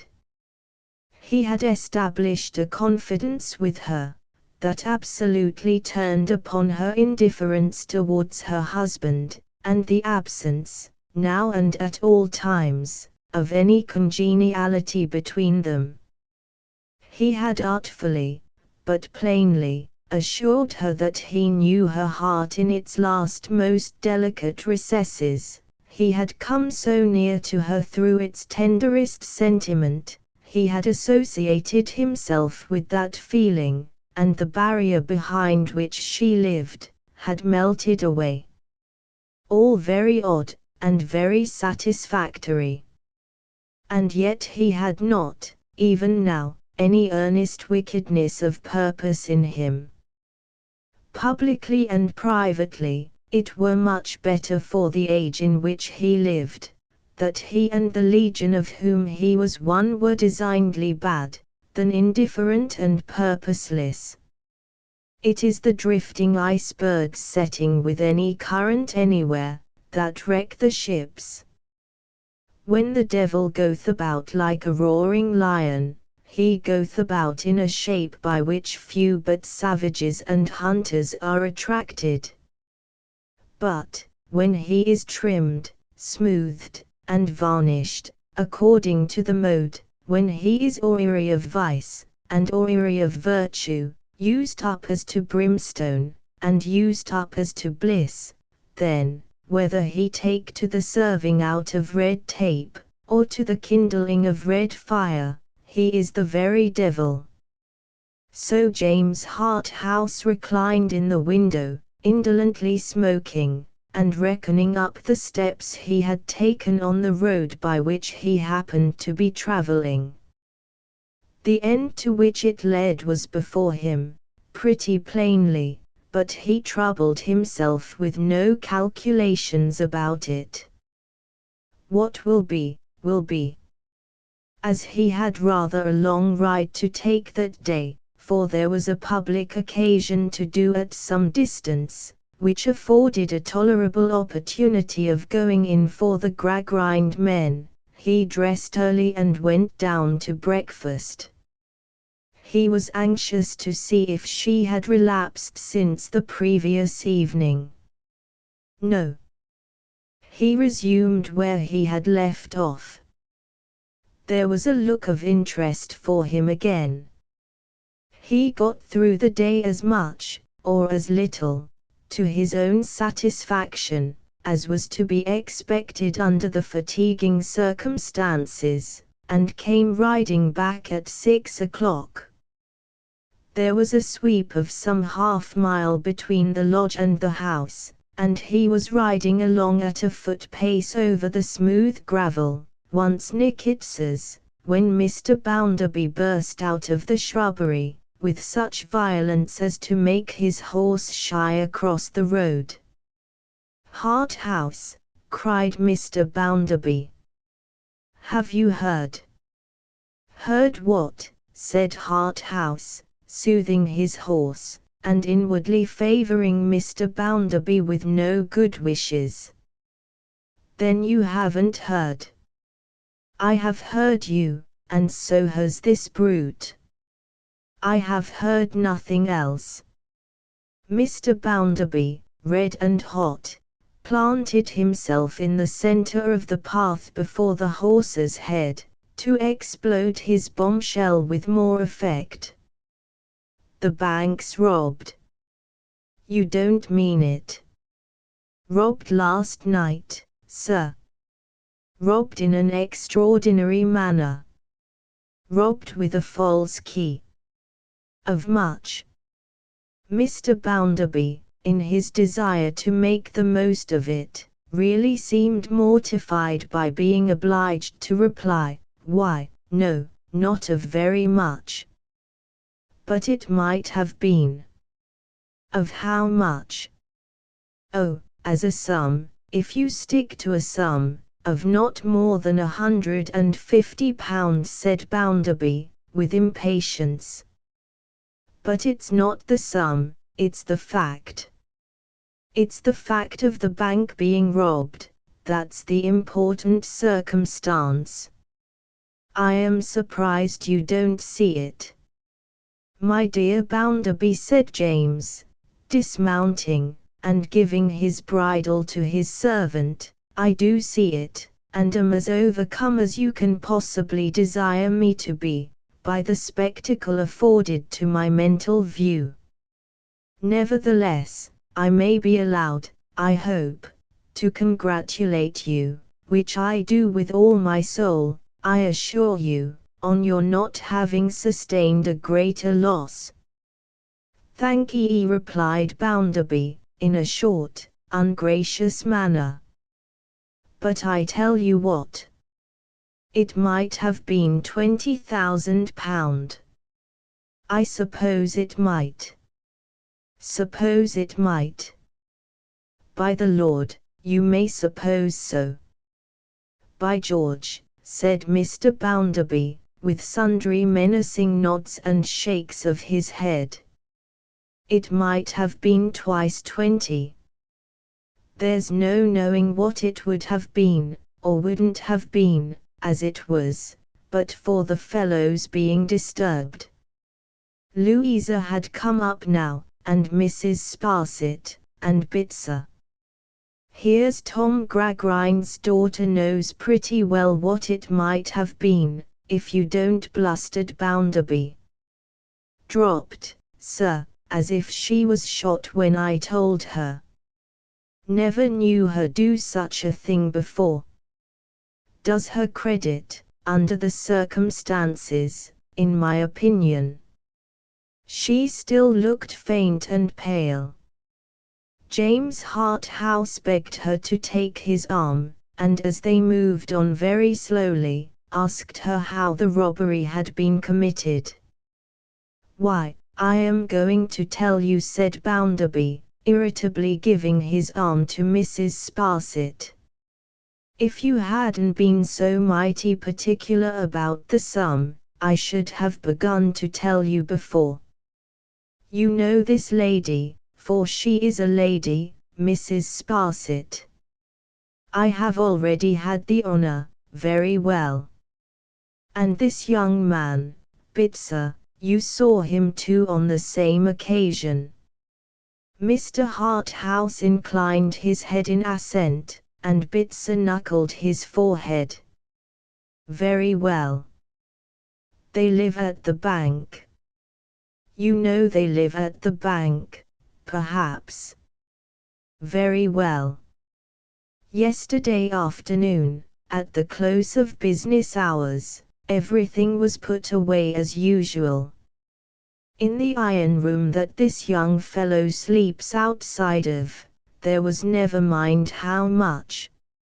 In the little safe in young Tom's closet, the safe used for petty purposes, there was £150 odd. £154.7 said Bitzer. "Come," retorted Bounderby, stopping to wheel round upon him, "let's have none of your interruptions. It's enough to be robbed while you're snoring because you're too comfortable, without being put right with your 471s. I didn't snore, myself, when I was your age, let me tell you. I hadn't victuals enough to snore. And I didn't 471. Not if I knew it." Bitzer knuckled his forehead again, in a sneaking manner, and seemed at once particularly impressed and depressed by the instance last given of Mr. Bounderby's moral abstinence. £150 odd, resumed Mr. Bounderby. "That sum of money, young Tom locked in his safe, not a very strong safe, but that's no matter now. Everything was left, all right. Some time in the night, while this young fellow snored, Mrs. Sparsit, you say you have heard him snore?" "Sir," returned Mrs. Sparsit, "I cannot say that I have heard him precisely snore, and therefore must not make that statement. But on winter evenings, when he has fallen asleep at his table, I have heard him, what I should prefer to describe as partially choke. I have heard him on such occasions produce sounds of a nature similar to what may be sometimes heard in Dutch clocks." "Not," said Mrs. Sparsit, with a lofty sense of giving strict evidence, "that I would convey any imputation on his moral character. Far from it. I have always considered Bitzer a young man of the most upright principle, and to that I beg to bear my testimony." "Well," said the exasperated Bounderby, "while he was snoring, or choking, or Dutch clocking, or something or other, being asleep, some fellows, somehow, whether previously concealed in the house or not remains to be seen, got to young Tom's safe, forced it, and abstracted the contents. Being then disturbed, they made off, letting themselves out at the main door, and double-locking it again. It was double-locked, and the key under Mrs. Sparsit's pillow, with a false key, which was picked up in the street near the bank, about 12 o'clock today. No alarm takes place, till this chap, Bitzer, turns out this morning, and begins to open and prepare the offices for business. Then, looking at Tom's safe, he sees the door ajar, and finds the lock forced, and the money gone. "Where is Tom, by the by?" asked Harthouse, glancing round. "He has been helping the police," said Bounderby, "and stays behind at the bank. I wish these fellows had tried to rob me when I was at his time of life. They would have been out of pocket if they had invested 18p in the job, I can tell 'em that." "Is anybody suspected?" "Suspected? I should think there was somebody suspected." "Egod," said Bounderby, relinquishing Mrs. Sparsit's arm to wipe his heated head. "Josiah Bounderby of Coketown is not to be plundered and nobody suspected." "No, thank you." "Might Mr. Harthouse inquire who was suspected?" "Well," said Bounderby, stopping and facing about to confront them all, "I'll tell you. It's not to be mentioned everywhere, it's not to be mentioned anywhere, in order that the scoundrels concerned, there's a gang of 'em, may be thrown off their guard. So take this in confidence. Now wait a bit." Mr. Bounderby wiped his head again. "What should you say to," here he violently exploded, "to a hand being in it?" "I hope," said Harthouse, lazily, "not our friend Blackpot." "Say Pool instead of Pot, sir," returned Bounderby, "and that's the man." Louisa faintly uttered some word of incredulity and surprise. "Oh yes. I know," said Bounderby, immediately catching at the sound. "I know. I am used to that. I know all about it. They are the finest people in the world, these fellows are. They have got the gift of the gab, they have. They only want to have their rights explained to them, they do. But I tell you what. Show me a dissatisfied hand, and I'll show you a man that's fit for anything bad, I don't care what it is." Another of the popular fictions of Coketown, which some pains had been taken to disseminate, and which some people really believed. "But I am acquainted with these chaps," said Bounderby. "I can read 'em off, like books.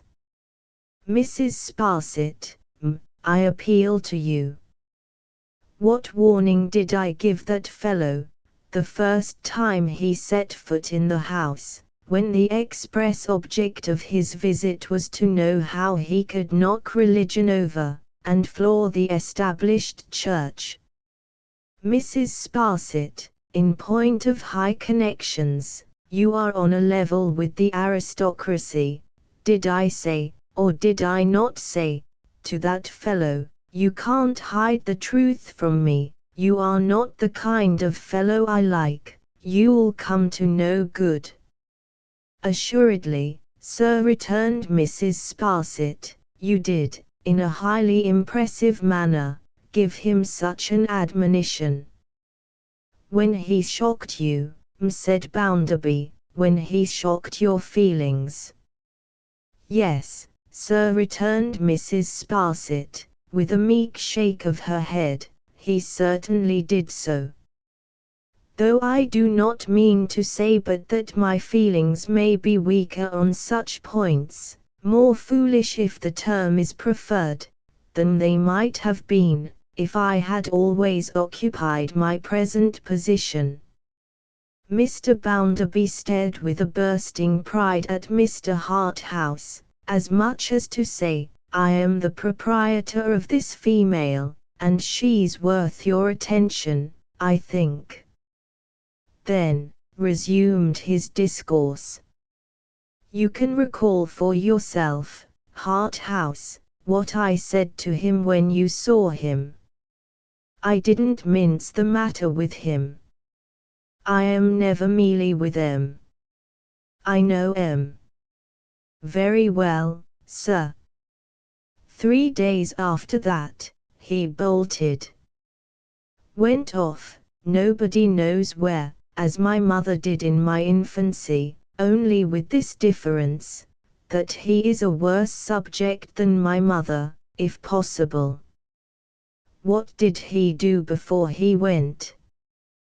What do you say? Mr. Bounderby, with his hat in his hand, gave a beat upon the crown at every little division of his sentences, as if it were a tambourine, to his being seen, night after night, watching the bank, to his lurking about there, after dark, to its striking Mrs. Sparsit, that he could be lurking for no good, to her calling Bitser's attention to him, and their both taking notice of him, and to its appearing on inquiry today, that he was also noticed by the neighbours. Having come to the climax, Mr. Bounderby, like an oriental dancer, put his tambourine on his head. Suspicious, said James Harthouse, certainly. I think so, sir, said Bounderby, with a defiant nod. I think so. But there are more of em in it. There's an old woman. One never hears of these things till the mischief's done. All sorts of defects are found out in the stable door after the horse is stolen. There's an old woman turns up now. An old woman who seems to have been flying into town on a broomstick, every now and then. She watches the place a whole day before this fellow begins, and on the night when you saw him, she steals away with him and holds a council with him, I suppose, to make her report on going off duty, and be damned to her. There was such a person in the room that night, and she shrunk from observation, thought Louisa. This is not all of em, even as we already know em, said Bounderby, with many nods of hidden meaning. But I have said enough for the present. You'll have the goodness to keep it quiet, and mention it to no one. It may take time, but we shall have em. It's policy to give em line enough, and there's no objection to that. Of course, they will be punished with the utmost rigour of the law, as notice boards observe, replied James Harthouse, and serve them right. Fellows who go in for banks must take the consequences. If there were no consequences, we should all go in for banks. He had gently taken Louisa's parasol from her hand, and had put it up for her, and she walked under its shade, though the sun did not shine there. For the present, Lou Bounderby, said her husband, here's Mrs. Sparsit to look after. Mrs. Sparsit's nerves have been acted upon by this business, and she'll stay here a day or two. So make her comfortable. Thank you very much, sir, that discreet lady observed, but pray do not let my comfort be a consideration. Anything will do for me. It soon appeared that if Mrs. Sparsit had a failing in her association with that domestic establishment, It was that she was so excessively regardless of herself and regardful of others, as to be a nuisance.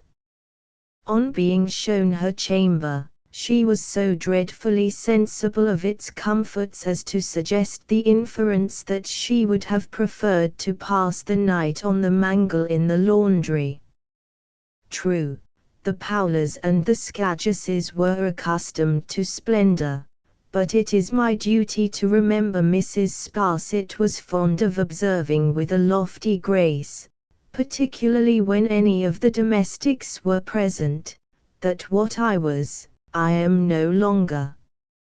Indeed, said she, if I could altogether cancel the remembrance that Mr. Sparsit was a Powler, or that I myself am related to the Scadgers family, or if I could even revoke the fact, and make myself a person of common descent and ordinary connections, I would gladly do so.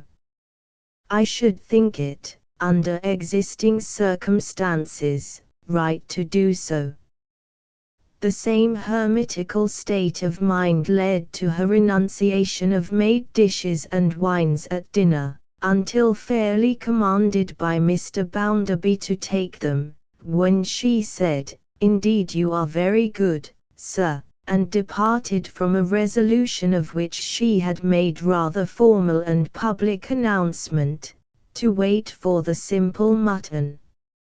She was likewise deeply apologetic for wanting the salt, and, feeling amiably bound to bear out Mr. Bounderby to the fullest extent in the testimony he had borne to her nerves, occasionally sat back in her chair and silently wept, at which periods a tear of large dimensions, like a crystal earring, might be observed, or rather, must be, for it insisted on public notice, sliding down her Roman nose.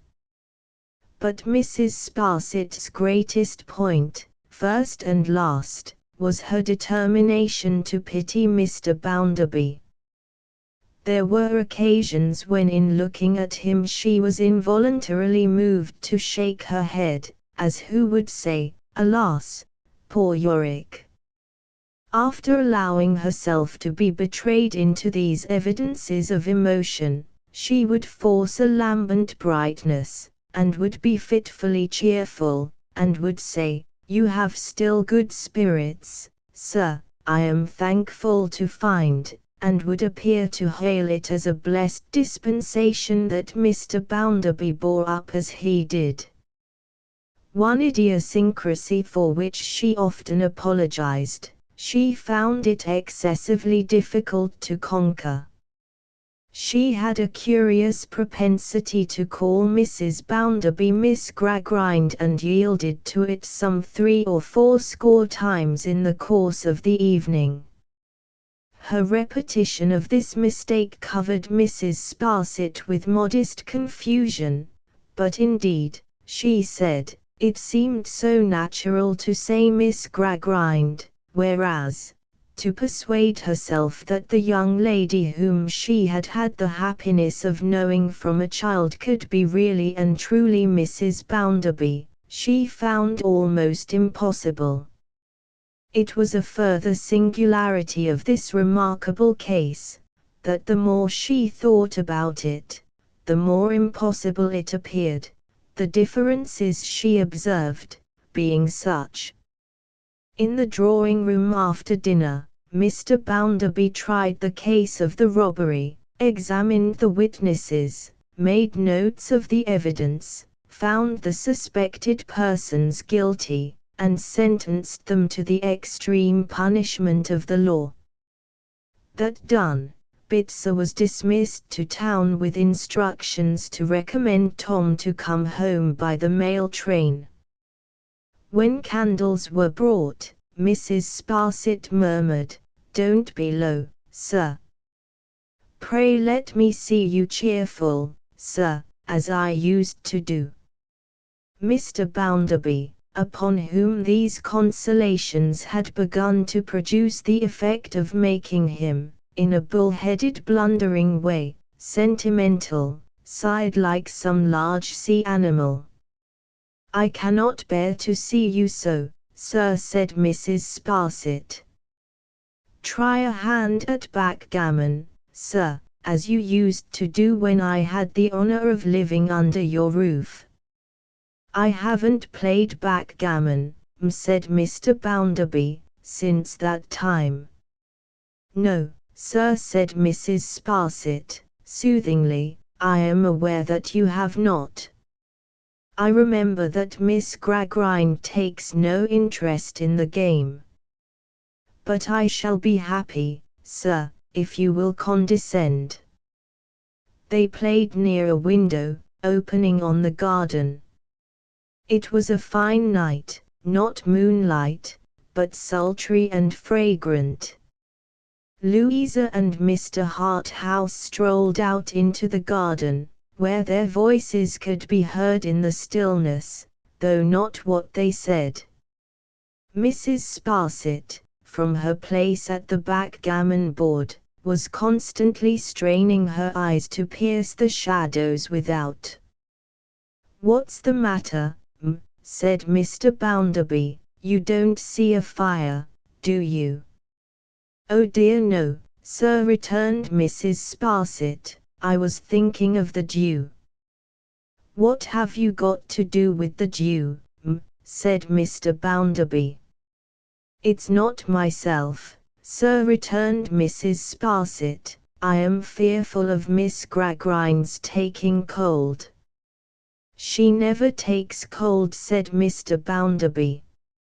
"Really, sir," said Mrs. Sparsit, and was affected with a cough in her throat. When the time drew near for retiring, Mr. Bounderby took a glass of water. "Oh, sir," said Mrs. Sparsit. "Not your sherry warm, with lemon peel and nutmeg?" "Why, I have got out of the habit of taking it now," said Mr. Bounderby.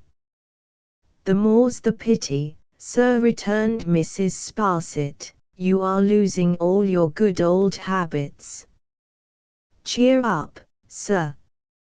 If Miss Gradgrind will permit me, I will offer to make it for you, as I have often done." Miss Gradgrind readily permitting Mrs. Sparsit to do anything she pleased, that considerate lady made the beverage, and handed it to Mr. Bounderby. "It will do you good, sir. It will warm your heart. It is the sort of thing you want, and ought to take, sir."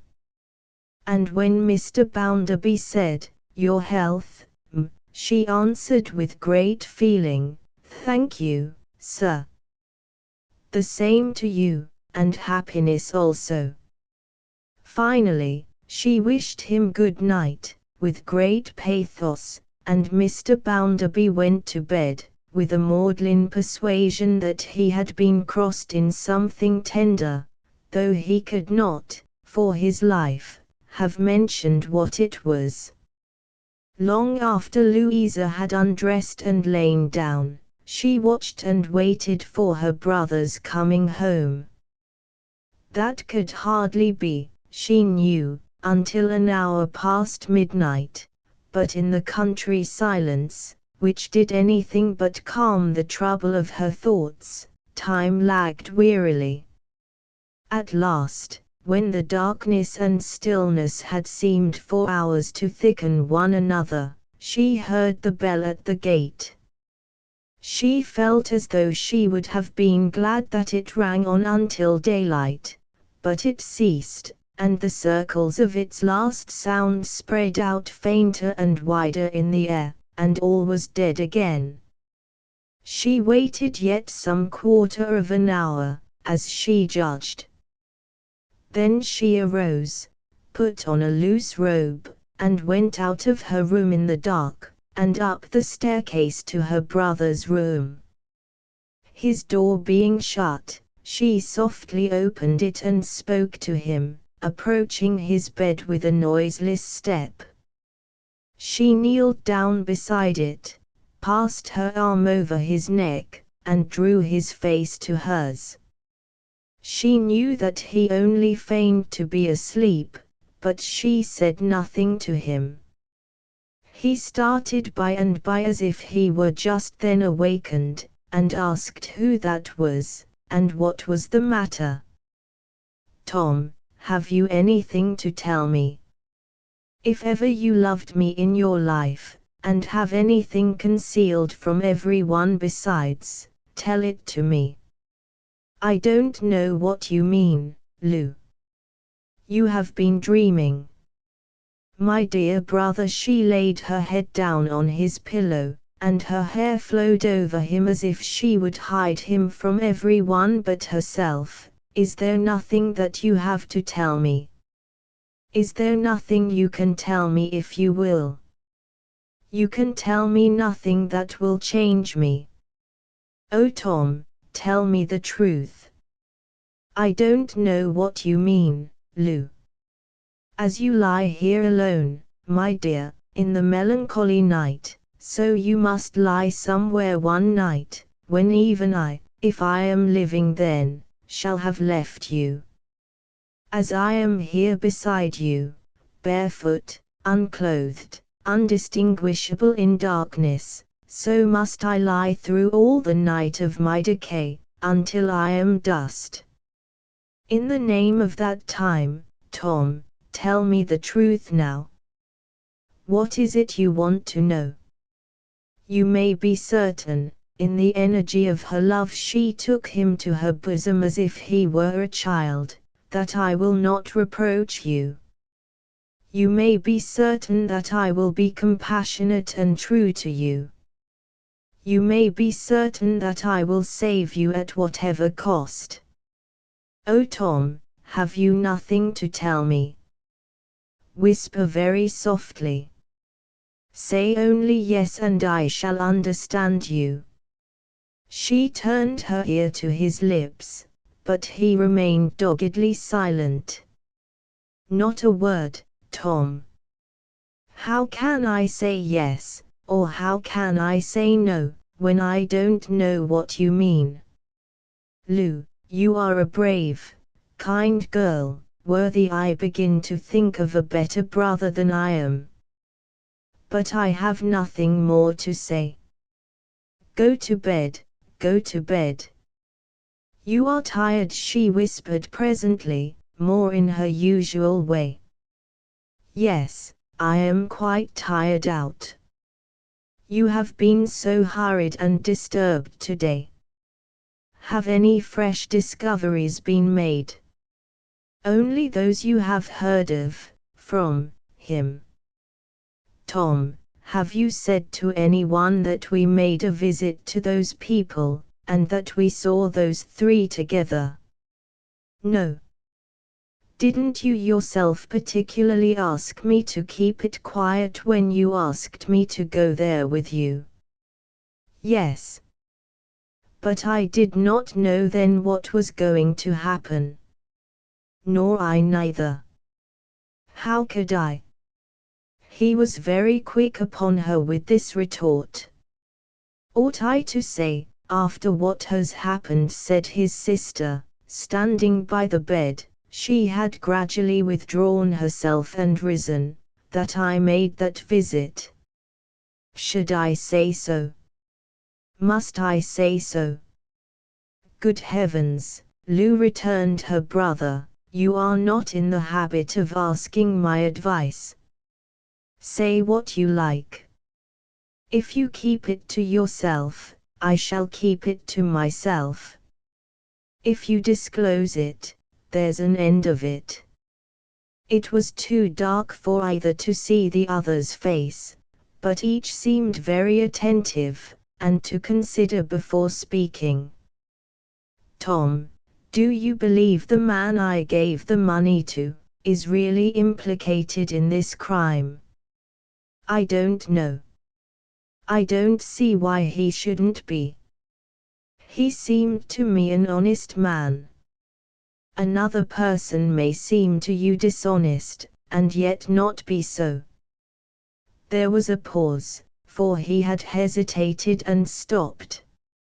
In short, resumed Tom, as if he had made up his mind, if you come to that, perhaps I was so far from being altogether in his favor, that I took him outside the door to tell him quietly, that I thought he might consider himself very well off to get such a windfall as he had got from my sister, and that I hoped he would make good use of it. You remember whether I took him out or not. I say nothing against the man, he may be a very good fellow, for anything I know, I hope he is. Was he offended by what you said? No, he took it pretty well, he was civil enough. Where are you, Lou? He sat up in bed and kissed her.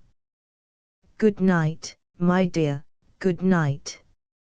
You have nothing more to tell me? No. What should I have? You wouldn't have me tell you a lie. I wouldn't have you do that tonight, Tom, of all the nights in your life, many and much happier as I hope they will be. Thank you, my dear Lou. I am so tired, that I am sure I wonder I don't say anything to get to sleep. Go to bed, go to bed.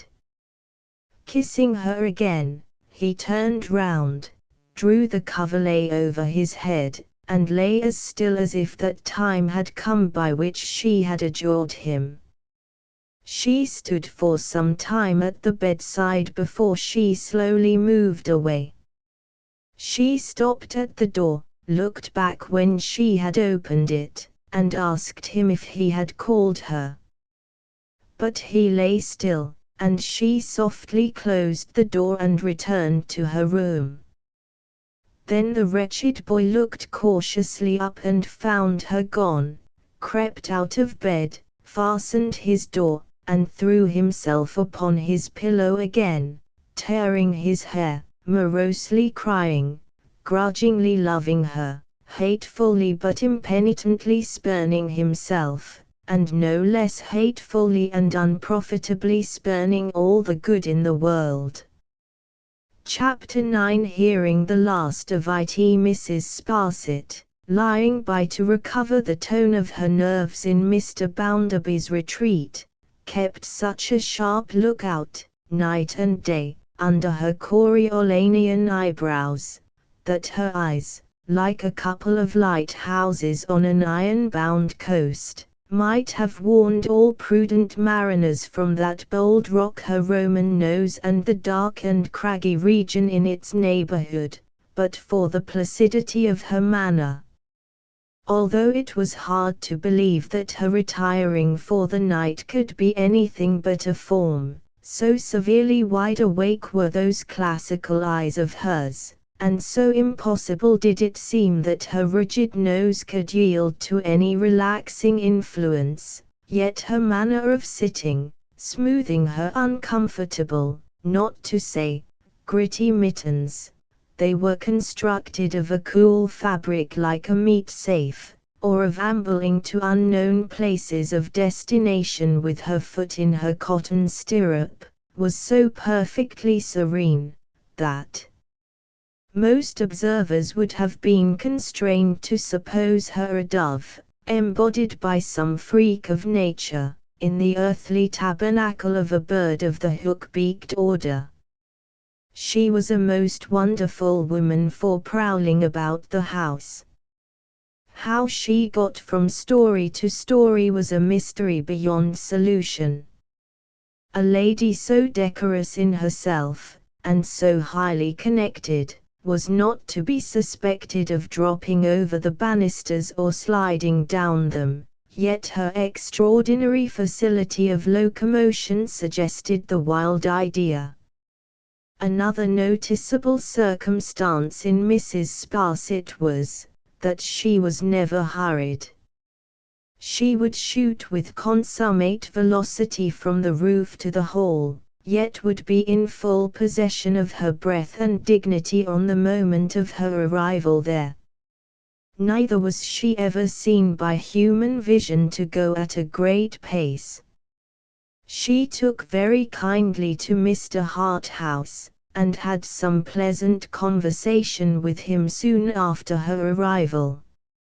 She made him her stately curtsy in the garden, one morning before breakfast. "It appears but yesterday, sir," said Mrs. Sparsit, "that I had the honour of receiving you at the bank, when you were so good as to wish to be made acquainted with Mr. Bounderby's address. An occasion, I am sure, not to be forgotten by myself in the course of ages," said Mr. Harthouse, inclining his head to Mrs. Sparsit with the most indolent of all possible airs. "We live in a singular world, sir," said Mrs. Sparsit. "I have had the honour, by a coincidence of which I am proud, to have made a remark, similar in effect, though not so epigrammatically expressed." "A singular world, I would say, sir," pursued Mrs. Sparsit, after acknowledging the compliment with a drooping of her dark eyebrows, not altogether so mild in its expression as her voice was in its dulcet tones, "as regards the intimacies we form at one time, with individuals we were quite ignorant of, at another. I recall, sir, that on that occasion you went so far as to say you were actually apprehensive of Miss Gradgrind. Your memory does me more honour than my insignificance deserves. I availed myself of your obliging hints to correct my timidity, and it is unnecessary to add that they were perfectly accurate." Mrs. Sparsit's talent in fact for anything requiring accuracy, with a combination of strength of mind and family, is too habitually developed to admit of any question.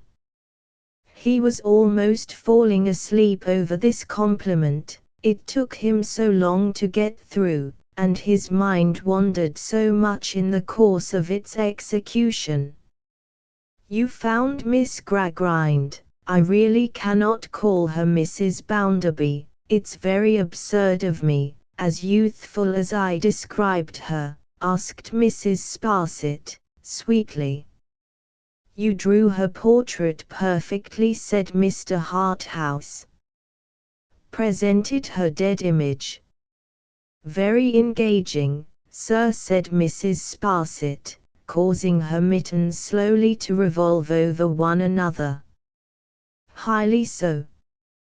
"It used to be considered," said Mrs. Sparsit, "that Miss Gradgrind was wanting in animation, but I confess she appears to me considerably and strikingly improved in that respect."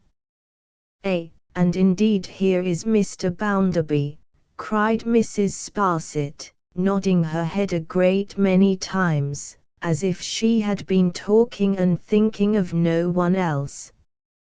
"How do you find yourself this morning, sir? Pray let us see you cheerful, sir."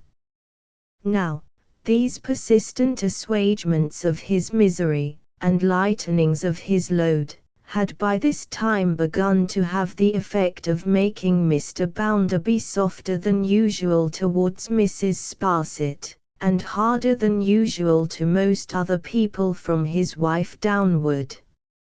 So, when Mrs. Sparsit said with forced lightness of heart, "You want your breakfast, sir, but I dare say Miss Gradgrind will soon be here to preside at the table," Mr. Bounderby replied, "If I waited to be taken care of by my wife, I believe you know pretty well I should wait till doomsday, so I'll trouble you to take charge of the teapot."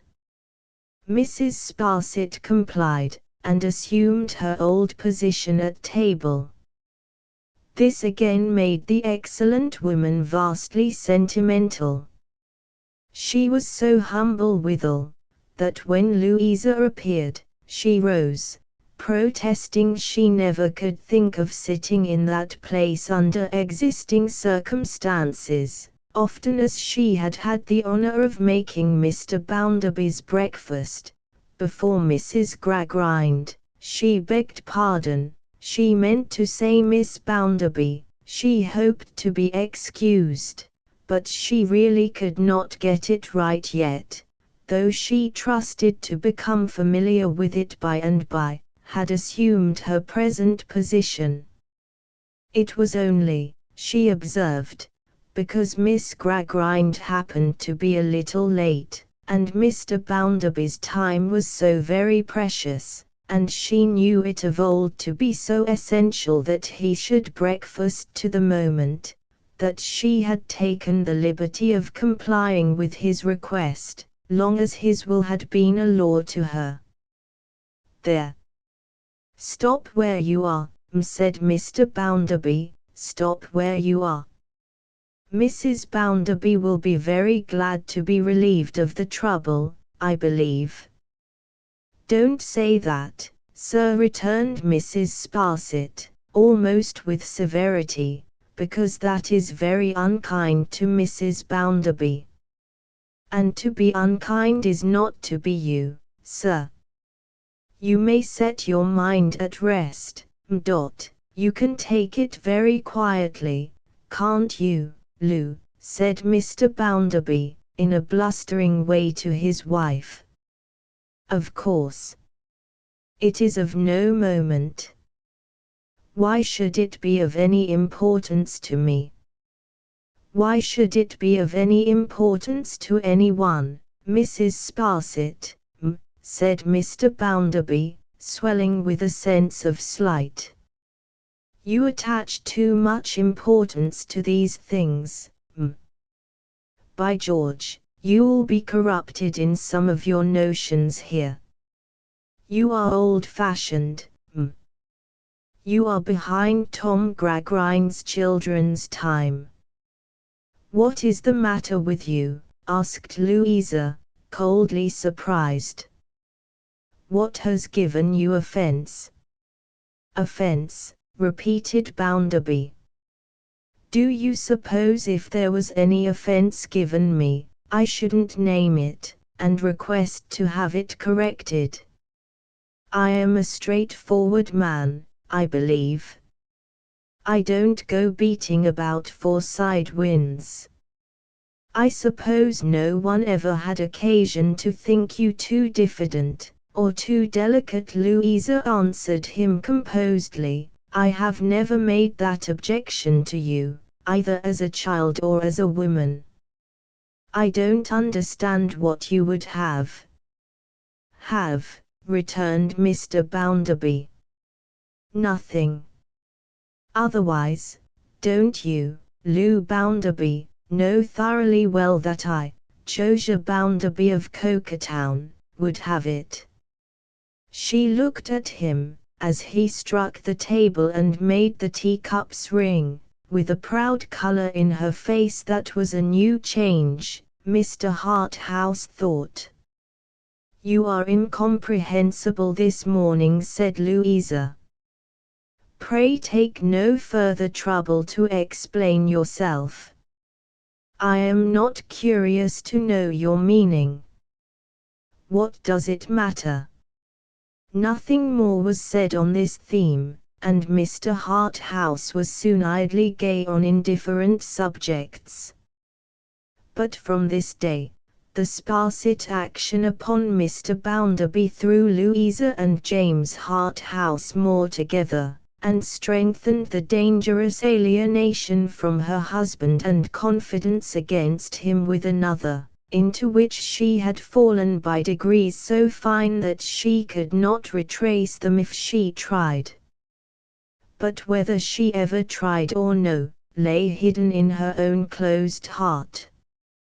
Mrs. Sparsit was so much affected on this particular occasion, that, assisting Mr. Bounderby to his hat after breakfast, and being then alone with him in the hall, she imprinted a chaste kiss upon his hand, murmured "my benefactor," and retired, overwhelmed with grief. Yet it is an indubitable fact, within the cognizance of this history, that 5 minutes after he had left the house in the self-same hat, the same descendant of the Scajuses and connection by matrimony of the Powlers, shook her right-hand mitten at his portrait, made a contemptuous grimace at that work of art, and said, "Serve you right, you noodle, and I am glad of it." Mr. Bounderby had not been long gone, when Bitzer appeared. Bitzer had come down by train, shrieking and rattling over the long line of arches that bestrode the wild country of past and present coal pits, with an express from Stone Lodge. It was a hasty note to inform Louisa that Mrs. Gradgrind lay very ill. She had never been well within her daughter's knowledge, but she had declined within the last few days, had continued sinking all through the night, and was now as nearly dead, as her limited capacity of being in any state that implied the ghost of an intention to get out of it, allowed. Accompanied by the lightest of porters, fit colourless servitor at death's door when Mrs. Gradgrind knocked, Louisa rumbled to Coketown, over the coal pits past and present, and was whirled into its smoky jaws. She dismissed the messenger to his own devices, and rode away to her old home.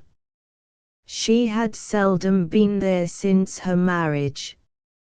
Her father was usually sifting at his parliamentary cinder heap in London, without being observed to turn up many precious articles among the rubbish, and was still hard at it in the National Dust Yard. Her mother had taken it rather as a disturbance than otherwise, to be visited, as she reclined upon her sofa. Young people, Louisa felt herself all unfit for. Sissy she had never softened to again, since the night when the stroller's child had raised her eyes to look at Mr. Bounderby's intended wife. She had no inducements to go back, and had rarely gone.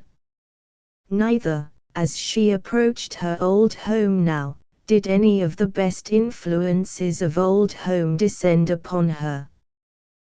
The dreams of childhood, its airy fables, its graceful, beautiful, humane, impossible adornments of the world beyond, so good to be believed in once, so good to be remembered when outgrown, for then the least among them rises to the stature of a great charity in the heart, suffering little children to come into the midst of it, and to keep with their pure hands a garden in the stony ways of this world, wherein it were better for all the children of Adam that they should oftener sun themselves. Simple and trustful, and not worldly wise, what had she to do with these remembrances of how she had journeyed to the little that she knew, by the enchanted roads of what she and millions of innocent creatures had hoped and imagined, of how, first coming upon reason through the tender light of fancy, she had seen it a beneficent God, deferring to gods as great as itself, not a grim idol, cruel and cold, with its victims bound hand to foot, and its big dumb shape set up with a sightless stare, never to be moved by anything but so many calculated tons of leverage. What had she to do with these? Her remembrances of home and childhood were remembrances of the drying up of every spring and fountain in her young heart as it gushed out. The golden waters were not there. They were flowing for the fertilization of the land where grapes are gathered from thorns, and figs from thistles. She went, with a heavy, hardened kind of sorrow upon her, into the house and into her mother's room. Since the time of her leaving home, Sissy had lived with the rest of the family on equal terms. Sissy was at her mother's side, and Jane, her sister, now 10 or 12 years old, was in the room. There was great trouble before it could be made known to Mrs. Gradgrind that her eldest child was there. She reclined, propped up, from mere habit, on a couch, as nearly in her old usual attitude, as anything so helpless could be kept in. She had positively refused to take to her bed, on the ground that if she did, she would never hear the last of it. Her feeble voice sounded so far away in her bundle of shawls, and the sound of another voice addressing her seemed to take such a long time in getting down to her ears, that she might have been lying at the bottom of a well. The poor lady was nearer truth than she ever had been, which had much to do with it. On being told that Mrs. Bounderby was there, she replied, at cross purposes, that she had never called him by that name since he married Louisa, that pending her choice of an objectionable name, she had called him J, and that she could not at present depart from that regulation, not being yet provided with a permanent substitute. Louisa had sat by her for some minutes, and had spoken to her often, before she arrived at a clear understanding who it was. She then seemed to come to it all at once. "Well, my dear," said Mrs. Gradgrind, "and I hope you are going on satisfactorily to yourself. It was all your father's doing. He set his heart upon it. And he ought to know. I want to hear of you, mother, not of myself. You want to hear of me, my dear. That's something new, I am sure, when anybody wants to hear of me. Not at all well, Louisa. Very faint and giddy. Are you in pain, dear mother?" "I think there's a pain somewhere in the room," said Mrs. Gradgrind, "but I couldn't positively say that I have got it." After this strange speech, she lay silent for some time. Louisa, holding her hand, could feel no pulse, but kissing it, could see a slight thin thread of life in fluttering motion. "You very seldom see your sister," said Mrs. Gradgrind. "She grows like you. I wish you would look at her. Sissy, bring her here." She was brought, and stood with her hand in her sister's. Louisa had observed her with her arm round Sissy's neck, and she felt the difference of this approach. "Do you see the likeness, Louisa?" "Yes, mother. I should think her like me." "But, yes, I always say so," Mrs. Gradgrind cried, with unexpected quickness. "And that reminds me. I want to speak to you, my dear. Sissy, my good girl, leave us alone a minute." Louisa had relinquished the hand, had thought that her sister's was a better and brighter face than hers had ever been, had seen in it, not without a rising feeling of resentment, even in that place and at that time, something of the gentleness of the other face in the room, the sweet face with the trusting eyes, made paler than watching and sympathy made it, by the rich dark hair. Left alone with her mother, Louisa saw her lying with an awful lull upon her face, like one who was floating away upon some great water, all resistance over, content to be carried down the stream. She put the shadow of a hand to her lips again, and recalled her. You were going to speak to me, mother. Eh? Yes, to be sure, my dear. You know your father is almost always away now, and therefore I must write to him about it. About what, mother? Don't be troubled.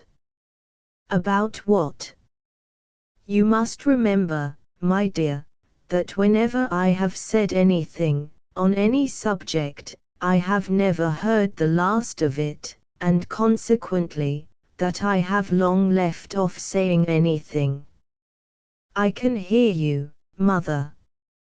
But, it was only by dint of bending down to her ear, and at the same time attentively watching the lips as they moved, that she could link such faint and broken sounds into any chain of connection. You learnt a great deal, Louisa, and so did your brother. Ologies of all kinds from morning to night.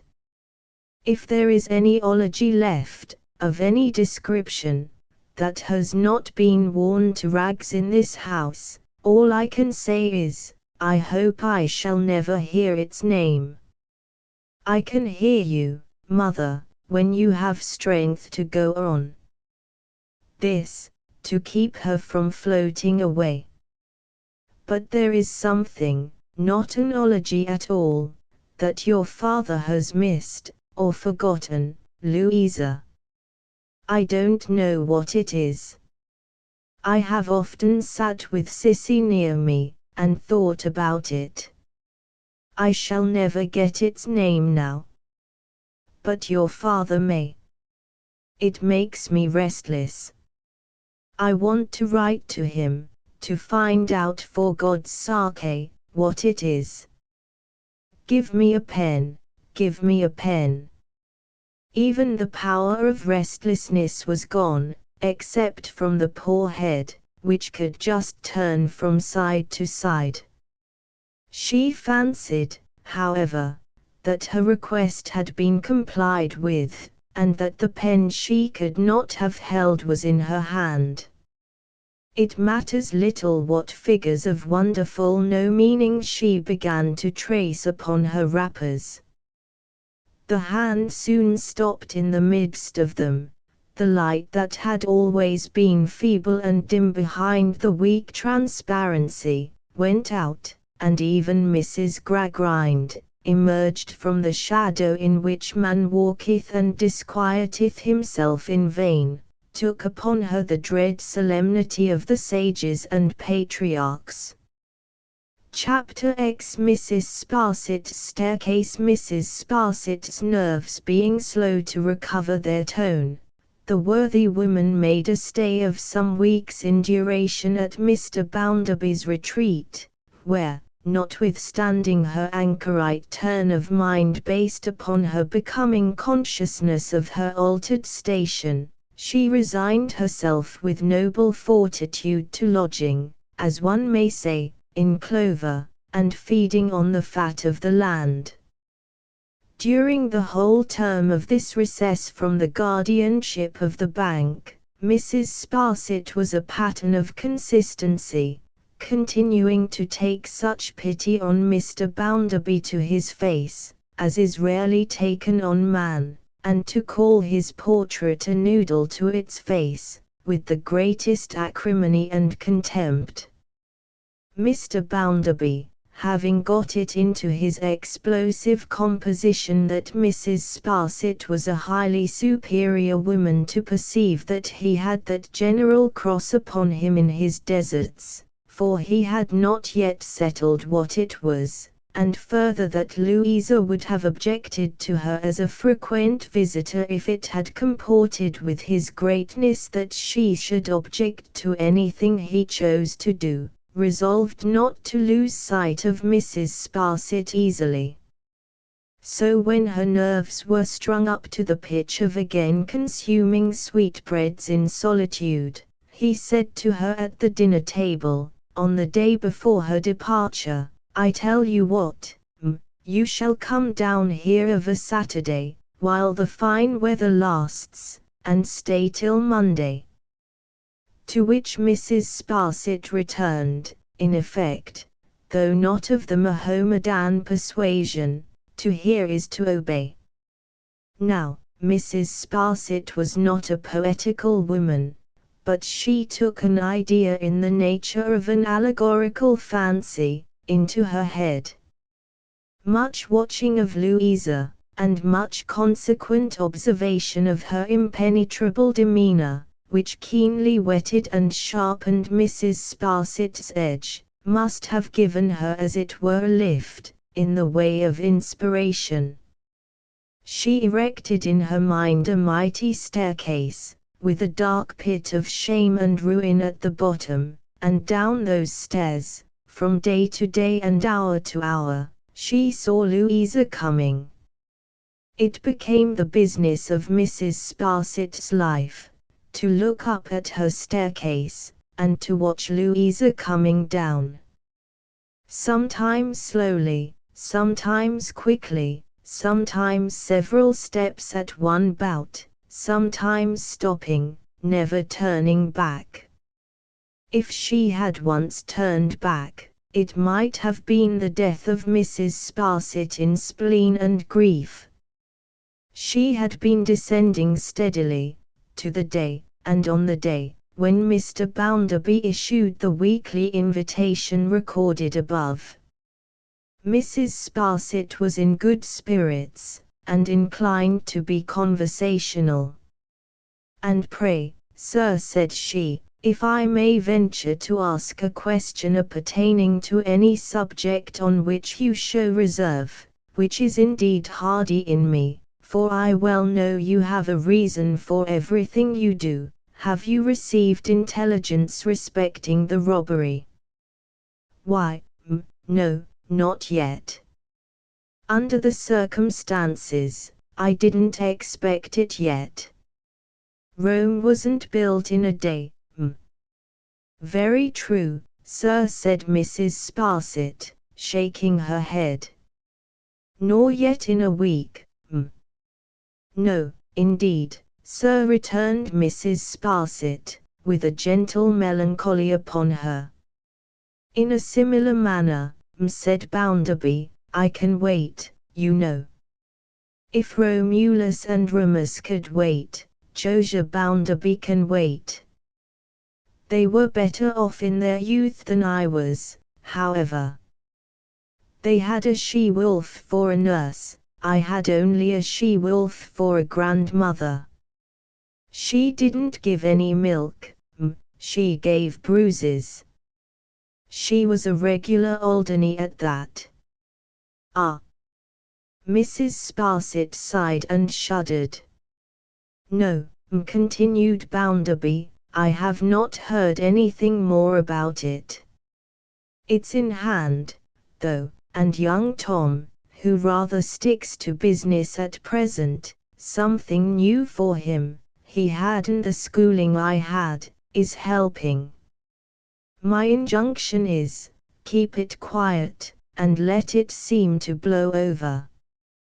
Do what you like under the rose, but don't give a sign of what you're about, or 100 of them will combine together and get this fellow who has bolted, out of reach for good. Keep it quiet, and the thieves will grow in confidence by little and little, and we shall have 'em." "Very sagacious indeed, sir," said Mrs. Sparsit. "Very interesting.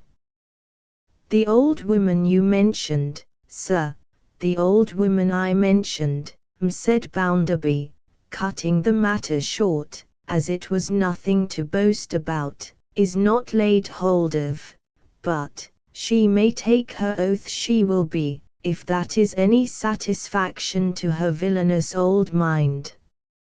In the meantime, I am of opinion, if you ask me my opinion, that the less she is talked about, the better." The same evening, Mrs. Sparsit, in her chamber window, resting from her packing operations, looked towards her great staircase and saw Louisa still descending. She sat by Mr. Harthouse, in an alcove in the garden, talking very low. He stood leaning over her, as they whispered together, and his face almost touched her hair. "If not quite," said Mrs. Sparsit, straining her hawk's eyes to the utmost. Mrs. Sparsit was too distant to hear a word of their discourse, or even to know that they were speaking softly, otherwise than from the expression of their figures. But what they said was this: "You recollect the man, Mr. Harthouse?" "Oh, perfectly." "His face, and his manner, and what he said?" "Perfectly." "And an infinitely dreary person he appeared to me to be. Lengthy and prosy in the extreme.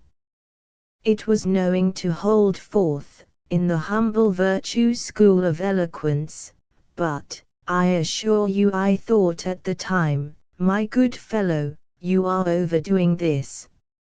It has been very difficult to me to think ill of that man. My dear Louisa, as Tom says. Which he never did say. You know no good of the fellow." "No, certainly. Nor of any other such person." "How can I?" she returned, with more of her first manner on her than he had lately seen, "when I know nothing of them, men or women."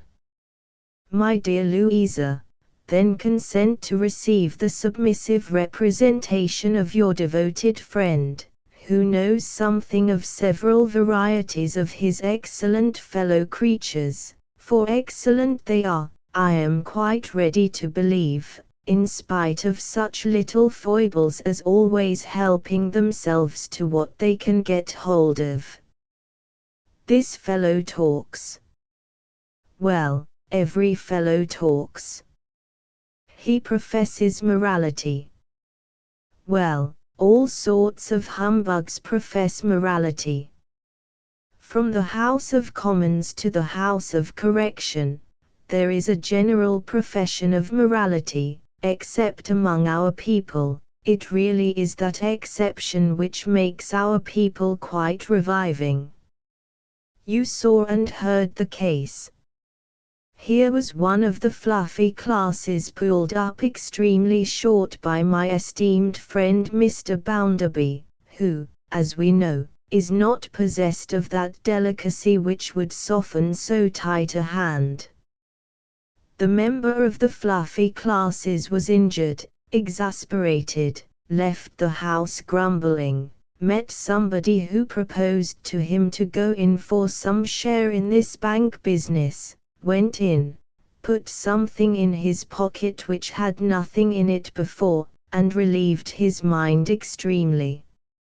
Really he would have been an uncommon, instead of a common, fellow, if he had not availed himself of such an opportunity. Or he may have originated it altogether, if he had the cleverness. I almost feel as though it must be bad in me, returned Louisa, after sitting thoughtful a while, to be so ready to agree with you, and to be so lightened in my heart by what you say. I only say what is reasonable, nothing worse. I have talked it over with my friend Tom more than once. Of course I remain on terms of perfect confidence with Tom, and he is quite of my opinion, and I am quite of his. Will you walk? They strolled away, among the lanes beginning to be indistinct in the twilight, she leaning on his arm, and she little thought how she was going down, down, down, Mrs. Sparsit's staircase. Night and day, Mrs. Sparsit kept it standing. When Louisa had arrived at the bottom and disappeared in the gulf, it might fall in upon her if it would, but, until then, there it was to be, a building, before Mrs. Sparsit's eyes. And there Louisa always was, upon it. And always gliding down, down, down. Mrs. Sparsit saw James Harthouse come and go, she heard of him here and there, she saw the changes of the face he had studied, she, too, remarked to a nicety how and when it clouded, how and when it cleared, she kept her black eyes wide open, with no touch of pity, with no touch of compunction, all absorbed in interest. In the interest of seeing her, ever drawing, with no hand to stay her, nearer and nearer to the bottom of this new giant's staircase. With all her deference for Mr. Bounderby as contradistinguished from his portrait, Mrs. Sparsit had not the smallest intention of interrupting the descent. Eager to see it accomplished, and yet patient, she waited for the last fall, as for the ripeness and fullness of the harvest of her hopes. Hushed in expectancy, she kept her wary gaze upon the stairs, and seldom so much as darkly shook her right mitten, with her fist in it, at the figure coming down. Chapter 11. Lower and lower the figure descended the great stairs, steadily, steadily, always verging, like a weight in deep water, to the black gulf at the bottom. Mr. Gradgrind, apprised of his wife's decease, made an expedition from London, and buried her in a business-like manner. He then returned with promptitude to the national cinder-heap, and resumed his sifting for the odds and ends he wanted, and his throwing of the dust about into the eyes of other people who wanted other odds and ends, in fact resumed his parliamentary duties. In the meantime, Mrs. Sparsit kept unwinking watch and ward. Separated from her staircase, all the week, by the length of iron road dividing Coca-Town from the country house, she yet maintained her cat-like observation of Louisa, through her husband, through her brother, through James Harthouse, through the outsides of letters and packets, through everything animate and inanimate that at any time went near the stairs. "Your foot on the last step, my lady," said Mrs. Sparsit, apostrophizing the descending figure, with the aid of her threatening mitten, "and all your art shall never blind me." Art or nature though, the original stock of Louisa's character or the graft of circumstances upon it, her curious reserve did baffle, while it stimulated, one as sagacious as Mrs. Sparsit. There were times when Mr. James Harthouse was not sure of her. There were times when he could not read the face he had studied so long, and when this lonely girl was a greater mystery to him than any woman of the world with a ring of satellites to help her. So the time went on, until it happened that Mr. Bounderby was called away from home by business which required his presence elsewhere, for 3 or 4 days. It was on a Friday that he intimated this to Mrs. Sparsit at the bank, adding, "But you'll go down tomorrow, all the same. You'll go down just as if I was there. It will make no difference to you." "Pray, sir," returned Mrs. Sparsit, reproachfully, "let me beg you not to say that. Your absence will make a vast difference to me, sir, as I think you very well know." "Well, then you must get on in my absence as well as you can," said Mr. Bounderby, not displeased. "Mr. Bounderby," retorted Mrs. Sparsit, "your will is to me a law, sir, otherwise, it might be my inclination to dispute your kind commands, not feeling sure that it will be quite so agreeable to Miss Gradgrind to receive me, as it ever is to your own munificent hospitality. But you shall say no more, sir. I will go, upon your invitation. Why, when I invite you to my house, said Bounderby, opening his eyes, I should hope you want no other invitation. No, indeed, sir, returned Mrs. Sparsit, I should hope not. Say no more, sir. I would, sir, I could see you gay again. What do you mean, blustered Bounderby. Sir, rejoined Mrs. Sparsit, there was wont to be an elasticity in you which I sadly miss. Be buoyant, sir. Mr. Bounderby, under the influence of this difficult adjuration, backed up by her compassionate eye, could only scratch his head in a feeble and ridiculous manner, and afterwards assert himself at a distance, by being heard to bully the small fry of business all the morning. Bitzer, said Mrs. Sparsit that afternoon, when her patron was gone on his journey, and the bank was closing, present my compliments to young Mr. Thomas, and ask him if he would step up and partake of a lamb chop and walnut ketchup, with a glass of India ale. Young Mr. Thomas, being usually ready for anything in that way, returned a gracious answer, and followed on its heels. Mr. Thomas, said Mrs. Sparsit, these plain viands being on table, I thought you might be tempted. Thank ye, Mrs. Sparsit, said the whelp, and gloomily fell to. How is Mr. Harthouse, Mr. Tom? asked Mrs. Sparsit. Oh, he's all right, said Tom. Where may he be at present?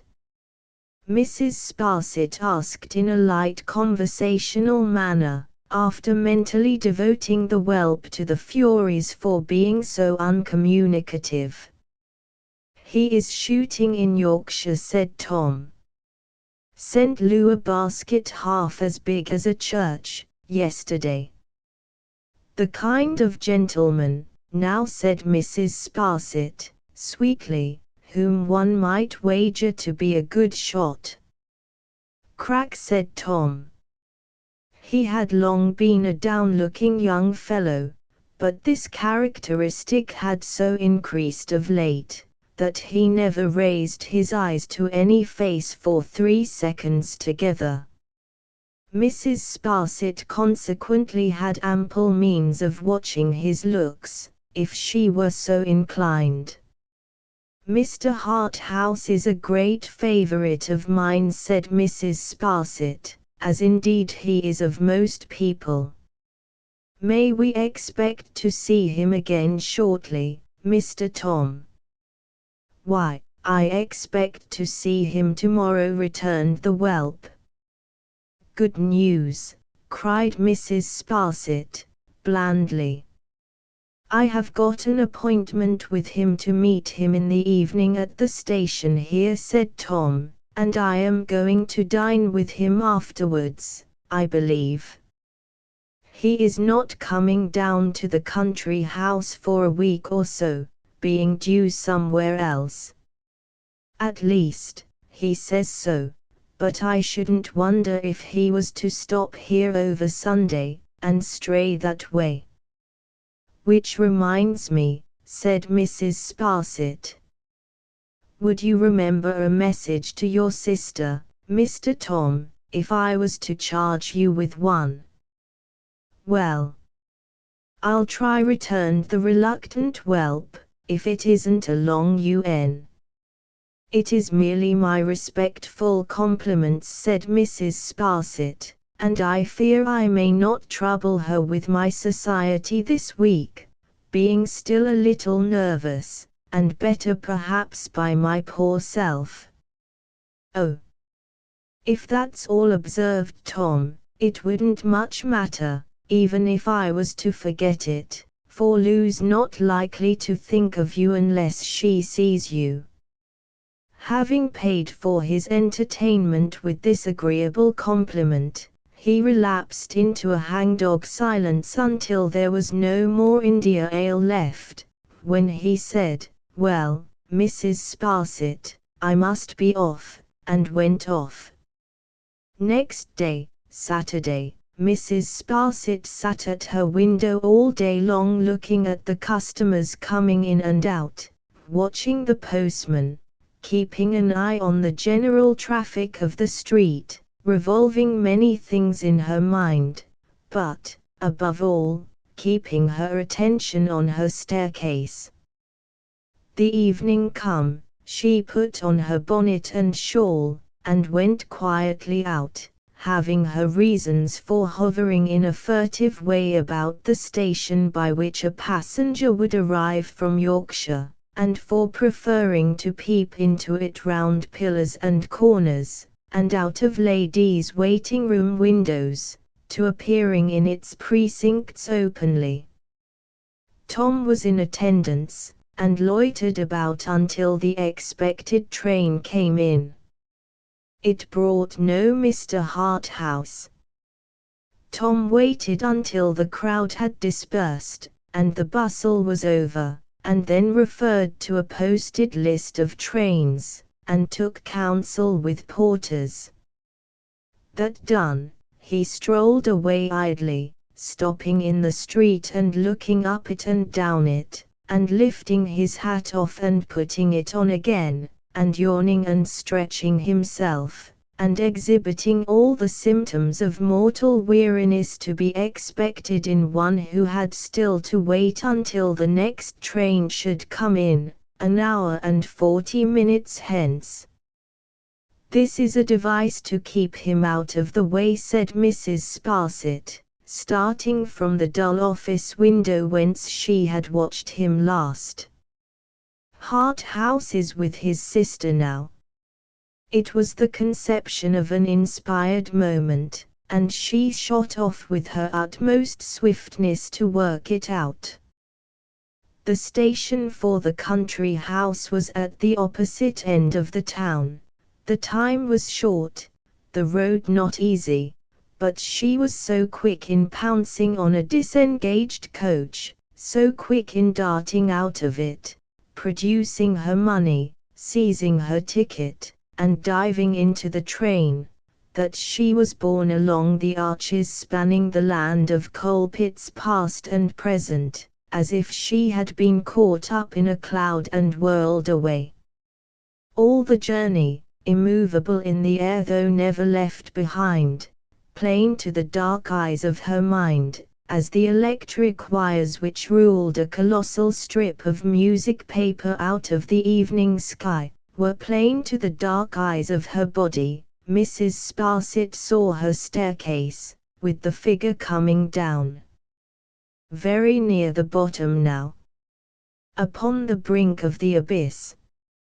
An overcast September evening, just at nightfall, saw beneath its drooping eyelids Mrs. Sparsit glide out of her carriage, pass down the wooden steps of the little station into a stony road, cross it into a green lane, and become hidden in a summer growth of leaves and branches.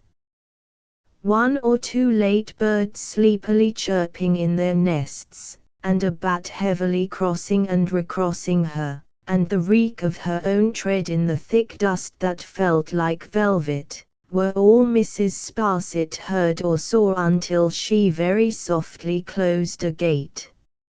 She went up to the house, keeping within the shrubbery, and went round it, peeping between the leaves at the lower windows. Most of them were open, as they usually were in such warm weather, but there were no lights yet, and all was silent.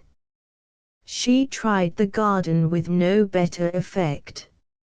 She thought of the wood, and stole towards it, heedless of long grass and briars, of worms, snails, and slugs, and all the creeping things that be. With her dark eyes and her hook nose warily in advance of her, Mrs. Sparsit softly crushed her way through the thick undergrowth, so intent upon her object that she probably would have done no less, if the wood had been a wood of adders. Hark! The smaller birds might have tumbled out of their nests, fascinated by the glittering of Mrs. Sparsit's eyes in the gloom, as she stopped and listened. Low voices close at hand. His voice and hers. The appointment was a device to keep the brother away. There they were yonder, by the felled tree. Bending low among the dewy grass, Mrs. Sparsit advanced closer to them. She drew herself up, and stood behind a tree, like Robinson Crusoe in his ambuscade against the savages, so near to them that at a spring, and that no great one, she could have touched them both. He was there secretly, and had not shown himself at the house. He had come on horseback, and must have passed through the neighboring fields, for his horse was tied to the meadow side of the fence, within a few paces. "My dearest love," said he, "what could I do? Knowing you were alone, was it possible that I could stay away? You may hang your head, to make yourself the more attractive. I don't know what they see in you when you hold it up," thought Mrs. Sparsit, "but you little think, my dearest love, whose eyes are on you." That she hung her head, was certain. She urged him to go away, she commanded him to go away, but she neither turned her face to him, nor raised it. Yet it was remarkable that she sat as still as ever the amiable woman in ambuscade had seen her sit, at any period in her life. Her hands rested in one another, like the hands of a statue, and even her manner of speaking was not hurried. "My dear child," said Harthouse. Mrs. Sparsit saw with delight that his arm embraced her. "Will you not bear with my society for a little while?"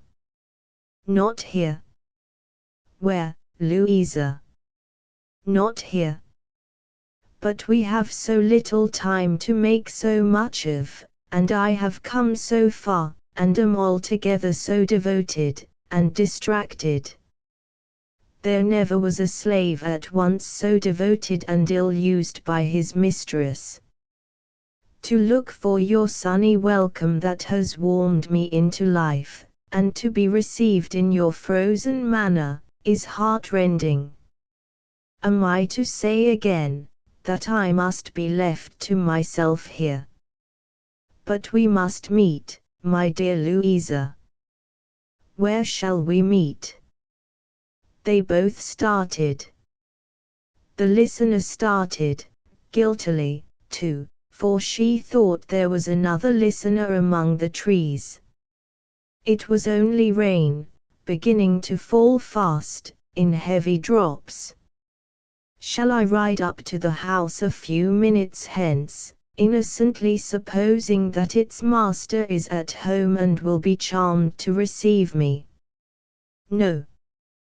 Your cruel commands are implicitly to be obeyed, though I am the most unfortunate fellow in the world, I believe, to have been insensible to all other women, and to have fallen prostrate at last under the foot of the most beautiful, and the most engaging, and the most imperious. My dearest Louisa, I cannot go myself, or let you go, in this hard abuse of your power." Mrs. Sparsit saw him detain her with his encircling arm, and heard him then and there, within her, Mrs. Sparsit's greedy hearing, tell her how he loved her, and how she was the stake for which he ardently desired to play away all that he had in life. The objects he had lately pursued turned worthless beside her. Such success as was almost in his grasp, he flung away from him like the dirt it was, compared with her.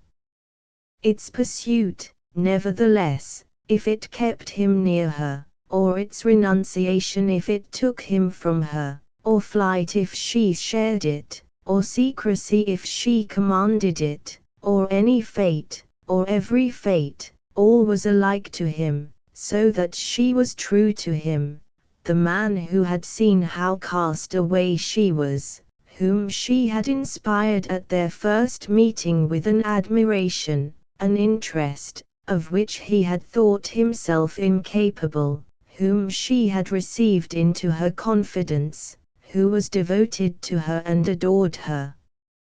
All this, and more, in his hurry, and in hers, in the whirl of her own gratified malice, in the dread of being discovered, in the rapidly increasing noise of heavy rain among the leaves, and a thunderstorm rolling up, Mrs. Sparsit received into her mind, set off with such an unavoidable halo of confusion and indistinctness, that when at length he climbed the fence and led his horse away, she was not sure where they were to meet, or when, except that they had said it was to be that night. But one of them yet remained in the darkness before her, and while she tracked that one she must be right. "Oh, my dearest love," thought Mrs. Sparsit, "you little think how well attended you are." Mrs. Sparsit saw her out of the wood, and saw her enter the house. What to do next? It rained now, in a sheet of water. Mrs. Sparsit's white stockings were of many colors, green predominating, prickly things were in her shoes, caterpillars slung themselves, in hammocks of their own making, from various parts of her dress, rills ran from her bonnet, and her Roman nose. In such condition, Mrs. Sparsit stood hidden in the density of the shrubbery, considering what next. Lo, Louisa coming out of the house, hastily cloaked and muffled, and stealing away. She elopes. She falls from the lowermost stair, and is swallowed up in the gulf. Indifferent to the rain, and moving with a quick determined step, she struck into a side path parallel with the ride. Mrs. Sparsit followed in the shadow of the trees, at but a short distance, for it was not easy to keep a figure in view going quickly through the umbrageous darkness. When she stopped to close the side gate without noise, Mrs. Sparsit stopped. When she went on, Mrs. Sparsit went on. She went by the way Mrs. Sparsit had come, emerged from the green lane, crossed the stony road, and ascended the wooden steps to the railroad. A train for Coketown would come through presently, Mrs. Sparsit knew, so she understood Coketown to be her first place of destination. In Mrs. Sparsit's limp and streaming state, no extensive precautions were necessary to change her usual appearance, but she stopped under the lee of the station wall, tumbled her shawl into a new shape, and put it on over her bonnet. So disguised she had no fear of being recognized when she followed up the railroad steps, and paid her money in the small office. Louisa sat waiting in a corner. Mrs. Sparsit sat waiting in another corner. Both listened to the thunder, which was loud, and to the rain, as it washed off the roof, and pattered on the parapets of the arches. 2 or 3 lamps were rained out and blown out, so both saw the lightning to advantage as it quivered and zigzagged on the iron tracks. The seizure of the station with a fit of trembling, gradually deepening to a complaint of the heart, announced the train. Fire and steam, and smoke, and red light, a hiss, a crash, a bell, and a shriek. Louisa put into one carriage, Mrs. Sparsit put into another, the little station a desert speck in the thunderstorm. Though her teeth chattered in her head from wet and cold, Mrs. Sparsit exulted hugely. The figure had plunged down the precipice, and she felt herself, as it were, attending on the body. Could she, who had been so active in the getting up of the funeral triumph, do less than exult? She will be at Coketown long before him, thought Mrs. Sparsit, though his horse is never so good. Where will she wait for him? And where will they go together? Patience. We shall see. The tremendous rain occasioned infinite confusion, when the train stopped at its destination. Gutters and pipes had burst, drains had overflowed, and streets were under water. In the first instant of alighting, Mrs. Sparsit turned her distracted eyes towards the waiting coaches, which were in great request. She will get into one, she considered, and will be away before I can follow in another. At all risks of being run over, I must see the number, and hear the order given to the coachman. But Mrs. Sparsit was wrong in her calculation. Louisa got into no coach, and was already gone. The black eyes kept upon the railroad carriage in which she had travelled, settled upon it a moment too late. The door not being opened after several minutes, Mrs. Sparsit passed it and repassed it, saw nothing, looked in, and found it empty.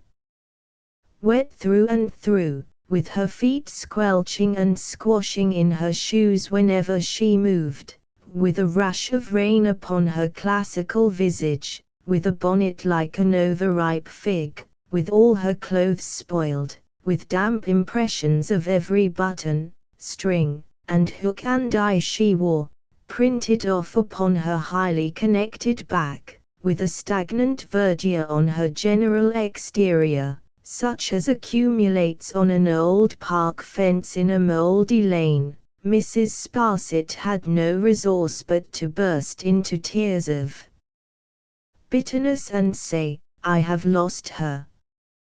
Chapter 12. Down the National Dustmen, after entertaining one another with a great many noisy little fights among themselves, had dispersed for the present, and Mr. Gradgrind was at home for the vacation. He sat writing in the room with the deadly statistical clock, proving something, no doubt, probably, in the main, that the Good Samaritan was a bad economist. The noise of the rain did not disturb him much, but it attracted his attention sufficiently to make him raise his head sometimes, as if he were rather remonstrating with the elements. When it thundered very loudly, he glanced towards Coketown, having it in his mind that some of the tall chimneys might be struck by lightning.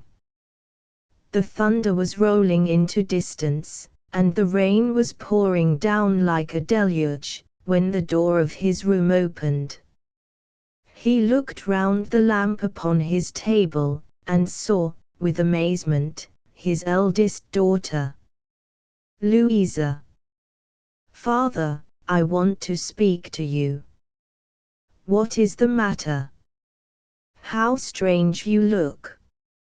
And good heavens, said Mr. Gradgrind, wondering more and more, have you come here exposed to this storm? She put her hands to her dress, as if she hardly knew. Yes. Then she uncovered her head, and letting her cloak and hood fall where they might, stood looking at him, so colorless, so disheveled, so defiant and despairing, that he was afraid of her. What is it?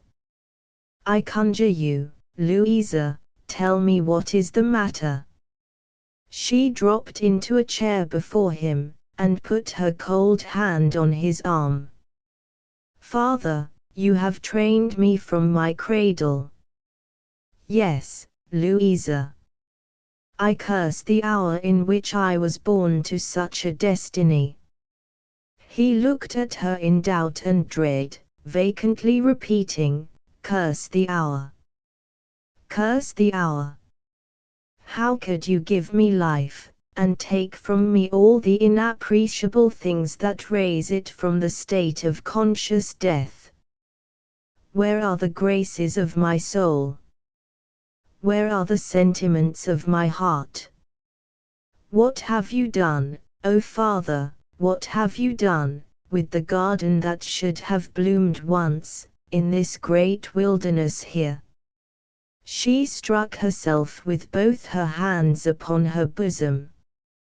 If it had ever been here, its ashes alone would save me from the void in which my whole life sinks. I did not mean to say this, but, Father, you remember the last time we conversed in this room. He had been so wholly unprepared for what he heard now, that it was with difficulty he answered, Yes, Louisa. What has risen to my lips now, would have risen to my lips then, if you had given me a moment's help.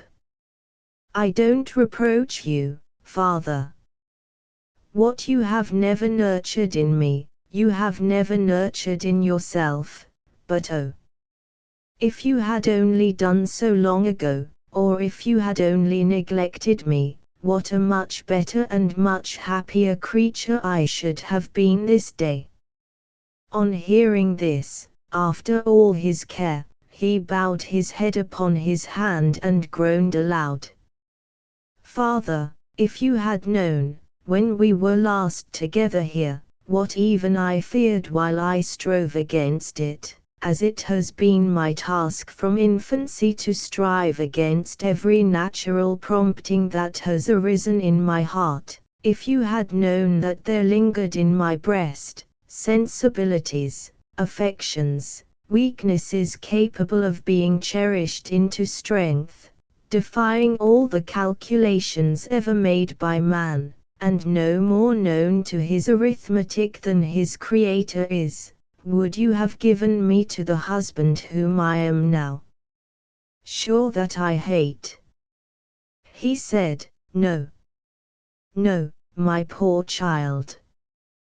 Would you have doomed me, at any time, to the frost and blight that have hardened and spoiled me? Would you have robbed me, for no one's enrichment, only for the greater desolation of this world, of the immaterial part of my life, the spring and summer of my belief, my refuge from what is sordid and bad in the real things around me, my school in which I should have learned to be more humble and more trusting with them, and to hope in my little sphere to make them better? Oh no, no. No, Louisa. Yet, Father, if I had been stone blind, if I had groped my way by my sense of touch, and had been free, while I knew the shapes and surfaces of things, to exercise my fancy somewhat, in regard to them, I should have been a million times wiser, happier, more loving, more contented, more innocent and human in all good respects, than I am with the eyes I have. Now, hear what I have come to say. He moved, to support her with his arm, she rising as he did so. They stood close together, she, with a hand upon his shoulder, looking fixedly in his face.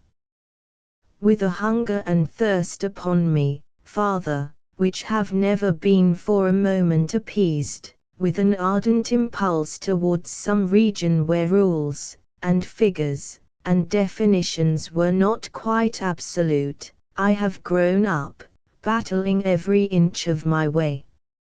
I never knew you were unhappy, my child. Father, I always knew it. In this strife I have almost repulsed and crushed my better angel into a demon. What I have learned has left me doubting, misbelieving, despising, regretting what I have not learned, and my dismal resource has been to think that life would soon go by, and that nothing in it could be worth the pain and trouble of a contest. And you so young, Louisa, he said with pity. And I so young. In this condition, father, for I show you now, without fear or favor, the ordinary deadened state of my mind as I know it, you proposed my husband to me. I took him. I never made a pretense to him or you that I loved him. I knew, and, father, you knew, and he knew, that I never did. I was not wholly indifferent, for I had a hope of being pleasant and useful to Tom. I made that wild escape into something visionary, and have slowly found out how wild it was. But Tom had been the subject of all the little tenderness of my life. Perhaps he became so because I knew so well how to pity him. It matters little now, except as it may dispose you to think more leniently of his errors. As her father held her in his arms, she put her other hand upon his other shoulder, and still looking fixedly in his face, went on. When I was irrevocably married, there rose up into rebellion against the tie, the old strife, made fiercer by all those causes of disparity which arise out of our two individual natures, and which no general laws shall ever rule or state for me, father, until they shall be able to direct the anatomist where to strike his knife into the secrets of my soul. Louisa, he said, and said imploringly, for he well remembered what had passed between them in their former interview. I do not reproach you, father, I make no complaint. I am here with another object. What can I do, child? Ask me what you will. I am coming to it. Father, chance then threw into my way a new acquaintance, a man such as I had had no experience of, used to the world, light, polished, easy, making no pretenses, avowing the low estimate of everything, that I was half afraid to form in secret, conveying to me almost immediately, though I don't know how or by what degrees, that he understood me, and read my thoughts. I could not find that he was worse than I. There seemed to be a near affinity between us. I only wondered it should be worth his while, who cared for nothing else, to care so much for me. For you, Louisa. Her father might instinctively have loosened his hold, but that he felt her strength departing from her, and saw a wild dilating fire in the eyes steadfastly regarding him. I say nothing of his plea for claiming my confidence. It matters very little how he gained it. Father, he did gain it. What you know of the story of my marriage, he soon knew, just as well. Her father's face was ashy white, and he held her in both his arms. "I have done no worse, I have not disgraced you. But if you ask me whether I have loved him, or do love him, I tell you plainly, Father, that it may be so. I don't know." She took her hands suddenly from his shoulders, and pressed them both upon her side, while in her face, not like itself, and in her figure, drawn up, resolute to finish by a last effort what she had to say, the feelings long suppressed broke loose. "This night, my husband being away, he has been with me, declaring himself my lover. This minute he expects me, for I could release myself of his presence by no other means. I do not know that I am sorry, I do not know that I am ashamed, I do not know that I am degraded in my own esteem. All that I know is, your philosophy and your teaching will not save me. Now, Father, you have brought me to this. Save me by some other means." He tightened his hold in time to prevent her sinking on the floor, but she cried out in a terrible voice, "I shall die if you hold me. Let me fall upon the ground." And he laid her down there, and saw the pride of his heart and the triumph of his system, lying, an insensible heap, at his feet. End of the second book. Book the third. Garnering chapter. Another thing needful. Louisa awoke from a torpor, and her eyes languidly opened on her old bed at home, and her old room. It seemed, at first, as if all that had happened since the days when these objects were familiar to her were the shadows of a dream, but gradually, as the objects became more real to her sight, the events became more real to her mind. She could scarcely move her head for pain and heaviness, her eyes were strained and sore, and she was very weak. A curious passive inattention had such possession of her, that the presence of her little sister in the room did not attract her notice for some time. Even when their eyes had met, and her sister had approached the bed, Louisa lay for minutes looking at her in silence, and suffering her timidly to hold her passive hand, before she asked, "When was I brought to this room?" "Last night, Louisa." "Who brought me here?" "Sissy, I believe." "Why do you believe so?" "Because I found her here this morning. She didn't come to my bedside to wake me, as she always does, and I went to look for her. She was not in her own room either, and I went looking for her all over the house, until I found her here taking care of you and cooling your head. Will you see Father?" Sissy said I was to tell him when you woke.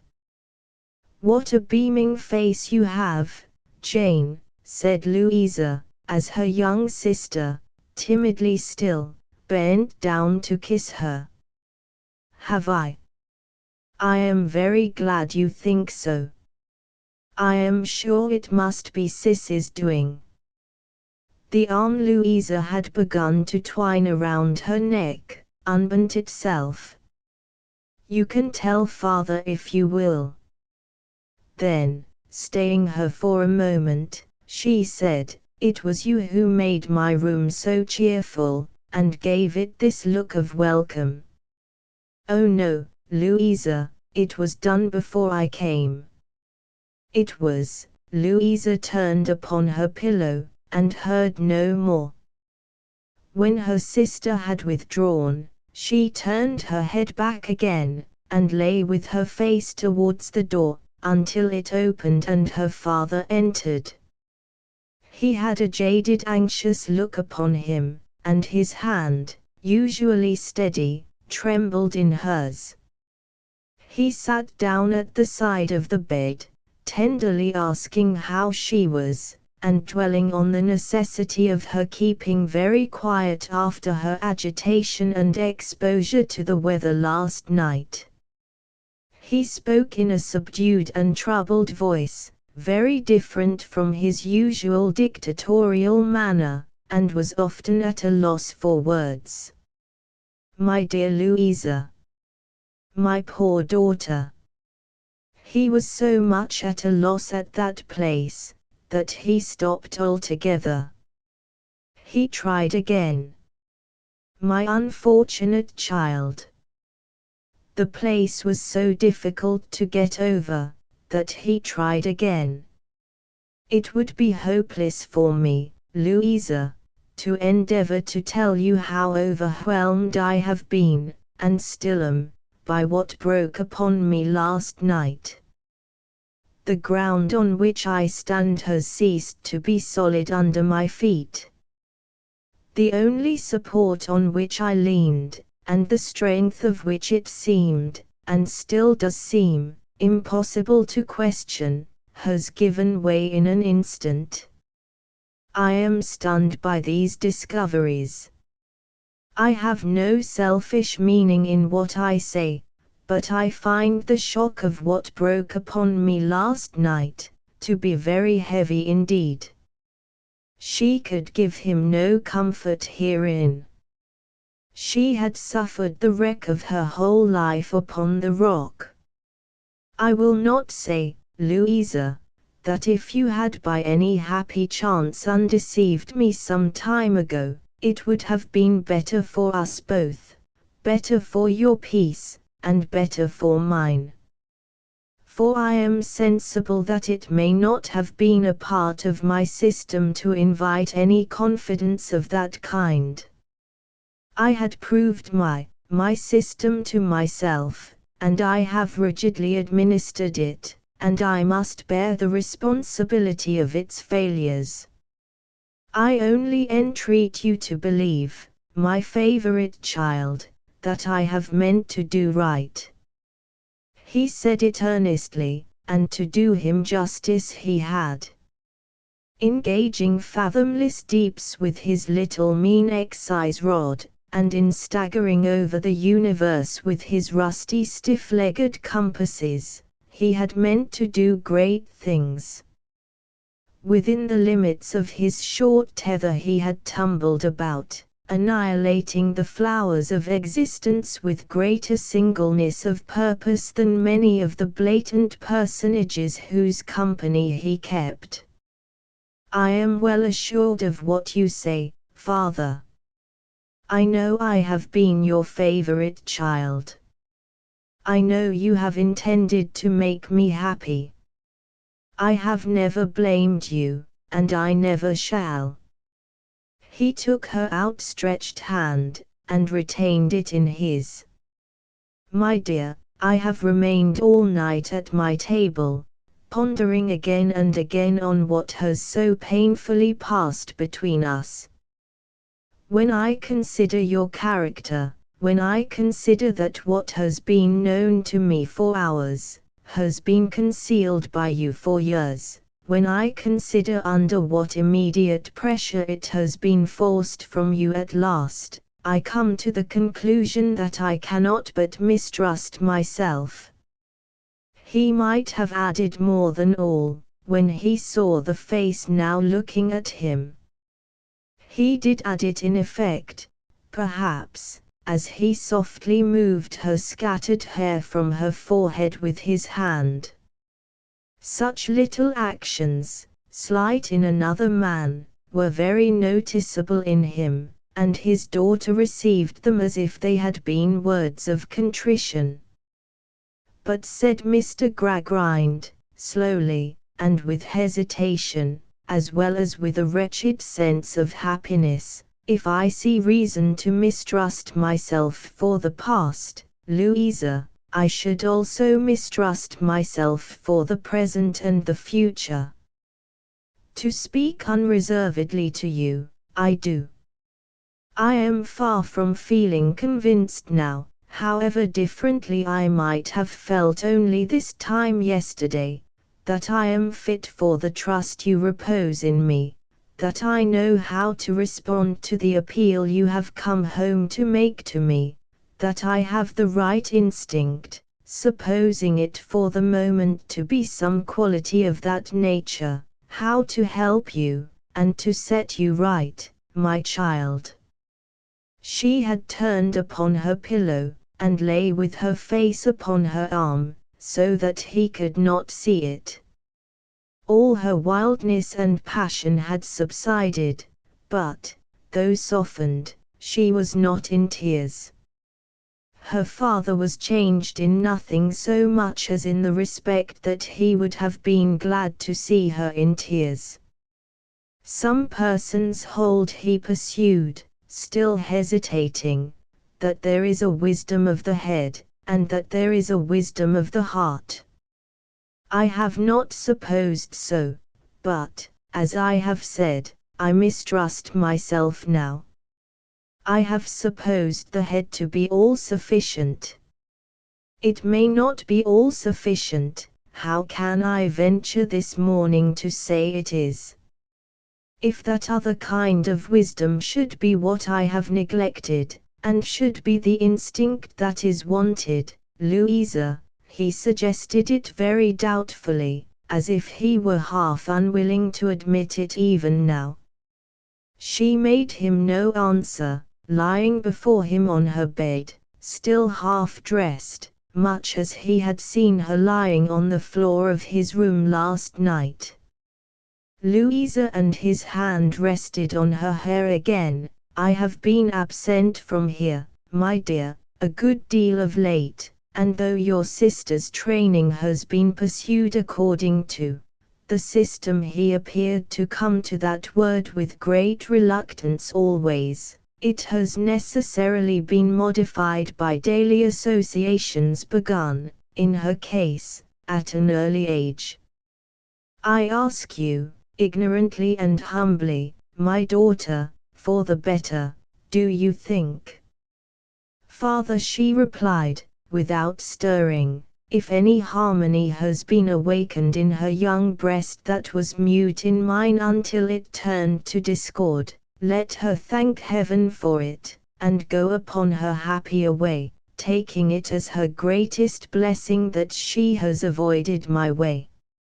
Oh my child, he said, in a forlorn manner, I am an unhappy man to see you thus.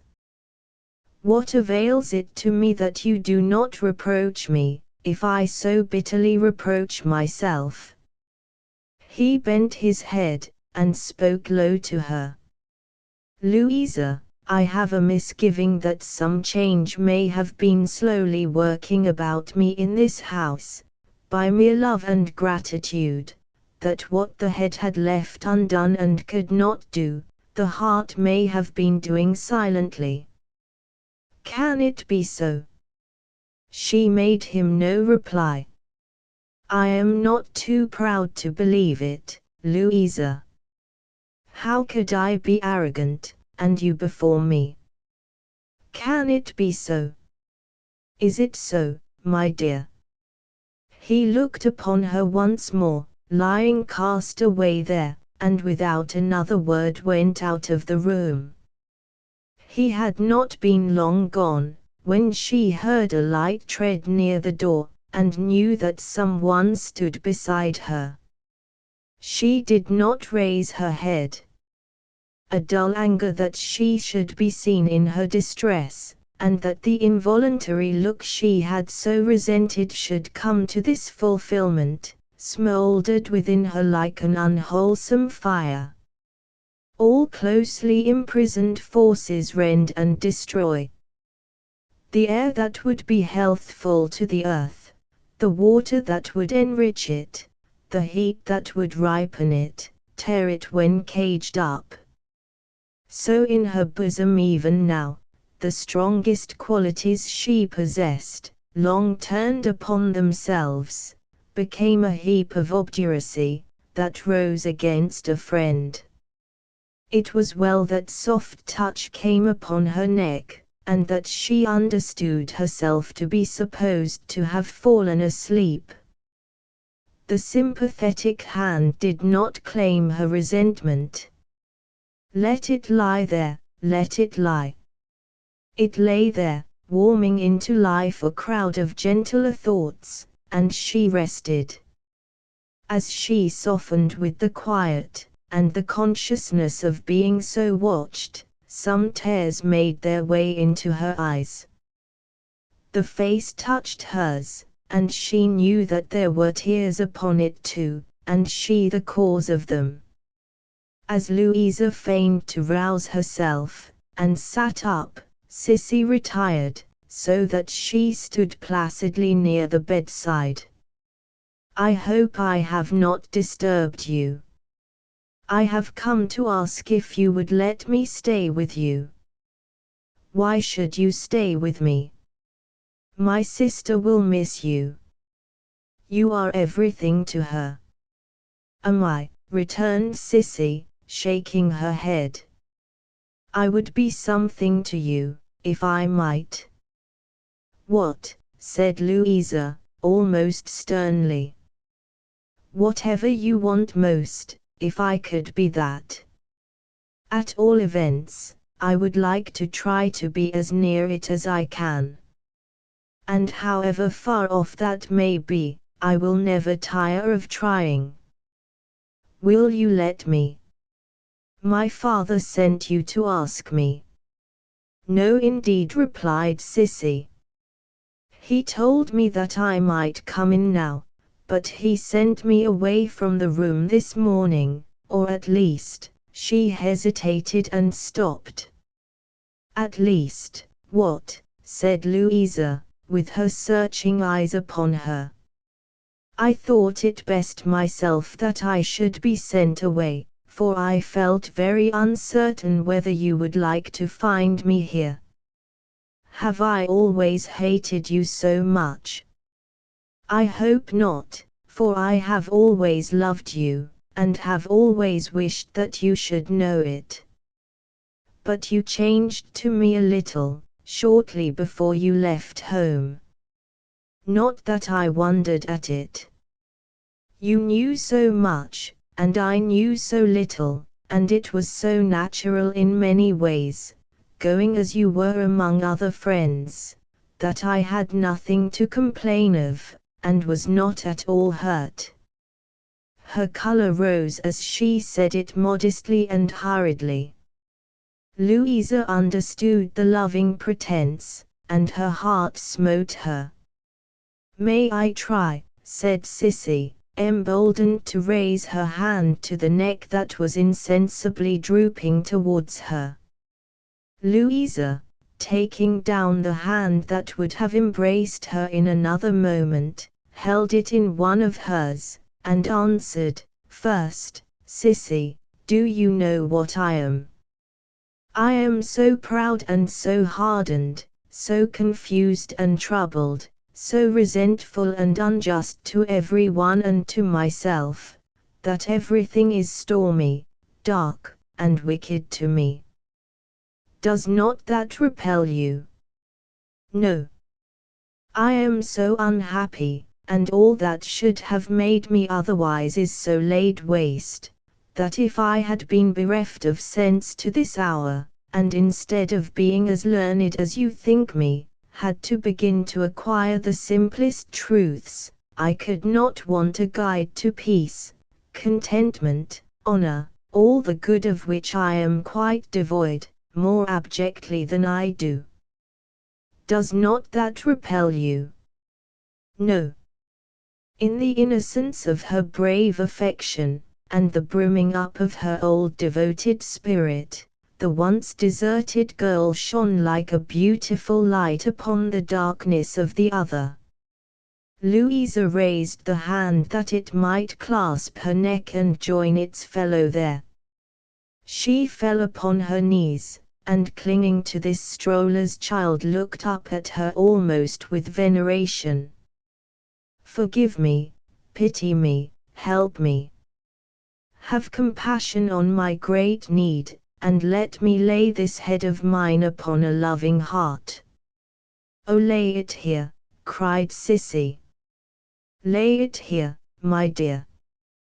Chapter 2 Very ridiculous. Mr. James Harthouse passed a whole night and a day in a state of so much hurry, that the world, with its best glass in his eye, would scarcely have recognized him during that insane interval, as the brother Jem of the honourable and jocular member.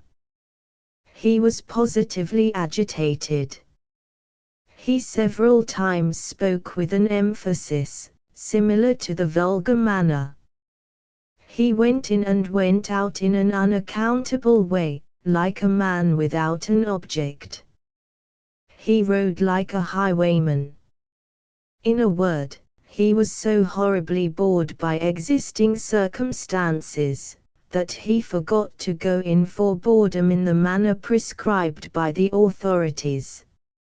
After putting his horse at Coketown through the storm, as if it were a leap, he waited up all night, from time to time ringing his bell with the greatest fury, charging the porter who kept watch with delinquency in withholding letters or messages that could not fail to have been entrusted to him, and demanding restitution on the spot.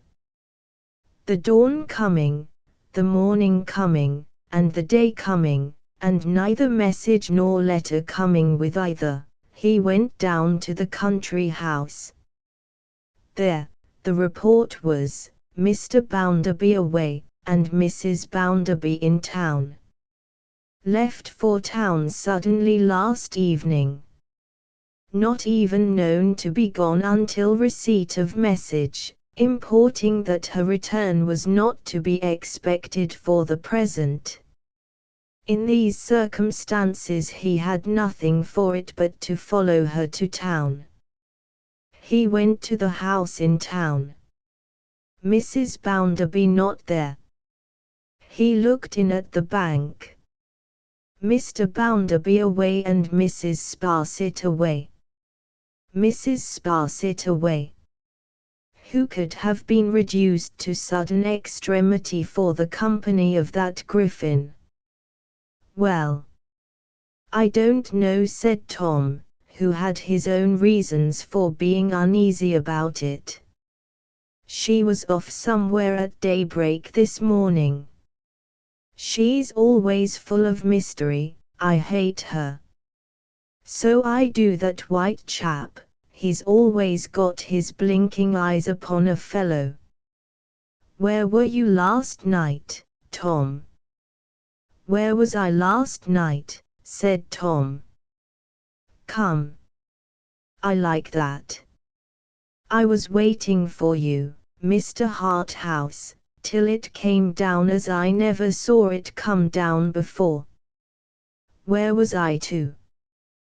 "Where were you, you mean?" "I was prevented from coming, detained." "Detained," murmured Tom. "Two of us were detained. I was detained looking for you, till I lost every train but the mail. It would have been a pleasant job to go down by that on such a night, and have to walk home through a pond. I was obliged to sleep in town after all." "Where?" "Where? Why, in my own bed at Bounderby's." "Did you see your sister?" "How the deuce," returned Tom, staring, "could I see my sister when she was 15 miles off?" Cursing these quick retorts of the young gentleman to whom he was so true a friend, Mr. Harthouse disembarrassed himself of that interview with the smallest conceivable amount of ceremony, and debated for the 100th time what all this could mean. He made only one thing clear.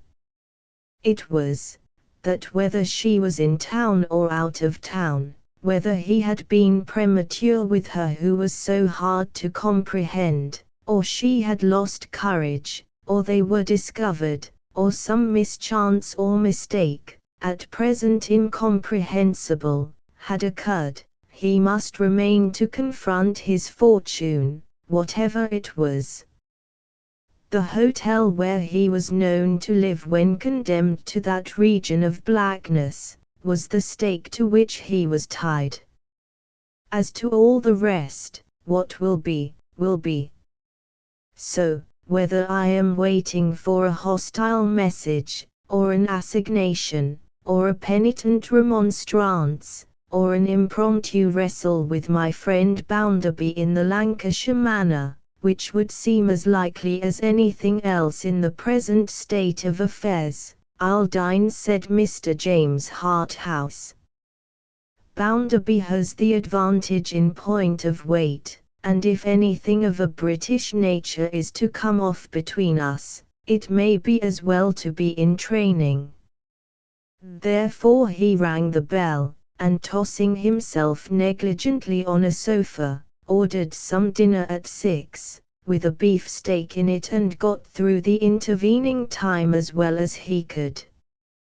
That was not particularly well, for he remained in the greatest perplexity, and, as the hours went on, and no kind of explanation offered itself, his perplexity augmented at compound interest. However, he took affairs as coolly as it was in human nature to do, and entertained himself with the facetious idea of the training more than once.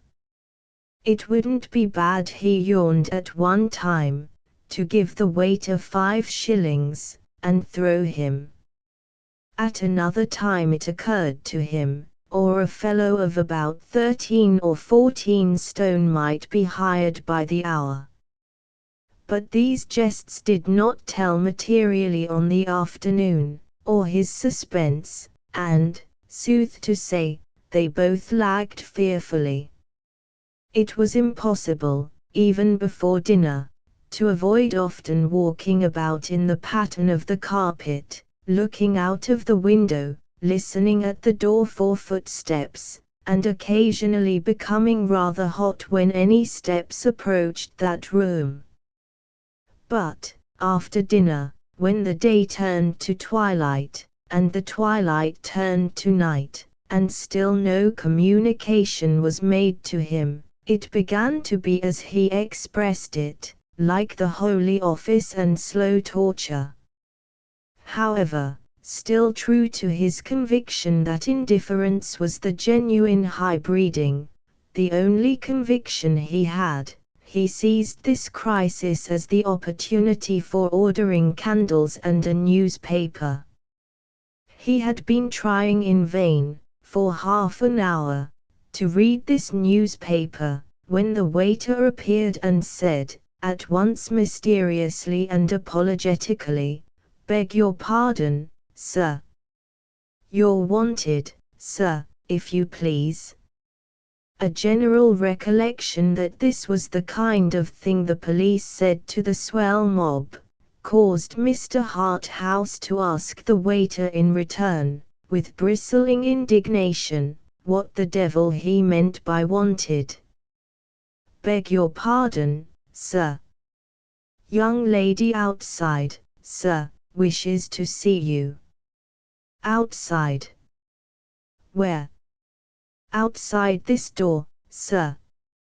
Giving the waiter to the personage before mentioned, as a blockhead duly qualified for that consignment, Mr. Harthouse hurried into the gallery. A young woman whom he had never seen stood there. Plainly dressed, very quiet, very pretty. As he conducted her into the room and placed a chair for her, he observed, by the light of the candles, that she was even prettier than he had at first believed. Her face was innocent and youthful, and its expression remarkably pleasant.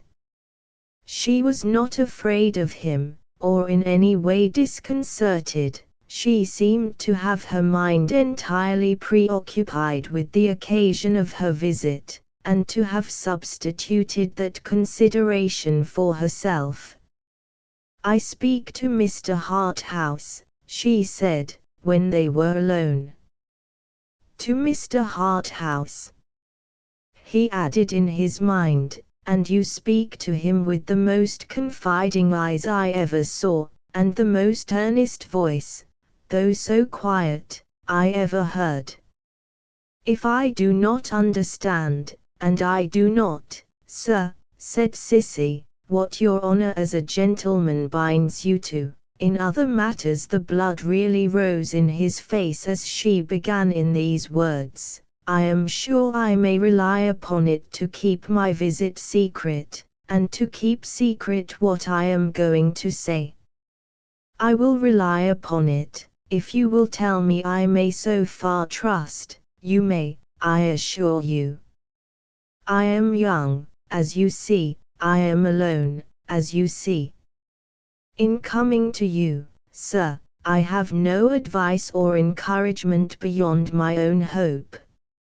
He thought, but that is very strong, as he followed the momentary upward glance of her eyes. He thought besides, this is a very odd beginning. "I don't see where we are going." "I think," said Cissy, "you have already guessed whom I left just now.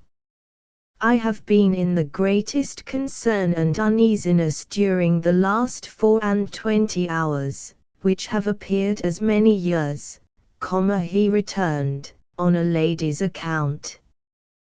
The hopes I have been encouraged to form that you come from that lady, do not deceive me, I trust. I left her within an hour.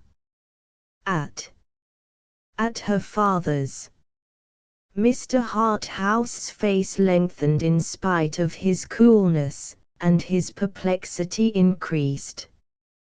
"Then I certainly," he thought, "do not see where we are going. She hurried there last night. She arrived there in great agitation, and was insensible all through the night.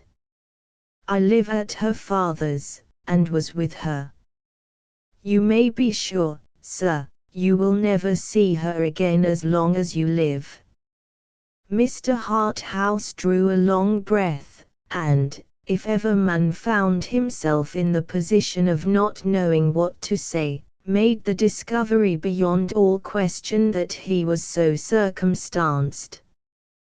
The childlike ingenuousness with which his visitor spoke, her modest fearlessness, her truthfulness which put all artifice aside, her entire forgetfulness of herself in her earnest quiet holding to the object with which she had come, all this, together with her reliance on his easily given promise, which in itself shamed him, presented something in which he was so inexperienced, and against which he knew any of his usual weapons would fall so powerless, that not a word could he rally to his relief. At last he said, so startling an announcement, so confidently made, and by such lips, is really disconcerting in the last degree. May I be permitted to inquire, if you are charged to convey that information to me in those hopeless words, by the lady of whom we speak? I have no charge from her. The drowning man catches at the straw. With no disrespect for your judgment, and with no doubt of your sincerity, excuse my saying that I cling to the belief that there is yet hope that I am not condemned to perpetual exile from that lady's presence. There is not the least hope.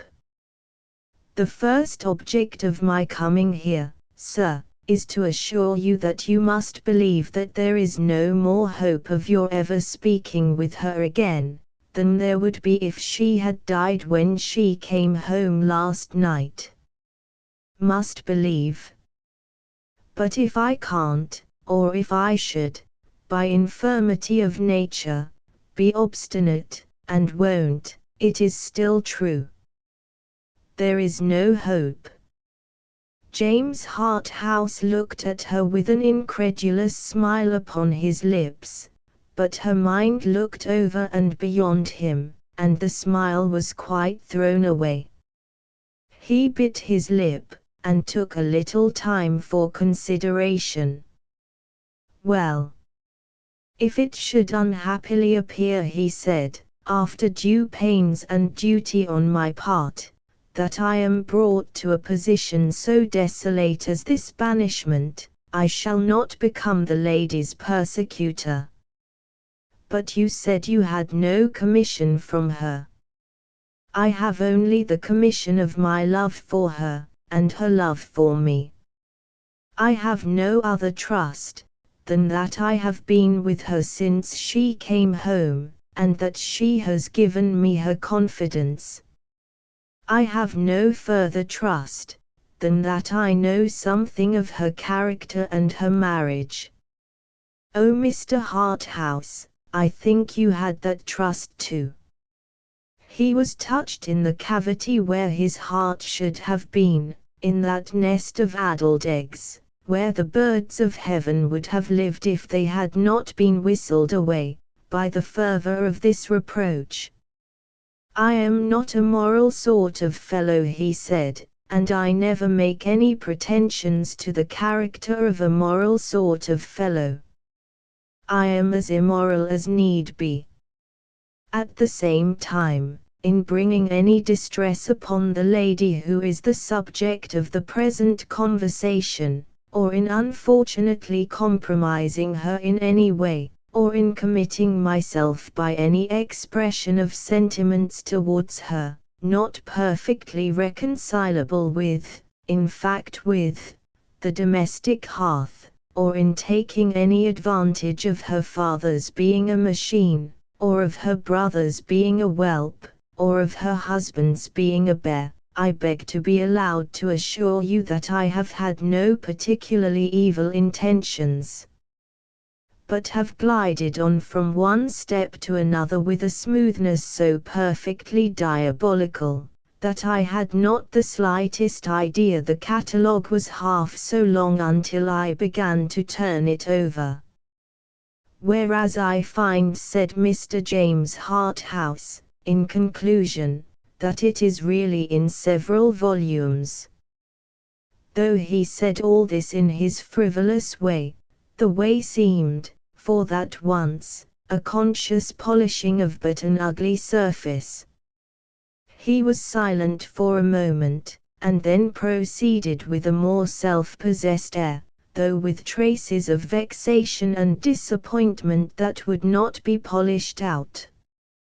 "After what has been just now represented to me, in a manner I find it impossible to doubt, I know of hardly any other source from which I could have accepted it so readily. I feel bound to say to you, in whom the confidence you have mentioned has been reposed, that I cannot refuse to contemplate the possibility, however unexpected, of my seeing the lady no more. I am solely to blame for the thing having come to this, and, I cannot say," he added, rather hard up for a general peroration, "that I have any sanguine expectation of ever becoming a moral sort of fellow, or that I have any belief in any moral sort of fellow whatever." Cissy's face sufficiently showed that her appeal to him was not finished. "You spoke," he resumed, as she raised her eyes to him again, "of your first object. I may assume that there is a second to be mentioned?" "Yes." "Will you oblige me by confiding it?" "Mr. Harthouse," returned Cissy, with a blending of gentleness and steadiness that quite defeated him, and with a simple confidence in his being bound to do what she required, that held him at a singular disadvantage, "the only reparation that remains with you, is to leave here immediately and finally. I am quite sure that you can mitigate in no other way the wrong and harm you have done. I am quite sure that it is the only compensation you have left it in your power to make. I do not say that it is much, or that it is enough, but it is something, and it is necessary. Therefore, though without any other authority than I have given you, and even without the knowledge of any other person than yourself and myself, I ask you to depart from this place tonight, under an obligation never to return to it. If she had asserted any influence over him beyond her plain faith in the truth and right of what she said, if she had concealed the least doubt or irresolution, or had harbored for the best purpose any reserve or pretense, if she had shown, or felt, the lightest trace of any sensitiveness to his ridicule or his astonishment, or any remonstrance he might offer, he would have carried it against her at this point. But he could as easily have changed a clear sky by looking at it in surprise, as affect her. But do you know, he asked, quite at a loss, the extent of what you ask? You probably are not aware that I am here on a public kind of business, preposterous enough in itself, but which I have gone in for, and sworn by, and am supposed to be devoted to in quite a desperate manner. You probably are not aware of that, but I assure you it's the fact. It had no effect on Cissy, fact or no fact. Besides which, said Mr. Harthouse, taking a turn or two across the room, dubiously, it's so alarmingly absurd. It would make a man so ridiculous, after going in for these fellows, to back out in such an incomprehensible way. I am quite sure, repeated Cissy, that it is the only reparation in your power, sir.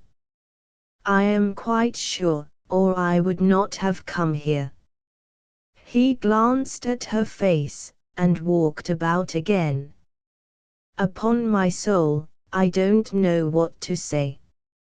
So immensely absurd. It fell to his lot, now, to stipulate for secrecy. If I were to do such a very ridiculous thing, he said, stopping again presently, and leaning against the chimney-piece, it could only be in the most inviolable confidence. I will trust to you, sir, returned Cissy, and you will trust to me. His leaning against the chimney-piece reminded him of the night with the whelp. It was the self-same chimney-piece, and somehow he felt as if he were the whelp tonight. He could make no way at all. I suppose a man never was placed in a more ridiculous position, he said, after looking down, and looking up, and laughing, and frowning, and walking off, and walking back again. But I see no way out of it. What will be, will be. This will be, I suppose. I must take off myself, I imagine, in short, I engage to do it. Cissy rose. She was not surprised by the result, but she was happy in it, and her face beamed brightly. You will permit me to say, continued Mr. James Harthouse, that I doubt if any other ambassador, or ambassadress, could have addressed me with the same success. I must not only regard myself as being in a very ridiculous position, but as being vanquished at all points. Will you allow me the privilege of remembering my enemy's name? My name, said the ambassadress. The only name I could possibly care to know, tonight. Cissy Jupe. Pardon my curiosity at parting. Related to the family. I am only a poor girl, returned Sissy. I was separated from my father, he was only a stroller, and taken pity on by Mr. Gradgrind. I have lived in the house ever since she was gone. It wanted this to complete the defeat, said Mr. James Harthouse, sinking, with a resigned air, on the sofa, after standing transfixed a little while. The defeat may now be considered perfectly accomplished. Only a poor girl, only a stroller, only James Harthouse made nothing of, only James Harthouse a great pyramid of failure. The Great Pyramid put it into his head to go up the Nile. He took a pen upon the instant, and wrote the following note, in appropriate hieroglyphics, to his brother, Dear Jack, all up at Coketown. Bored out of the place, and going in for camels. Affectionately, Jim. He rang the bell. Send my fellow here. Gone to bed, sir. Tell him to get up, and pack up. He wrote 2 more notes. One, to Mr. Bounderby, announcing his retirement from that part of the country, and showing where he would be found for the next fortnight. The other, similar in effect, to Mr. Gradgrind. Almost as soon as the ink was dry upon their superscriptions, he had left the tall chimneys of Coketown behind, and was in a railway carriage, tearing and glaring over the dark landscape. The moral sort of fellows might suppose that Mr. James Harthouse derived some comfortable reflections afterwards, from this prompt retreat, as one of his few actions that made any amends for anything, and as a token to himself that he had escaped the climax of a very bad business. But it was not so, at all.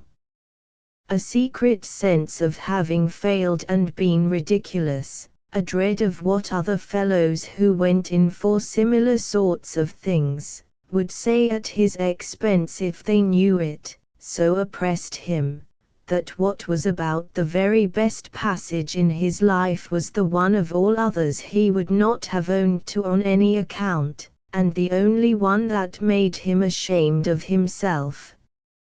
Chapter 3 Very decided the indefatigable Mrs. Sparsit, with a violent cold upon her, her voice reduced to a whisper, and her stately frame so racked by continual sneezes that it seemed in danger of dismemberment, gave chase to her patron until she found him in the metropolis, and there, majestically sweeping in upon him at his hotel in St. James's Street, exploded the combustibles with which she was charged, and blew up. Having executed her mission with infinite relish, this high-minded woman then fainted away on Mr. Bounderby's coat-collar. Mr. Bounderby's first procedure was to shake Mrs. Sparsit off, and leave her to progress as she might through various stages of suffering on the floor.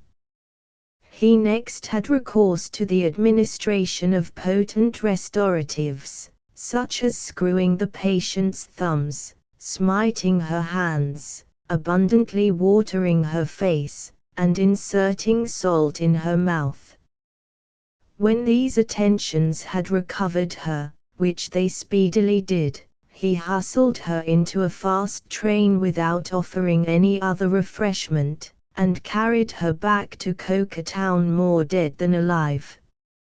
Regarded as a classical ruin, Mrs. Sparsit was an interesting spectacle on her arrival at her journey's end, but considered in any other light, the amount of damage she had by that time sustained was excessive, and impaired her claims to admiration. utterly heedless of the wear and tear of her clothes and constitution, and adamant to her pathetic sneezes, Mr. Bounderby immediately crammed her into a coach, and bore her off to Stone Lodge. "Now, Tom Gradgrind," said Bounderby, bursting into his father-in-law's room late at night, "here's a lady here, Mrs. Sparsit, you know Mrs. Sparsit, who has something to say to you that will strike you dumb." "You have missed my letter," exclaimed Mr. Gradgrind, surprised by the apparition. "Missed your letter, sir?" bawled Bounderby. "The present time is no time for letters. No man shall talk to Josiah Bounderby of Cokertown about letters, with his mind in the state it's in now." "Bounderby," said Mr. Gradgrind, in a tone of temperate remonstrance, "I speak of a very special letter I have written to you, in reference to Louisa." "Tom Gradgrind," replied Bounderby, knocking the flat of his hand several times with great vehemence on the table, "I speak of a very special messenger that has come to me, in reference to Louisa. Mrs. Sparsit, stand forward."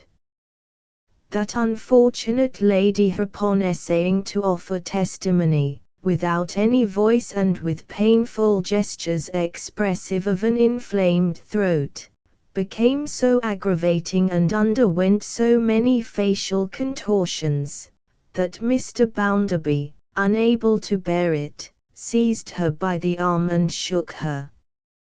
"If you can't get it out," said Bounderby, "leave me to get it out.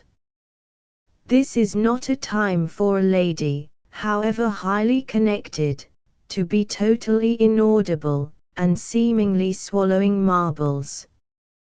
Tom Gradgrind, Mrs. Sparsit latterly found herself, by accident, in a situation to overhear a conversation out of doors between your daughter and your precious gentleman friend, Mr. James Harthouse. "Indeed," said Mr. Gradgrind. "Ah! Indeed," cried Bounderby. "And in that conversation, it is not necessary to repeat its tenor, Bounderby. I know what passed." "You do?" "Perhaps," said Bounderby, staring with all his might at his so quiet and dissuasive father-in-law, "you know where your daughter is at the present time?" "Undoubtedly." "She is here." "Here?" "My dear Bounderby, let me beg you to restrain these loud outbreaks, on all accounts.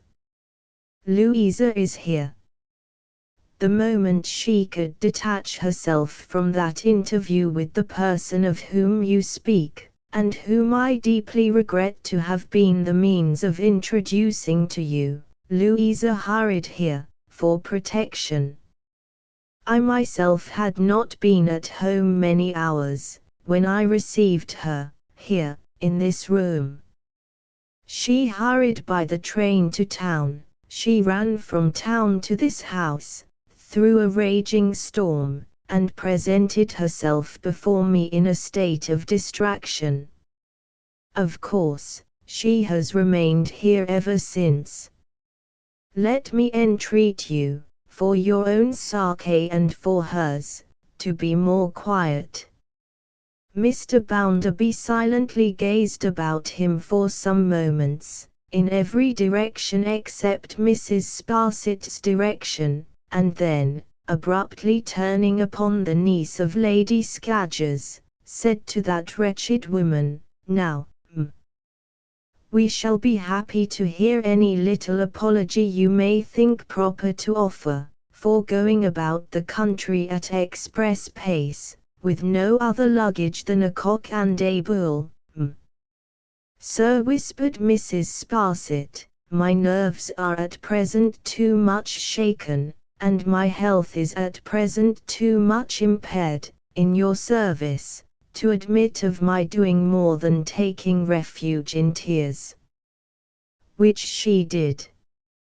Well, said Bounderby, without making any observation to you that may not be made with propriety to a woman of good family, what I have got to add to that, is that there is something else in which it appears to me you may take refuge, namely, a coach. And the coach in which we came here being at the door, you'll allow me to hand you down to it, and pack you home to the bank, where the best course for you to pursue, will be to put your feet into the hottest water you can bear, and take a glass of scalding rum and butter after you get into bed. With these words, Mr. Bounderby extended his right hand to the weeping lady, and escorted her to the conveyance in question, shedding many plaintive sneezes by the way. He soon returned alone. Now, as you showed me in your face, Tom Gradgrind, that you wanted to speak to me, he resumed, here I am. But I am not in a very agreeable state, I tell you plainly, not relishing this business, even as it is, and not considering that I am at any time as dutifully and submissively treated by your daughter, as Josiah Bounderby of Cokertown ought to be treated by his wife. You have your opinion, I dare say, and I have mine, I know. If you mean to say anything to me tonight, that goes against this candid remark, you had better let it alone. Mr. Gradgrind, it will be observed, being much softened, Mr. Bounderby took particular pains to harden himself at all points. It was his amiable nature. My dear Bounderby, Mr. Gradgrind began in reply. Now, you'll excuse me, said Bounderby, but I don't want to be too dear. That, to start with. When I begin to be dear to a man, I generally find that his intention is to come over me. I am not speaking to you politely, but, as you are aware, I am not polite. If you like politeness, you know where to get it. You have your gentleman friends, you know, and they'll serve you with as much of the article as you want. I don't keep it myself. Bounderby urged Mr. Gradgrind, we are all liable to mistakes. I thought you couldn't make em, interrupted Bounderby. Perhaps I thought so. But, I say we are all liable to mistakes, and I should feel sensible of your delicacy, and grateful for it, if you would spare me these references to Harthouse. I shall not associate him in our conversation with your intimacy and encouragement. Pray do not persist in connecting him with mine. I never mentioned his name, said Bounderby. Well, well, returned Mr. Gradgrind, with a patient, even a submissive, air. And he sat for a little while pondering. Bounderby, I see reason to doubt whether we have ever quite understood Louisa. Who do you mean by we? Let me say I. Then he returned, in answer to the coarsely blurted question, I doubt whether I have understood Louisa. I doubt whether I have been quite right in the manner of her education. There you hit it, returned Bounderby. There I agree with you. You have found it out at last, have you? Education. I'll tell you what education is: to be tumbled out of doors, neck and crop, and put upon the shortest allowance of everything except blows. That's what I call education. I think your good sense will perceive, Mr. Gradgrind remonstrated in all humility, that whatever the merits of such a system may be, it would be difficult of general application to girls. I don't see it at all, sir, returned the obstinate Bounderby. Well, sighed Mr. Gradgrind, we will not enter into the question. I assure you I have no desire to be controversial. I seek to repair what is amiss, if I possibly can, and I hope you will assist me in a good spirit, Bounderby, for I have been very much distressed. I don't understand you, yet, said Bounderby, with determined obstinacy, and therefore I won't make any promises. In the course of a few hours, my dear Bounderby, Mr. Gradgrind proceeded, in the same depressed and propitiatory manner, I appear to myself to have become better informed as to Louisa's character, than in previous years. The enlightenment has been painfully forced upon me, and the discovery is not mine. I think there are, Bounderby, you will be surprised to hear me say this, I think there are qualities in Louisa, which have been harshly neglected, and a little perverted. And I would suggest to you, that if you would kindly meet me in a timely endeavor to leave her to her better nature for a while, and to encourage it to develop itself by tenderness and consideration, it would be the better for the happiness of all of us. Louisa, said Mr. Gradgrind, shading his face with his hand, has always been my favorite child. The blusterous Bounderby crimsoned and swelled to such an extent on hearing these words, that he seemed to be, and probably was, on the brink of a fit. With his very ears a bright purple shot with crimson, he pent up his indignation, however, and said, You'd like to keep her here for a time. I had intended to recommend, my dear Bounderby, that you should allow Louisa to remain here on a visit, and be attended by Sissy, I mean of course Cecilia Jupe, who understands her, and in whom she trusts. I gather from all this, Tom Gradgrind, said Bounderby, standing up with his hands in his pockets, that you are of opinion that there's what people call some incompatibility between Lou Bounderby and myself. I fear there is at present a general incompatibility between Louisa, and almost all the relations in which I have placed her, was her father's sorrowful reply. Now, look you here, Tom Gradgrind, said Bounderby the flushed, confronting him with his legs wide apart, his hands deeper in his pockets, and his hair like a hayfield wherein his windy anger was boisterous. You have said your say, I am going to say mine. I am a Coketown man. I am Josiah Bounderby of Coketown. I know the bricks of this town, and I know the works of this town, and I know the chimneys of this town, and I know the smoke of this town, and I know the hands of this town. I know 'em all pretty well. They're real. When a man tells me anything about imaginative qualities, I always tell that man, whoever he is, that I know what he means.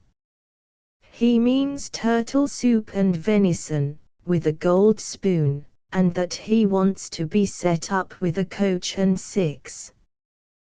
That's what your daughter wants. Since you are of opinion that she ought to have what she wants, I recommend you to provide it for her.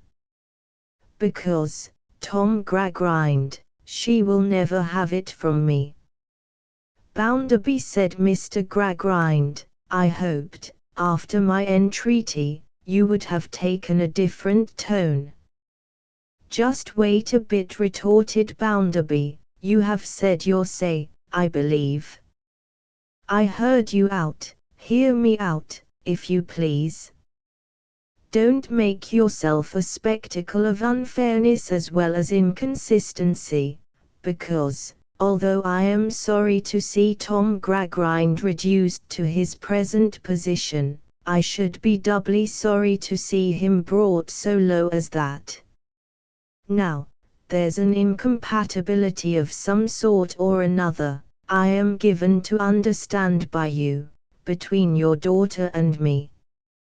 I'll give you to understand, in reply to that there unquestionably is an incompatibility of the first magnitude, to be summed up in this, that your daughter don't properly know her husband's merits, and is not impressed with such a sense as would become her, by George, of the honor of his alliance. That's plain speaking, I hope. Bounderby, urged Mr. Gradgrind, this is unreasonable. Is it? Said Bounderby. I am glad to hear you say so. Because when Tom Gradgrind, with his new lights, tells me that what I say is unreasonable, I am convinced at once it must be devilish sensible. With your permission I am going on. You know my origin, and you know that for a good many years of my life I didn't want a shoeing horn, in consequence of not having a shoe. Yet you may believe or not, as you think proper, that there are ladies, born ladies, belonging to families, who next to worship the ground I walk on. He discharged this like a rocket at his father-in-law's head. Whereas your daughter, proceeded Bounderby, is far from being a born lady. That you know, yourself. Not that I care a pinch of candle snuff about such things, for you are very well aware I don't, but that such is the fact, and you, Tom Gradgrind, can't change it. Why do I say this? Not, I fear, observed Mr. Gradgrind, in a low voice, to spare me. Hear me out, said Bounderby, and refrain from cutting in till your turn comes round. I say this, because highly connected females have been astonished to see the way in which your daughter has conducted herself, and to witness her insensibility. They have wondered how I have suffered it. And I wonder myself now, and I won't suffer it. Bounderby, returned Mr. Gradgrind, rising, the less we say tonight the better, I think. On the contrary, Tom Gradgrind, the more we say tonight, the better, I think. That is the consideration, checked him, till I have said all I mean to say, and then I don't care how soon we stop. I come to a question that may shorten the business. What do you mean by the proposal you made just now? What do I mean, Bounderby? By your visiting proposition, said Bounderby, with an inflexible jerk of the hayfield. I mean that I hope you may be induced to arrange in a friendly manner, for allowing Louisa a period of repose and reflection here, which may tend to a gradual alteration for the better in many respects. To a softening down of your ideas of the incompatibility, said Bounderby. If you put it in those terms. What made you think of this? Said Bounderby. I have already said, I fear Louisa has not been understood. Is it asking too much, Bounderby, that you, so far her elder, should aid in trying to set her right. You have accepted a great charge of her, for better for worse, for Mr. Bounderby may have been annoyed by the repetition of his own words to Stephen Blackpool, but he cut the quotation short with an angry start.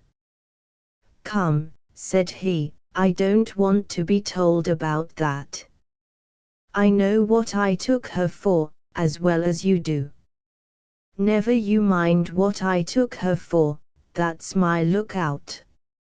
I was merely going on to remark, Bounderby, that we may all be more or less in the wrong, not even excepting you, and that some yielding on your part, remembering the trust you have accepted, may not only be an act of true kindness, but perhaps a debt incurred towards Louisa."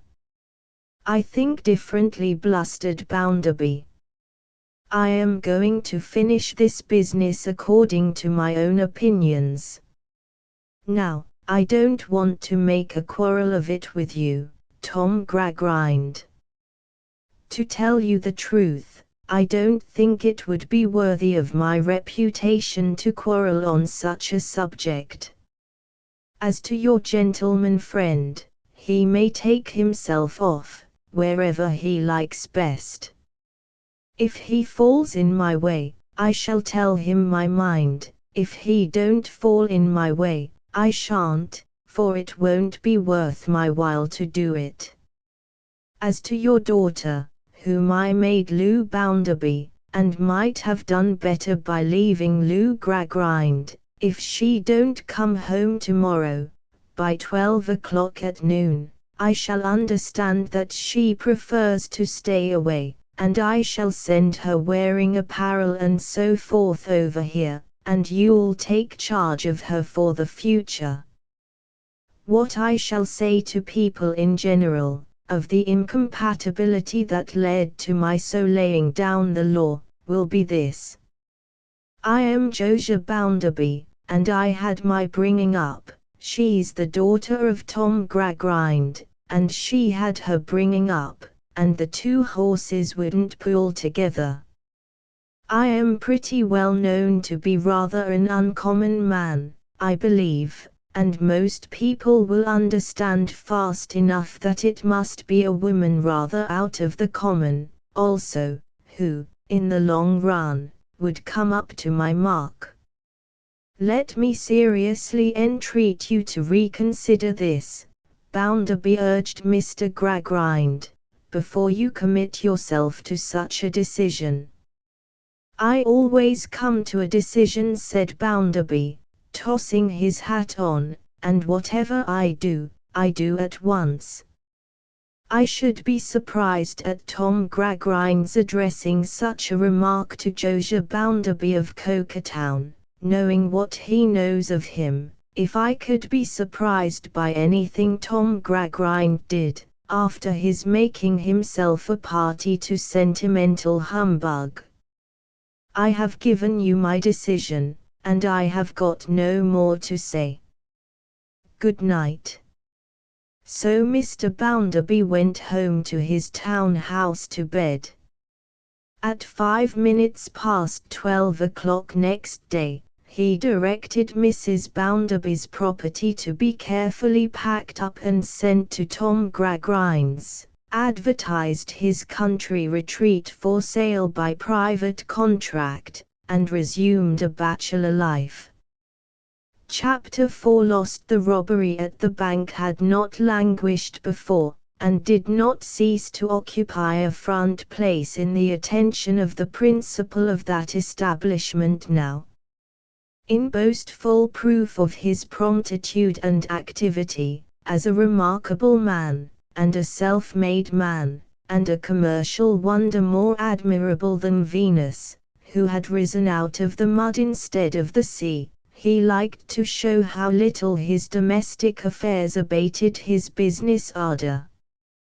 Consequently, in the first few weeks of his resumed bachelorhood, he even advanced upon his usual display of bustle, and every day made such a rout in renewing his investigations into the robbery, that the officers who had it in hand almost wished it had never been committed.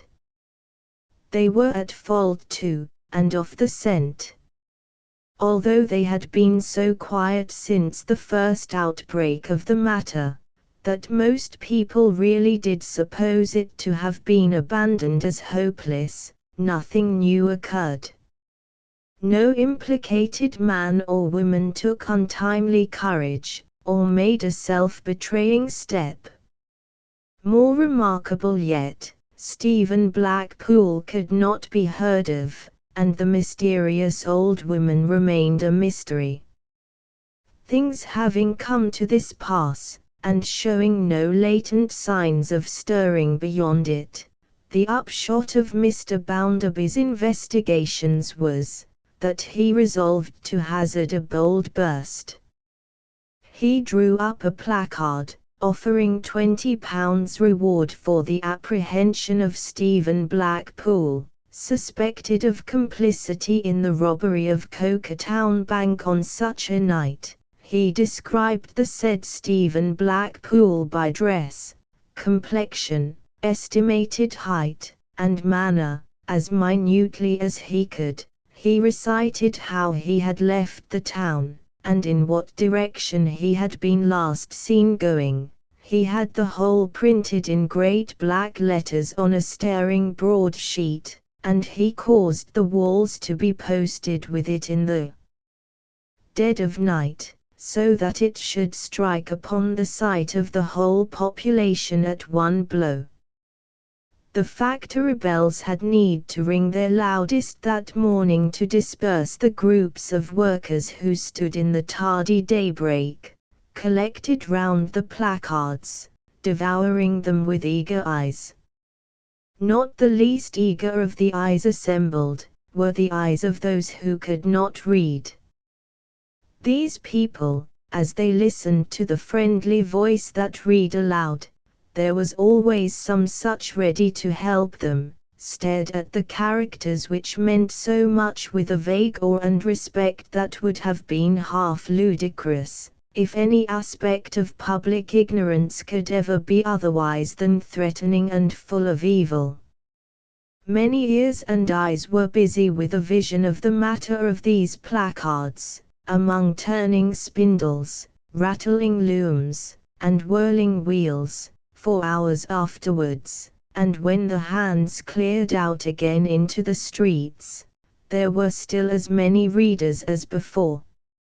Slackbridge, the delegate, had to address his audience too that night, and Slackbridge had obtained a clean bill from the printer, and had brought it in his pocket. "Oh, my friends and fellow countrymen, the downtrodden operatives of Coketown, oh, my fellow brothers and fellow workmen and fellow citizens and fellow men, what a to-do was there, when Slackbridge unfolded what he called that damning document and held it up to the gaze, and for the execration of the working man community. Oh, my fellow men, behold of what a traitor in the camp of those great spirits who are enrolled upon the holy scroll of justice and of union, is appropriately capable. Oh, my prostrate friends, with the galling yoke of tyrants on your necks and the iron foot of despotism treading down your fallen forms into the dust of the earth, upon which right glad would your oppressors be to see you creeping on your bellies all the days of your lives, like the serpent in the garden, oh, my brothers, and shall I as a man not add, my sisters too, what do you say, now, of Stephen Blackpool, with a slight stoop in his shoulders and about 5'7" in height, as set forth in this degrading and disgusting document, this blighting bill, this pernicious placard, this abominable advertisement, and with what majesty of denouncement will you crush the viper, who would bring this stain and shame upon the godlike race that happily has cast him out forever. Yes, my compatriots, happily cast him out and sent him forth.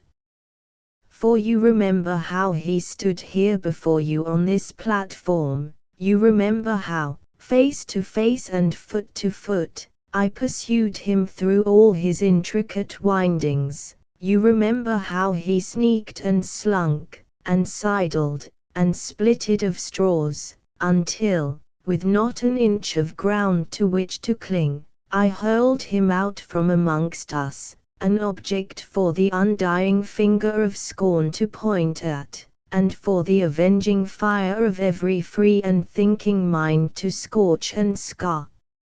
And now, my friends, my laboring friends, for I rejoice and triumph in that stigma, my friends whose hard but honest beds are made in toil, and whose scanty but independent pots are boiled in hardship, and now, I say, my friends, what appellation has that dastard craven taken to himself, when, with the mask torn from his features, he stands before us in all his native deformity, a what? A thief, a plunderer, a proscribed fugitive, with a price upon his head, a fester and a wound upon the noble character of the Coketown operative. Therefore, my band of brothers in a sacred bond, to which your children and your children's children yet unborn have set their infant hands and seals, I propose to you on the part of the United Aggregate Tribunal, ever watchful for your welfare, ever zealous for your benefit, that this meeting does resolve, that Stephen Blackpool, weaver, referred to in this placard, having been already solemnly disowned by the community of Coketown hands, the same are free from the shame of his misdeeds, and cannot as a class be reproached with his dishonest actions. Thus Slackbridge, gnashing and perspiring after a prodigious sort. A few stern voices called out no, and a score or two hailed, with assenting cries of hear,